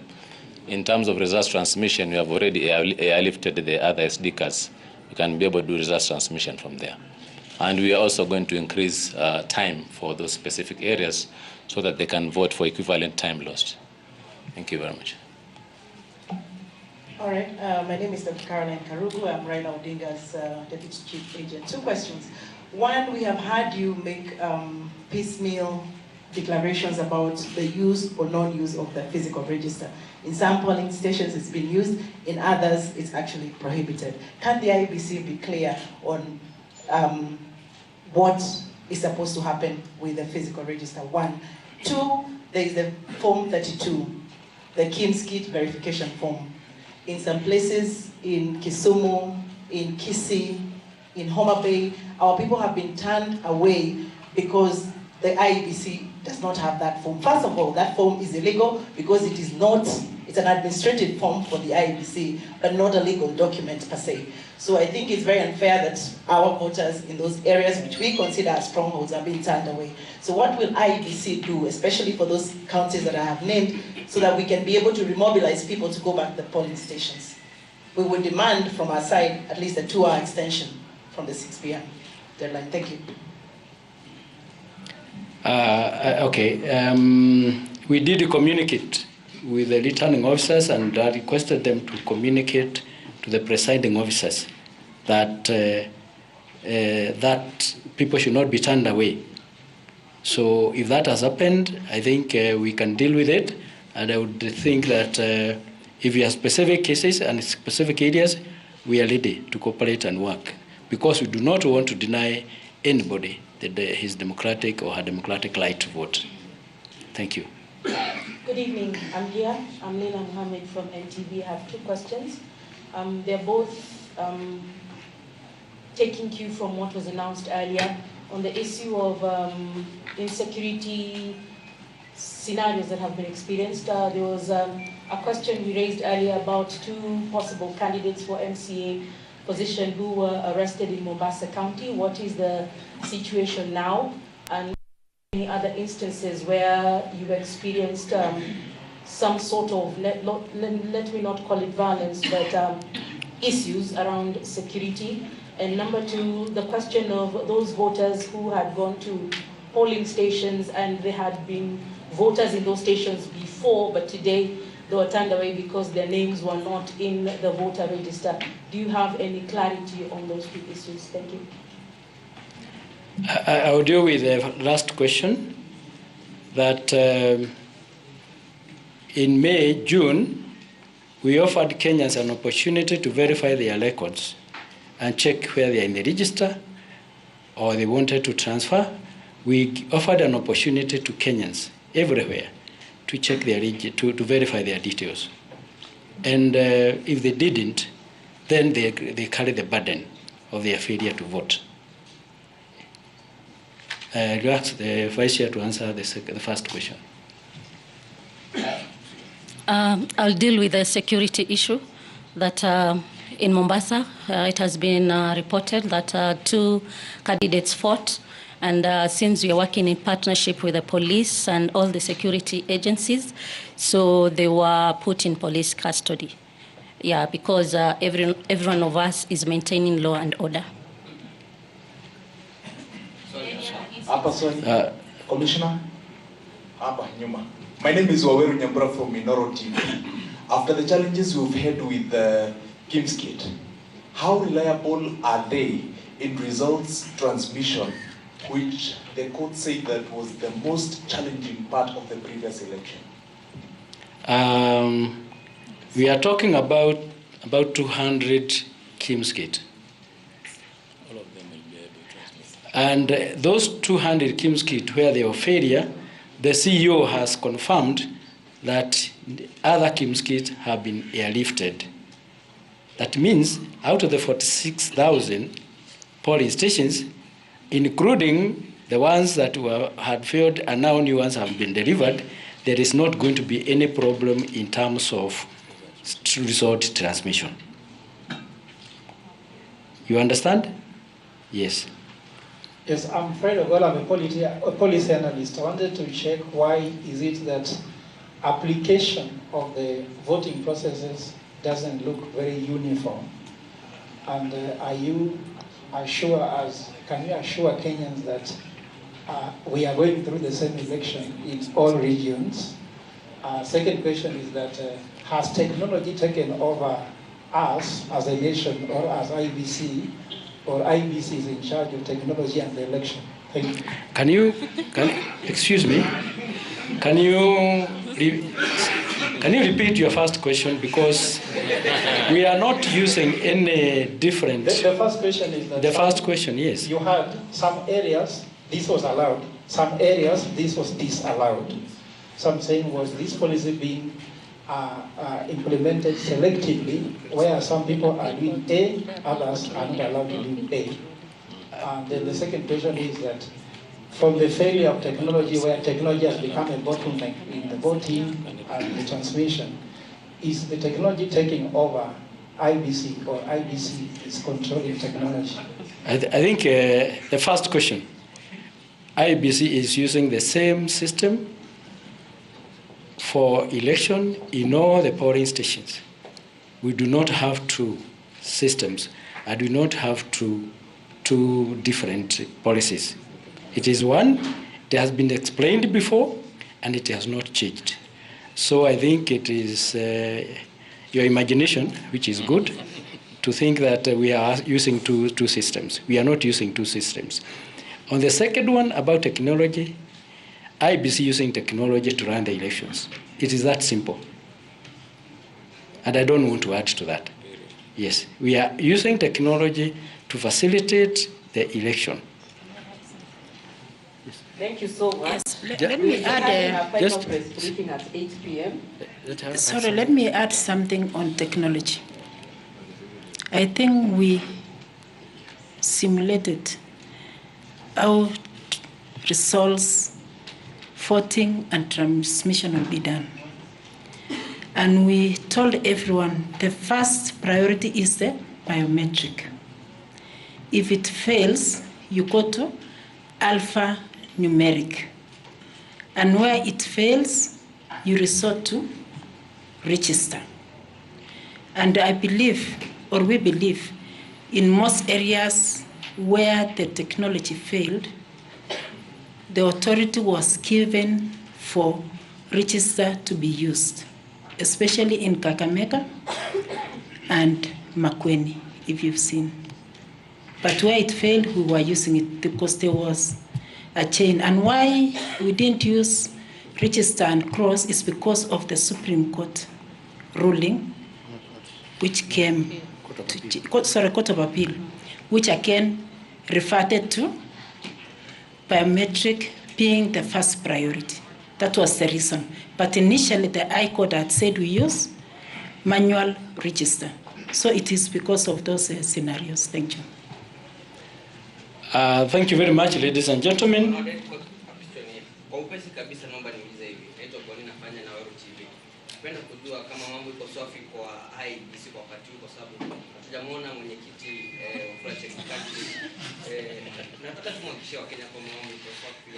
Okay.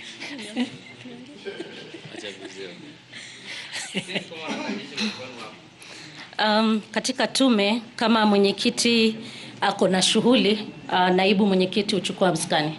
Ndio maana leo mmeniona mara mbili katika hizi press brief, lakini wacha niwahakikishie Wakenya kwamba mwenyekiti wa tume yuko, tumekuwa na yeye kwa boardroom, tunaiita situation room. Kwa hivyo tukimaliza anaendelea na shughuli zingine 2-3, tukuje tufanye press brief, tunarudi huko. In the next brief, he'll be the one to talk to the nation. Thank you. Thank you very much, ladies and gentlemen. See you when we do the next brief. Our next brief is at 8 p.m.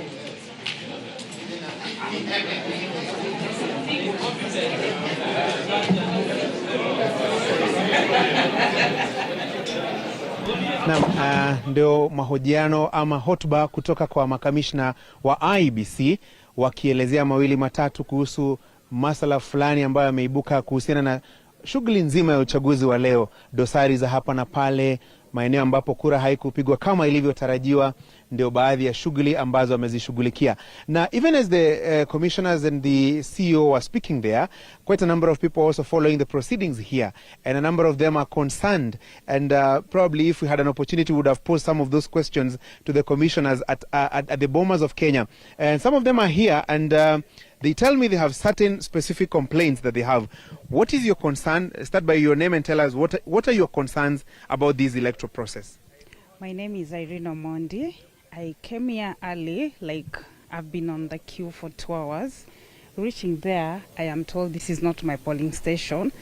2017, I voted here. So I'm like, how comes I'm not appearing here and I'm appearing somewhere else? So I've not been allowed to vote. So it's like I've wasted my 2 hours on the queue. Did you get an opportunity to verify where your registration details were? Did you come to confirm or even use the portal that IEBC had given out for people to cross-check where they had been registered as voters? Yeah, I tried using the portal, but it didn't go through. So I said, let me just come and verify here. When I reached here, I've been on the queue. The portal is not, it is working for some people and it is not working for some people. So I'm like, now I'm not allowed to vote. I've wasted my vote and I've wasted 2 hours on the queue. Did you raise the same issue with the presiding officers? What was his or her response? I did, but he told me if I'm appearing somewhere else, I can't vote here now. And it's already past the voting time. I can't travel and go that far. It's unfortunate, and you clearly missed this out. So what would be your suggestion or your proposal, your recommendations to IEBC in future elections? What should they do in your opinion? My proposal is they should try educating the public early, like 5 months early before elections, so that people verify which polling stations they are in, and they do that early so that we are not caught up in such kind of situations. So sorry, unfortunately, you don't participate, but thank you for turning up and even queuing together with others who have voted, though you didn't make it to the ballot. Yeah, I woke up early. I did. Yeah, so as a mwananchi, a good mwananchi, I turned out. So I appreciate myself for that. Thank you very much. Asante sana. Would you want to say anything about it? Yeah, I just want to say that it's better for IEBC to just do quality check for all the registrars, because once you register and you are eligible to vote, the presiding officer was telling us that they print the manual register from the KIMS kit, and then he's saying if you're not in the KIMS kit, then you're not in the manual register. Yet last time we used the manual register and the KIMS kit together, so I couldn't marry the two. So they need to make sure that they do quality checks for whatever printouts they do. Thank you very much. And what is your good name? George Okoth. Thank you, George. Poleni sana. Let me speak now to one of the observers, Reverend Dr. Matthews Mwalwa. Some of the concerns that are being raised here and several others, in your assessment as an observer, what would you say have been the pertinent issues that have been triggered in this election, have come up in this election, and maybe your recommendations as we move to the next election in 2027? To begin with, I think we need to commend the IEBC for a good job well done. Because everywhere I have been, there has been a process that was smooth, seamless, so to speak, except for a couple of areas that perhaps could have been avoided. Because yesterday I was speaking to somebody who said their name has missed. They are not in the list. So somehow someone need to do their homework so that we do not have those incidences where people are disgruntled, they are unhappy. And then another thing is that the biometric method, as good as it is because it is electronic, it has failed in quite a number of places, because in some of the areas where I was today, because of the people that use their hands a whole lot, it was not reading.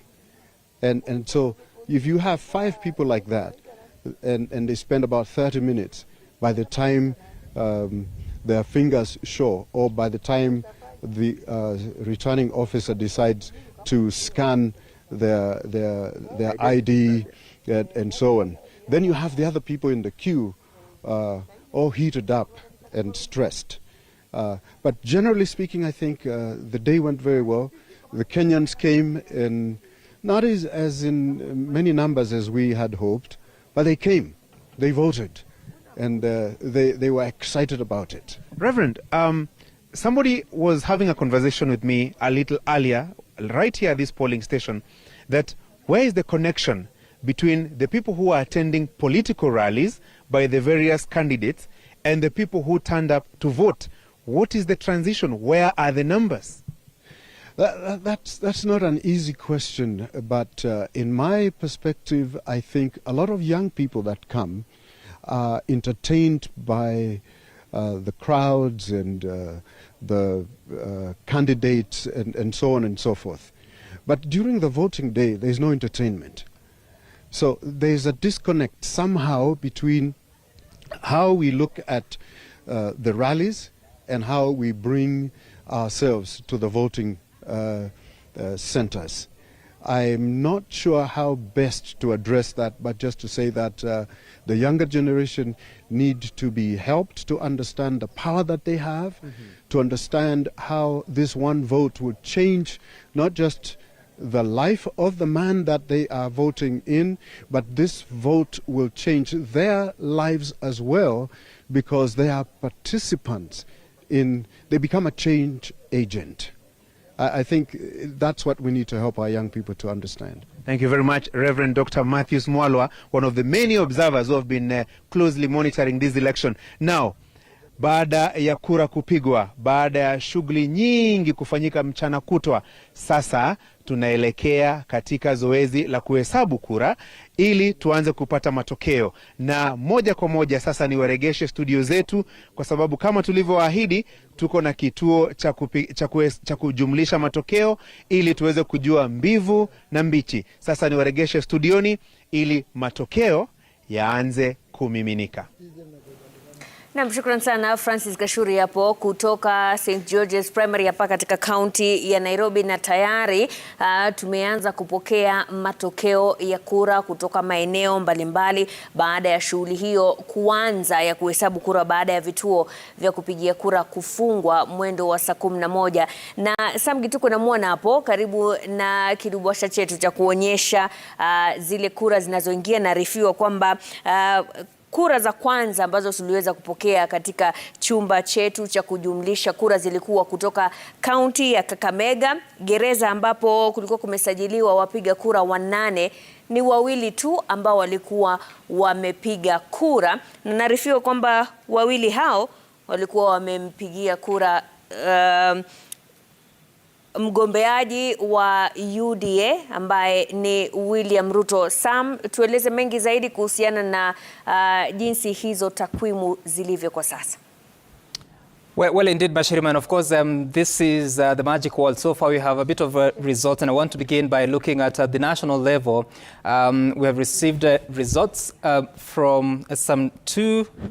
Actually, they appear to come from Narok County here, and the ones that have been tallied is 47 for Raila Odinga, 1 vote for William Ruto, so that gives 97.91%.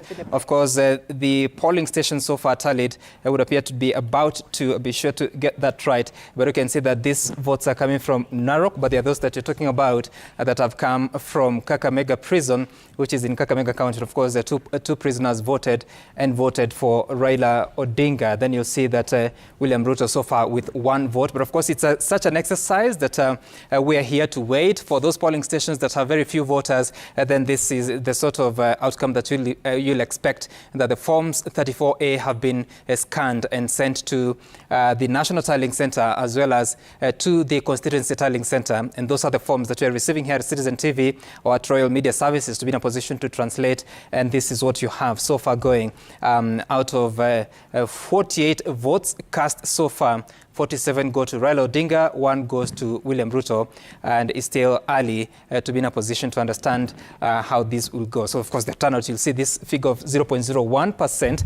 Compare that to the national voter turnout that we hear were full. I mean, the IBC commissioners are talking about 56%, but once you calculate out of the 12 million that they have provided, it comes to about 54.5% as of 4 p.m. So just to repeat that from the calculation based on the figures they've provided, once you calculate that against the 22.120 million registered voters, comes to 54.5%. But they are saying from the calculation, it's 56.17%. Mashirima?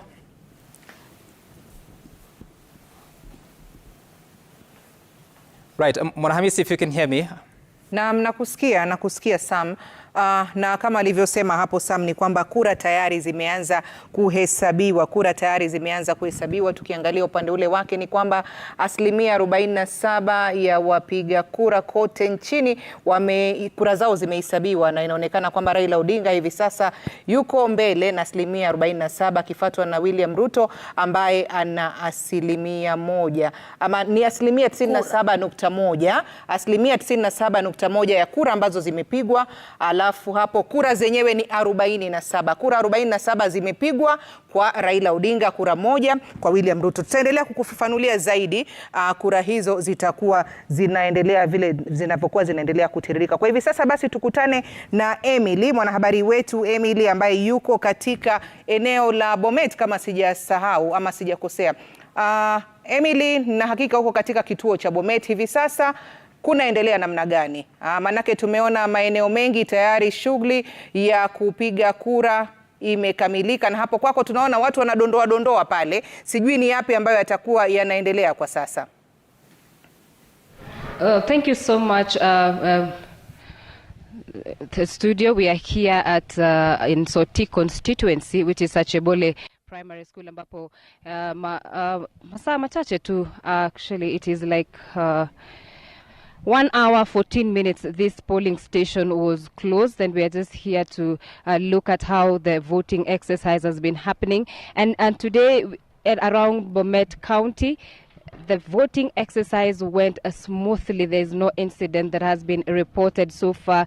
Everything worked really well in Bomet County. And here in Chebole Primary School, I think 1 or 2 residents were just turned away after coming in at 5 p.m., 10 minutes past 5 p.m. And now here we can see this polling station is already closed, and they're beginning now to sort out the ballot papers. Now we will be waiting for the agents here who are sorting from one stream. There were like 3 streams from this point, and currently it is all closed, and maybe systems are all going because they are waiting for the counting exercise to happen.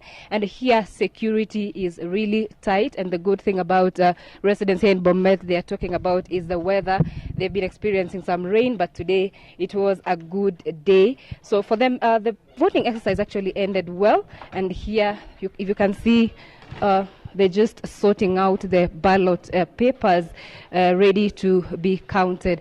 And in this polling station alone, we are told 1,830 voters were expected to turn up, but for 1,420. So around 410 voters did not turn up. And according to the officials here, it is 80% voter turnout, which is for them actually it was a fair turnout.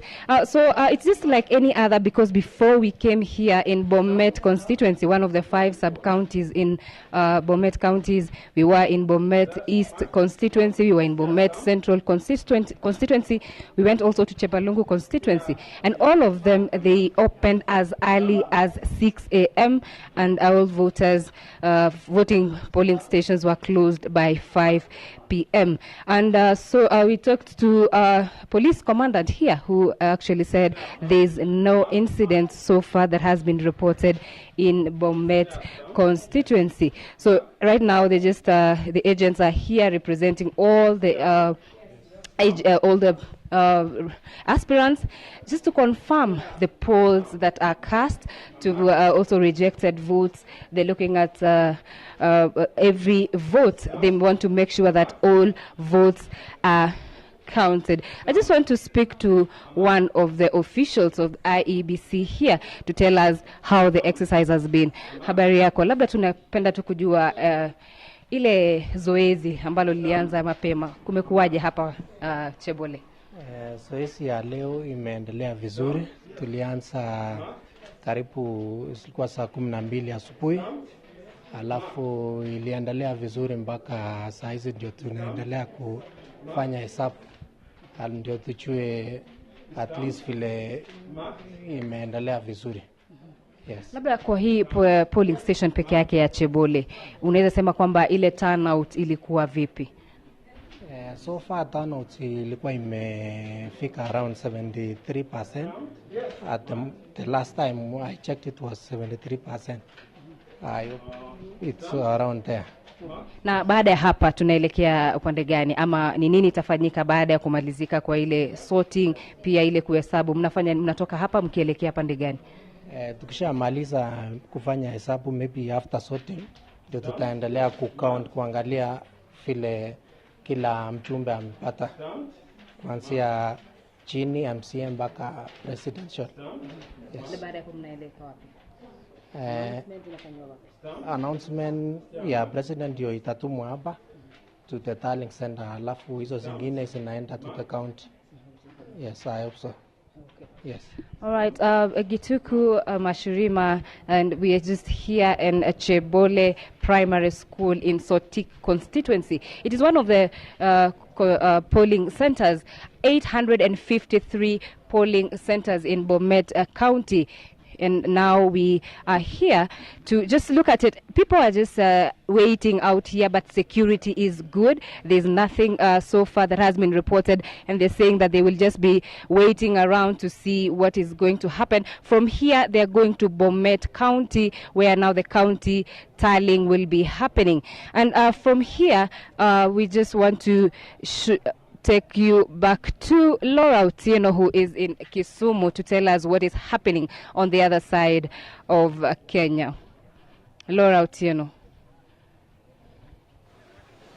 Well, thank you very much, Emily. I'm not in Kisumu. I'm actually in Homa Bay County, to Homa Bay Town constituency in particular. Right now we are at the Shauriako Primary School, which is one of the polling centers spread across the 8 constituencies of Homa Bay County. Right now, as you can see, it's quite a deserted scene because about an hour ago, police officers removed everybody, or rather ejected the members of the public who had gathered here to basically witness the tallying of votes.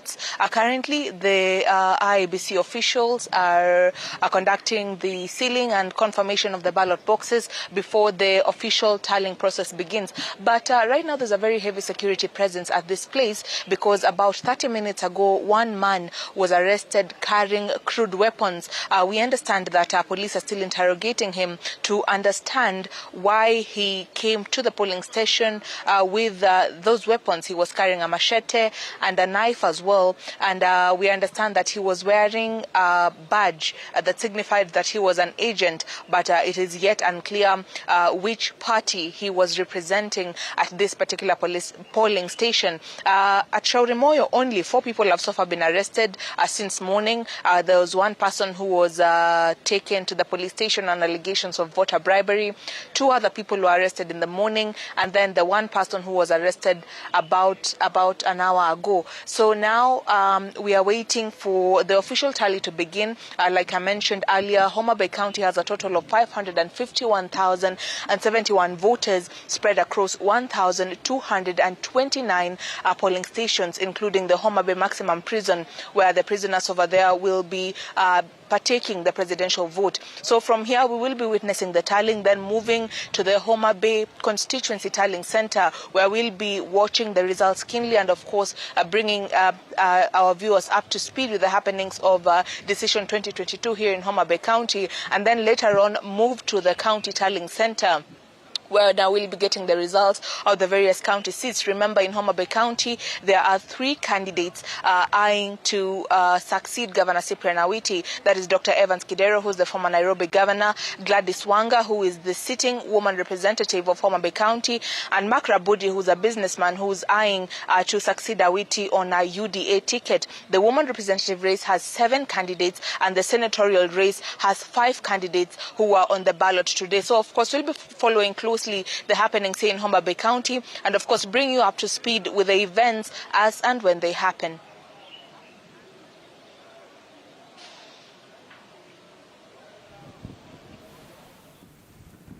Naam, ni mwanahabari wetu huyo Laura Otieno akiwa ametufahamisha mengi tu katika lile eneo aliko. Kwa sasa basi namrushia tena mwenzangu Sam Gituku, manake kuanzia sasa pale alipo patakuwa ni mahali ambapo ni muhimu sana kuweza kutuonyesha, na pia baadaye pengine utamwona akitoka akienda upande wa pili kwenda kuangalia kule ambako tunahesabu na sisi ni mambo gani yanaendelea. Pengine Gituku, kuanzia pale ulipotupatia matokeo ya kwanza, ni yamebadilika ama hali iko namna gani? Well, thank you so much, Mwana Hamisi. There has been a slight change in terms of the total votes cast and the total votes attained by the 4 candidates, especially for the 2 leading ones so far. Of course, remember, 22.12 million registered voters, but so far those that have been cast is 107. I'm sure Kenyans are asking where are these votes coming from, because so far Raila Odinga has 94.39% of the votes cast, and William Ruto has 5.6%. And I want us to begin by looking at Baringo. This is how it's looking. One of the polling stations in that county, Raila Odinga has 94.44%, that is 51 votes, and William Ruto has 3 votes. This is one of the polling stations that I want to bring out from Tiaty constituency, that you'll see how that is looking. The name is, let me just get that right so that I don't get it wrong. That is within Tiaty constituency. Here it is. It is Kokoroi ECDE polling station, where there are some 54 voters that cast their ballots, and this is how they voted. Raila Odinga 51, William Ruto 3. If you have to look at Kakamega, Narok, this is 47 votes for Raila Odinga versus William Ruto, who got 1 vote. And I just want to look at the actual Form 34A that we've been telling you about that has come from that region, so that I can quote the right polling station in Narok. This is Ole Ole Sintir Primary School polling station. And of course, like I said, 48 people voted, 47 voting for Raila Odinga, 1 person voting for William Ruto. And of course, we have some other results from some of the prisons across the country, including Kakamega Women Prison, that so far we see that there are 2 votes that were tallied from the voters in that prison. Let me just get it right. Kakamega Women, yes. This is 2 voters voting for Raila Odinga, and that would be in Kakamega County. Let me just get it here. It should be, there you are. So we're waiting for that to be updated into our system, but I can confirm that we've received the Form 34A from Kakamega Women Prison. And of course, there's another prison that we've also received details from. This is Shimolatewa Medium Polling Station, where it is showing that 4 votes were cast in honor of Raila Odinga, 4 votes cast in honor of William Ruto, and the other candidates, that is George Wajakoya and David Wahiga, didn't get a vote. So that's how it's looking like so far on the national front. Of course, at the polling stations, having closed the voting, they have now time to do the tally and provide us with the details that we need. Remember, 46,229 are the polling stations across the country. Those that have submitted so far from our tally is 4 constituencies. I'll be updating it to see how that is looking. So for now, that's where we are. 101 votes for Raila Odinga, 6 votes for William Ruto from just 4 polling stations so far tallied. Mwanahamisi. Na mtazamaji, kama ulivyoona hapo, msema kweli yuko hapo anatueleza mengi tu. Na nikukumbushe tu kwamba hapa ndani ya studio niko mimi, Mashirima na Sam Gituku. Mashirima ananiambia maliza Mwanahamisi kidogo, na wageni hapa pia nataka watoe maoni yao kabla waondoke, lakini namwambia kidogo tu tuangazie mengine, manake naambiwa mwanahabari wetu John Wanyama yuko tayari, anataka kutueleza ni yapi ambayo yanajiri. Wanyama, sijui kama unanipata. Aha, hebu tueleze hicho ni kituo gani ambacho uliko kwa sasa? Na Mwanahamisi, tuling'oa nanga safari yetu asubuhi katika kituo hiki cha shule hii ya upili ya Namachanja, shule ya upili ya Namachanja ya wavulana, ambapo kura ziling'oa nanga hapa mwendo wa saa 12, na jinsi unavyoona pale wanajaribu tu kuweka kando kura ambazo za kila mmoja. Wameanza na kura za wale ambao ni wanawania urais.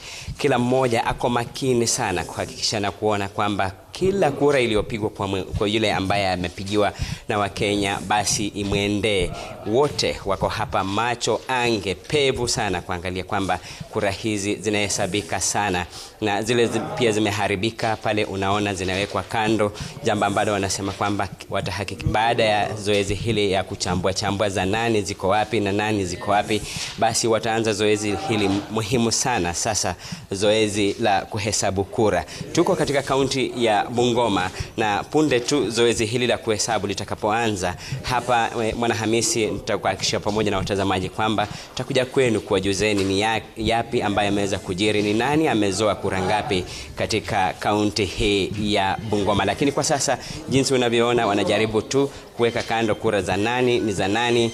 Kama ni ya Ruto kule anapewa, na kama ni ile ya Raila Odinga anapewa, na kuna wale ambao wanawania wadhifa huo pia wanaweka kando, kisha kutoka hapo zitaanza kuhesabiwa mara moja. Mwanahamisi.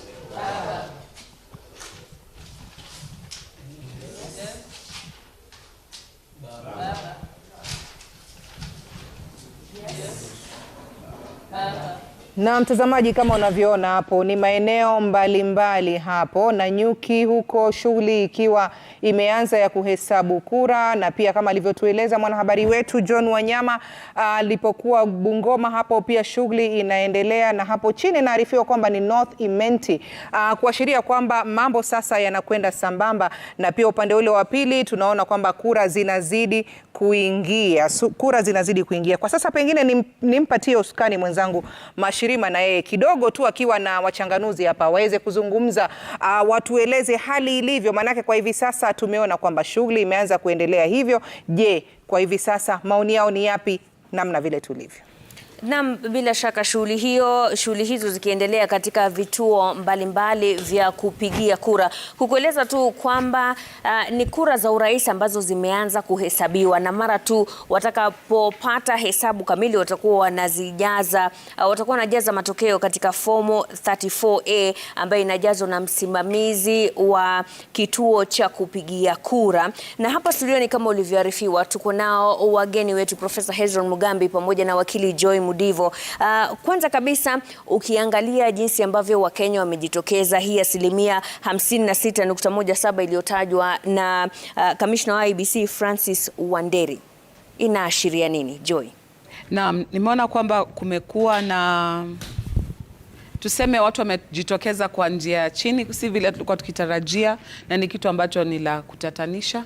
Lakini maana hii ni national average, I'm sure kuna wakitoa sasa per county, tutapata kuna county zingine zilifanya vizuri na zingine hazikufanya vizuri, kwa sababu usisahau kwamba mfumo huu tuliotumia mwaka huu ni kwamba ukienda katika kituoni si mahali pawili tu ama patatu pa kupigia kura. Kama mahali mimi nilipigia kura kulikuwa na vituo karibu, I think ilikuwa takriban 11.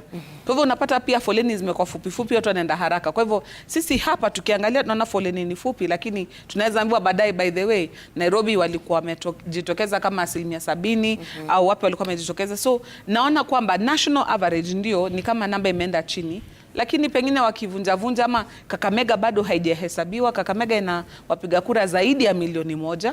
Kwa hivyo wakimaliza kupiga kura kwao tunaweza pata kwamba pia turnout itaenda juu kidogo. Lakini mbali na hayo, Wakenya pia ni kwa hiyo low voter turnout pia kuna kitu ambayo inasema. Naam. Inasema kwamba pengine tumechoka, siasa ilikuwa muda mrefu, ama pengine vile watu walikuwa wakizungumza hapo awali. Ukiangalia idadi ya wapiga kura vijana ambao naona wakitoka sana kwenda kwa mikutano ya kisiasa, waliosajiliwa kupiga kura ilikuwa idadi iko chini. Kwa hivyo unapata pengine wao walikuwa hawana kura za kuja kupiga. Kwa hivyo kuna sababu mbalimbali, na kwangu mimi naona kwamba tusubiri kidogo tuone wale ambao bado wameongezewa muda wa kupiga kura pengine tutaishia wapi. Naam, bila shaka, na tukizidi tu kungojea matokeo, tayari tumepata matokeo kutoka kituo kimoja cha kupigia kura katika kaunti ya Kakamega, na hiyo ni Kakamega Women's Prison.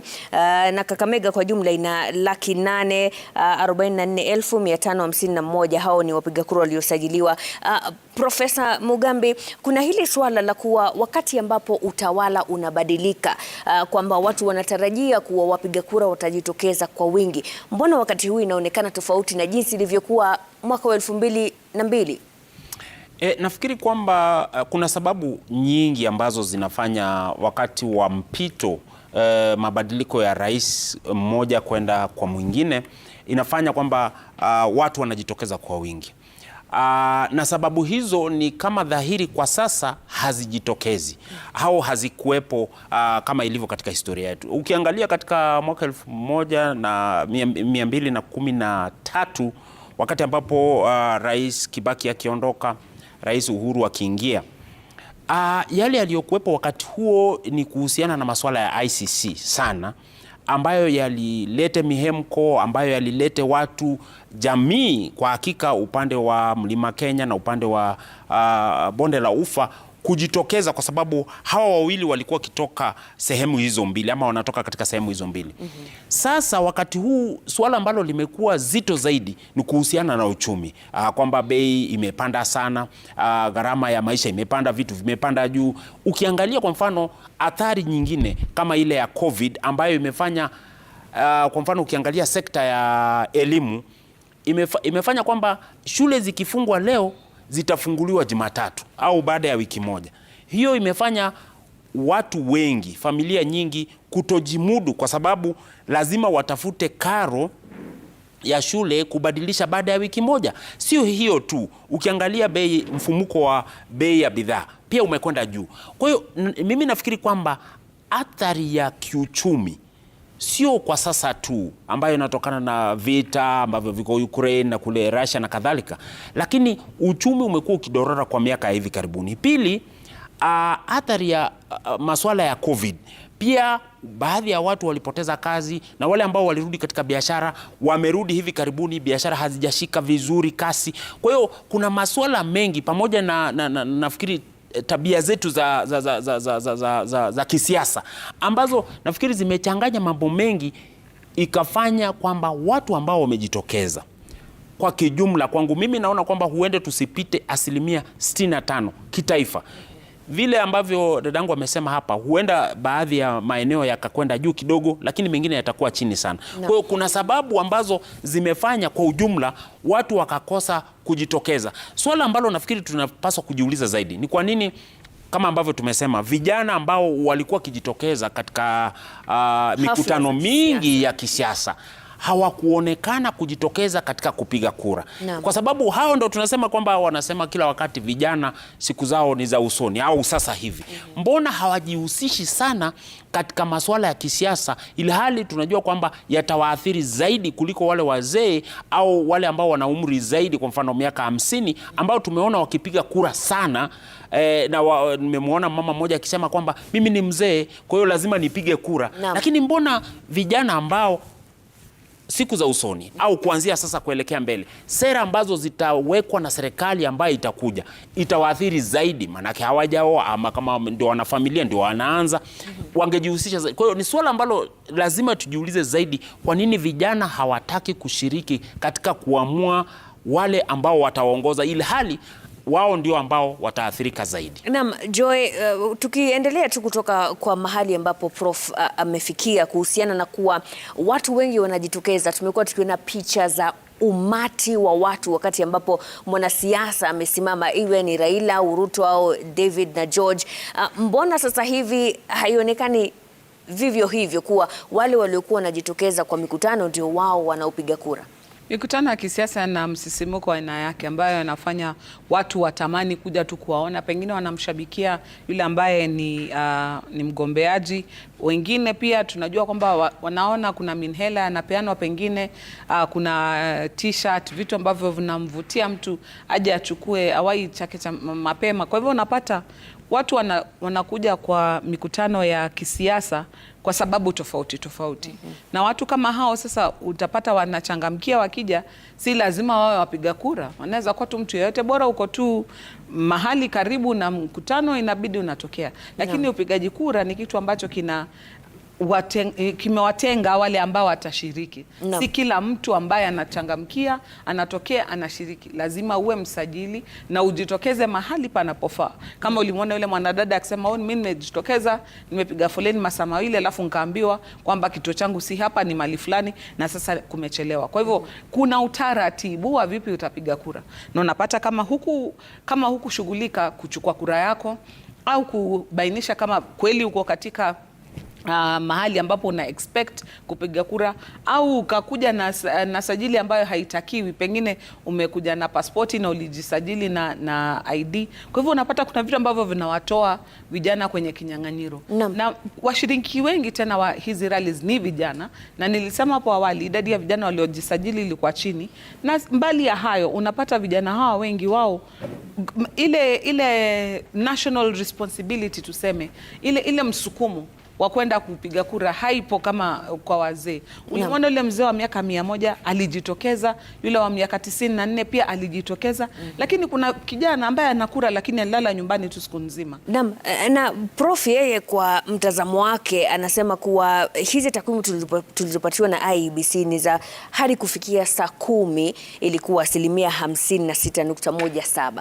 Na akasema haoni kama kutakuwa na tofauti kubwa, hata ikifika 65% itakuwa imeenda sana. Kwa mtazamo wako unaona wakati ambapo IEBC itakuwa imepata sasa takwimu za wale wote waliojitokeza, unaona itafikia asilimia ngapi? Kama ni jumla ya kimataifa nakubaliana naye, tukifika 65% tutakuwa tumejaribu. Kwa sababu kulikuwa kumesalia lisali moja mahali walichukua hizo statistics, na kunaona Wakenya walijitokeza muda wa lala salama, mkondo wa lala salama. Kwa hivyo najua hiyo saa ya mwisho ilikuwa na wale ambao hata baada ya saa 11 bado walikuwa katika foleni, na unajua vile sheria ni kama ulijiwasilisha kituoni kabla ya saa 11 jioni, utaketi kwenye foleni mpaka ufikiwe. Kwa hivyo naona kwamba hiyo idadi itapanda juu. Kwa hivyo asewa anatuambia ni 40%. 56, lakini tukiongeza wale walikuwa foleni na wale ambao wameongezewa muda wa kupiga kura, utapata pengine idadi itapanda juu kiasi kidogo, lakini nakubaliana naye kwa ujumla kwa nchi nzima tukifikisha 65% na tutakuwa tumejaribu sana. Naam, Prof, kwa mtazamo wako unadhani zile hitilafu ambazo zimejitokeza haswa kwa mtambo wa KIMS huenda ulichangia wapiga kura ambao wamejitokeza kuwa finyu? Nafikiri imechangia pakubwa kwa sababu ukiangalia mahali kama Kakamega asubuhi mapema nilimuona mmoja wa waniaji wa rais Profesa Wajakoya akilalamika mapema sana kwamba kwa kweli katika mkoa katika kaunti ya Kakamega sehemu nyingi walikuwa hawajaanza kupiga kura, ilikuwa kwenye saa 6 na baadaye nafikiri tume iliamua kwamba kufanya mabadiliko alafu wakaanza kupiga kura. Hawa kwa upande wao watabadilisha na labda kuongezewa muda ambao walikuwa wamepoteza hapo awali. Lakini hata kama itafanyika hivyo, kumbuka wale ambao wanapiga kura mapema, wanapenda kufika vituoni mapema, ikiwa watakuwa wameondoka kwenda nyumbani, itakuwa vigumu kwenda kuwatafuta kutoka sehemu ambazo walikuwa wamekwenda, wameanza kazi, wamekwenda shambani, wameanza kufanya shughuli zao ili warudi vituoni kupiga kura. Idadi ya wale ambao watasikia kwamba sasa upigaji kura umeanza, tuweze kufika pale kwenye vituo, itakuwa ni ya chini sana, na hiyo kwa jumla itachangia, na sio pale Kakamega tu, katika sehemu nyingine kama vile Makueni ambako pia kulikuwa na matatizo, na niliona sehemu nyingine za pwani. Kwa hiyo hali hii ya kuanza asubuhi, wajua kama shughuli kama ile ingeanza asubuhi na watu wakajua kwamba shughuli hiyo imeanza vizuri na hakuna hitilafu, kila mtu anajipanga kwamba ikifika saa 4 labda watu watakuwa mfumuko umepungua, nitakwenda. Lakini akisikia kwamba kufikia saa 5 saa 6 bado shughuli haijaanza, mtu anajipanga, kwa sababu katika hali hiyo watu wanajua kwamba huenda tusipige kura. Kumbuka kwamba kuna maeneo mengine ambayo tayari yalikuwa IBC ilikuwa imefutilia mbali na kuhairisha sehemu kama vile Rongai na sehemu nyingine, kuhairisha mambo hayo, Kakamega kwenye ugavana na vile vile Mombasa. Kwa hiyo kwa sababu vile vile IBC haikuchukua hatua za haraka na kutangaza, kwa mfano Kakamega kutangaza kwamba hii ndio hatua ambayo tutachukua kwa sababu hiyo. Kwa hiyo watu wakisubiri saa 1 saa 2 wanaona kwamba labda shughuli hii itafanywa siku nyingine. Kwa hiyo mtu akianza shughuli inakuwa vigumu kuanza kumrudisha, na nafikiri inachangia hali ya watu kutojitokeza kama ilivyotarajiwa. Na bila shaka Joy, jana katika mahakama ya rufaa walisema kuwa iwapo mpiga kura hatapatikana kwenye sajili ya kupiga kura kupitia ile KIMS, basi wale maafisa wanaweza kutumia ile sajili iliyochapishwa, lakini kutokana na idhini itakayotolewa na tume. Je, unadhani huu mchakato umeathiri kwa njia yoyote jinsi ambavyo Wakenya wameweza kupiga kura hii leo? Tunaona wapiga kura wa Kakamega na Makueni tayari walishaathirika, na ndiyo kwa sababu idhini ilitolewa kwa wao kuweza kutumia sajili ya daftari badala ya kutumia ile KIMS kit. Lakini kama ni mtu mmoja ama watu wawili ambao hawapatikani, pengine ukiangalia kwa ile truncated, kama jina lako lipo, basi unaweza kutafuta idhini ya huyo mtu mmoja, na fomu inasainiwa na maagenti na wale ambao ni maafisa wa IEBC, alafu unakubaliwa kupiga kura kwa sababu sajili lako linapatikana. Lakini kuna wale ambao kabisa walikuwa hawako kwenye ile orodha, ilikuwa imechapishwa nje ya polling station, hawamo katika KIMS kit, lakini mtu anasisitiza kwamba ni mpiga kura pale. Unaona, basi watu kama hawa waliambiwa poleni, kama hauko hapa na hapa na hapa, hatutakutafuta kwingine. Kwa hivyo kulikuwa na sheria na mikakati ambayo ilikuwa imewekwa pale ili mtu aelewe ni jinsi gani hiyo manual register ilikuwa ikitumiwa. Kwa hivyo haikuwa uamuzi wa returning officer mwenyewe ama presiding officer, ama presiding officer kwamba sasa nitatumia manual. Ni kitu ambacho kilikuwa kinaidhinishwa moja kwa moja kutoka Nairobi. Na bila shaka, na hilo ndio swala ambalo ningependa ulizungumzie zaidi, kwa sababu katika kituo cha kupiga kura nilichokuwepo mimi mwenyewe, mtambo wa KIMS ulikwama kwa muda wa saa 2 na nusu hivi.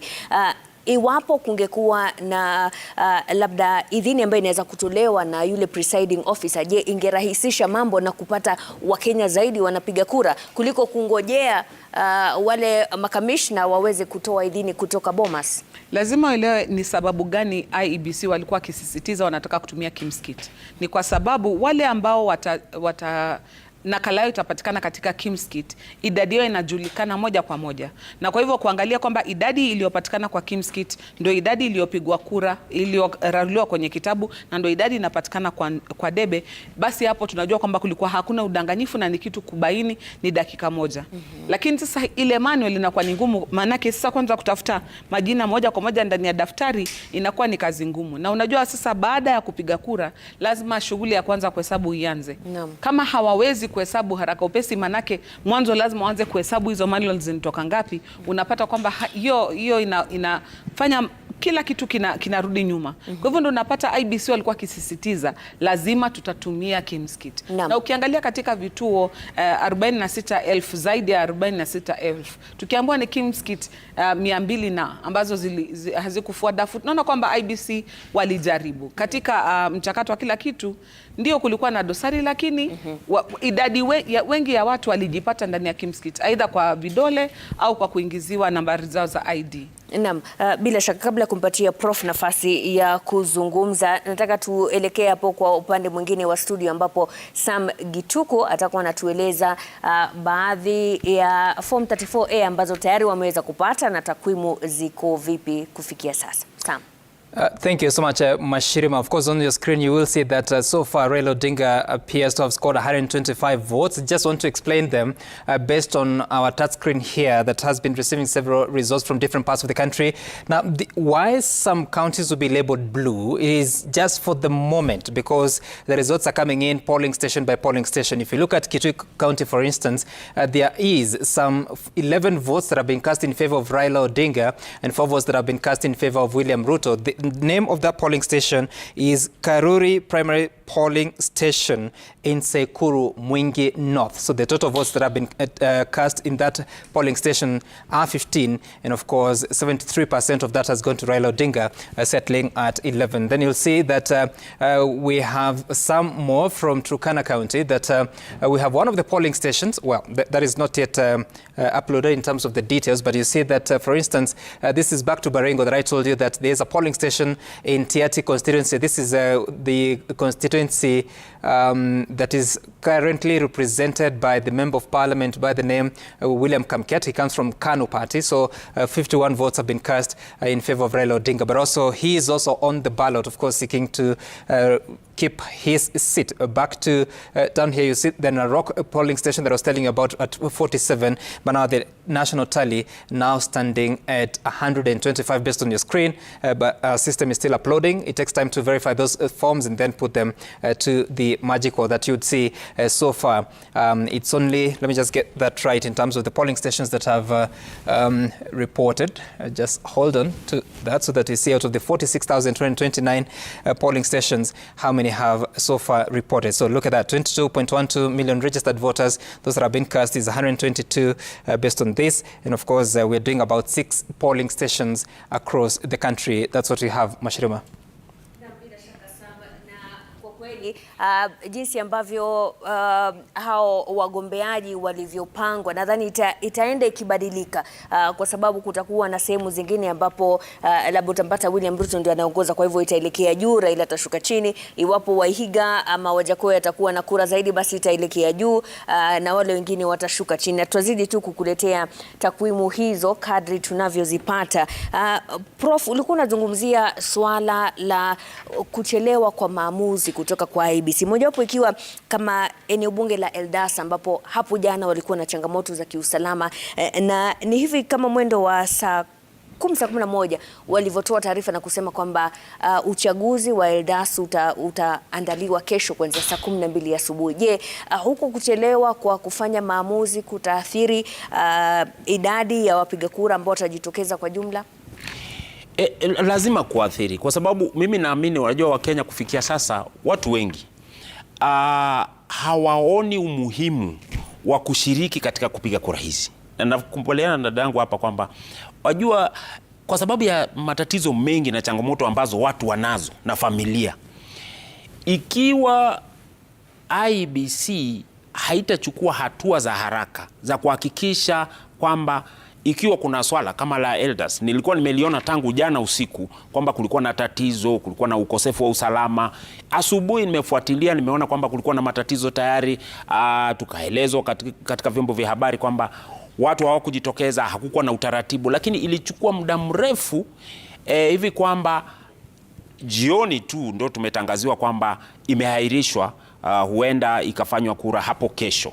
Kwa hiyo nafikiri mtafaruku kama huo, mpito wa wakati mrefu, unafanya watu wawe na wasiwasi, wasijue kutafanyika nini, na wakati huo huo, kwa mfano kesho, watu hawatakuwa na uhakika kujipanga kuhakikisha kwamba watakwenda kupiga kura kwa sababu ya yale ambayo yamefanyika leo. Kwa sababu kesho kuna dhibitisho gani kwamba kura hiyo itafanyika? Huenda ikatokea, watu watachukua kwamba huenda ikatokea kama leo utafika pale, uharibu muda wako, unampigia mtu ambaye labda akichukua kura hiyo hato kushughulikia kwa njia yoyote.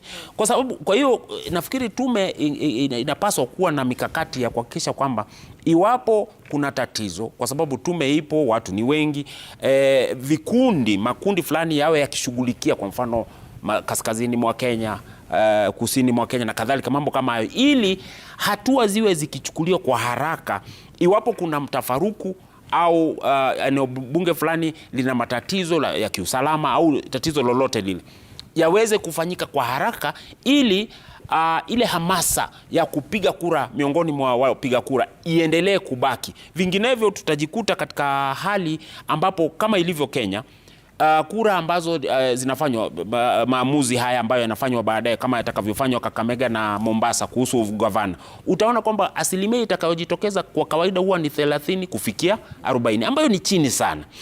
Kwa hivyo katika demokrasia tunasema kwamba watu wakishiriki zaidi, ule uongozi umepewa nguvu za kuweza kuchukua hatua, lakini wakiwa wachache zaidi kama ambavyo sasa tunajionea mambo yanavyojitokeza, inakuwa kwamba ndio wamechaguliwa, lakini tunasema idadi imekwenda chini sana. Kwa hivyo nafikiri tume itaendelea kujifunza kwa mambo haya, na imekuwa ikijifunza tangu ilipochukua hatamu za uongozi, na inapaswa kuchukua hatua za haraka ili watu waone kwamba muda wao au nafasi ambao wanachukua sio kazini, iwe kwamba sio ya kupoteza muda. Pili, kumbuka kwamba katika eneo la elders, kesho ni siku ya kazi.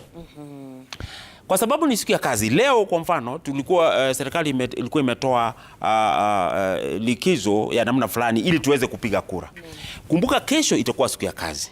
Ikiwa ni siku ya kazi, ni watu wangapi ambao watajitokeza tu kuacha kazi zao ili waende kupiga kura? Na wale waliokuwa wamesafiri hawata, kwa mfano watu wako Nairobi na wengine, kwa sababu kuna watu ambao wako Nairobi wamekwenda kupiga kura Kakamega. Sasa watarudi Kakamega wakati wa kupiga kiti cha ugavana, watakwenda elders kesho na walikuwa wamesafiri na kupata nafasi ya leo. Kwa hiyo hayo ndio masuala ambayo lazima wakati ambapo IEBC pia inafanya shughuli hizi iwe inarahisisha kwa mpiga kura. Kumbuka katika hali ambayo wako nayo ni mbaya. Kwa hivyo sasa IEBC isiposhughulikia hali hii kwa haraka, nafikiri wanafanya watu kukosa hamu kwa hakika ya kupiga kura. Na kukosa hamu, nafikiri watu wengi wakikosa kupiga kura, nafikiri tunachagua wale watu ambao hawafai kuwa kwenye uongozi. Joy, nadhani sio tu maswala ya leo, lakini pia kuna mchakato ambao umekuwepo kuanzia mwanzo. Je, IEBC inaweza kulaumiwa kwa matatizo yote haya? Manake wamekuwa wakipelekwa kotini, hata siku zenyewe zile za makataa ya kuhakikisha kwamba mambo fulani yamefanyika, bado wanajitetea kotini. Naam, kwangu mimi naona kuna mahali ambapo lazima walaumu IEBC. Maana jukumu ni lao na hakuna mtu mwingine Kenya ana jukumu la kutekeleza kazi ambayo wanatekeleza. Ni wao tu wana hiyo idhini.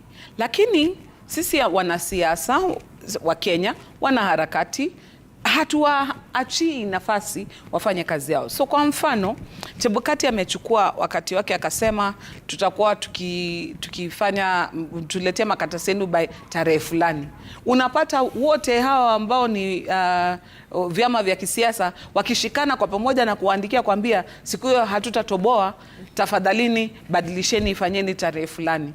Inabidi hawana budi ila kusalimu amri. Anasema sawa, after consultations tumekubali hili na tumekubali lile. Sisi wanaharakati tukiona kitu kimetendeka, sisi hao mahakamani tumeshikana, tumeandika makaratasi, tumepeleka mahakamani, certificate of agency. Chebukati inabidi aache anachofanya, afuatilie kujibu maswala haya. Wakenya pia, kama yule mama tuliona akisema kwamba amesubiri foleni masaa mawili, tumeambiwa mara ngapi? Angalieni, confirm, kama kuna tashwishi njooni tusaidiane. Wangoja wasubiri siku ya kupiga kura, unaanza kusema by the way sikujipata, sikujui kulienda vipi. Naye tena kupiga kura umetokea saa moja kabla kura zifungwe, basi husaidiki tena.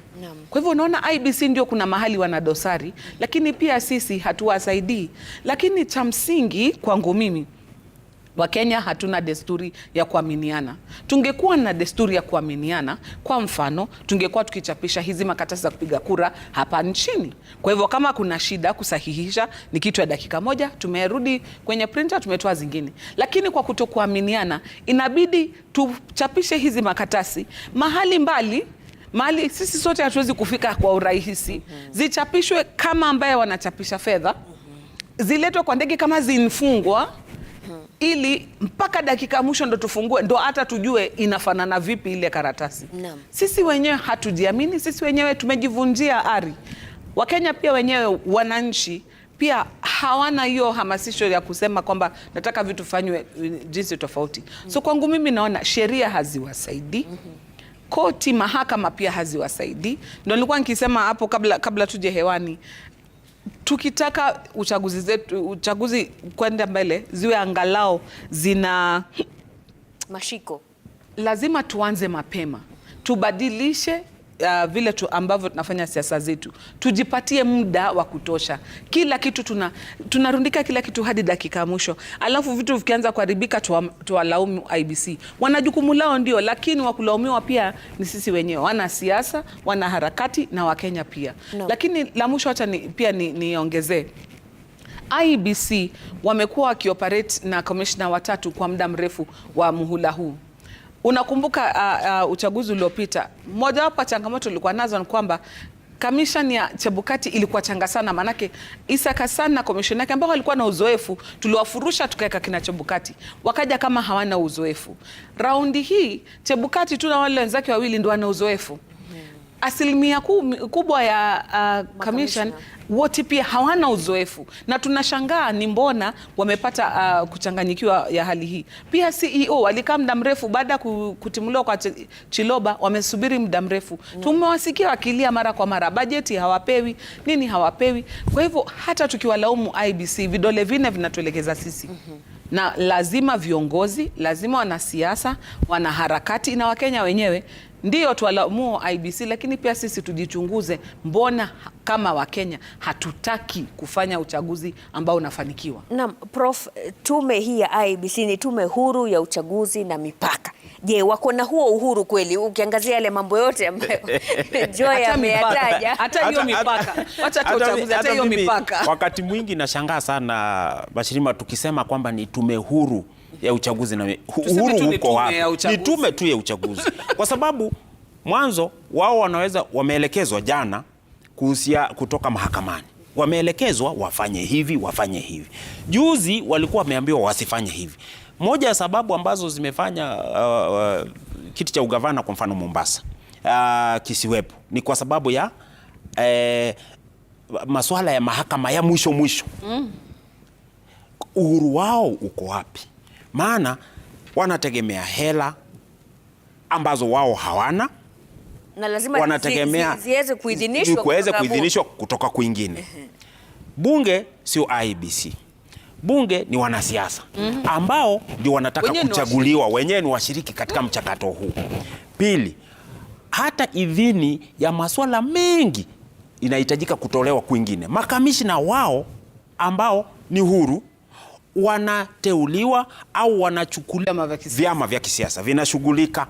Sasa uhuru wao huu ambao tunautaja kila mara sijui unatoka wapi. Kwa sababu hata wao wanasiasa wakitaka chochote kisifanyike wanavyo katika tume ya IEBC watakwenda mahakamani, na mahakama inaweza kutoa uamuzi wowote na kuwaambia kwamba tume msiuorodheshe huyu kwa sababu tumeona kwamba hatoshi kwa sababu ya sababu hizi, na watafuata, hawatapinga.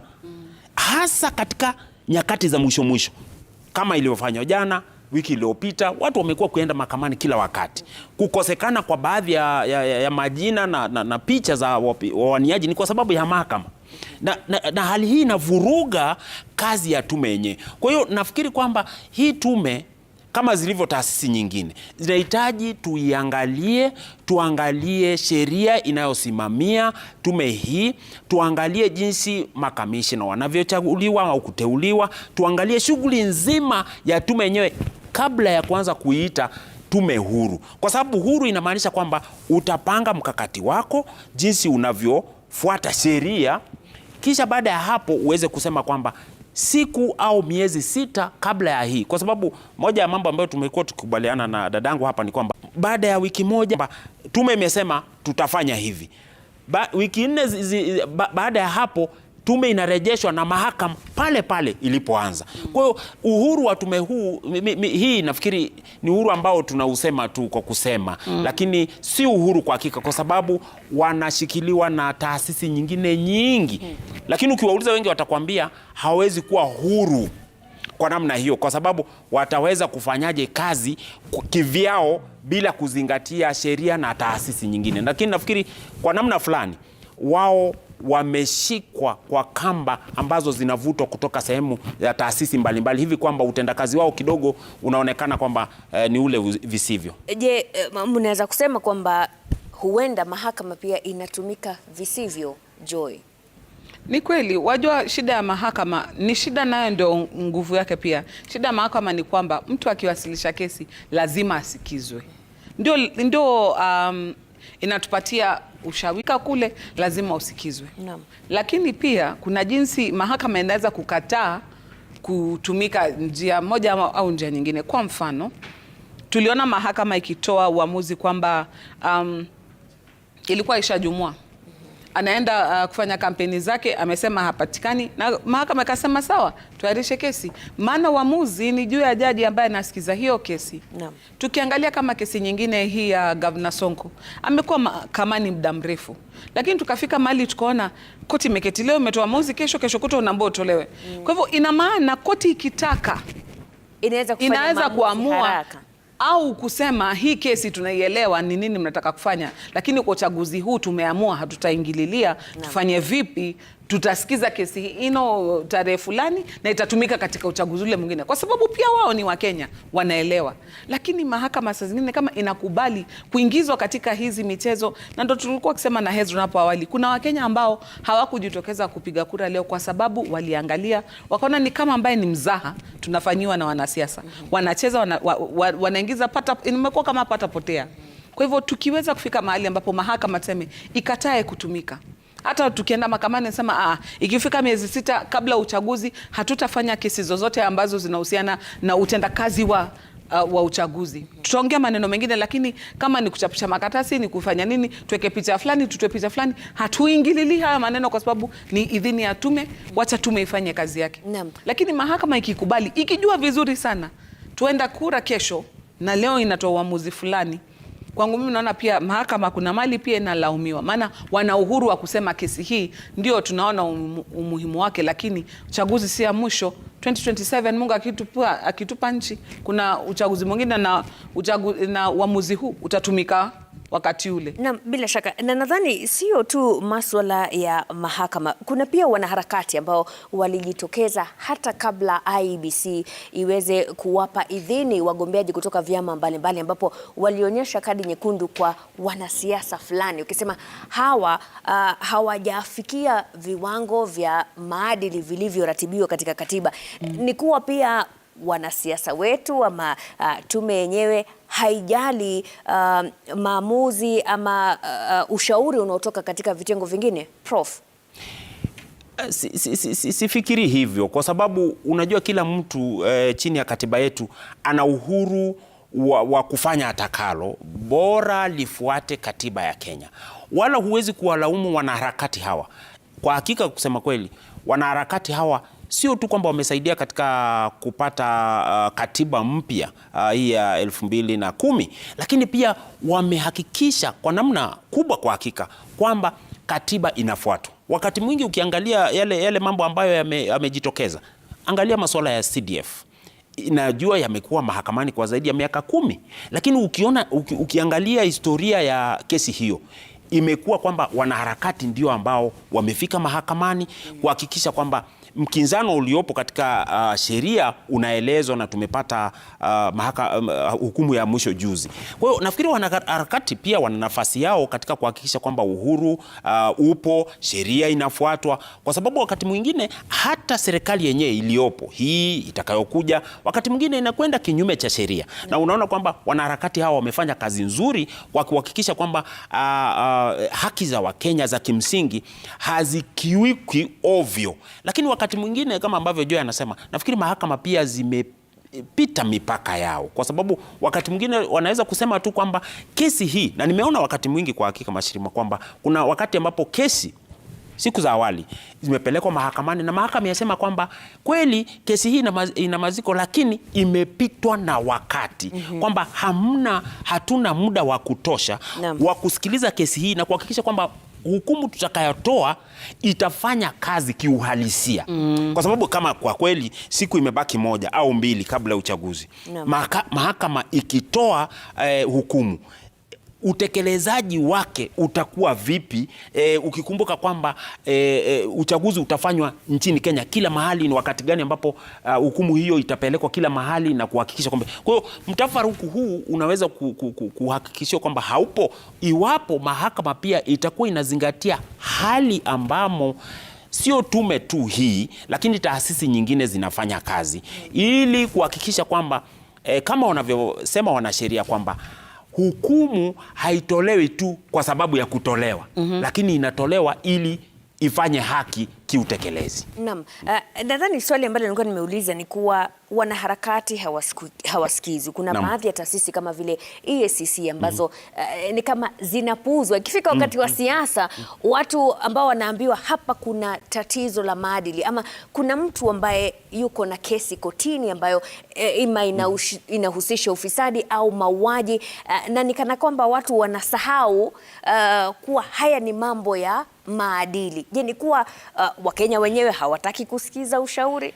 Nafikiri Wakenya wanasikiza ushauri, lakini wanasikiza ushauri kutoka kwa nani? Nafikiri ndio tatizo kubwa. Wanasikiza ushauri kutoka kwa nani? Ukiangalia masuala ya ushawishi nchini Kenya, wanasiasa Mashirima wana ushawishi mkubwa sana hapa Kenya. Wanaweza kubadilisha weusi wangu ukawa weupe kesho. Na wala hawajali, hawabali. Kawaida ni mweupe. Bwana huyu ni mweupe tangu zamani.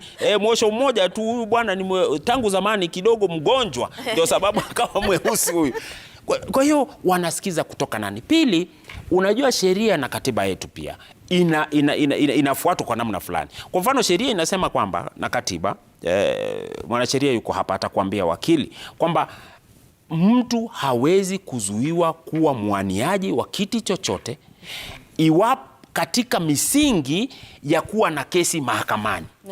Lazima kesi iwe imeamuliwa, na ikiamuliwa katika mahakama ya chini, lazima ikiwa atakata rufaa, ikiendelea mpaka mahakama ya juu zaidi, ikiamuliwa mwishowe, ndipo ambapo katiba sasa inachukuliwa kwamba huyu amemaliza nafasi ambayo anayo kuhusiana na kesi. Lakini utaona kwamba kwa sababu ya kwamba kesi, kwa mfano ile kesi ya CDF imechukua miaka 10, baadhi ya wanasiasa kwa sasa, kuna wao ambao miaka 10 iliyopita walipatikana na hatia fulani, kesi zao zimekuwa zikiwepo kwenye mahakama mbalimbali kwa miaka hiyo 10, wamemaliza awamu 2, sasa wanauliza awamu ya 3, lakini wameshtakiwa kwa makosa ambayo wakipatikana hawafai kuwa kwanza wamepewa nafasi ya kusimama katika uongozi nchini Kenya kwa sababu ya sura ya 6 ya katiba yetu.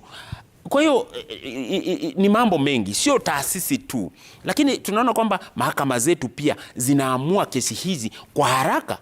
Swali ambalo nafikiri jibu ni moja kwa moja kwamba ni la, na kuchelewesha huku kwa kesi mahakamani kwa muda mrefu pia kuna nyima haki wa Kenya kuchagua yule mtu ambaye labda anafaa kimaadili. Na Joy, kwa sababu Prof amegusia swala la sura ya 6 ya katiba kuhusiana na maadili, kuna haja kweli ya kuwa na sura hiyo? Lakini mwana wa Kenya wengi wakiuliza kuwa kwa nini tuwe na sura hii ya 6 ya katiba ilhali kuna sheria ambazo zinahujumu utekelezwaji wa sura hii, kwa sababu kuna wale wagombeaji ambao wamejitetea ili waweze kuwa kwenye karatasi ya kura kuwa bado ule mchakato wa kesi unaendelea, ama hata kama mtu amepatikana na hatia katika mahakama moja amekata rufaa, kwa hivyo hawezi kuzuiwa. Shida si chapter 6 ya katiba, shida ni vile umesema sheria ambayo inaipatia maisha ama inaipatia uhai chapter 6.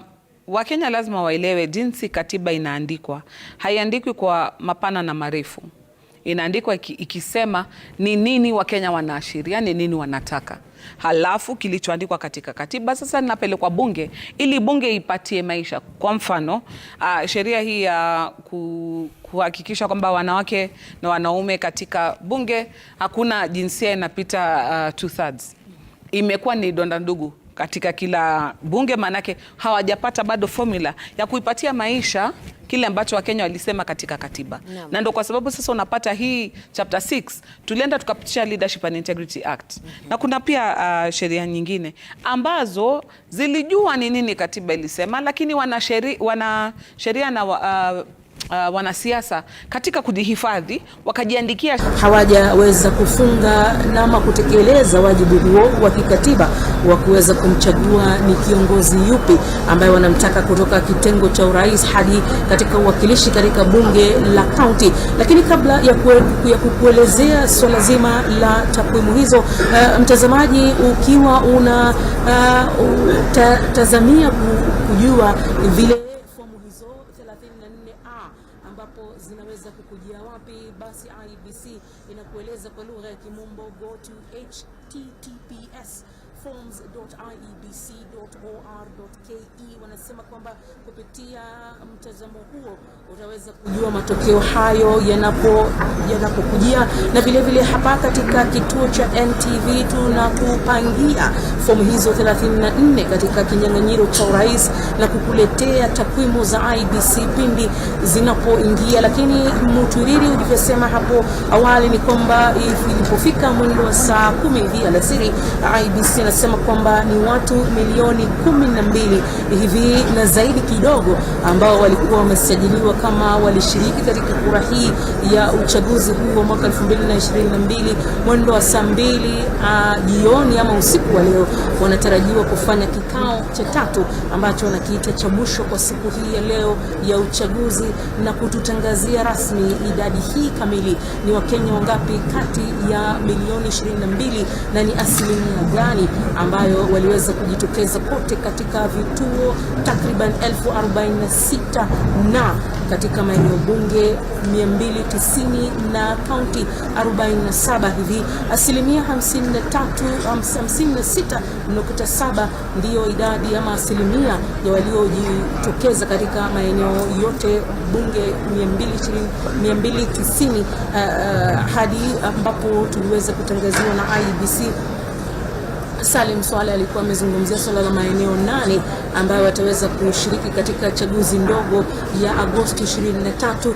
Maeneo ya Kakamega, Mombasa itakuwa ni kinyang'anyiro cha kumtaja ni gavana yupi atakayerithi Wycliffe Oparanya katika kaunti 037 na ni nani tena atakayemrithi Ali Hassan Joho katika kaunti 001, kaunti hiyo ya Mombasa, pamoja na maeneo bunge 4 na vile vile kuna maeneo mawili ya uwakilishi katika mabunge ya kaunti ambayo ni Nyaki Magharibi na Kwanjenga, ambayo hayo yataweza pia kushiriki katika siku hiyo. Kuna masuala mengi kuhusiana na ile swala la wale ambao hawakuweza kutambulika.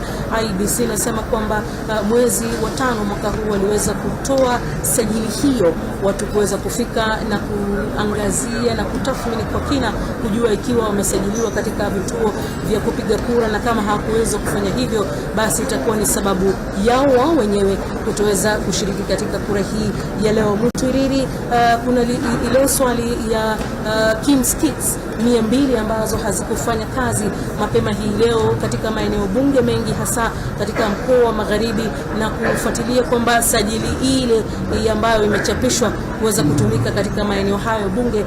Mutiriri, ni mengi zaidi ambayo yanatokea kwa sasa. Wafula Chebukati kitangaza pale, nimeona mawakala wa maajenti 167. So you'll realize that, again, like I told you earlier on, the counties that appear blue, these areas that already there has been polling stations that have tallied. Most of them is just one polling station, but based on those figures, it gives you that Raila Odinga is in the lead. So we had already looked at Narok, we had already looked at Kitui because of that Karori Primary School in Mwingi, in Sekuru, Mwingi area. Then you look at, this is Laikipia County. One of the polling stations has already tallied 4 votes for Raila Odinga, or rather counted. 4 votes for Raila Odinga, 1 vote for William Ruto. You come to the neighboring county of Baringo. Remember, I told you there's a primary school there. Is it Korokoi, that you have 51 votes so far counted for Raila Odinga and 3 votes for William Ruto. Then in Turkana, there's one polling station that has reported, the figure is not yet updated here, but there are a number of votes that have been counted for Raila Odinga, giving the total that so far we have. So again, but let me just take you back there. So look, the polling stations in Turkana are 785. So far, it's only one polling station that has been tallied. If you look at a county like Kitui County, you have one polling station submitting out of 1,578. So it's really very early in terms of the results that we have so far received. In Narok County, with a voter population of 398,000, you're talking about 883 polling stations. So let me take you to a short trip so that I can show you where all this is happening, because we have to receive the polling stations forms. That is the Form 34A, which is the result declaration form for the presidential election. And those forms are being received by some data clerks that are within this building to be in a position to receive the results. They are clustered in form of county. So every clerk is working on a particular county. So the forms that are coming from those polling stations, from those regions, they are being received by these clerks you see here. So some of them are representing, one of them is Nairobi, the other one is Busia, the other one is Bungoma. All of them, name them, up to 47 counties across the country. And as they receive the forms, their work is translate that into form of the text data, because this time round, IEBC is not giving us results in form of text details from the polling station. They're just sending that scanned image, and now the work of the clerks that are at IEBC, Bomas of Kenya, at the National Tallying Center, but also the Constituency Tallying Center in the different constituencies, their work is to translate those results into text so that they can do their tabulation to produce the Form 34B at the constituency level, which is the summary total of results for a constituency. So these are the clerks, and then you'll see that here. You also see some votes. We're still trying to load it so that we can refresh and see if it has a different total, but the same total that you'll find here once it updates, it is the same total that I've shown you from the other side of studio. So our work here is to ensure that as soon as we receive those forms, and you're making sure that they are the authentic forms from the polling stations, having to compare that against what IEBC is also receiving from the public portal that they have provided, so that we are very careful to ensure that the results that we release to you are the credible based on what has been received from the polling stations. That's our business here. Mashirima and Mwana Hamisi.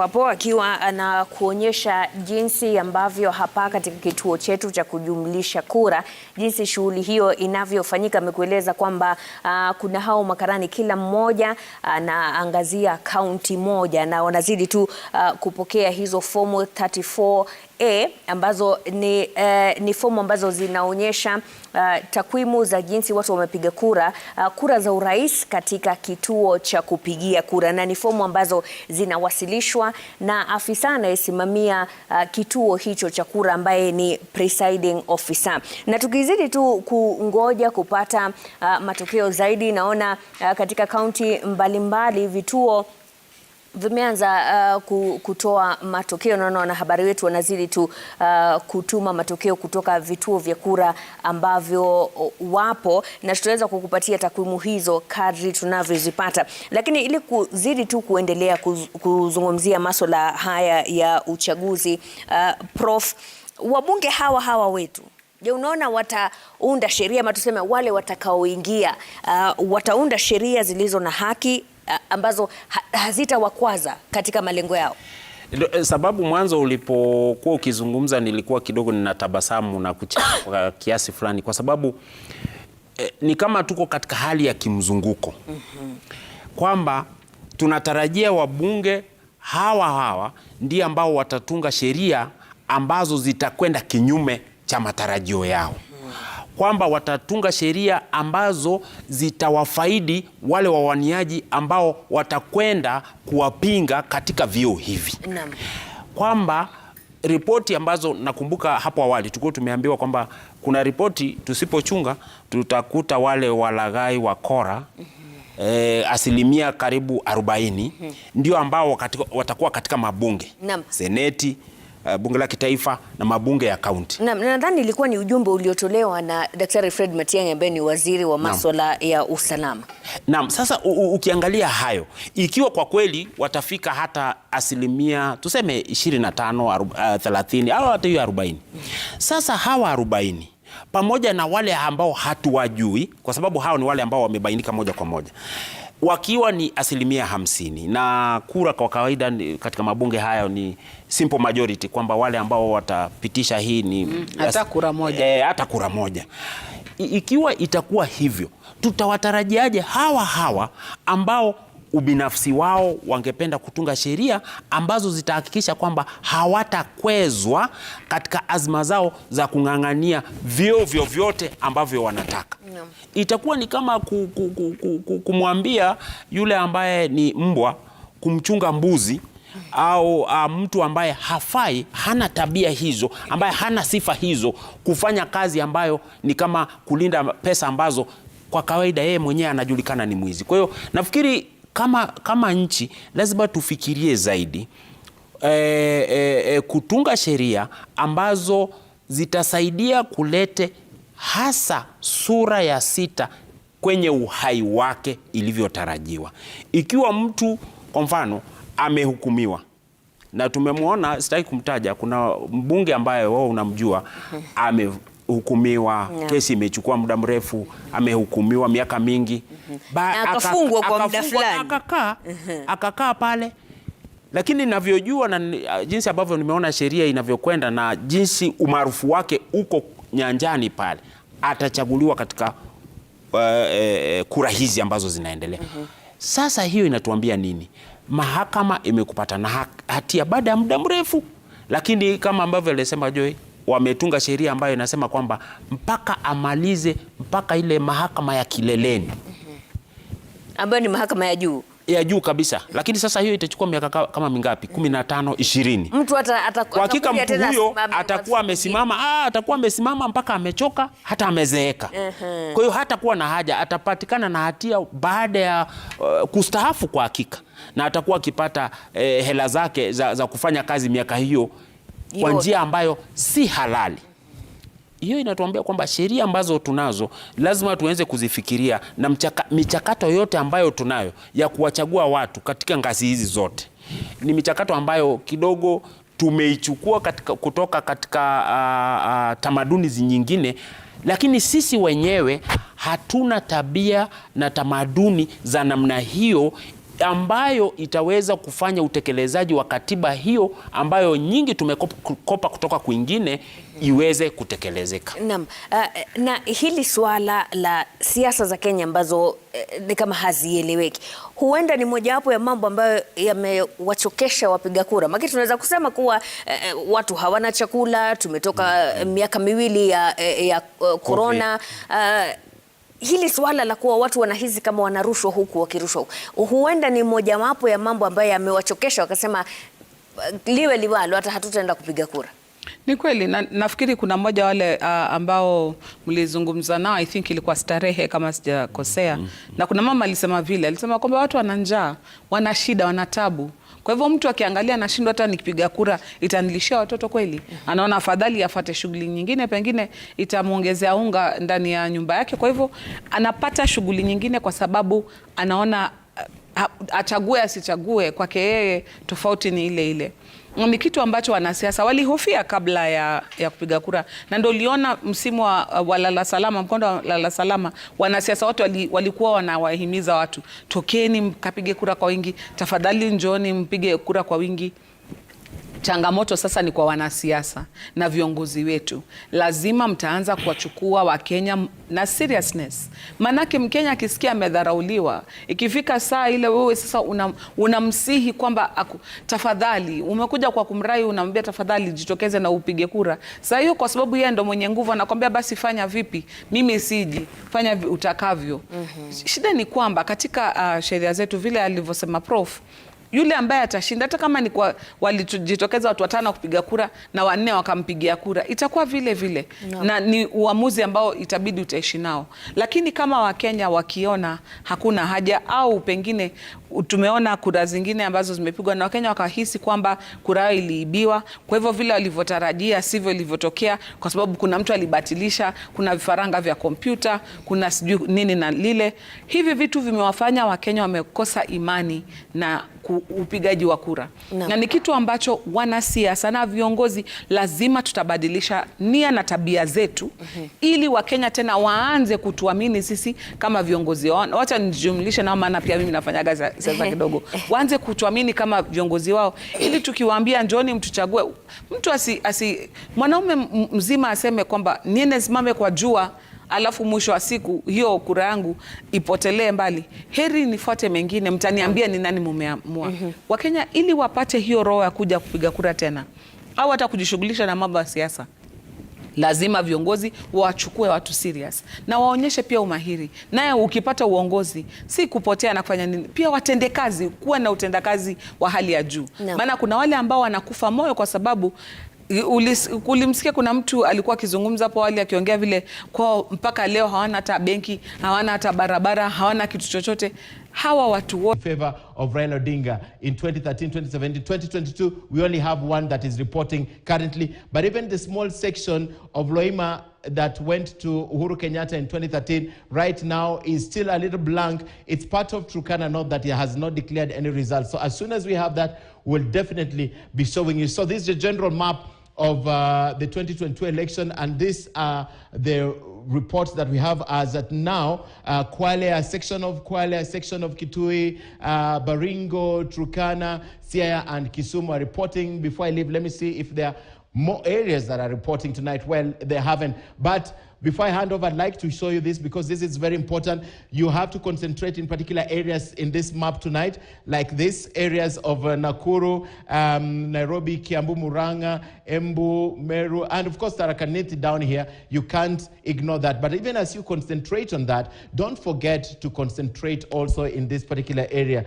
because these areas that are touted as strongholds. So you look at Baringo, Tana River, Elgeyo Marakwet, Uasin Gishu, Nandi, Vihiga, but just forget about the rest of that area for now. Look at who is declaring, and this is the area of interest. We'll be focusing a lot on that. We'll be focusing a lot on that tonight. Also this, but don't forget also that this is a very important area for this election. Marsabit and Mandera and Wajir, very big sections of the country that we must focus on tonight. So far, these are the results that are coming in. And before I hand over to Hadia, I just like to refer to my phone one more time and refresh and see what the IEBC portal is showing in comparison to what we're showing you tonight. And right now, Baringo, which is right here, has declared 5 polling stations. In Bungoma, Bungoma for the first time has a polling station that is declaring, and Garissa has 3. Garissa is somewhere here, and as I said, this is also very important. It has Lagdera, Bambala, Garissa Town, Fafi, Dadaab, and Ijara. You know, these sections are very important for this election. Fafi, you know, Lagdera, very important. Look at the size of this region. How many votes would the candidates get from that? So as soon as we have that, we'll definitely be showing you. So Garissa is reporting 3 polling stations so far out of a total of 599. Kakamega has 1 polling station. Kilifi has 1 polling station. Kisumu has 1 polling station. And just to verify that, because this is important, when IEBC says Kisumu has 1 polling station reporting, let's see which polling station is this in Kisumu that is reporting right now. So Kisumu has from Muhoroni. So the section of Muhoroni is turning blue because 1 polling station is reporting, but this polling station reporting in Muhoroni is in favor of Raila Odinga. That's the reason why it's turning blue this evening. So the IEBC portal is saying Kisumu is reporting 1 polling station, and we have verified it's in Muhoroni, that polling station turning blue for Raila Odinga. In Kitui, there are 2 polling stations. Let's try and once more just verify that in Kitui and see exactly what we're talking about, because they say Kitui has 2 polling stations. Exactly. So when the IEBC portal reflects that they're reporting 2 polling stations, when you come to our map, you will see a section of that map in the county of Kitui turning a color or 2, and Mwingi North right now, because the votes that have been counted, which is valid 15 out of 523, are in favor of Raila Odinga. So when you see it turning blue, that is the only reason. But if you go back to the IEBC portal, you will see that they are reporting 2 polling stations. So apparently 2 polling stations in Mwingi North have reported, and they're positive for Raila Odinga. That's why you're seeing it turning blue. And just to play around with this, let me see 2017, how it voted. It all went blue. In 2013, let's see how it voted. It all went orange in favor of Raila Odinga. This is the traditional voting bloc of Kalonzo Musyoka, who is now behind Raila Odinga, and Martha Karua supporting their bid for presidency. Now, just to conclude, Laikipia is reporting to also.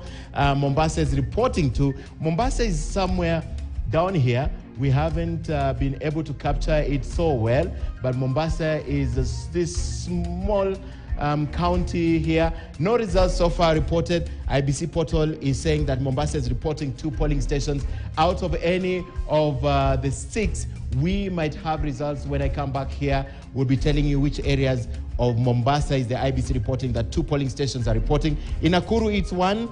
In Narok, there are a total of 5 polling stations in Narok that are reporting currently. And because we haven't gotten that data yet, we are not likely to show it. But when we come back, the IEBC is saying there are 2 that are reporting. There are actually 5 that are reporting in Narok. So they could be from any of this. They could be Narok East, Narok North, Narok West, Dikir, Kilgoris, or even Narok South. When we have those results, we'll be reflecting them. The IEBC is saying that 5 polling stations in Narok have already given the results out of 885 polling stations. And in Siaya, there are 2.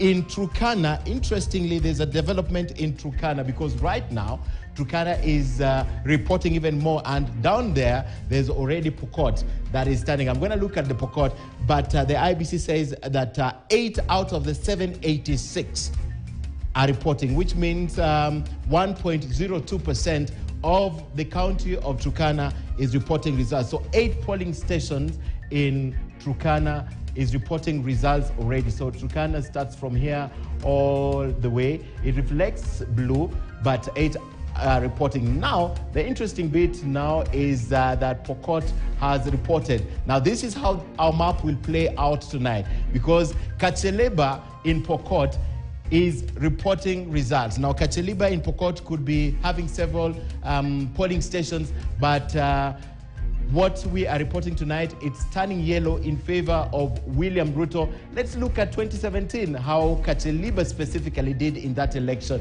It turned red in favor of Jubilee Party. And it's gone to Ruto, parts of it, a section of it, a small section of it, because these results are provisional and we are feeding them as we get them. In 2013, let's see how Kacheliba behaved in Pokot.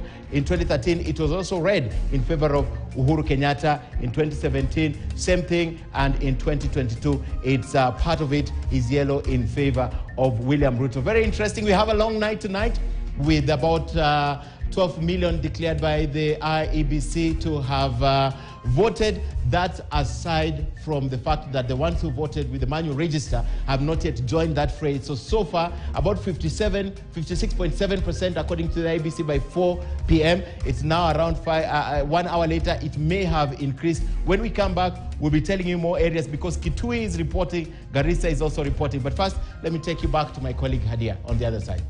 Barabara, tathmini ya kina hiyo kutoka kwa mwenzangu Ken Mijungu. Kadri matukio ama takwimu zinavyozidi kutiririka ndivyo wanavyozidi kutupambia ramani yetu pale, kulingana na zile rangi ambazo zimeweza kujitokeza katika sehemu mbalimbali na vituo mbalimbali ambavyo tayari vimekamilisha zoezi hilo la kuhesabu kura. Tukipeleka kwenye maeneo mengine, twende kwenye eneo la Nyeri ambapo Clement Masombo yupo aweze kutujuza shughuli ya kuhesabu imeanza, iwapo imeanza, mambo yapo vipi, ili tuweze kujua tu na mtazamaji wetu pia aweze kujua vile vile.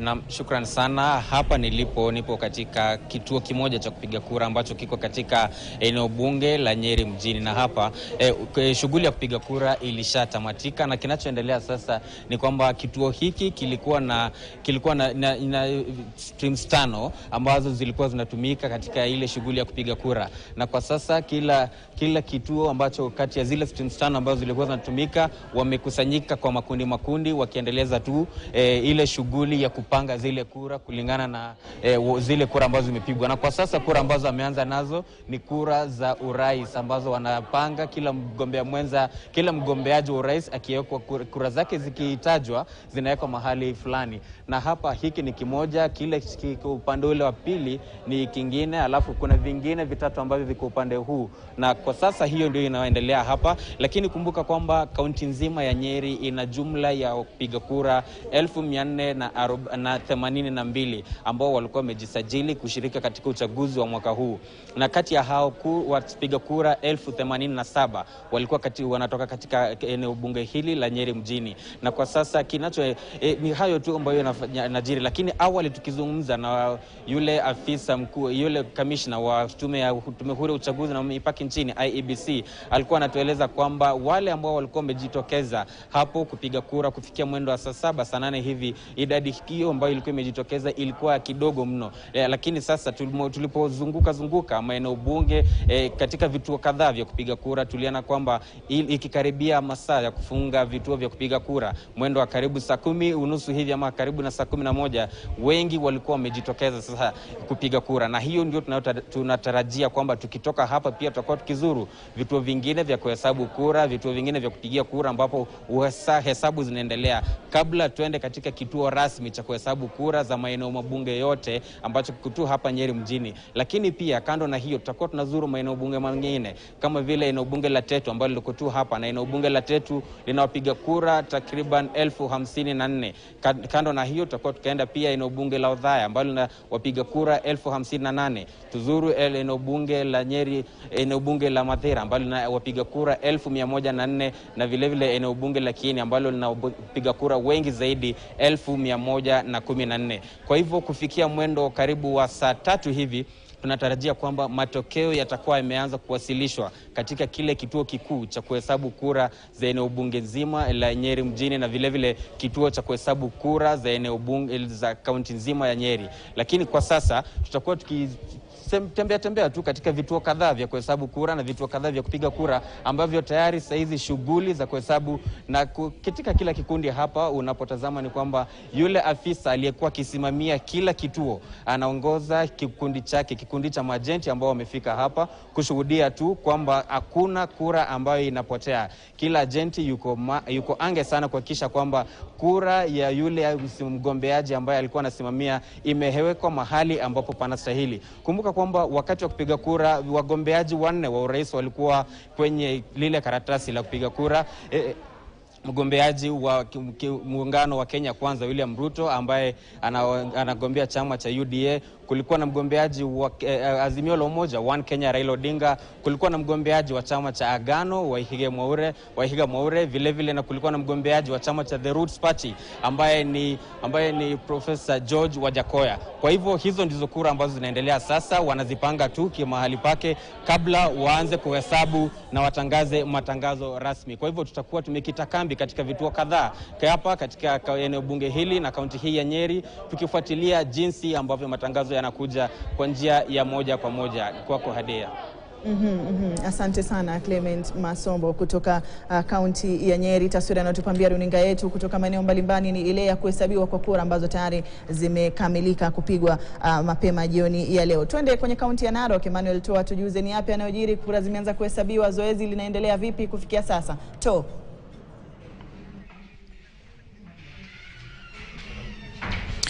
Na asante sana Hadia, tunakupata kwa njia shwari. Tuko katika kituo cha kuhesabia kura kwa sasa ambacho kilikuwa kituo cha kupiga kura cha Ole Sankale hapa katika kaunti ya Narok, kaunti 033, na kwa sasa tunaendelea kupokea matokeo. Wale maafisa wa tume ya uchaguzi na mipaka IBC wameendelea kuhesabu. Kwa sasa wamemaliza kuhesabu zile kura za urais, na dakika chache zijazo watakuwa wanapiga picha karatasi ile ama fomu ile form 34A na kuipiga moja kwa moja na kuiweka kwenye ile tovuti ya IBC ama kwenye ule mtandao wa IBC, ambapo mtu yoyote ambaye yuko nchini Kenya anaweza pata matokeo hayo, na baada ya hapo ndipo tunaweza tangaza rasmi ni matokeo yapi. Kwa sasa kuna takriban vituo 800 hivi ambavyo vinashughulika katika shughuli hii nzima, 885 kulingana na tume ya uchaguzi na mipaka IBC, na vituo 5 tu ndivyo ambavyo vimeweza kutoa matokeo hadi sasa. Tunarejea kwamba matokeo kutoka maeneo bunge yote 6, maeneo bunge ya Narok North, Narok South, Narok East, Narok West, Murwadikir, Kilgoris na maeneo mengine pia yatakuwa nawasilisha matokeo yao kabla ya mwendo wa saa 6 hivi. Tutakuwa tunajua mbivu na mbichi, lakini kituo kikuu cha kuhesabia kura ni chuo kikuu cha hapa Masai Mara, kaunti ya Narok, ambayo tutakuwa tunaelekea pale kupata taswira kamili ya namna ambavyo shughuli hiyo inafanyika. Kwa sasa yule afisa wa IBC ameweka ile barua ama fomu ambayo amepiga picha na kuhakikisha kwamba mambo yako sawa. Wale maajenti wagombea wa urais wameitwa pale sasa kuja kuhakikisha kwamba wanatia saini kwenye karatasi ile kuonyesha kwamba wamekubaliana na matokeo hapa, ili kuhakikisha kwamba yale matokeo yatakapotangazwa rasmi ni matokeo ya mwisho, kama vile mwenyekiti wa IBC Wafula Chebukati alisema kwamba matokeo yatakayotangazwa kwenye kituo cha kupiga kura ndio mwisho rasmi. Kwa hivyo matokeo haya lazima yapigwe msasa kabisa, na baadaye fomu hiyo itatiwa kwenye kijisanduku moja hapo, na fomu zingine zitakuwa zinapeanwa kwa wale maajenti wagombea hao 4 wa urais.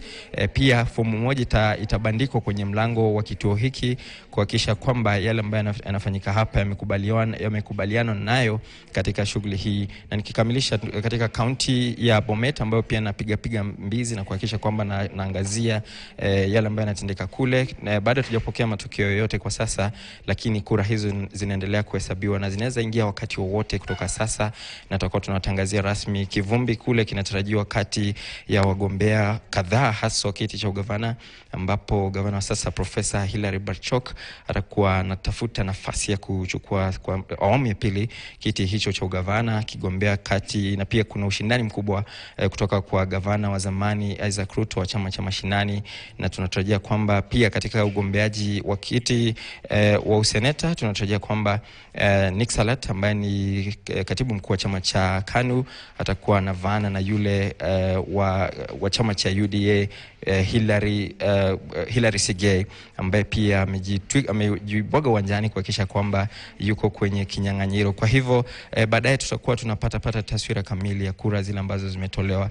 Nakumbuka kwamba kaunti ya Bomet na sifa kwamba yule mgombea wa kike ni Linet Chepkorir ambaye kwa majina ya kimajazi anaitwa Toto mwenye umri wa miaka 24 yuko kwenye mbioni kuhakikisha kwamba atakuwa mmoja wa wale wagombea ama wakilishi kike wachanga zaidi nchini, kwa sababu leo tumemwona akipiga kura. Tujashuhudia hali yote ya mtafaruku katika uhesabu wa kura, lakini vile vipakatalishi vya IBC vimekuwa vikikumbwa na sitafahamu ama changamoto za hapa na pale, lakini shughuli hii imekamilika vizuri. Lakini kile cha kushangaza ni kwamba kuna baadhi ya wale maafisa wa IBC ambao wamesema wale watu ambao wamejitokeza kupiga kura walikuwa wachache mno.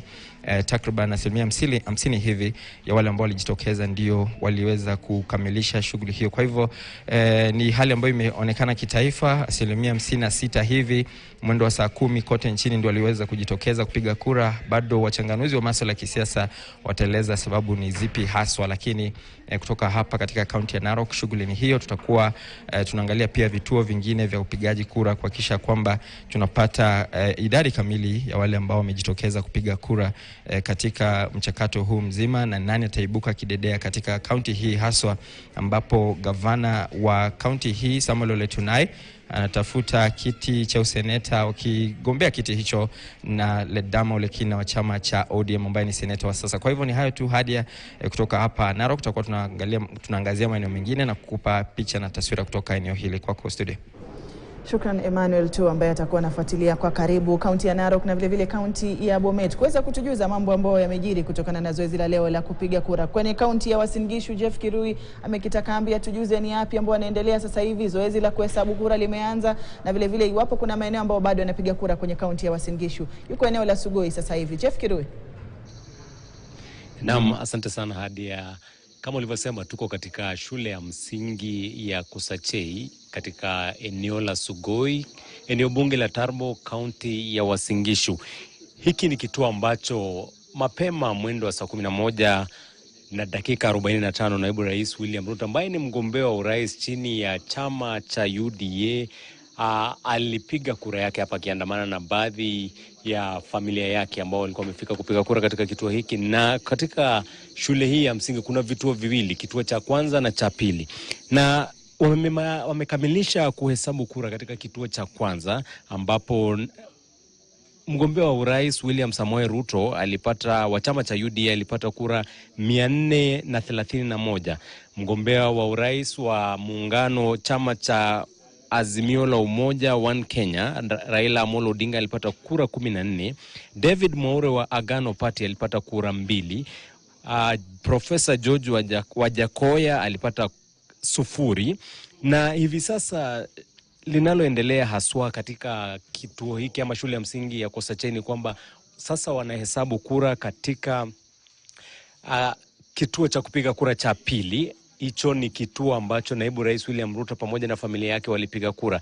Kwa dakika zijazo, dakika kama 15 hivi, tutaweza kutathmini haswa amepata kura ngapi ama wale wagombea wanne wa urais wamepata kura ngapi. Lakini taratibu inayofanyika katika kituo cha kupiga kura ni kwamba baada ya kura kukamilika wanaanza kufanya mchujo kubaini kwamba ama kuweka vifurushi vya karatasi za kura kwa kila mgombea wa urais. Kumbuka ni 4, kila mmoja anapewa kuna wale mawakala ama makarani wa tume huru ya uchaguzi IEBC ambao kila mmoja anapewa karatasi za mgombea wa urais. Kisha baada ya kukamilika kwa shughuli hiyo ya mchujo wanaanza sasa kuhesabu. Wakimaliza kuhesabu ndiposa sasa wanaanza kutangaza matokeo ya kila mmoja wa wagombea, matokeo ambayo ameweza kuyapata kwenye kura hiyo ambayo ilikamilika mwendo wa saa 11 kama ilivyoratibiwa. Kisha baadaye sasa wanaanza kujaza zile form 34A na maajenti wote ama mawakala wote wa wagombea wa urais wanatakiwa kutia saini baada ya kudhibitisha kwamba yale matokeo yaliyosomwa na afisa mkuu msimamizi wa kituo cha kupiga kura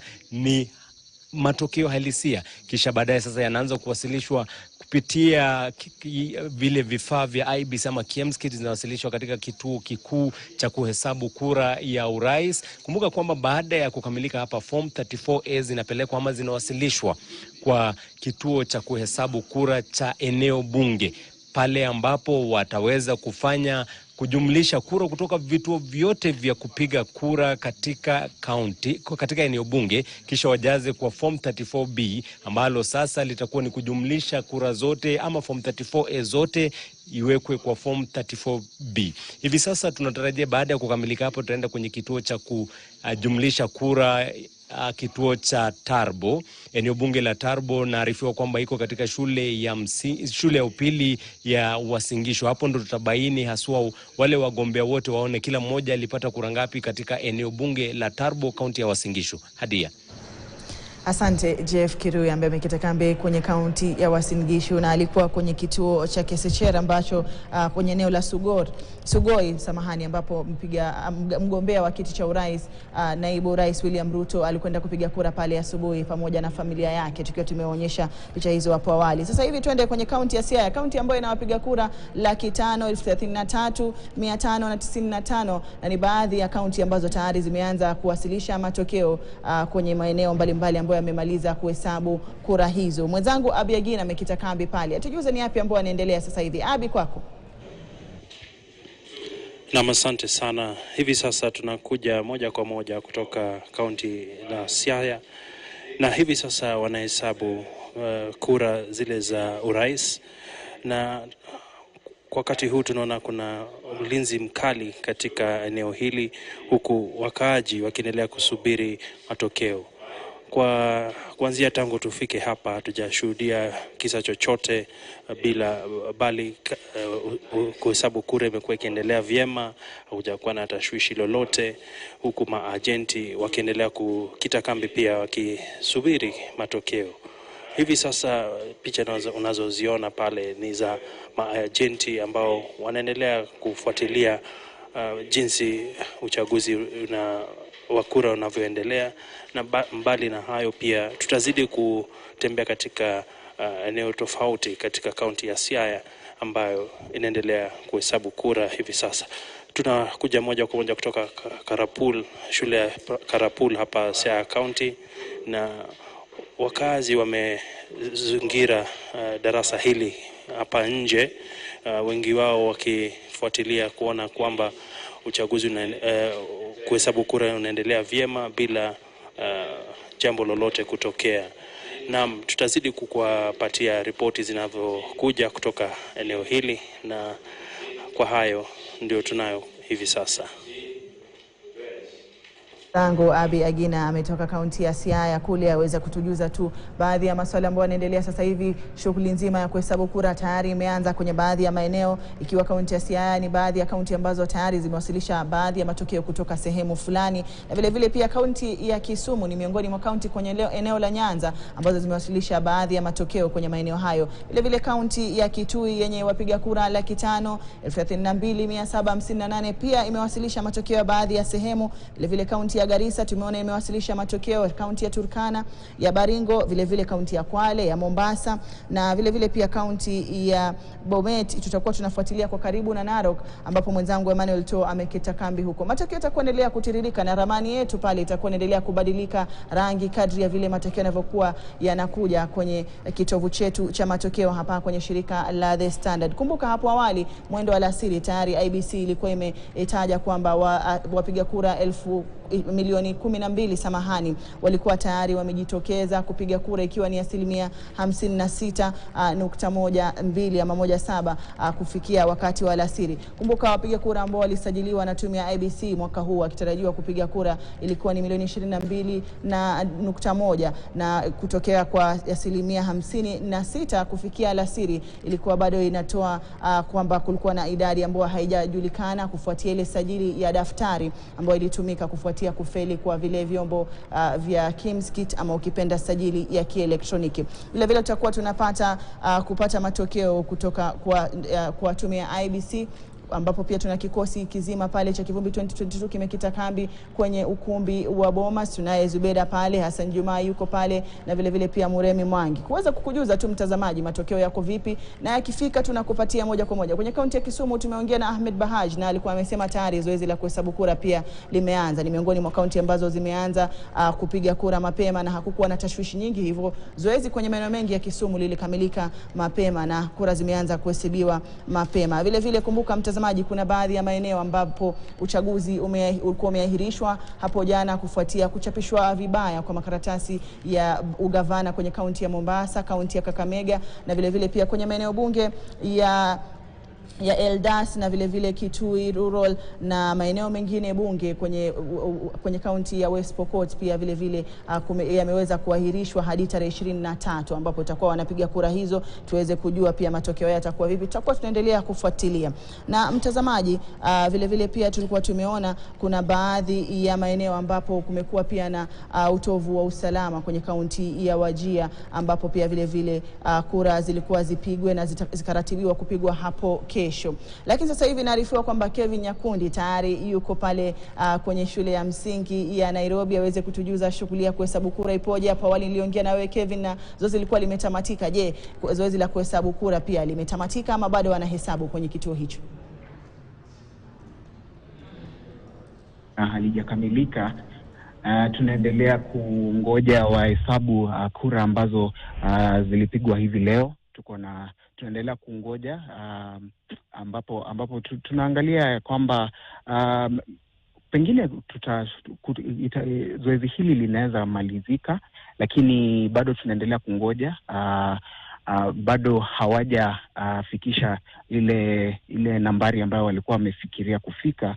Hivyo basi tunaendelea kungoja tuone usiku huu vile mambo yatakavyoenda. Tuko katika shule ya msingi ya Nairobi, na jinsi ya Wakenya wameweza kujitokeza ama wenyeji wa Uasin Gishu wameweza kujitokeza kupiga kura ni kuwa ilikuwa ni 50%, 60 na labda 70 kwa maeneo mengine, lakini hali hiyo tunasubiri kupata idadi kamili wakati shughuli ya kuhesabu kura itakuwa imekamilishwa.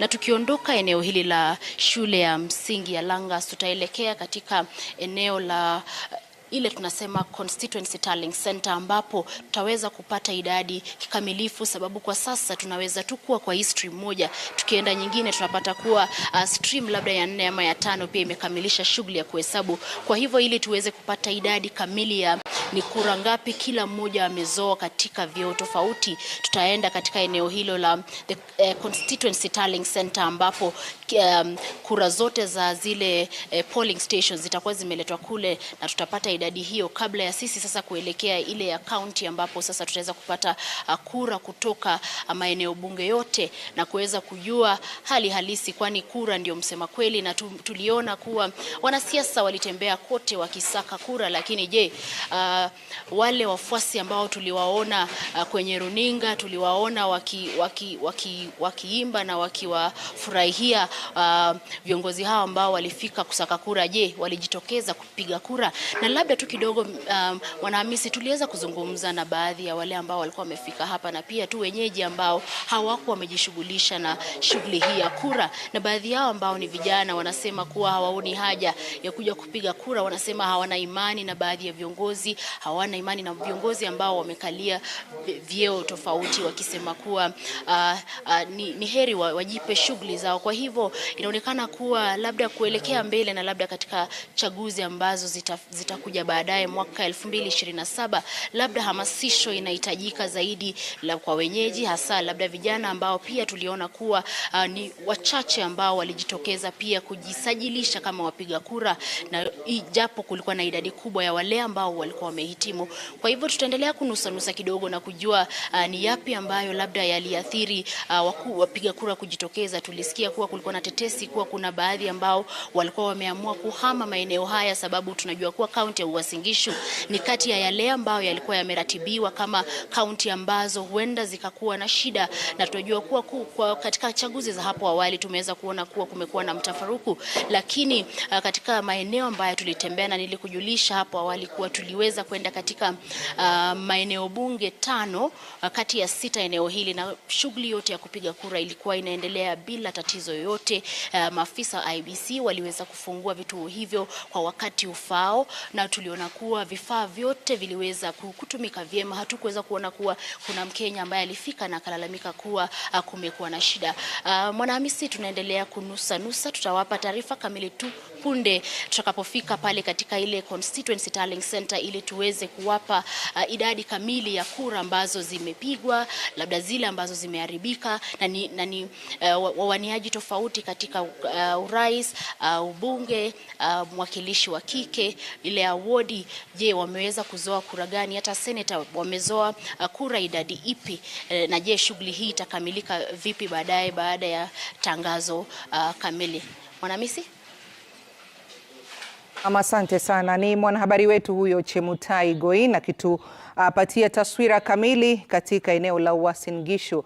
Na kama alivyosema, basi kura ndio itakuwa inaamua. Kura yako wewe mtazamaji ambayo umeipiga hii leo ndio ambayo itakuwa inaamua ni nani ambaye atakuwa kiongozi katika nyadhifa mbalimbali. Na tukizungumzia msema kweli pia tunaye hapa ndani ya studio upande ule wa pili. Sam Gituku anatuonyesha matokeo namna yanavyotiririka, kadri yanavyotiririka. Kwa sasa hebu tuangazie hali iko namna gani, ni nani ambaye anaongoza, ni nani ambaye anamfuata kwa karibu, na ni nani ambaye pia anaendelea kupata kura zaidi.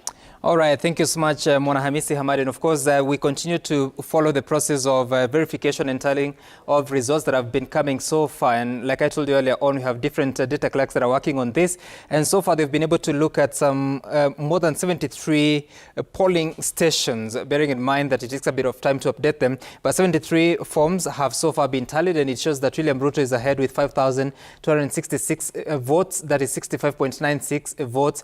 Raila Odinga, 2,611, that is about 32.7% of the total votes. George Wajakoya has 26 votes, which is 0.32%. So this will show you the top three candidates. But if you have to look at so far what's happening is that several polling stations have so far uploaded their forms that you also follow from the portal of IEBC that you see, for instance, in Baringo County, which is yeah, there you are. So far, some 9 polling stations have already submitted their forms. If you have to look at Bungoma, Bungoma should be around somewhere here. Let me just find it.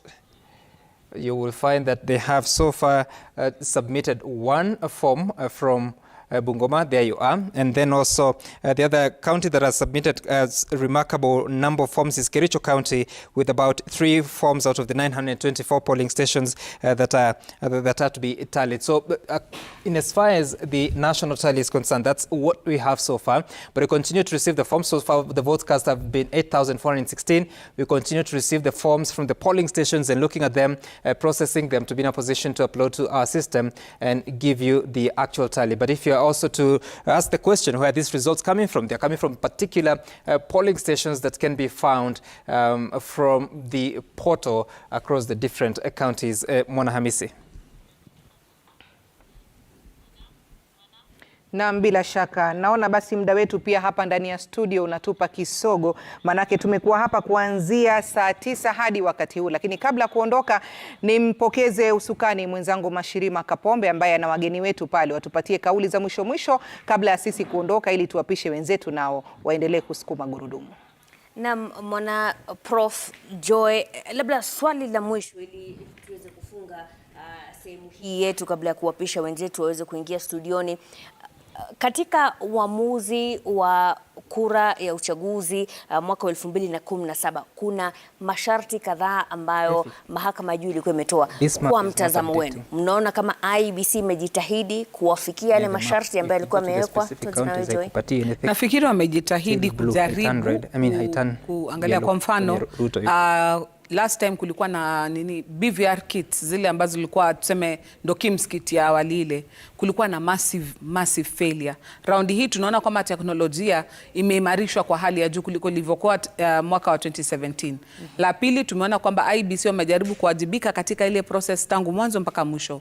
Hapo awali unakumbuka kwamba tulizungumza tukasema la muhimu katika kura hii si leo tu siku ya uchaguzi, lakini hadi kufikia hapa. So tumeona IEBC hata wakipewa changamoto na mahakama ama na wanasiasa, wamejaribu kuwaleta wanasiasa pamoja, kujiexplain, kuwa na mahali ambapo wanasikizana. Kwa hivyo unaona wanajaribu kuwajumlisha wanasiasa kwa hali ya juu kuliko hapo awali. Alafu pia walikuwa wamesemekana kwamba kuna watu wao wenyewe waliokuwa wakifanya kazi na IEBC ambao walitumiwa kuweka vile vifaranga ndani ya kompyuta.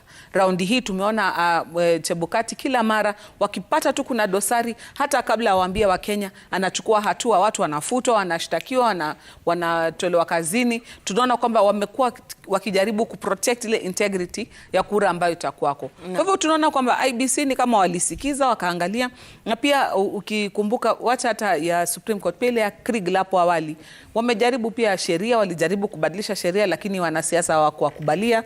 Kwa hivyo unaona wamejaribu kadiri wawezavyo na muda waliokuwa nao na rasilimali walizokuwa nazo. Naam, Prof. Mimi nafikiri kwamba pia IEBC imejaribu kiasi cha ubinadamu kwa sababu katika mazingira ambayo wanafanya kazi, kama nilivyosema, hawana ule uhuru wa kuamua kwamba tutafanya hivi na wafanye hivyo. Kuna taasisi nyingine ambazo kidogo pia zinawavuruta huku na huku, mahakama, bunge, masuala ya hela na kadhalika. Kwa hiyo kadri ya uwezo wa kibinadamu, ukiangalia vizuri unaona kwamba kwa hakika katika mazingira ambayo wamo, wamejaribu, wanaweza kuboresha zaidi, lakini wamejaribu kiasi cha ule ubinadamu kwamba katika mazingira haya wameweza kufanya kazi. Ndio kuna dosari za hapa na pale, lakini nafikiri kwamba huwezi kusema kuna shughuli ambayo itakuwa na 100% ya utendakazi ambao unafaa. Asante sana Profesa Hezron Mogambi.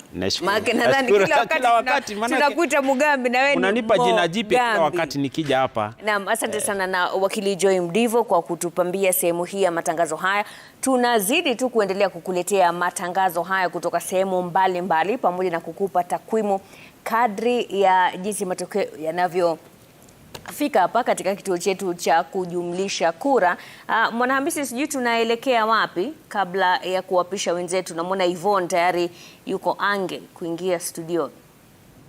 Na mwambie Yvonne asubiri kidogo tu tumalizane na Faisal ambaye yuko katika kaunti ya Garissa. Manake kama tulivyokueleza ni kwamba wanahabari wetu wako maeneo mbalimbali ya nchi kuhakikisha kwamba kila kitu kinachotokea unakipata. Kwa hivyo hivi sasa tuungane na Faisal Abdurrahman kama unavyomuona hapo. Faisal, pengine utueleze ni kituo gani haswa ulicho kwa sasa na kufikia sasa mambo yanaendelea namna gani?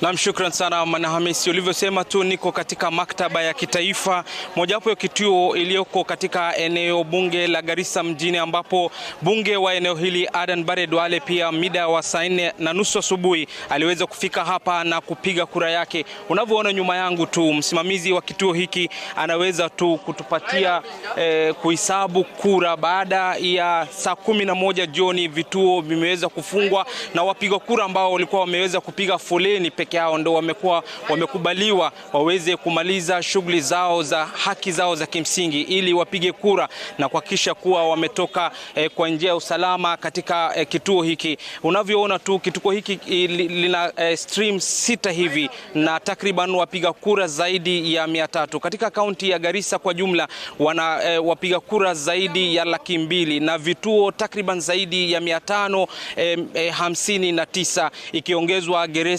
gereza ya mahabusu ambayo iko katika kaunti hii ya Garissa. Na shughuli imeweza kwenda vizuri asubuhi na mapema saa 12 vituo vimeweza kufunguliwa. Kulikuwa na hitilafu tu ya kimsikiti ambapo wazee wengi wapiga kura wengi walikuwa wanasema kuwa wakati katika vituo ambapo wamejisajili wakati wanaweka vidole kumradhi ni kwamba data yao ilikuwa haipatikani, lakini baadaye wasimamizi wa IEBC wameweza kusema kuwa hali hiyo imesuluhishwa na wameweza kuleta mbinu mbadala ya kuhakikisha kuwa wapiga kura wameweza kupiga kura. Lakini viongozi wengi tuliweza kuzungumza nao walikuwa wanalalamikia kuhusiana na jinsi watu walivyojitokeza. Idadi ya watu ambao wamejitokeza kupiga kura ni idadi ya chini mno kulinganishwa na uchaguzi ambazo ziliweza kufanyika hapo awali katika nchi ya Kenya. Kwa sasa shughuli tu ya kuhesabu kura inaendelea katika kituo hili. Baadaye wataweza kumradhi tu ni kwamba shughuli inaendelea, baadaye wataweza kupeleka hesabu hii katika makao makuu ya dharura ambayo ya kujumuisha kura iliyoko katika chuo kikuu ya Garissa University. Kutoka kwangu hapa sina la ziada, na kupeleka pale mwanahabari wetu Munene aliko pale aweze kutujuza shughuli inavyoendelea pale katika kaunti hiyo.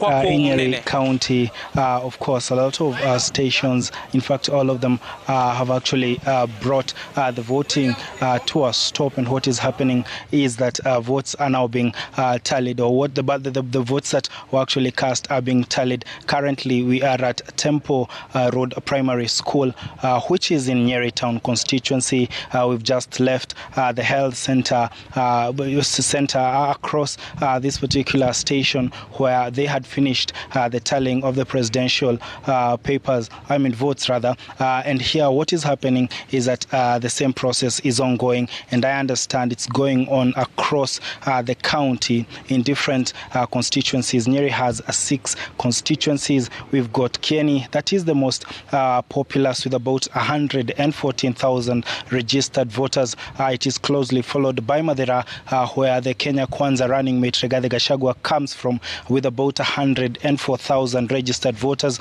Then it is followed by Nyeri Town constituency, where we are at right now, at about 89,000 registered voters.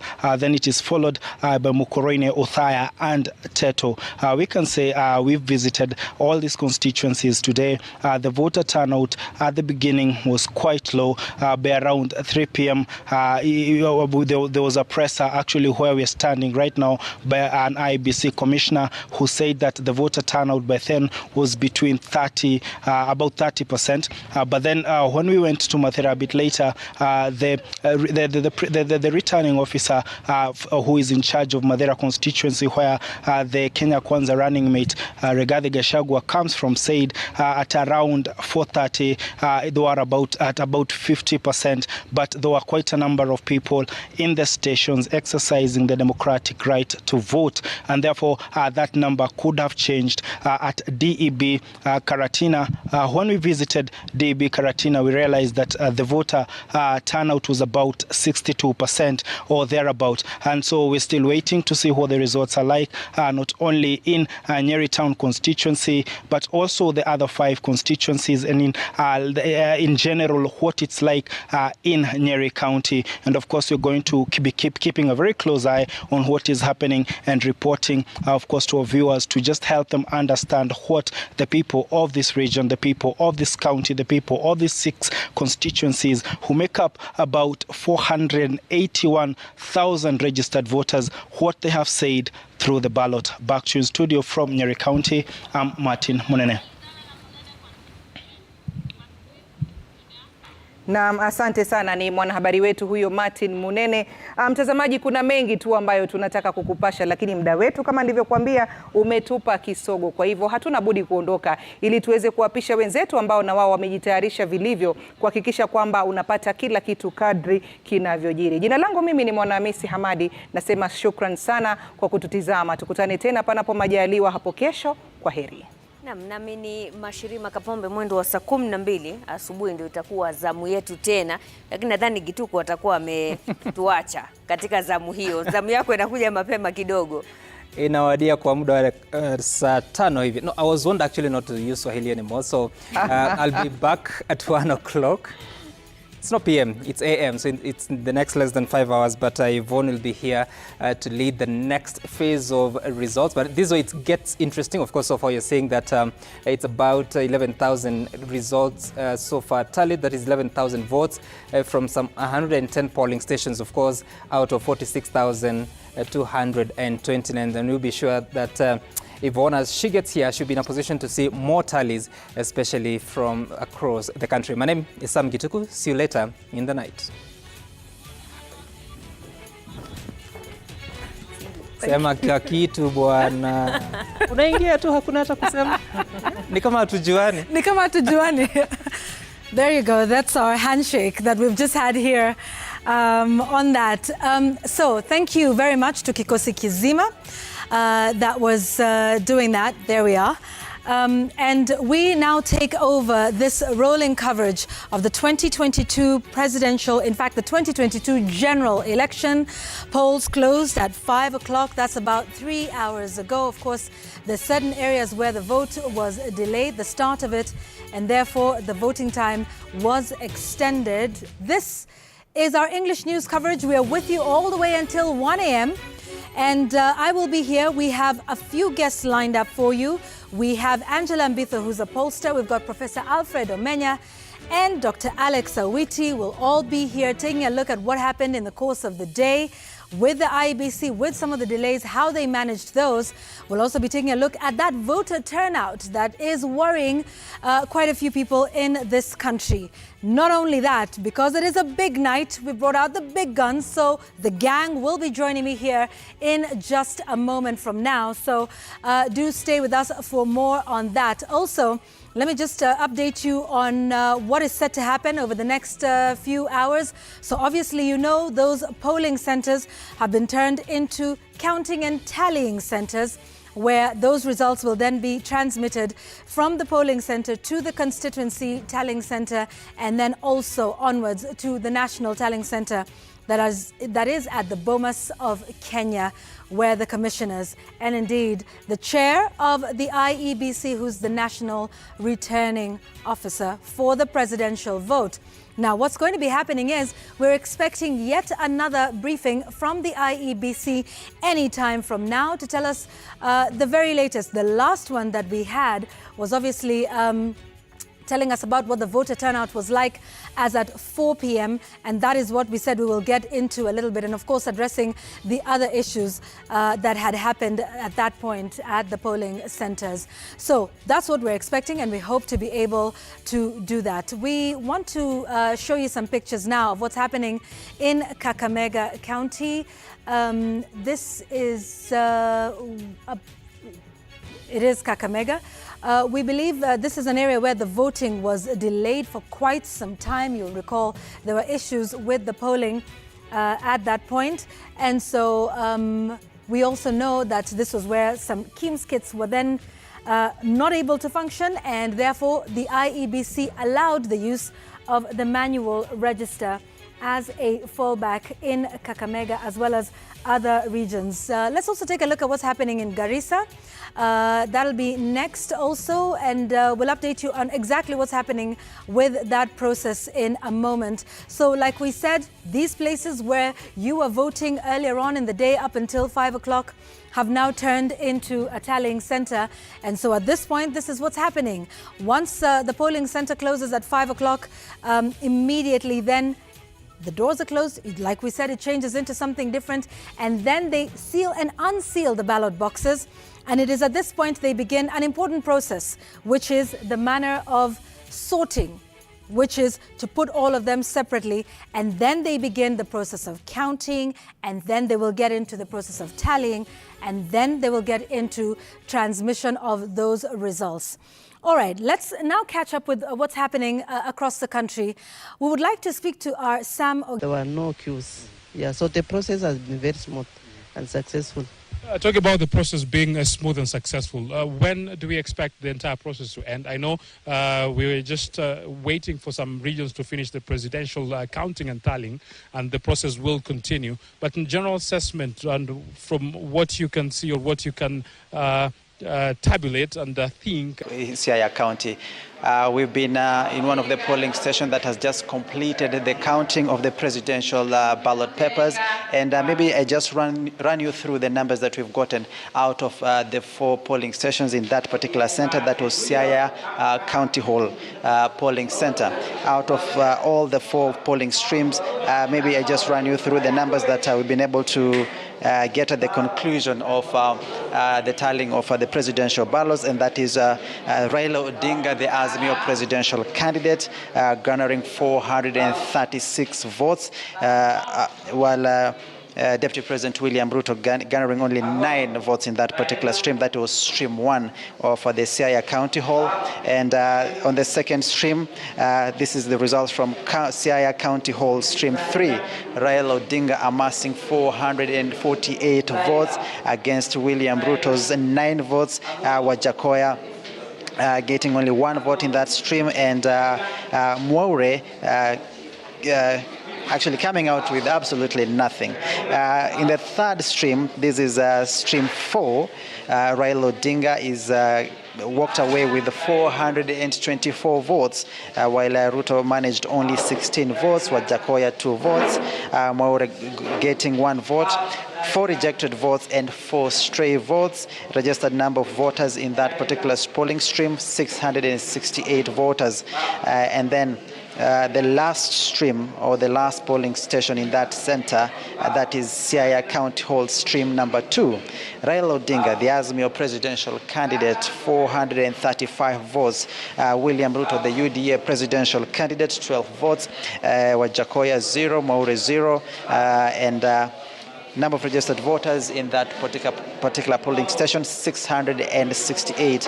Of course, at the conclusion of the tallying at that particular polling station, we moved from the county hall polling station. Now we are at Karapol Primary School. It is a polling center with 8 polling stations, and probably from what we've been able to gather so far is that well, as you can see right behind you is the vote tallying is being undertaken as we speak, and that is the presidential ballots being sorted out before they can actually do the counting. So essentially what they're doing is sort out all the ballots first, categorize them. Raila Odinga on one side, Deputy President on the other side, William Ruto, Professor Wajakoya on the other side, and of course Mwaure on a different side. Then after that, that is when we begin the real deal of counting the votes as they were. And in Karapol Primary, at least we have, out of the 6 polling stations, we already have at least from 2 streams, and that is Karapol Primary School stream number 2, where Raila Odinga has walked away with 474 votes. William Ruto, the UDA presidential candidate, only 7 votes. Wajakoya 0, Mwaure 0, and in stream 1, Raila Odinga also amassing 477 votes. William Ruto only 9 votes, and the rest garnering 0. Number of registered voters being 696 votes. So essentially, that will be our work this evening. We've already crisscrossed the county just to witness the voting exercise.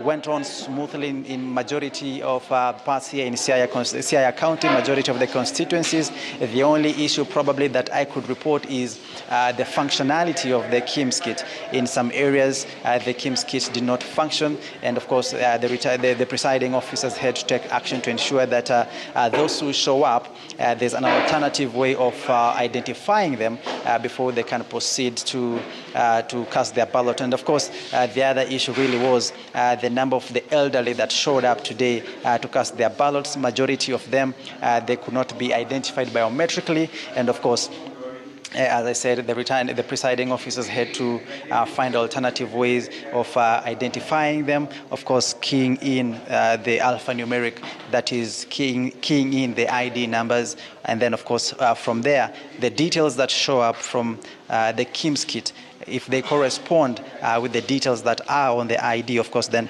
they will be cleared to cast their ballot. So those are some of the issues that we encountered in our crisscrossing of Siaya County. 533,000, over 533,000, that is the number of registered voters strewn across 6 constituencies.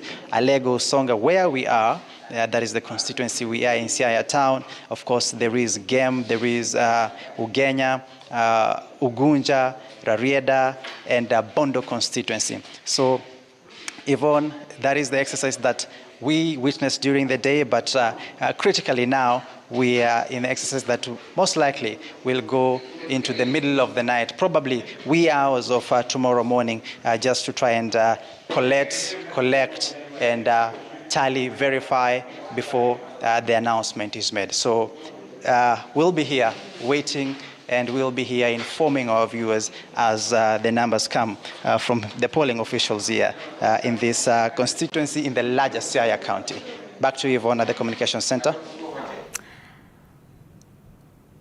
Thank you very much, Sam Ogina, joining us from Siaya. Like we said, yeah, you will be there into the wee hours of the morning. Not to worry, Sam, we'll be together until the last votes are counted, tallied, and they're in. So don't be alone. We are together in this. Thank you very much, Sam Ogina from Siaya County there, giving us the very latest. So this is what's happening at this point. Like we said, we are waiting another briefing that is coming in from the IEBC. Remember the last one that they gave us, which was at about 5 o'clock this morning, talked of some interesting numbers. So let me just run you by those numbers once again.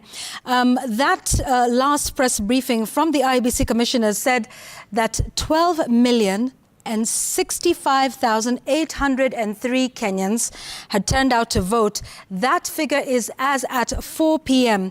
And the IEBC says that figure accounts for 56.17% of registered voters. The total number of registered voters by now, you know, is a little over 21 million votes. Now, the reason that that is fairly interesting is if we're saying that an hour to the closing of the polls today, in the 2022 general election, the number of votes cast was 12.065 million.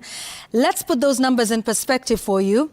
That is actually less than the total number of votes that were cast in 2017 in the first presidential election for the top two. That is President Uhuru Kenyatta and Honorable Raila Odinga. At the time, the two of them got about 14.9 million votes. So that tells you something very interesting about the numbers and about the turnout. That will no doubt be something interesting and some great points of discussion as we go through this process by the time the final result is out, and of course all the declarations made across the various 6 seats. So voter turnout likely to be something of an interesting conversation. So we will get into that, and remember, we are hoping to hear from the IEBC any moment from now, hopefully before 9 o'clock. So we'll get to that point at that moment, and we'll definitely relay that to you. Also to remind you that our reporters continue to be around the country the whole day. They've been out there from the opening of the polling stations to the closing, and we will not stop until the last vote. Because as results continue coming in, well, they are going to turn. But this does not mean, for example, that Baringo County or the county of Baringo has been taken by William Ruto, because the only section that has declared the results tonight is Tiaty and Mogotio. And in Mogotio, William Ruto has many votes, and that's why it's yellow. In Tiaty is blue, but we still have Baringo North, Baringo South, Baringo Central, and Eldama Ravine not declaring the results. But as soon as they declare the results, the coloring of this map might change. And of course, in Marsabit, the best example of the results that have come in tonight is Marsabit, the latest we have. Now look at it, for example, Marsabit, the whole of Marsabit County, with 166,912 registered voters, so far 279. It is showing that it's yellow going for Deputy President William Ruto and Kenya Kwanza candidate. However, out of the 4 constituencies in Marsabit, we are reporting from only one, Laisamis, that has so far declared results. That's why it's yellow. As soon as probably Saku, North Hor, and Moyale declare results, you might see a change. It might even be blue. So when you see the dominant color, don't mistake it for a candidate taking over that whole region. But it's just because the only declared results in that polling station favor that particular presidential candidate, and that's why the whole of that area takes up that color. I'd like now to hand over to Eric, but I'll go to Meru, for example. I look at Meru, the number of constituencies that we have in Meru, and we have Igembe Central, Igembe South, North, Tigania West, North. There are several constituencies here. However, only one is reporting, and this is this. And because it's only one constituency reporting, the polling stations there are going in favor of William Ruto, so definitely it's going to turn yellow. If at all these remaining areas would turn, record results in favor of Raila Odinga, you are likely to see in the general map a little bit later turning blue. But as at right now, the only results being declared in Meru favors the Deputy President and Kenya Kwanza candidate William Ruto. That's why it's yellow. All right. A good place now to hand over to my colleague Eric Latif, who's on the other side. But remember, the focus is on the results that are coming in. The counting began at around 6:30, and the map is filling up. Over to you, Eric. Very good job done there, Ken Mijungu. Thank you very much from the data center. Of course, we'll be linking back with you all the time as you get the updates so you can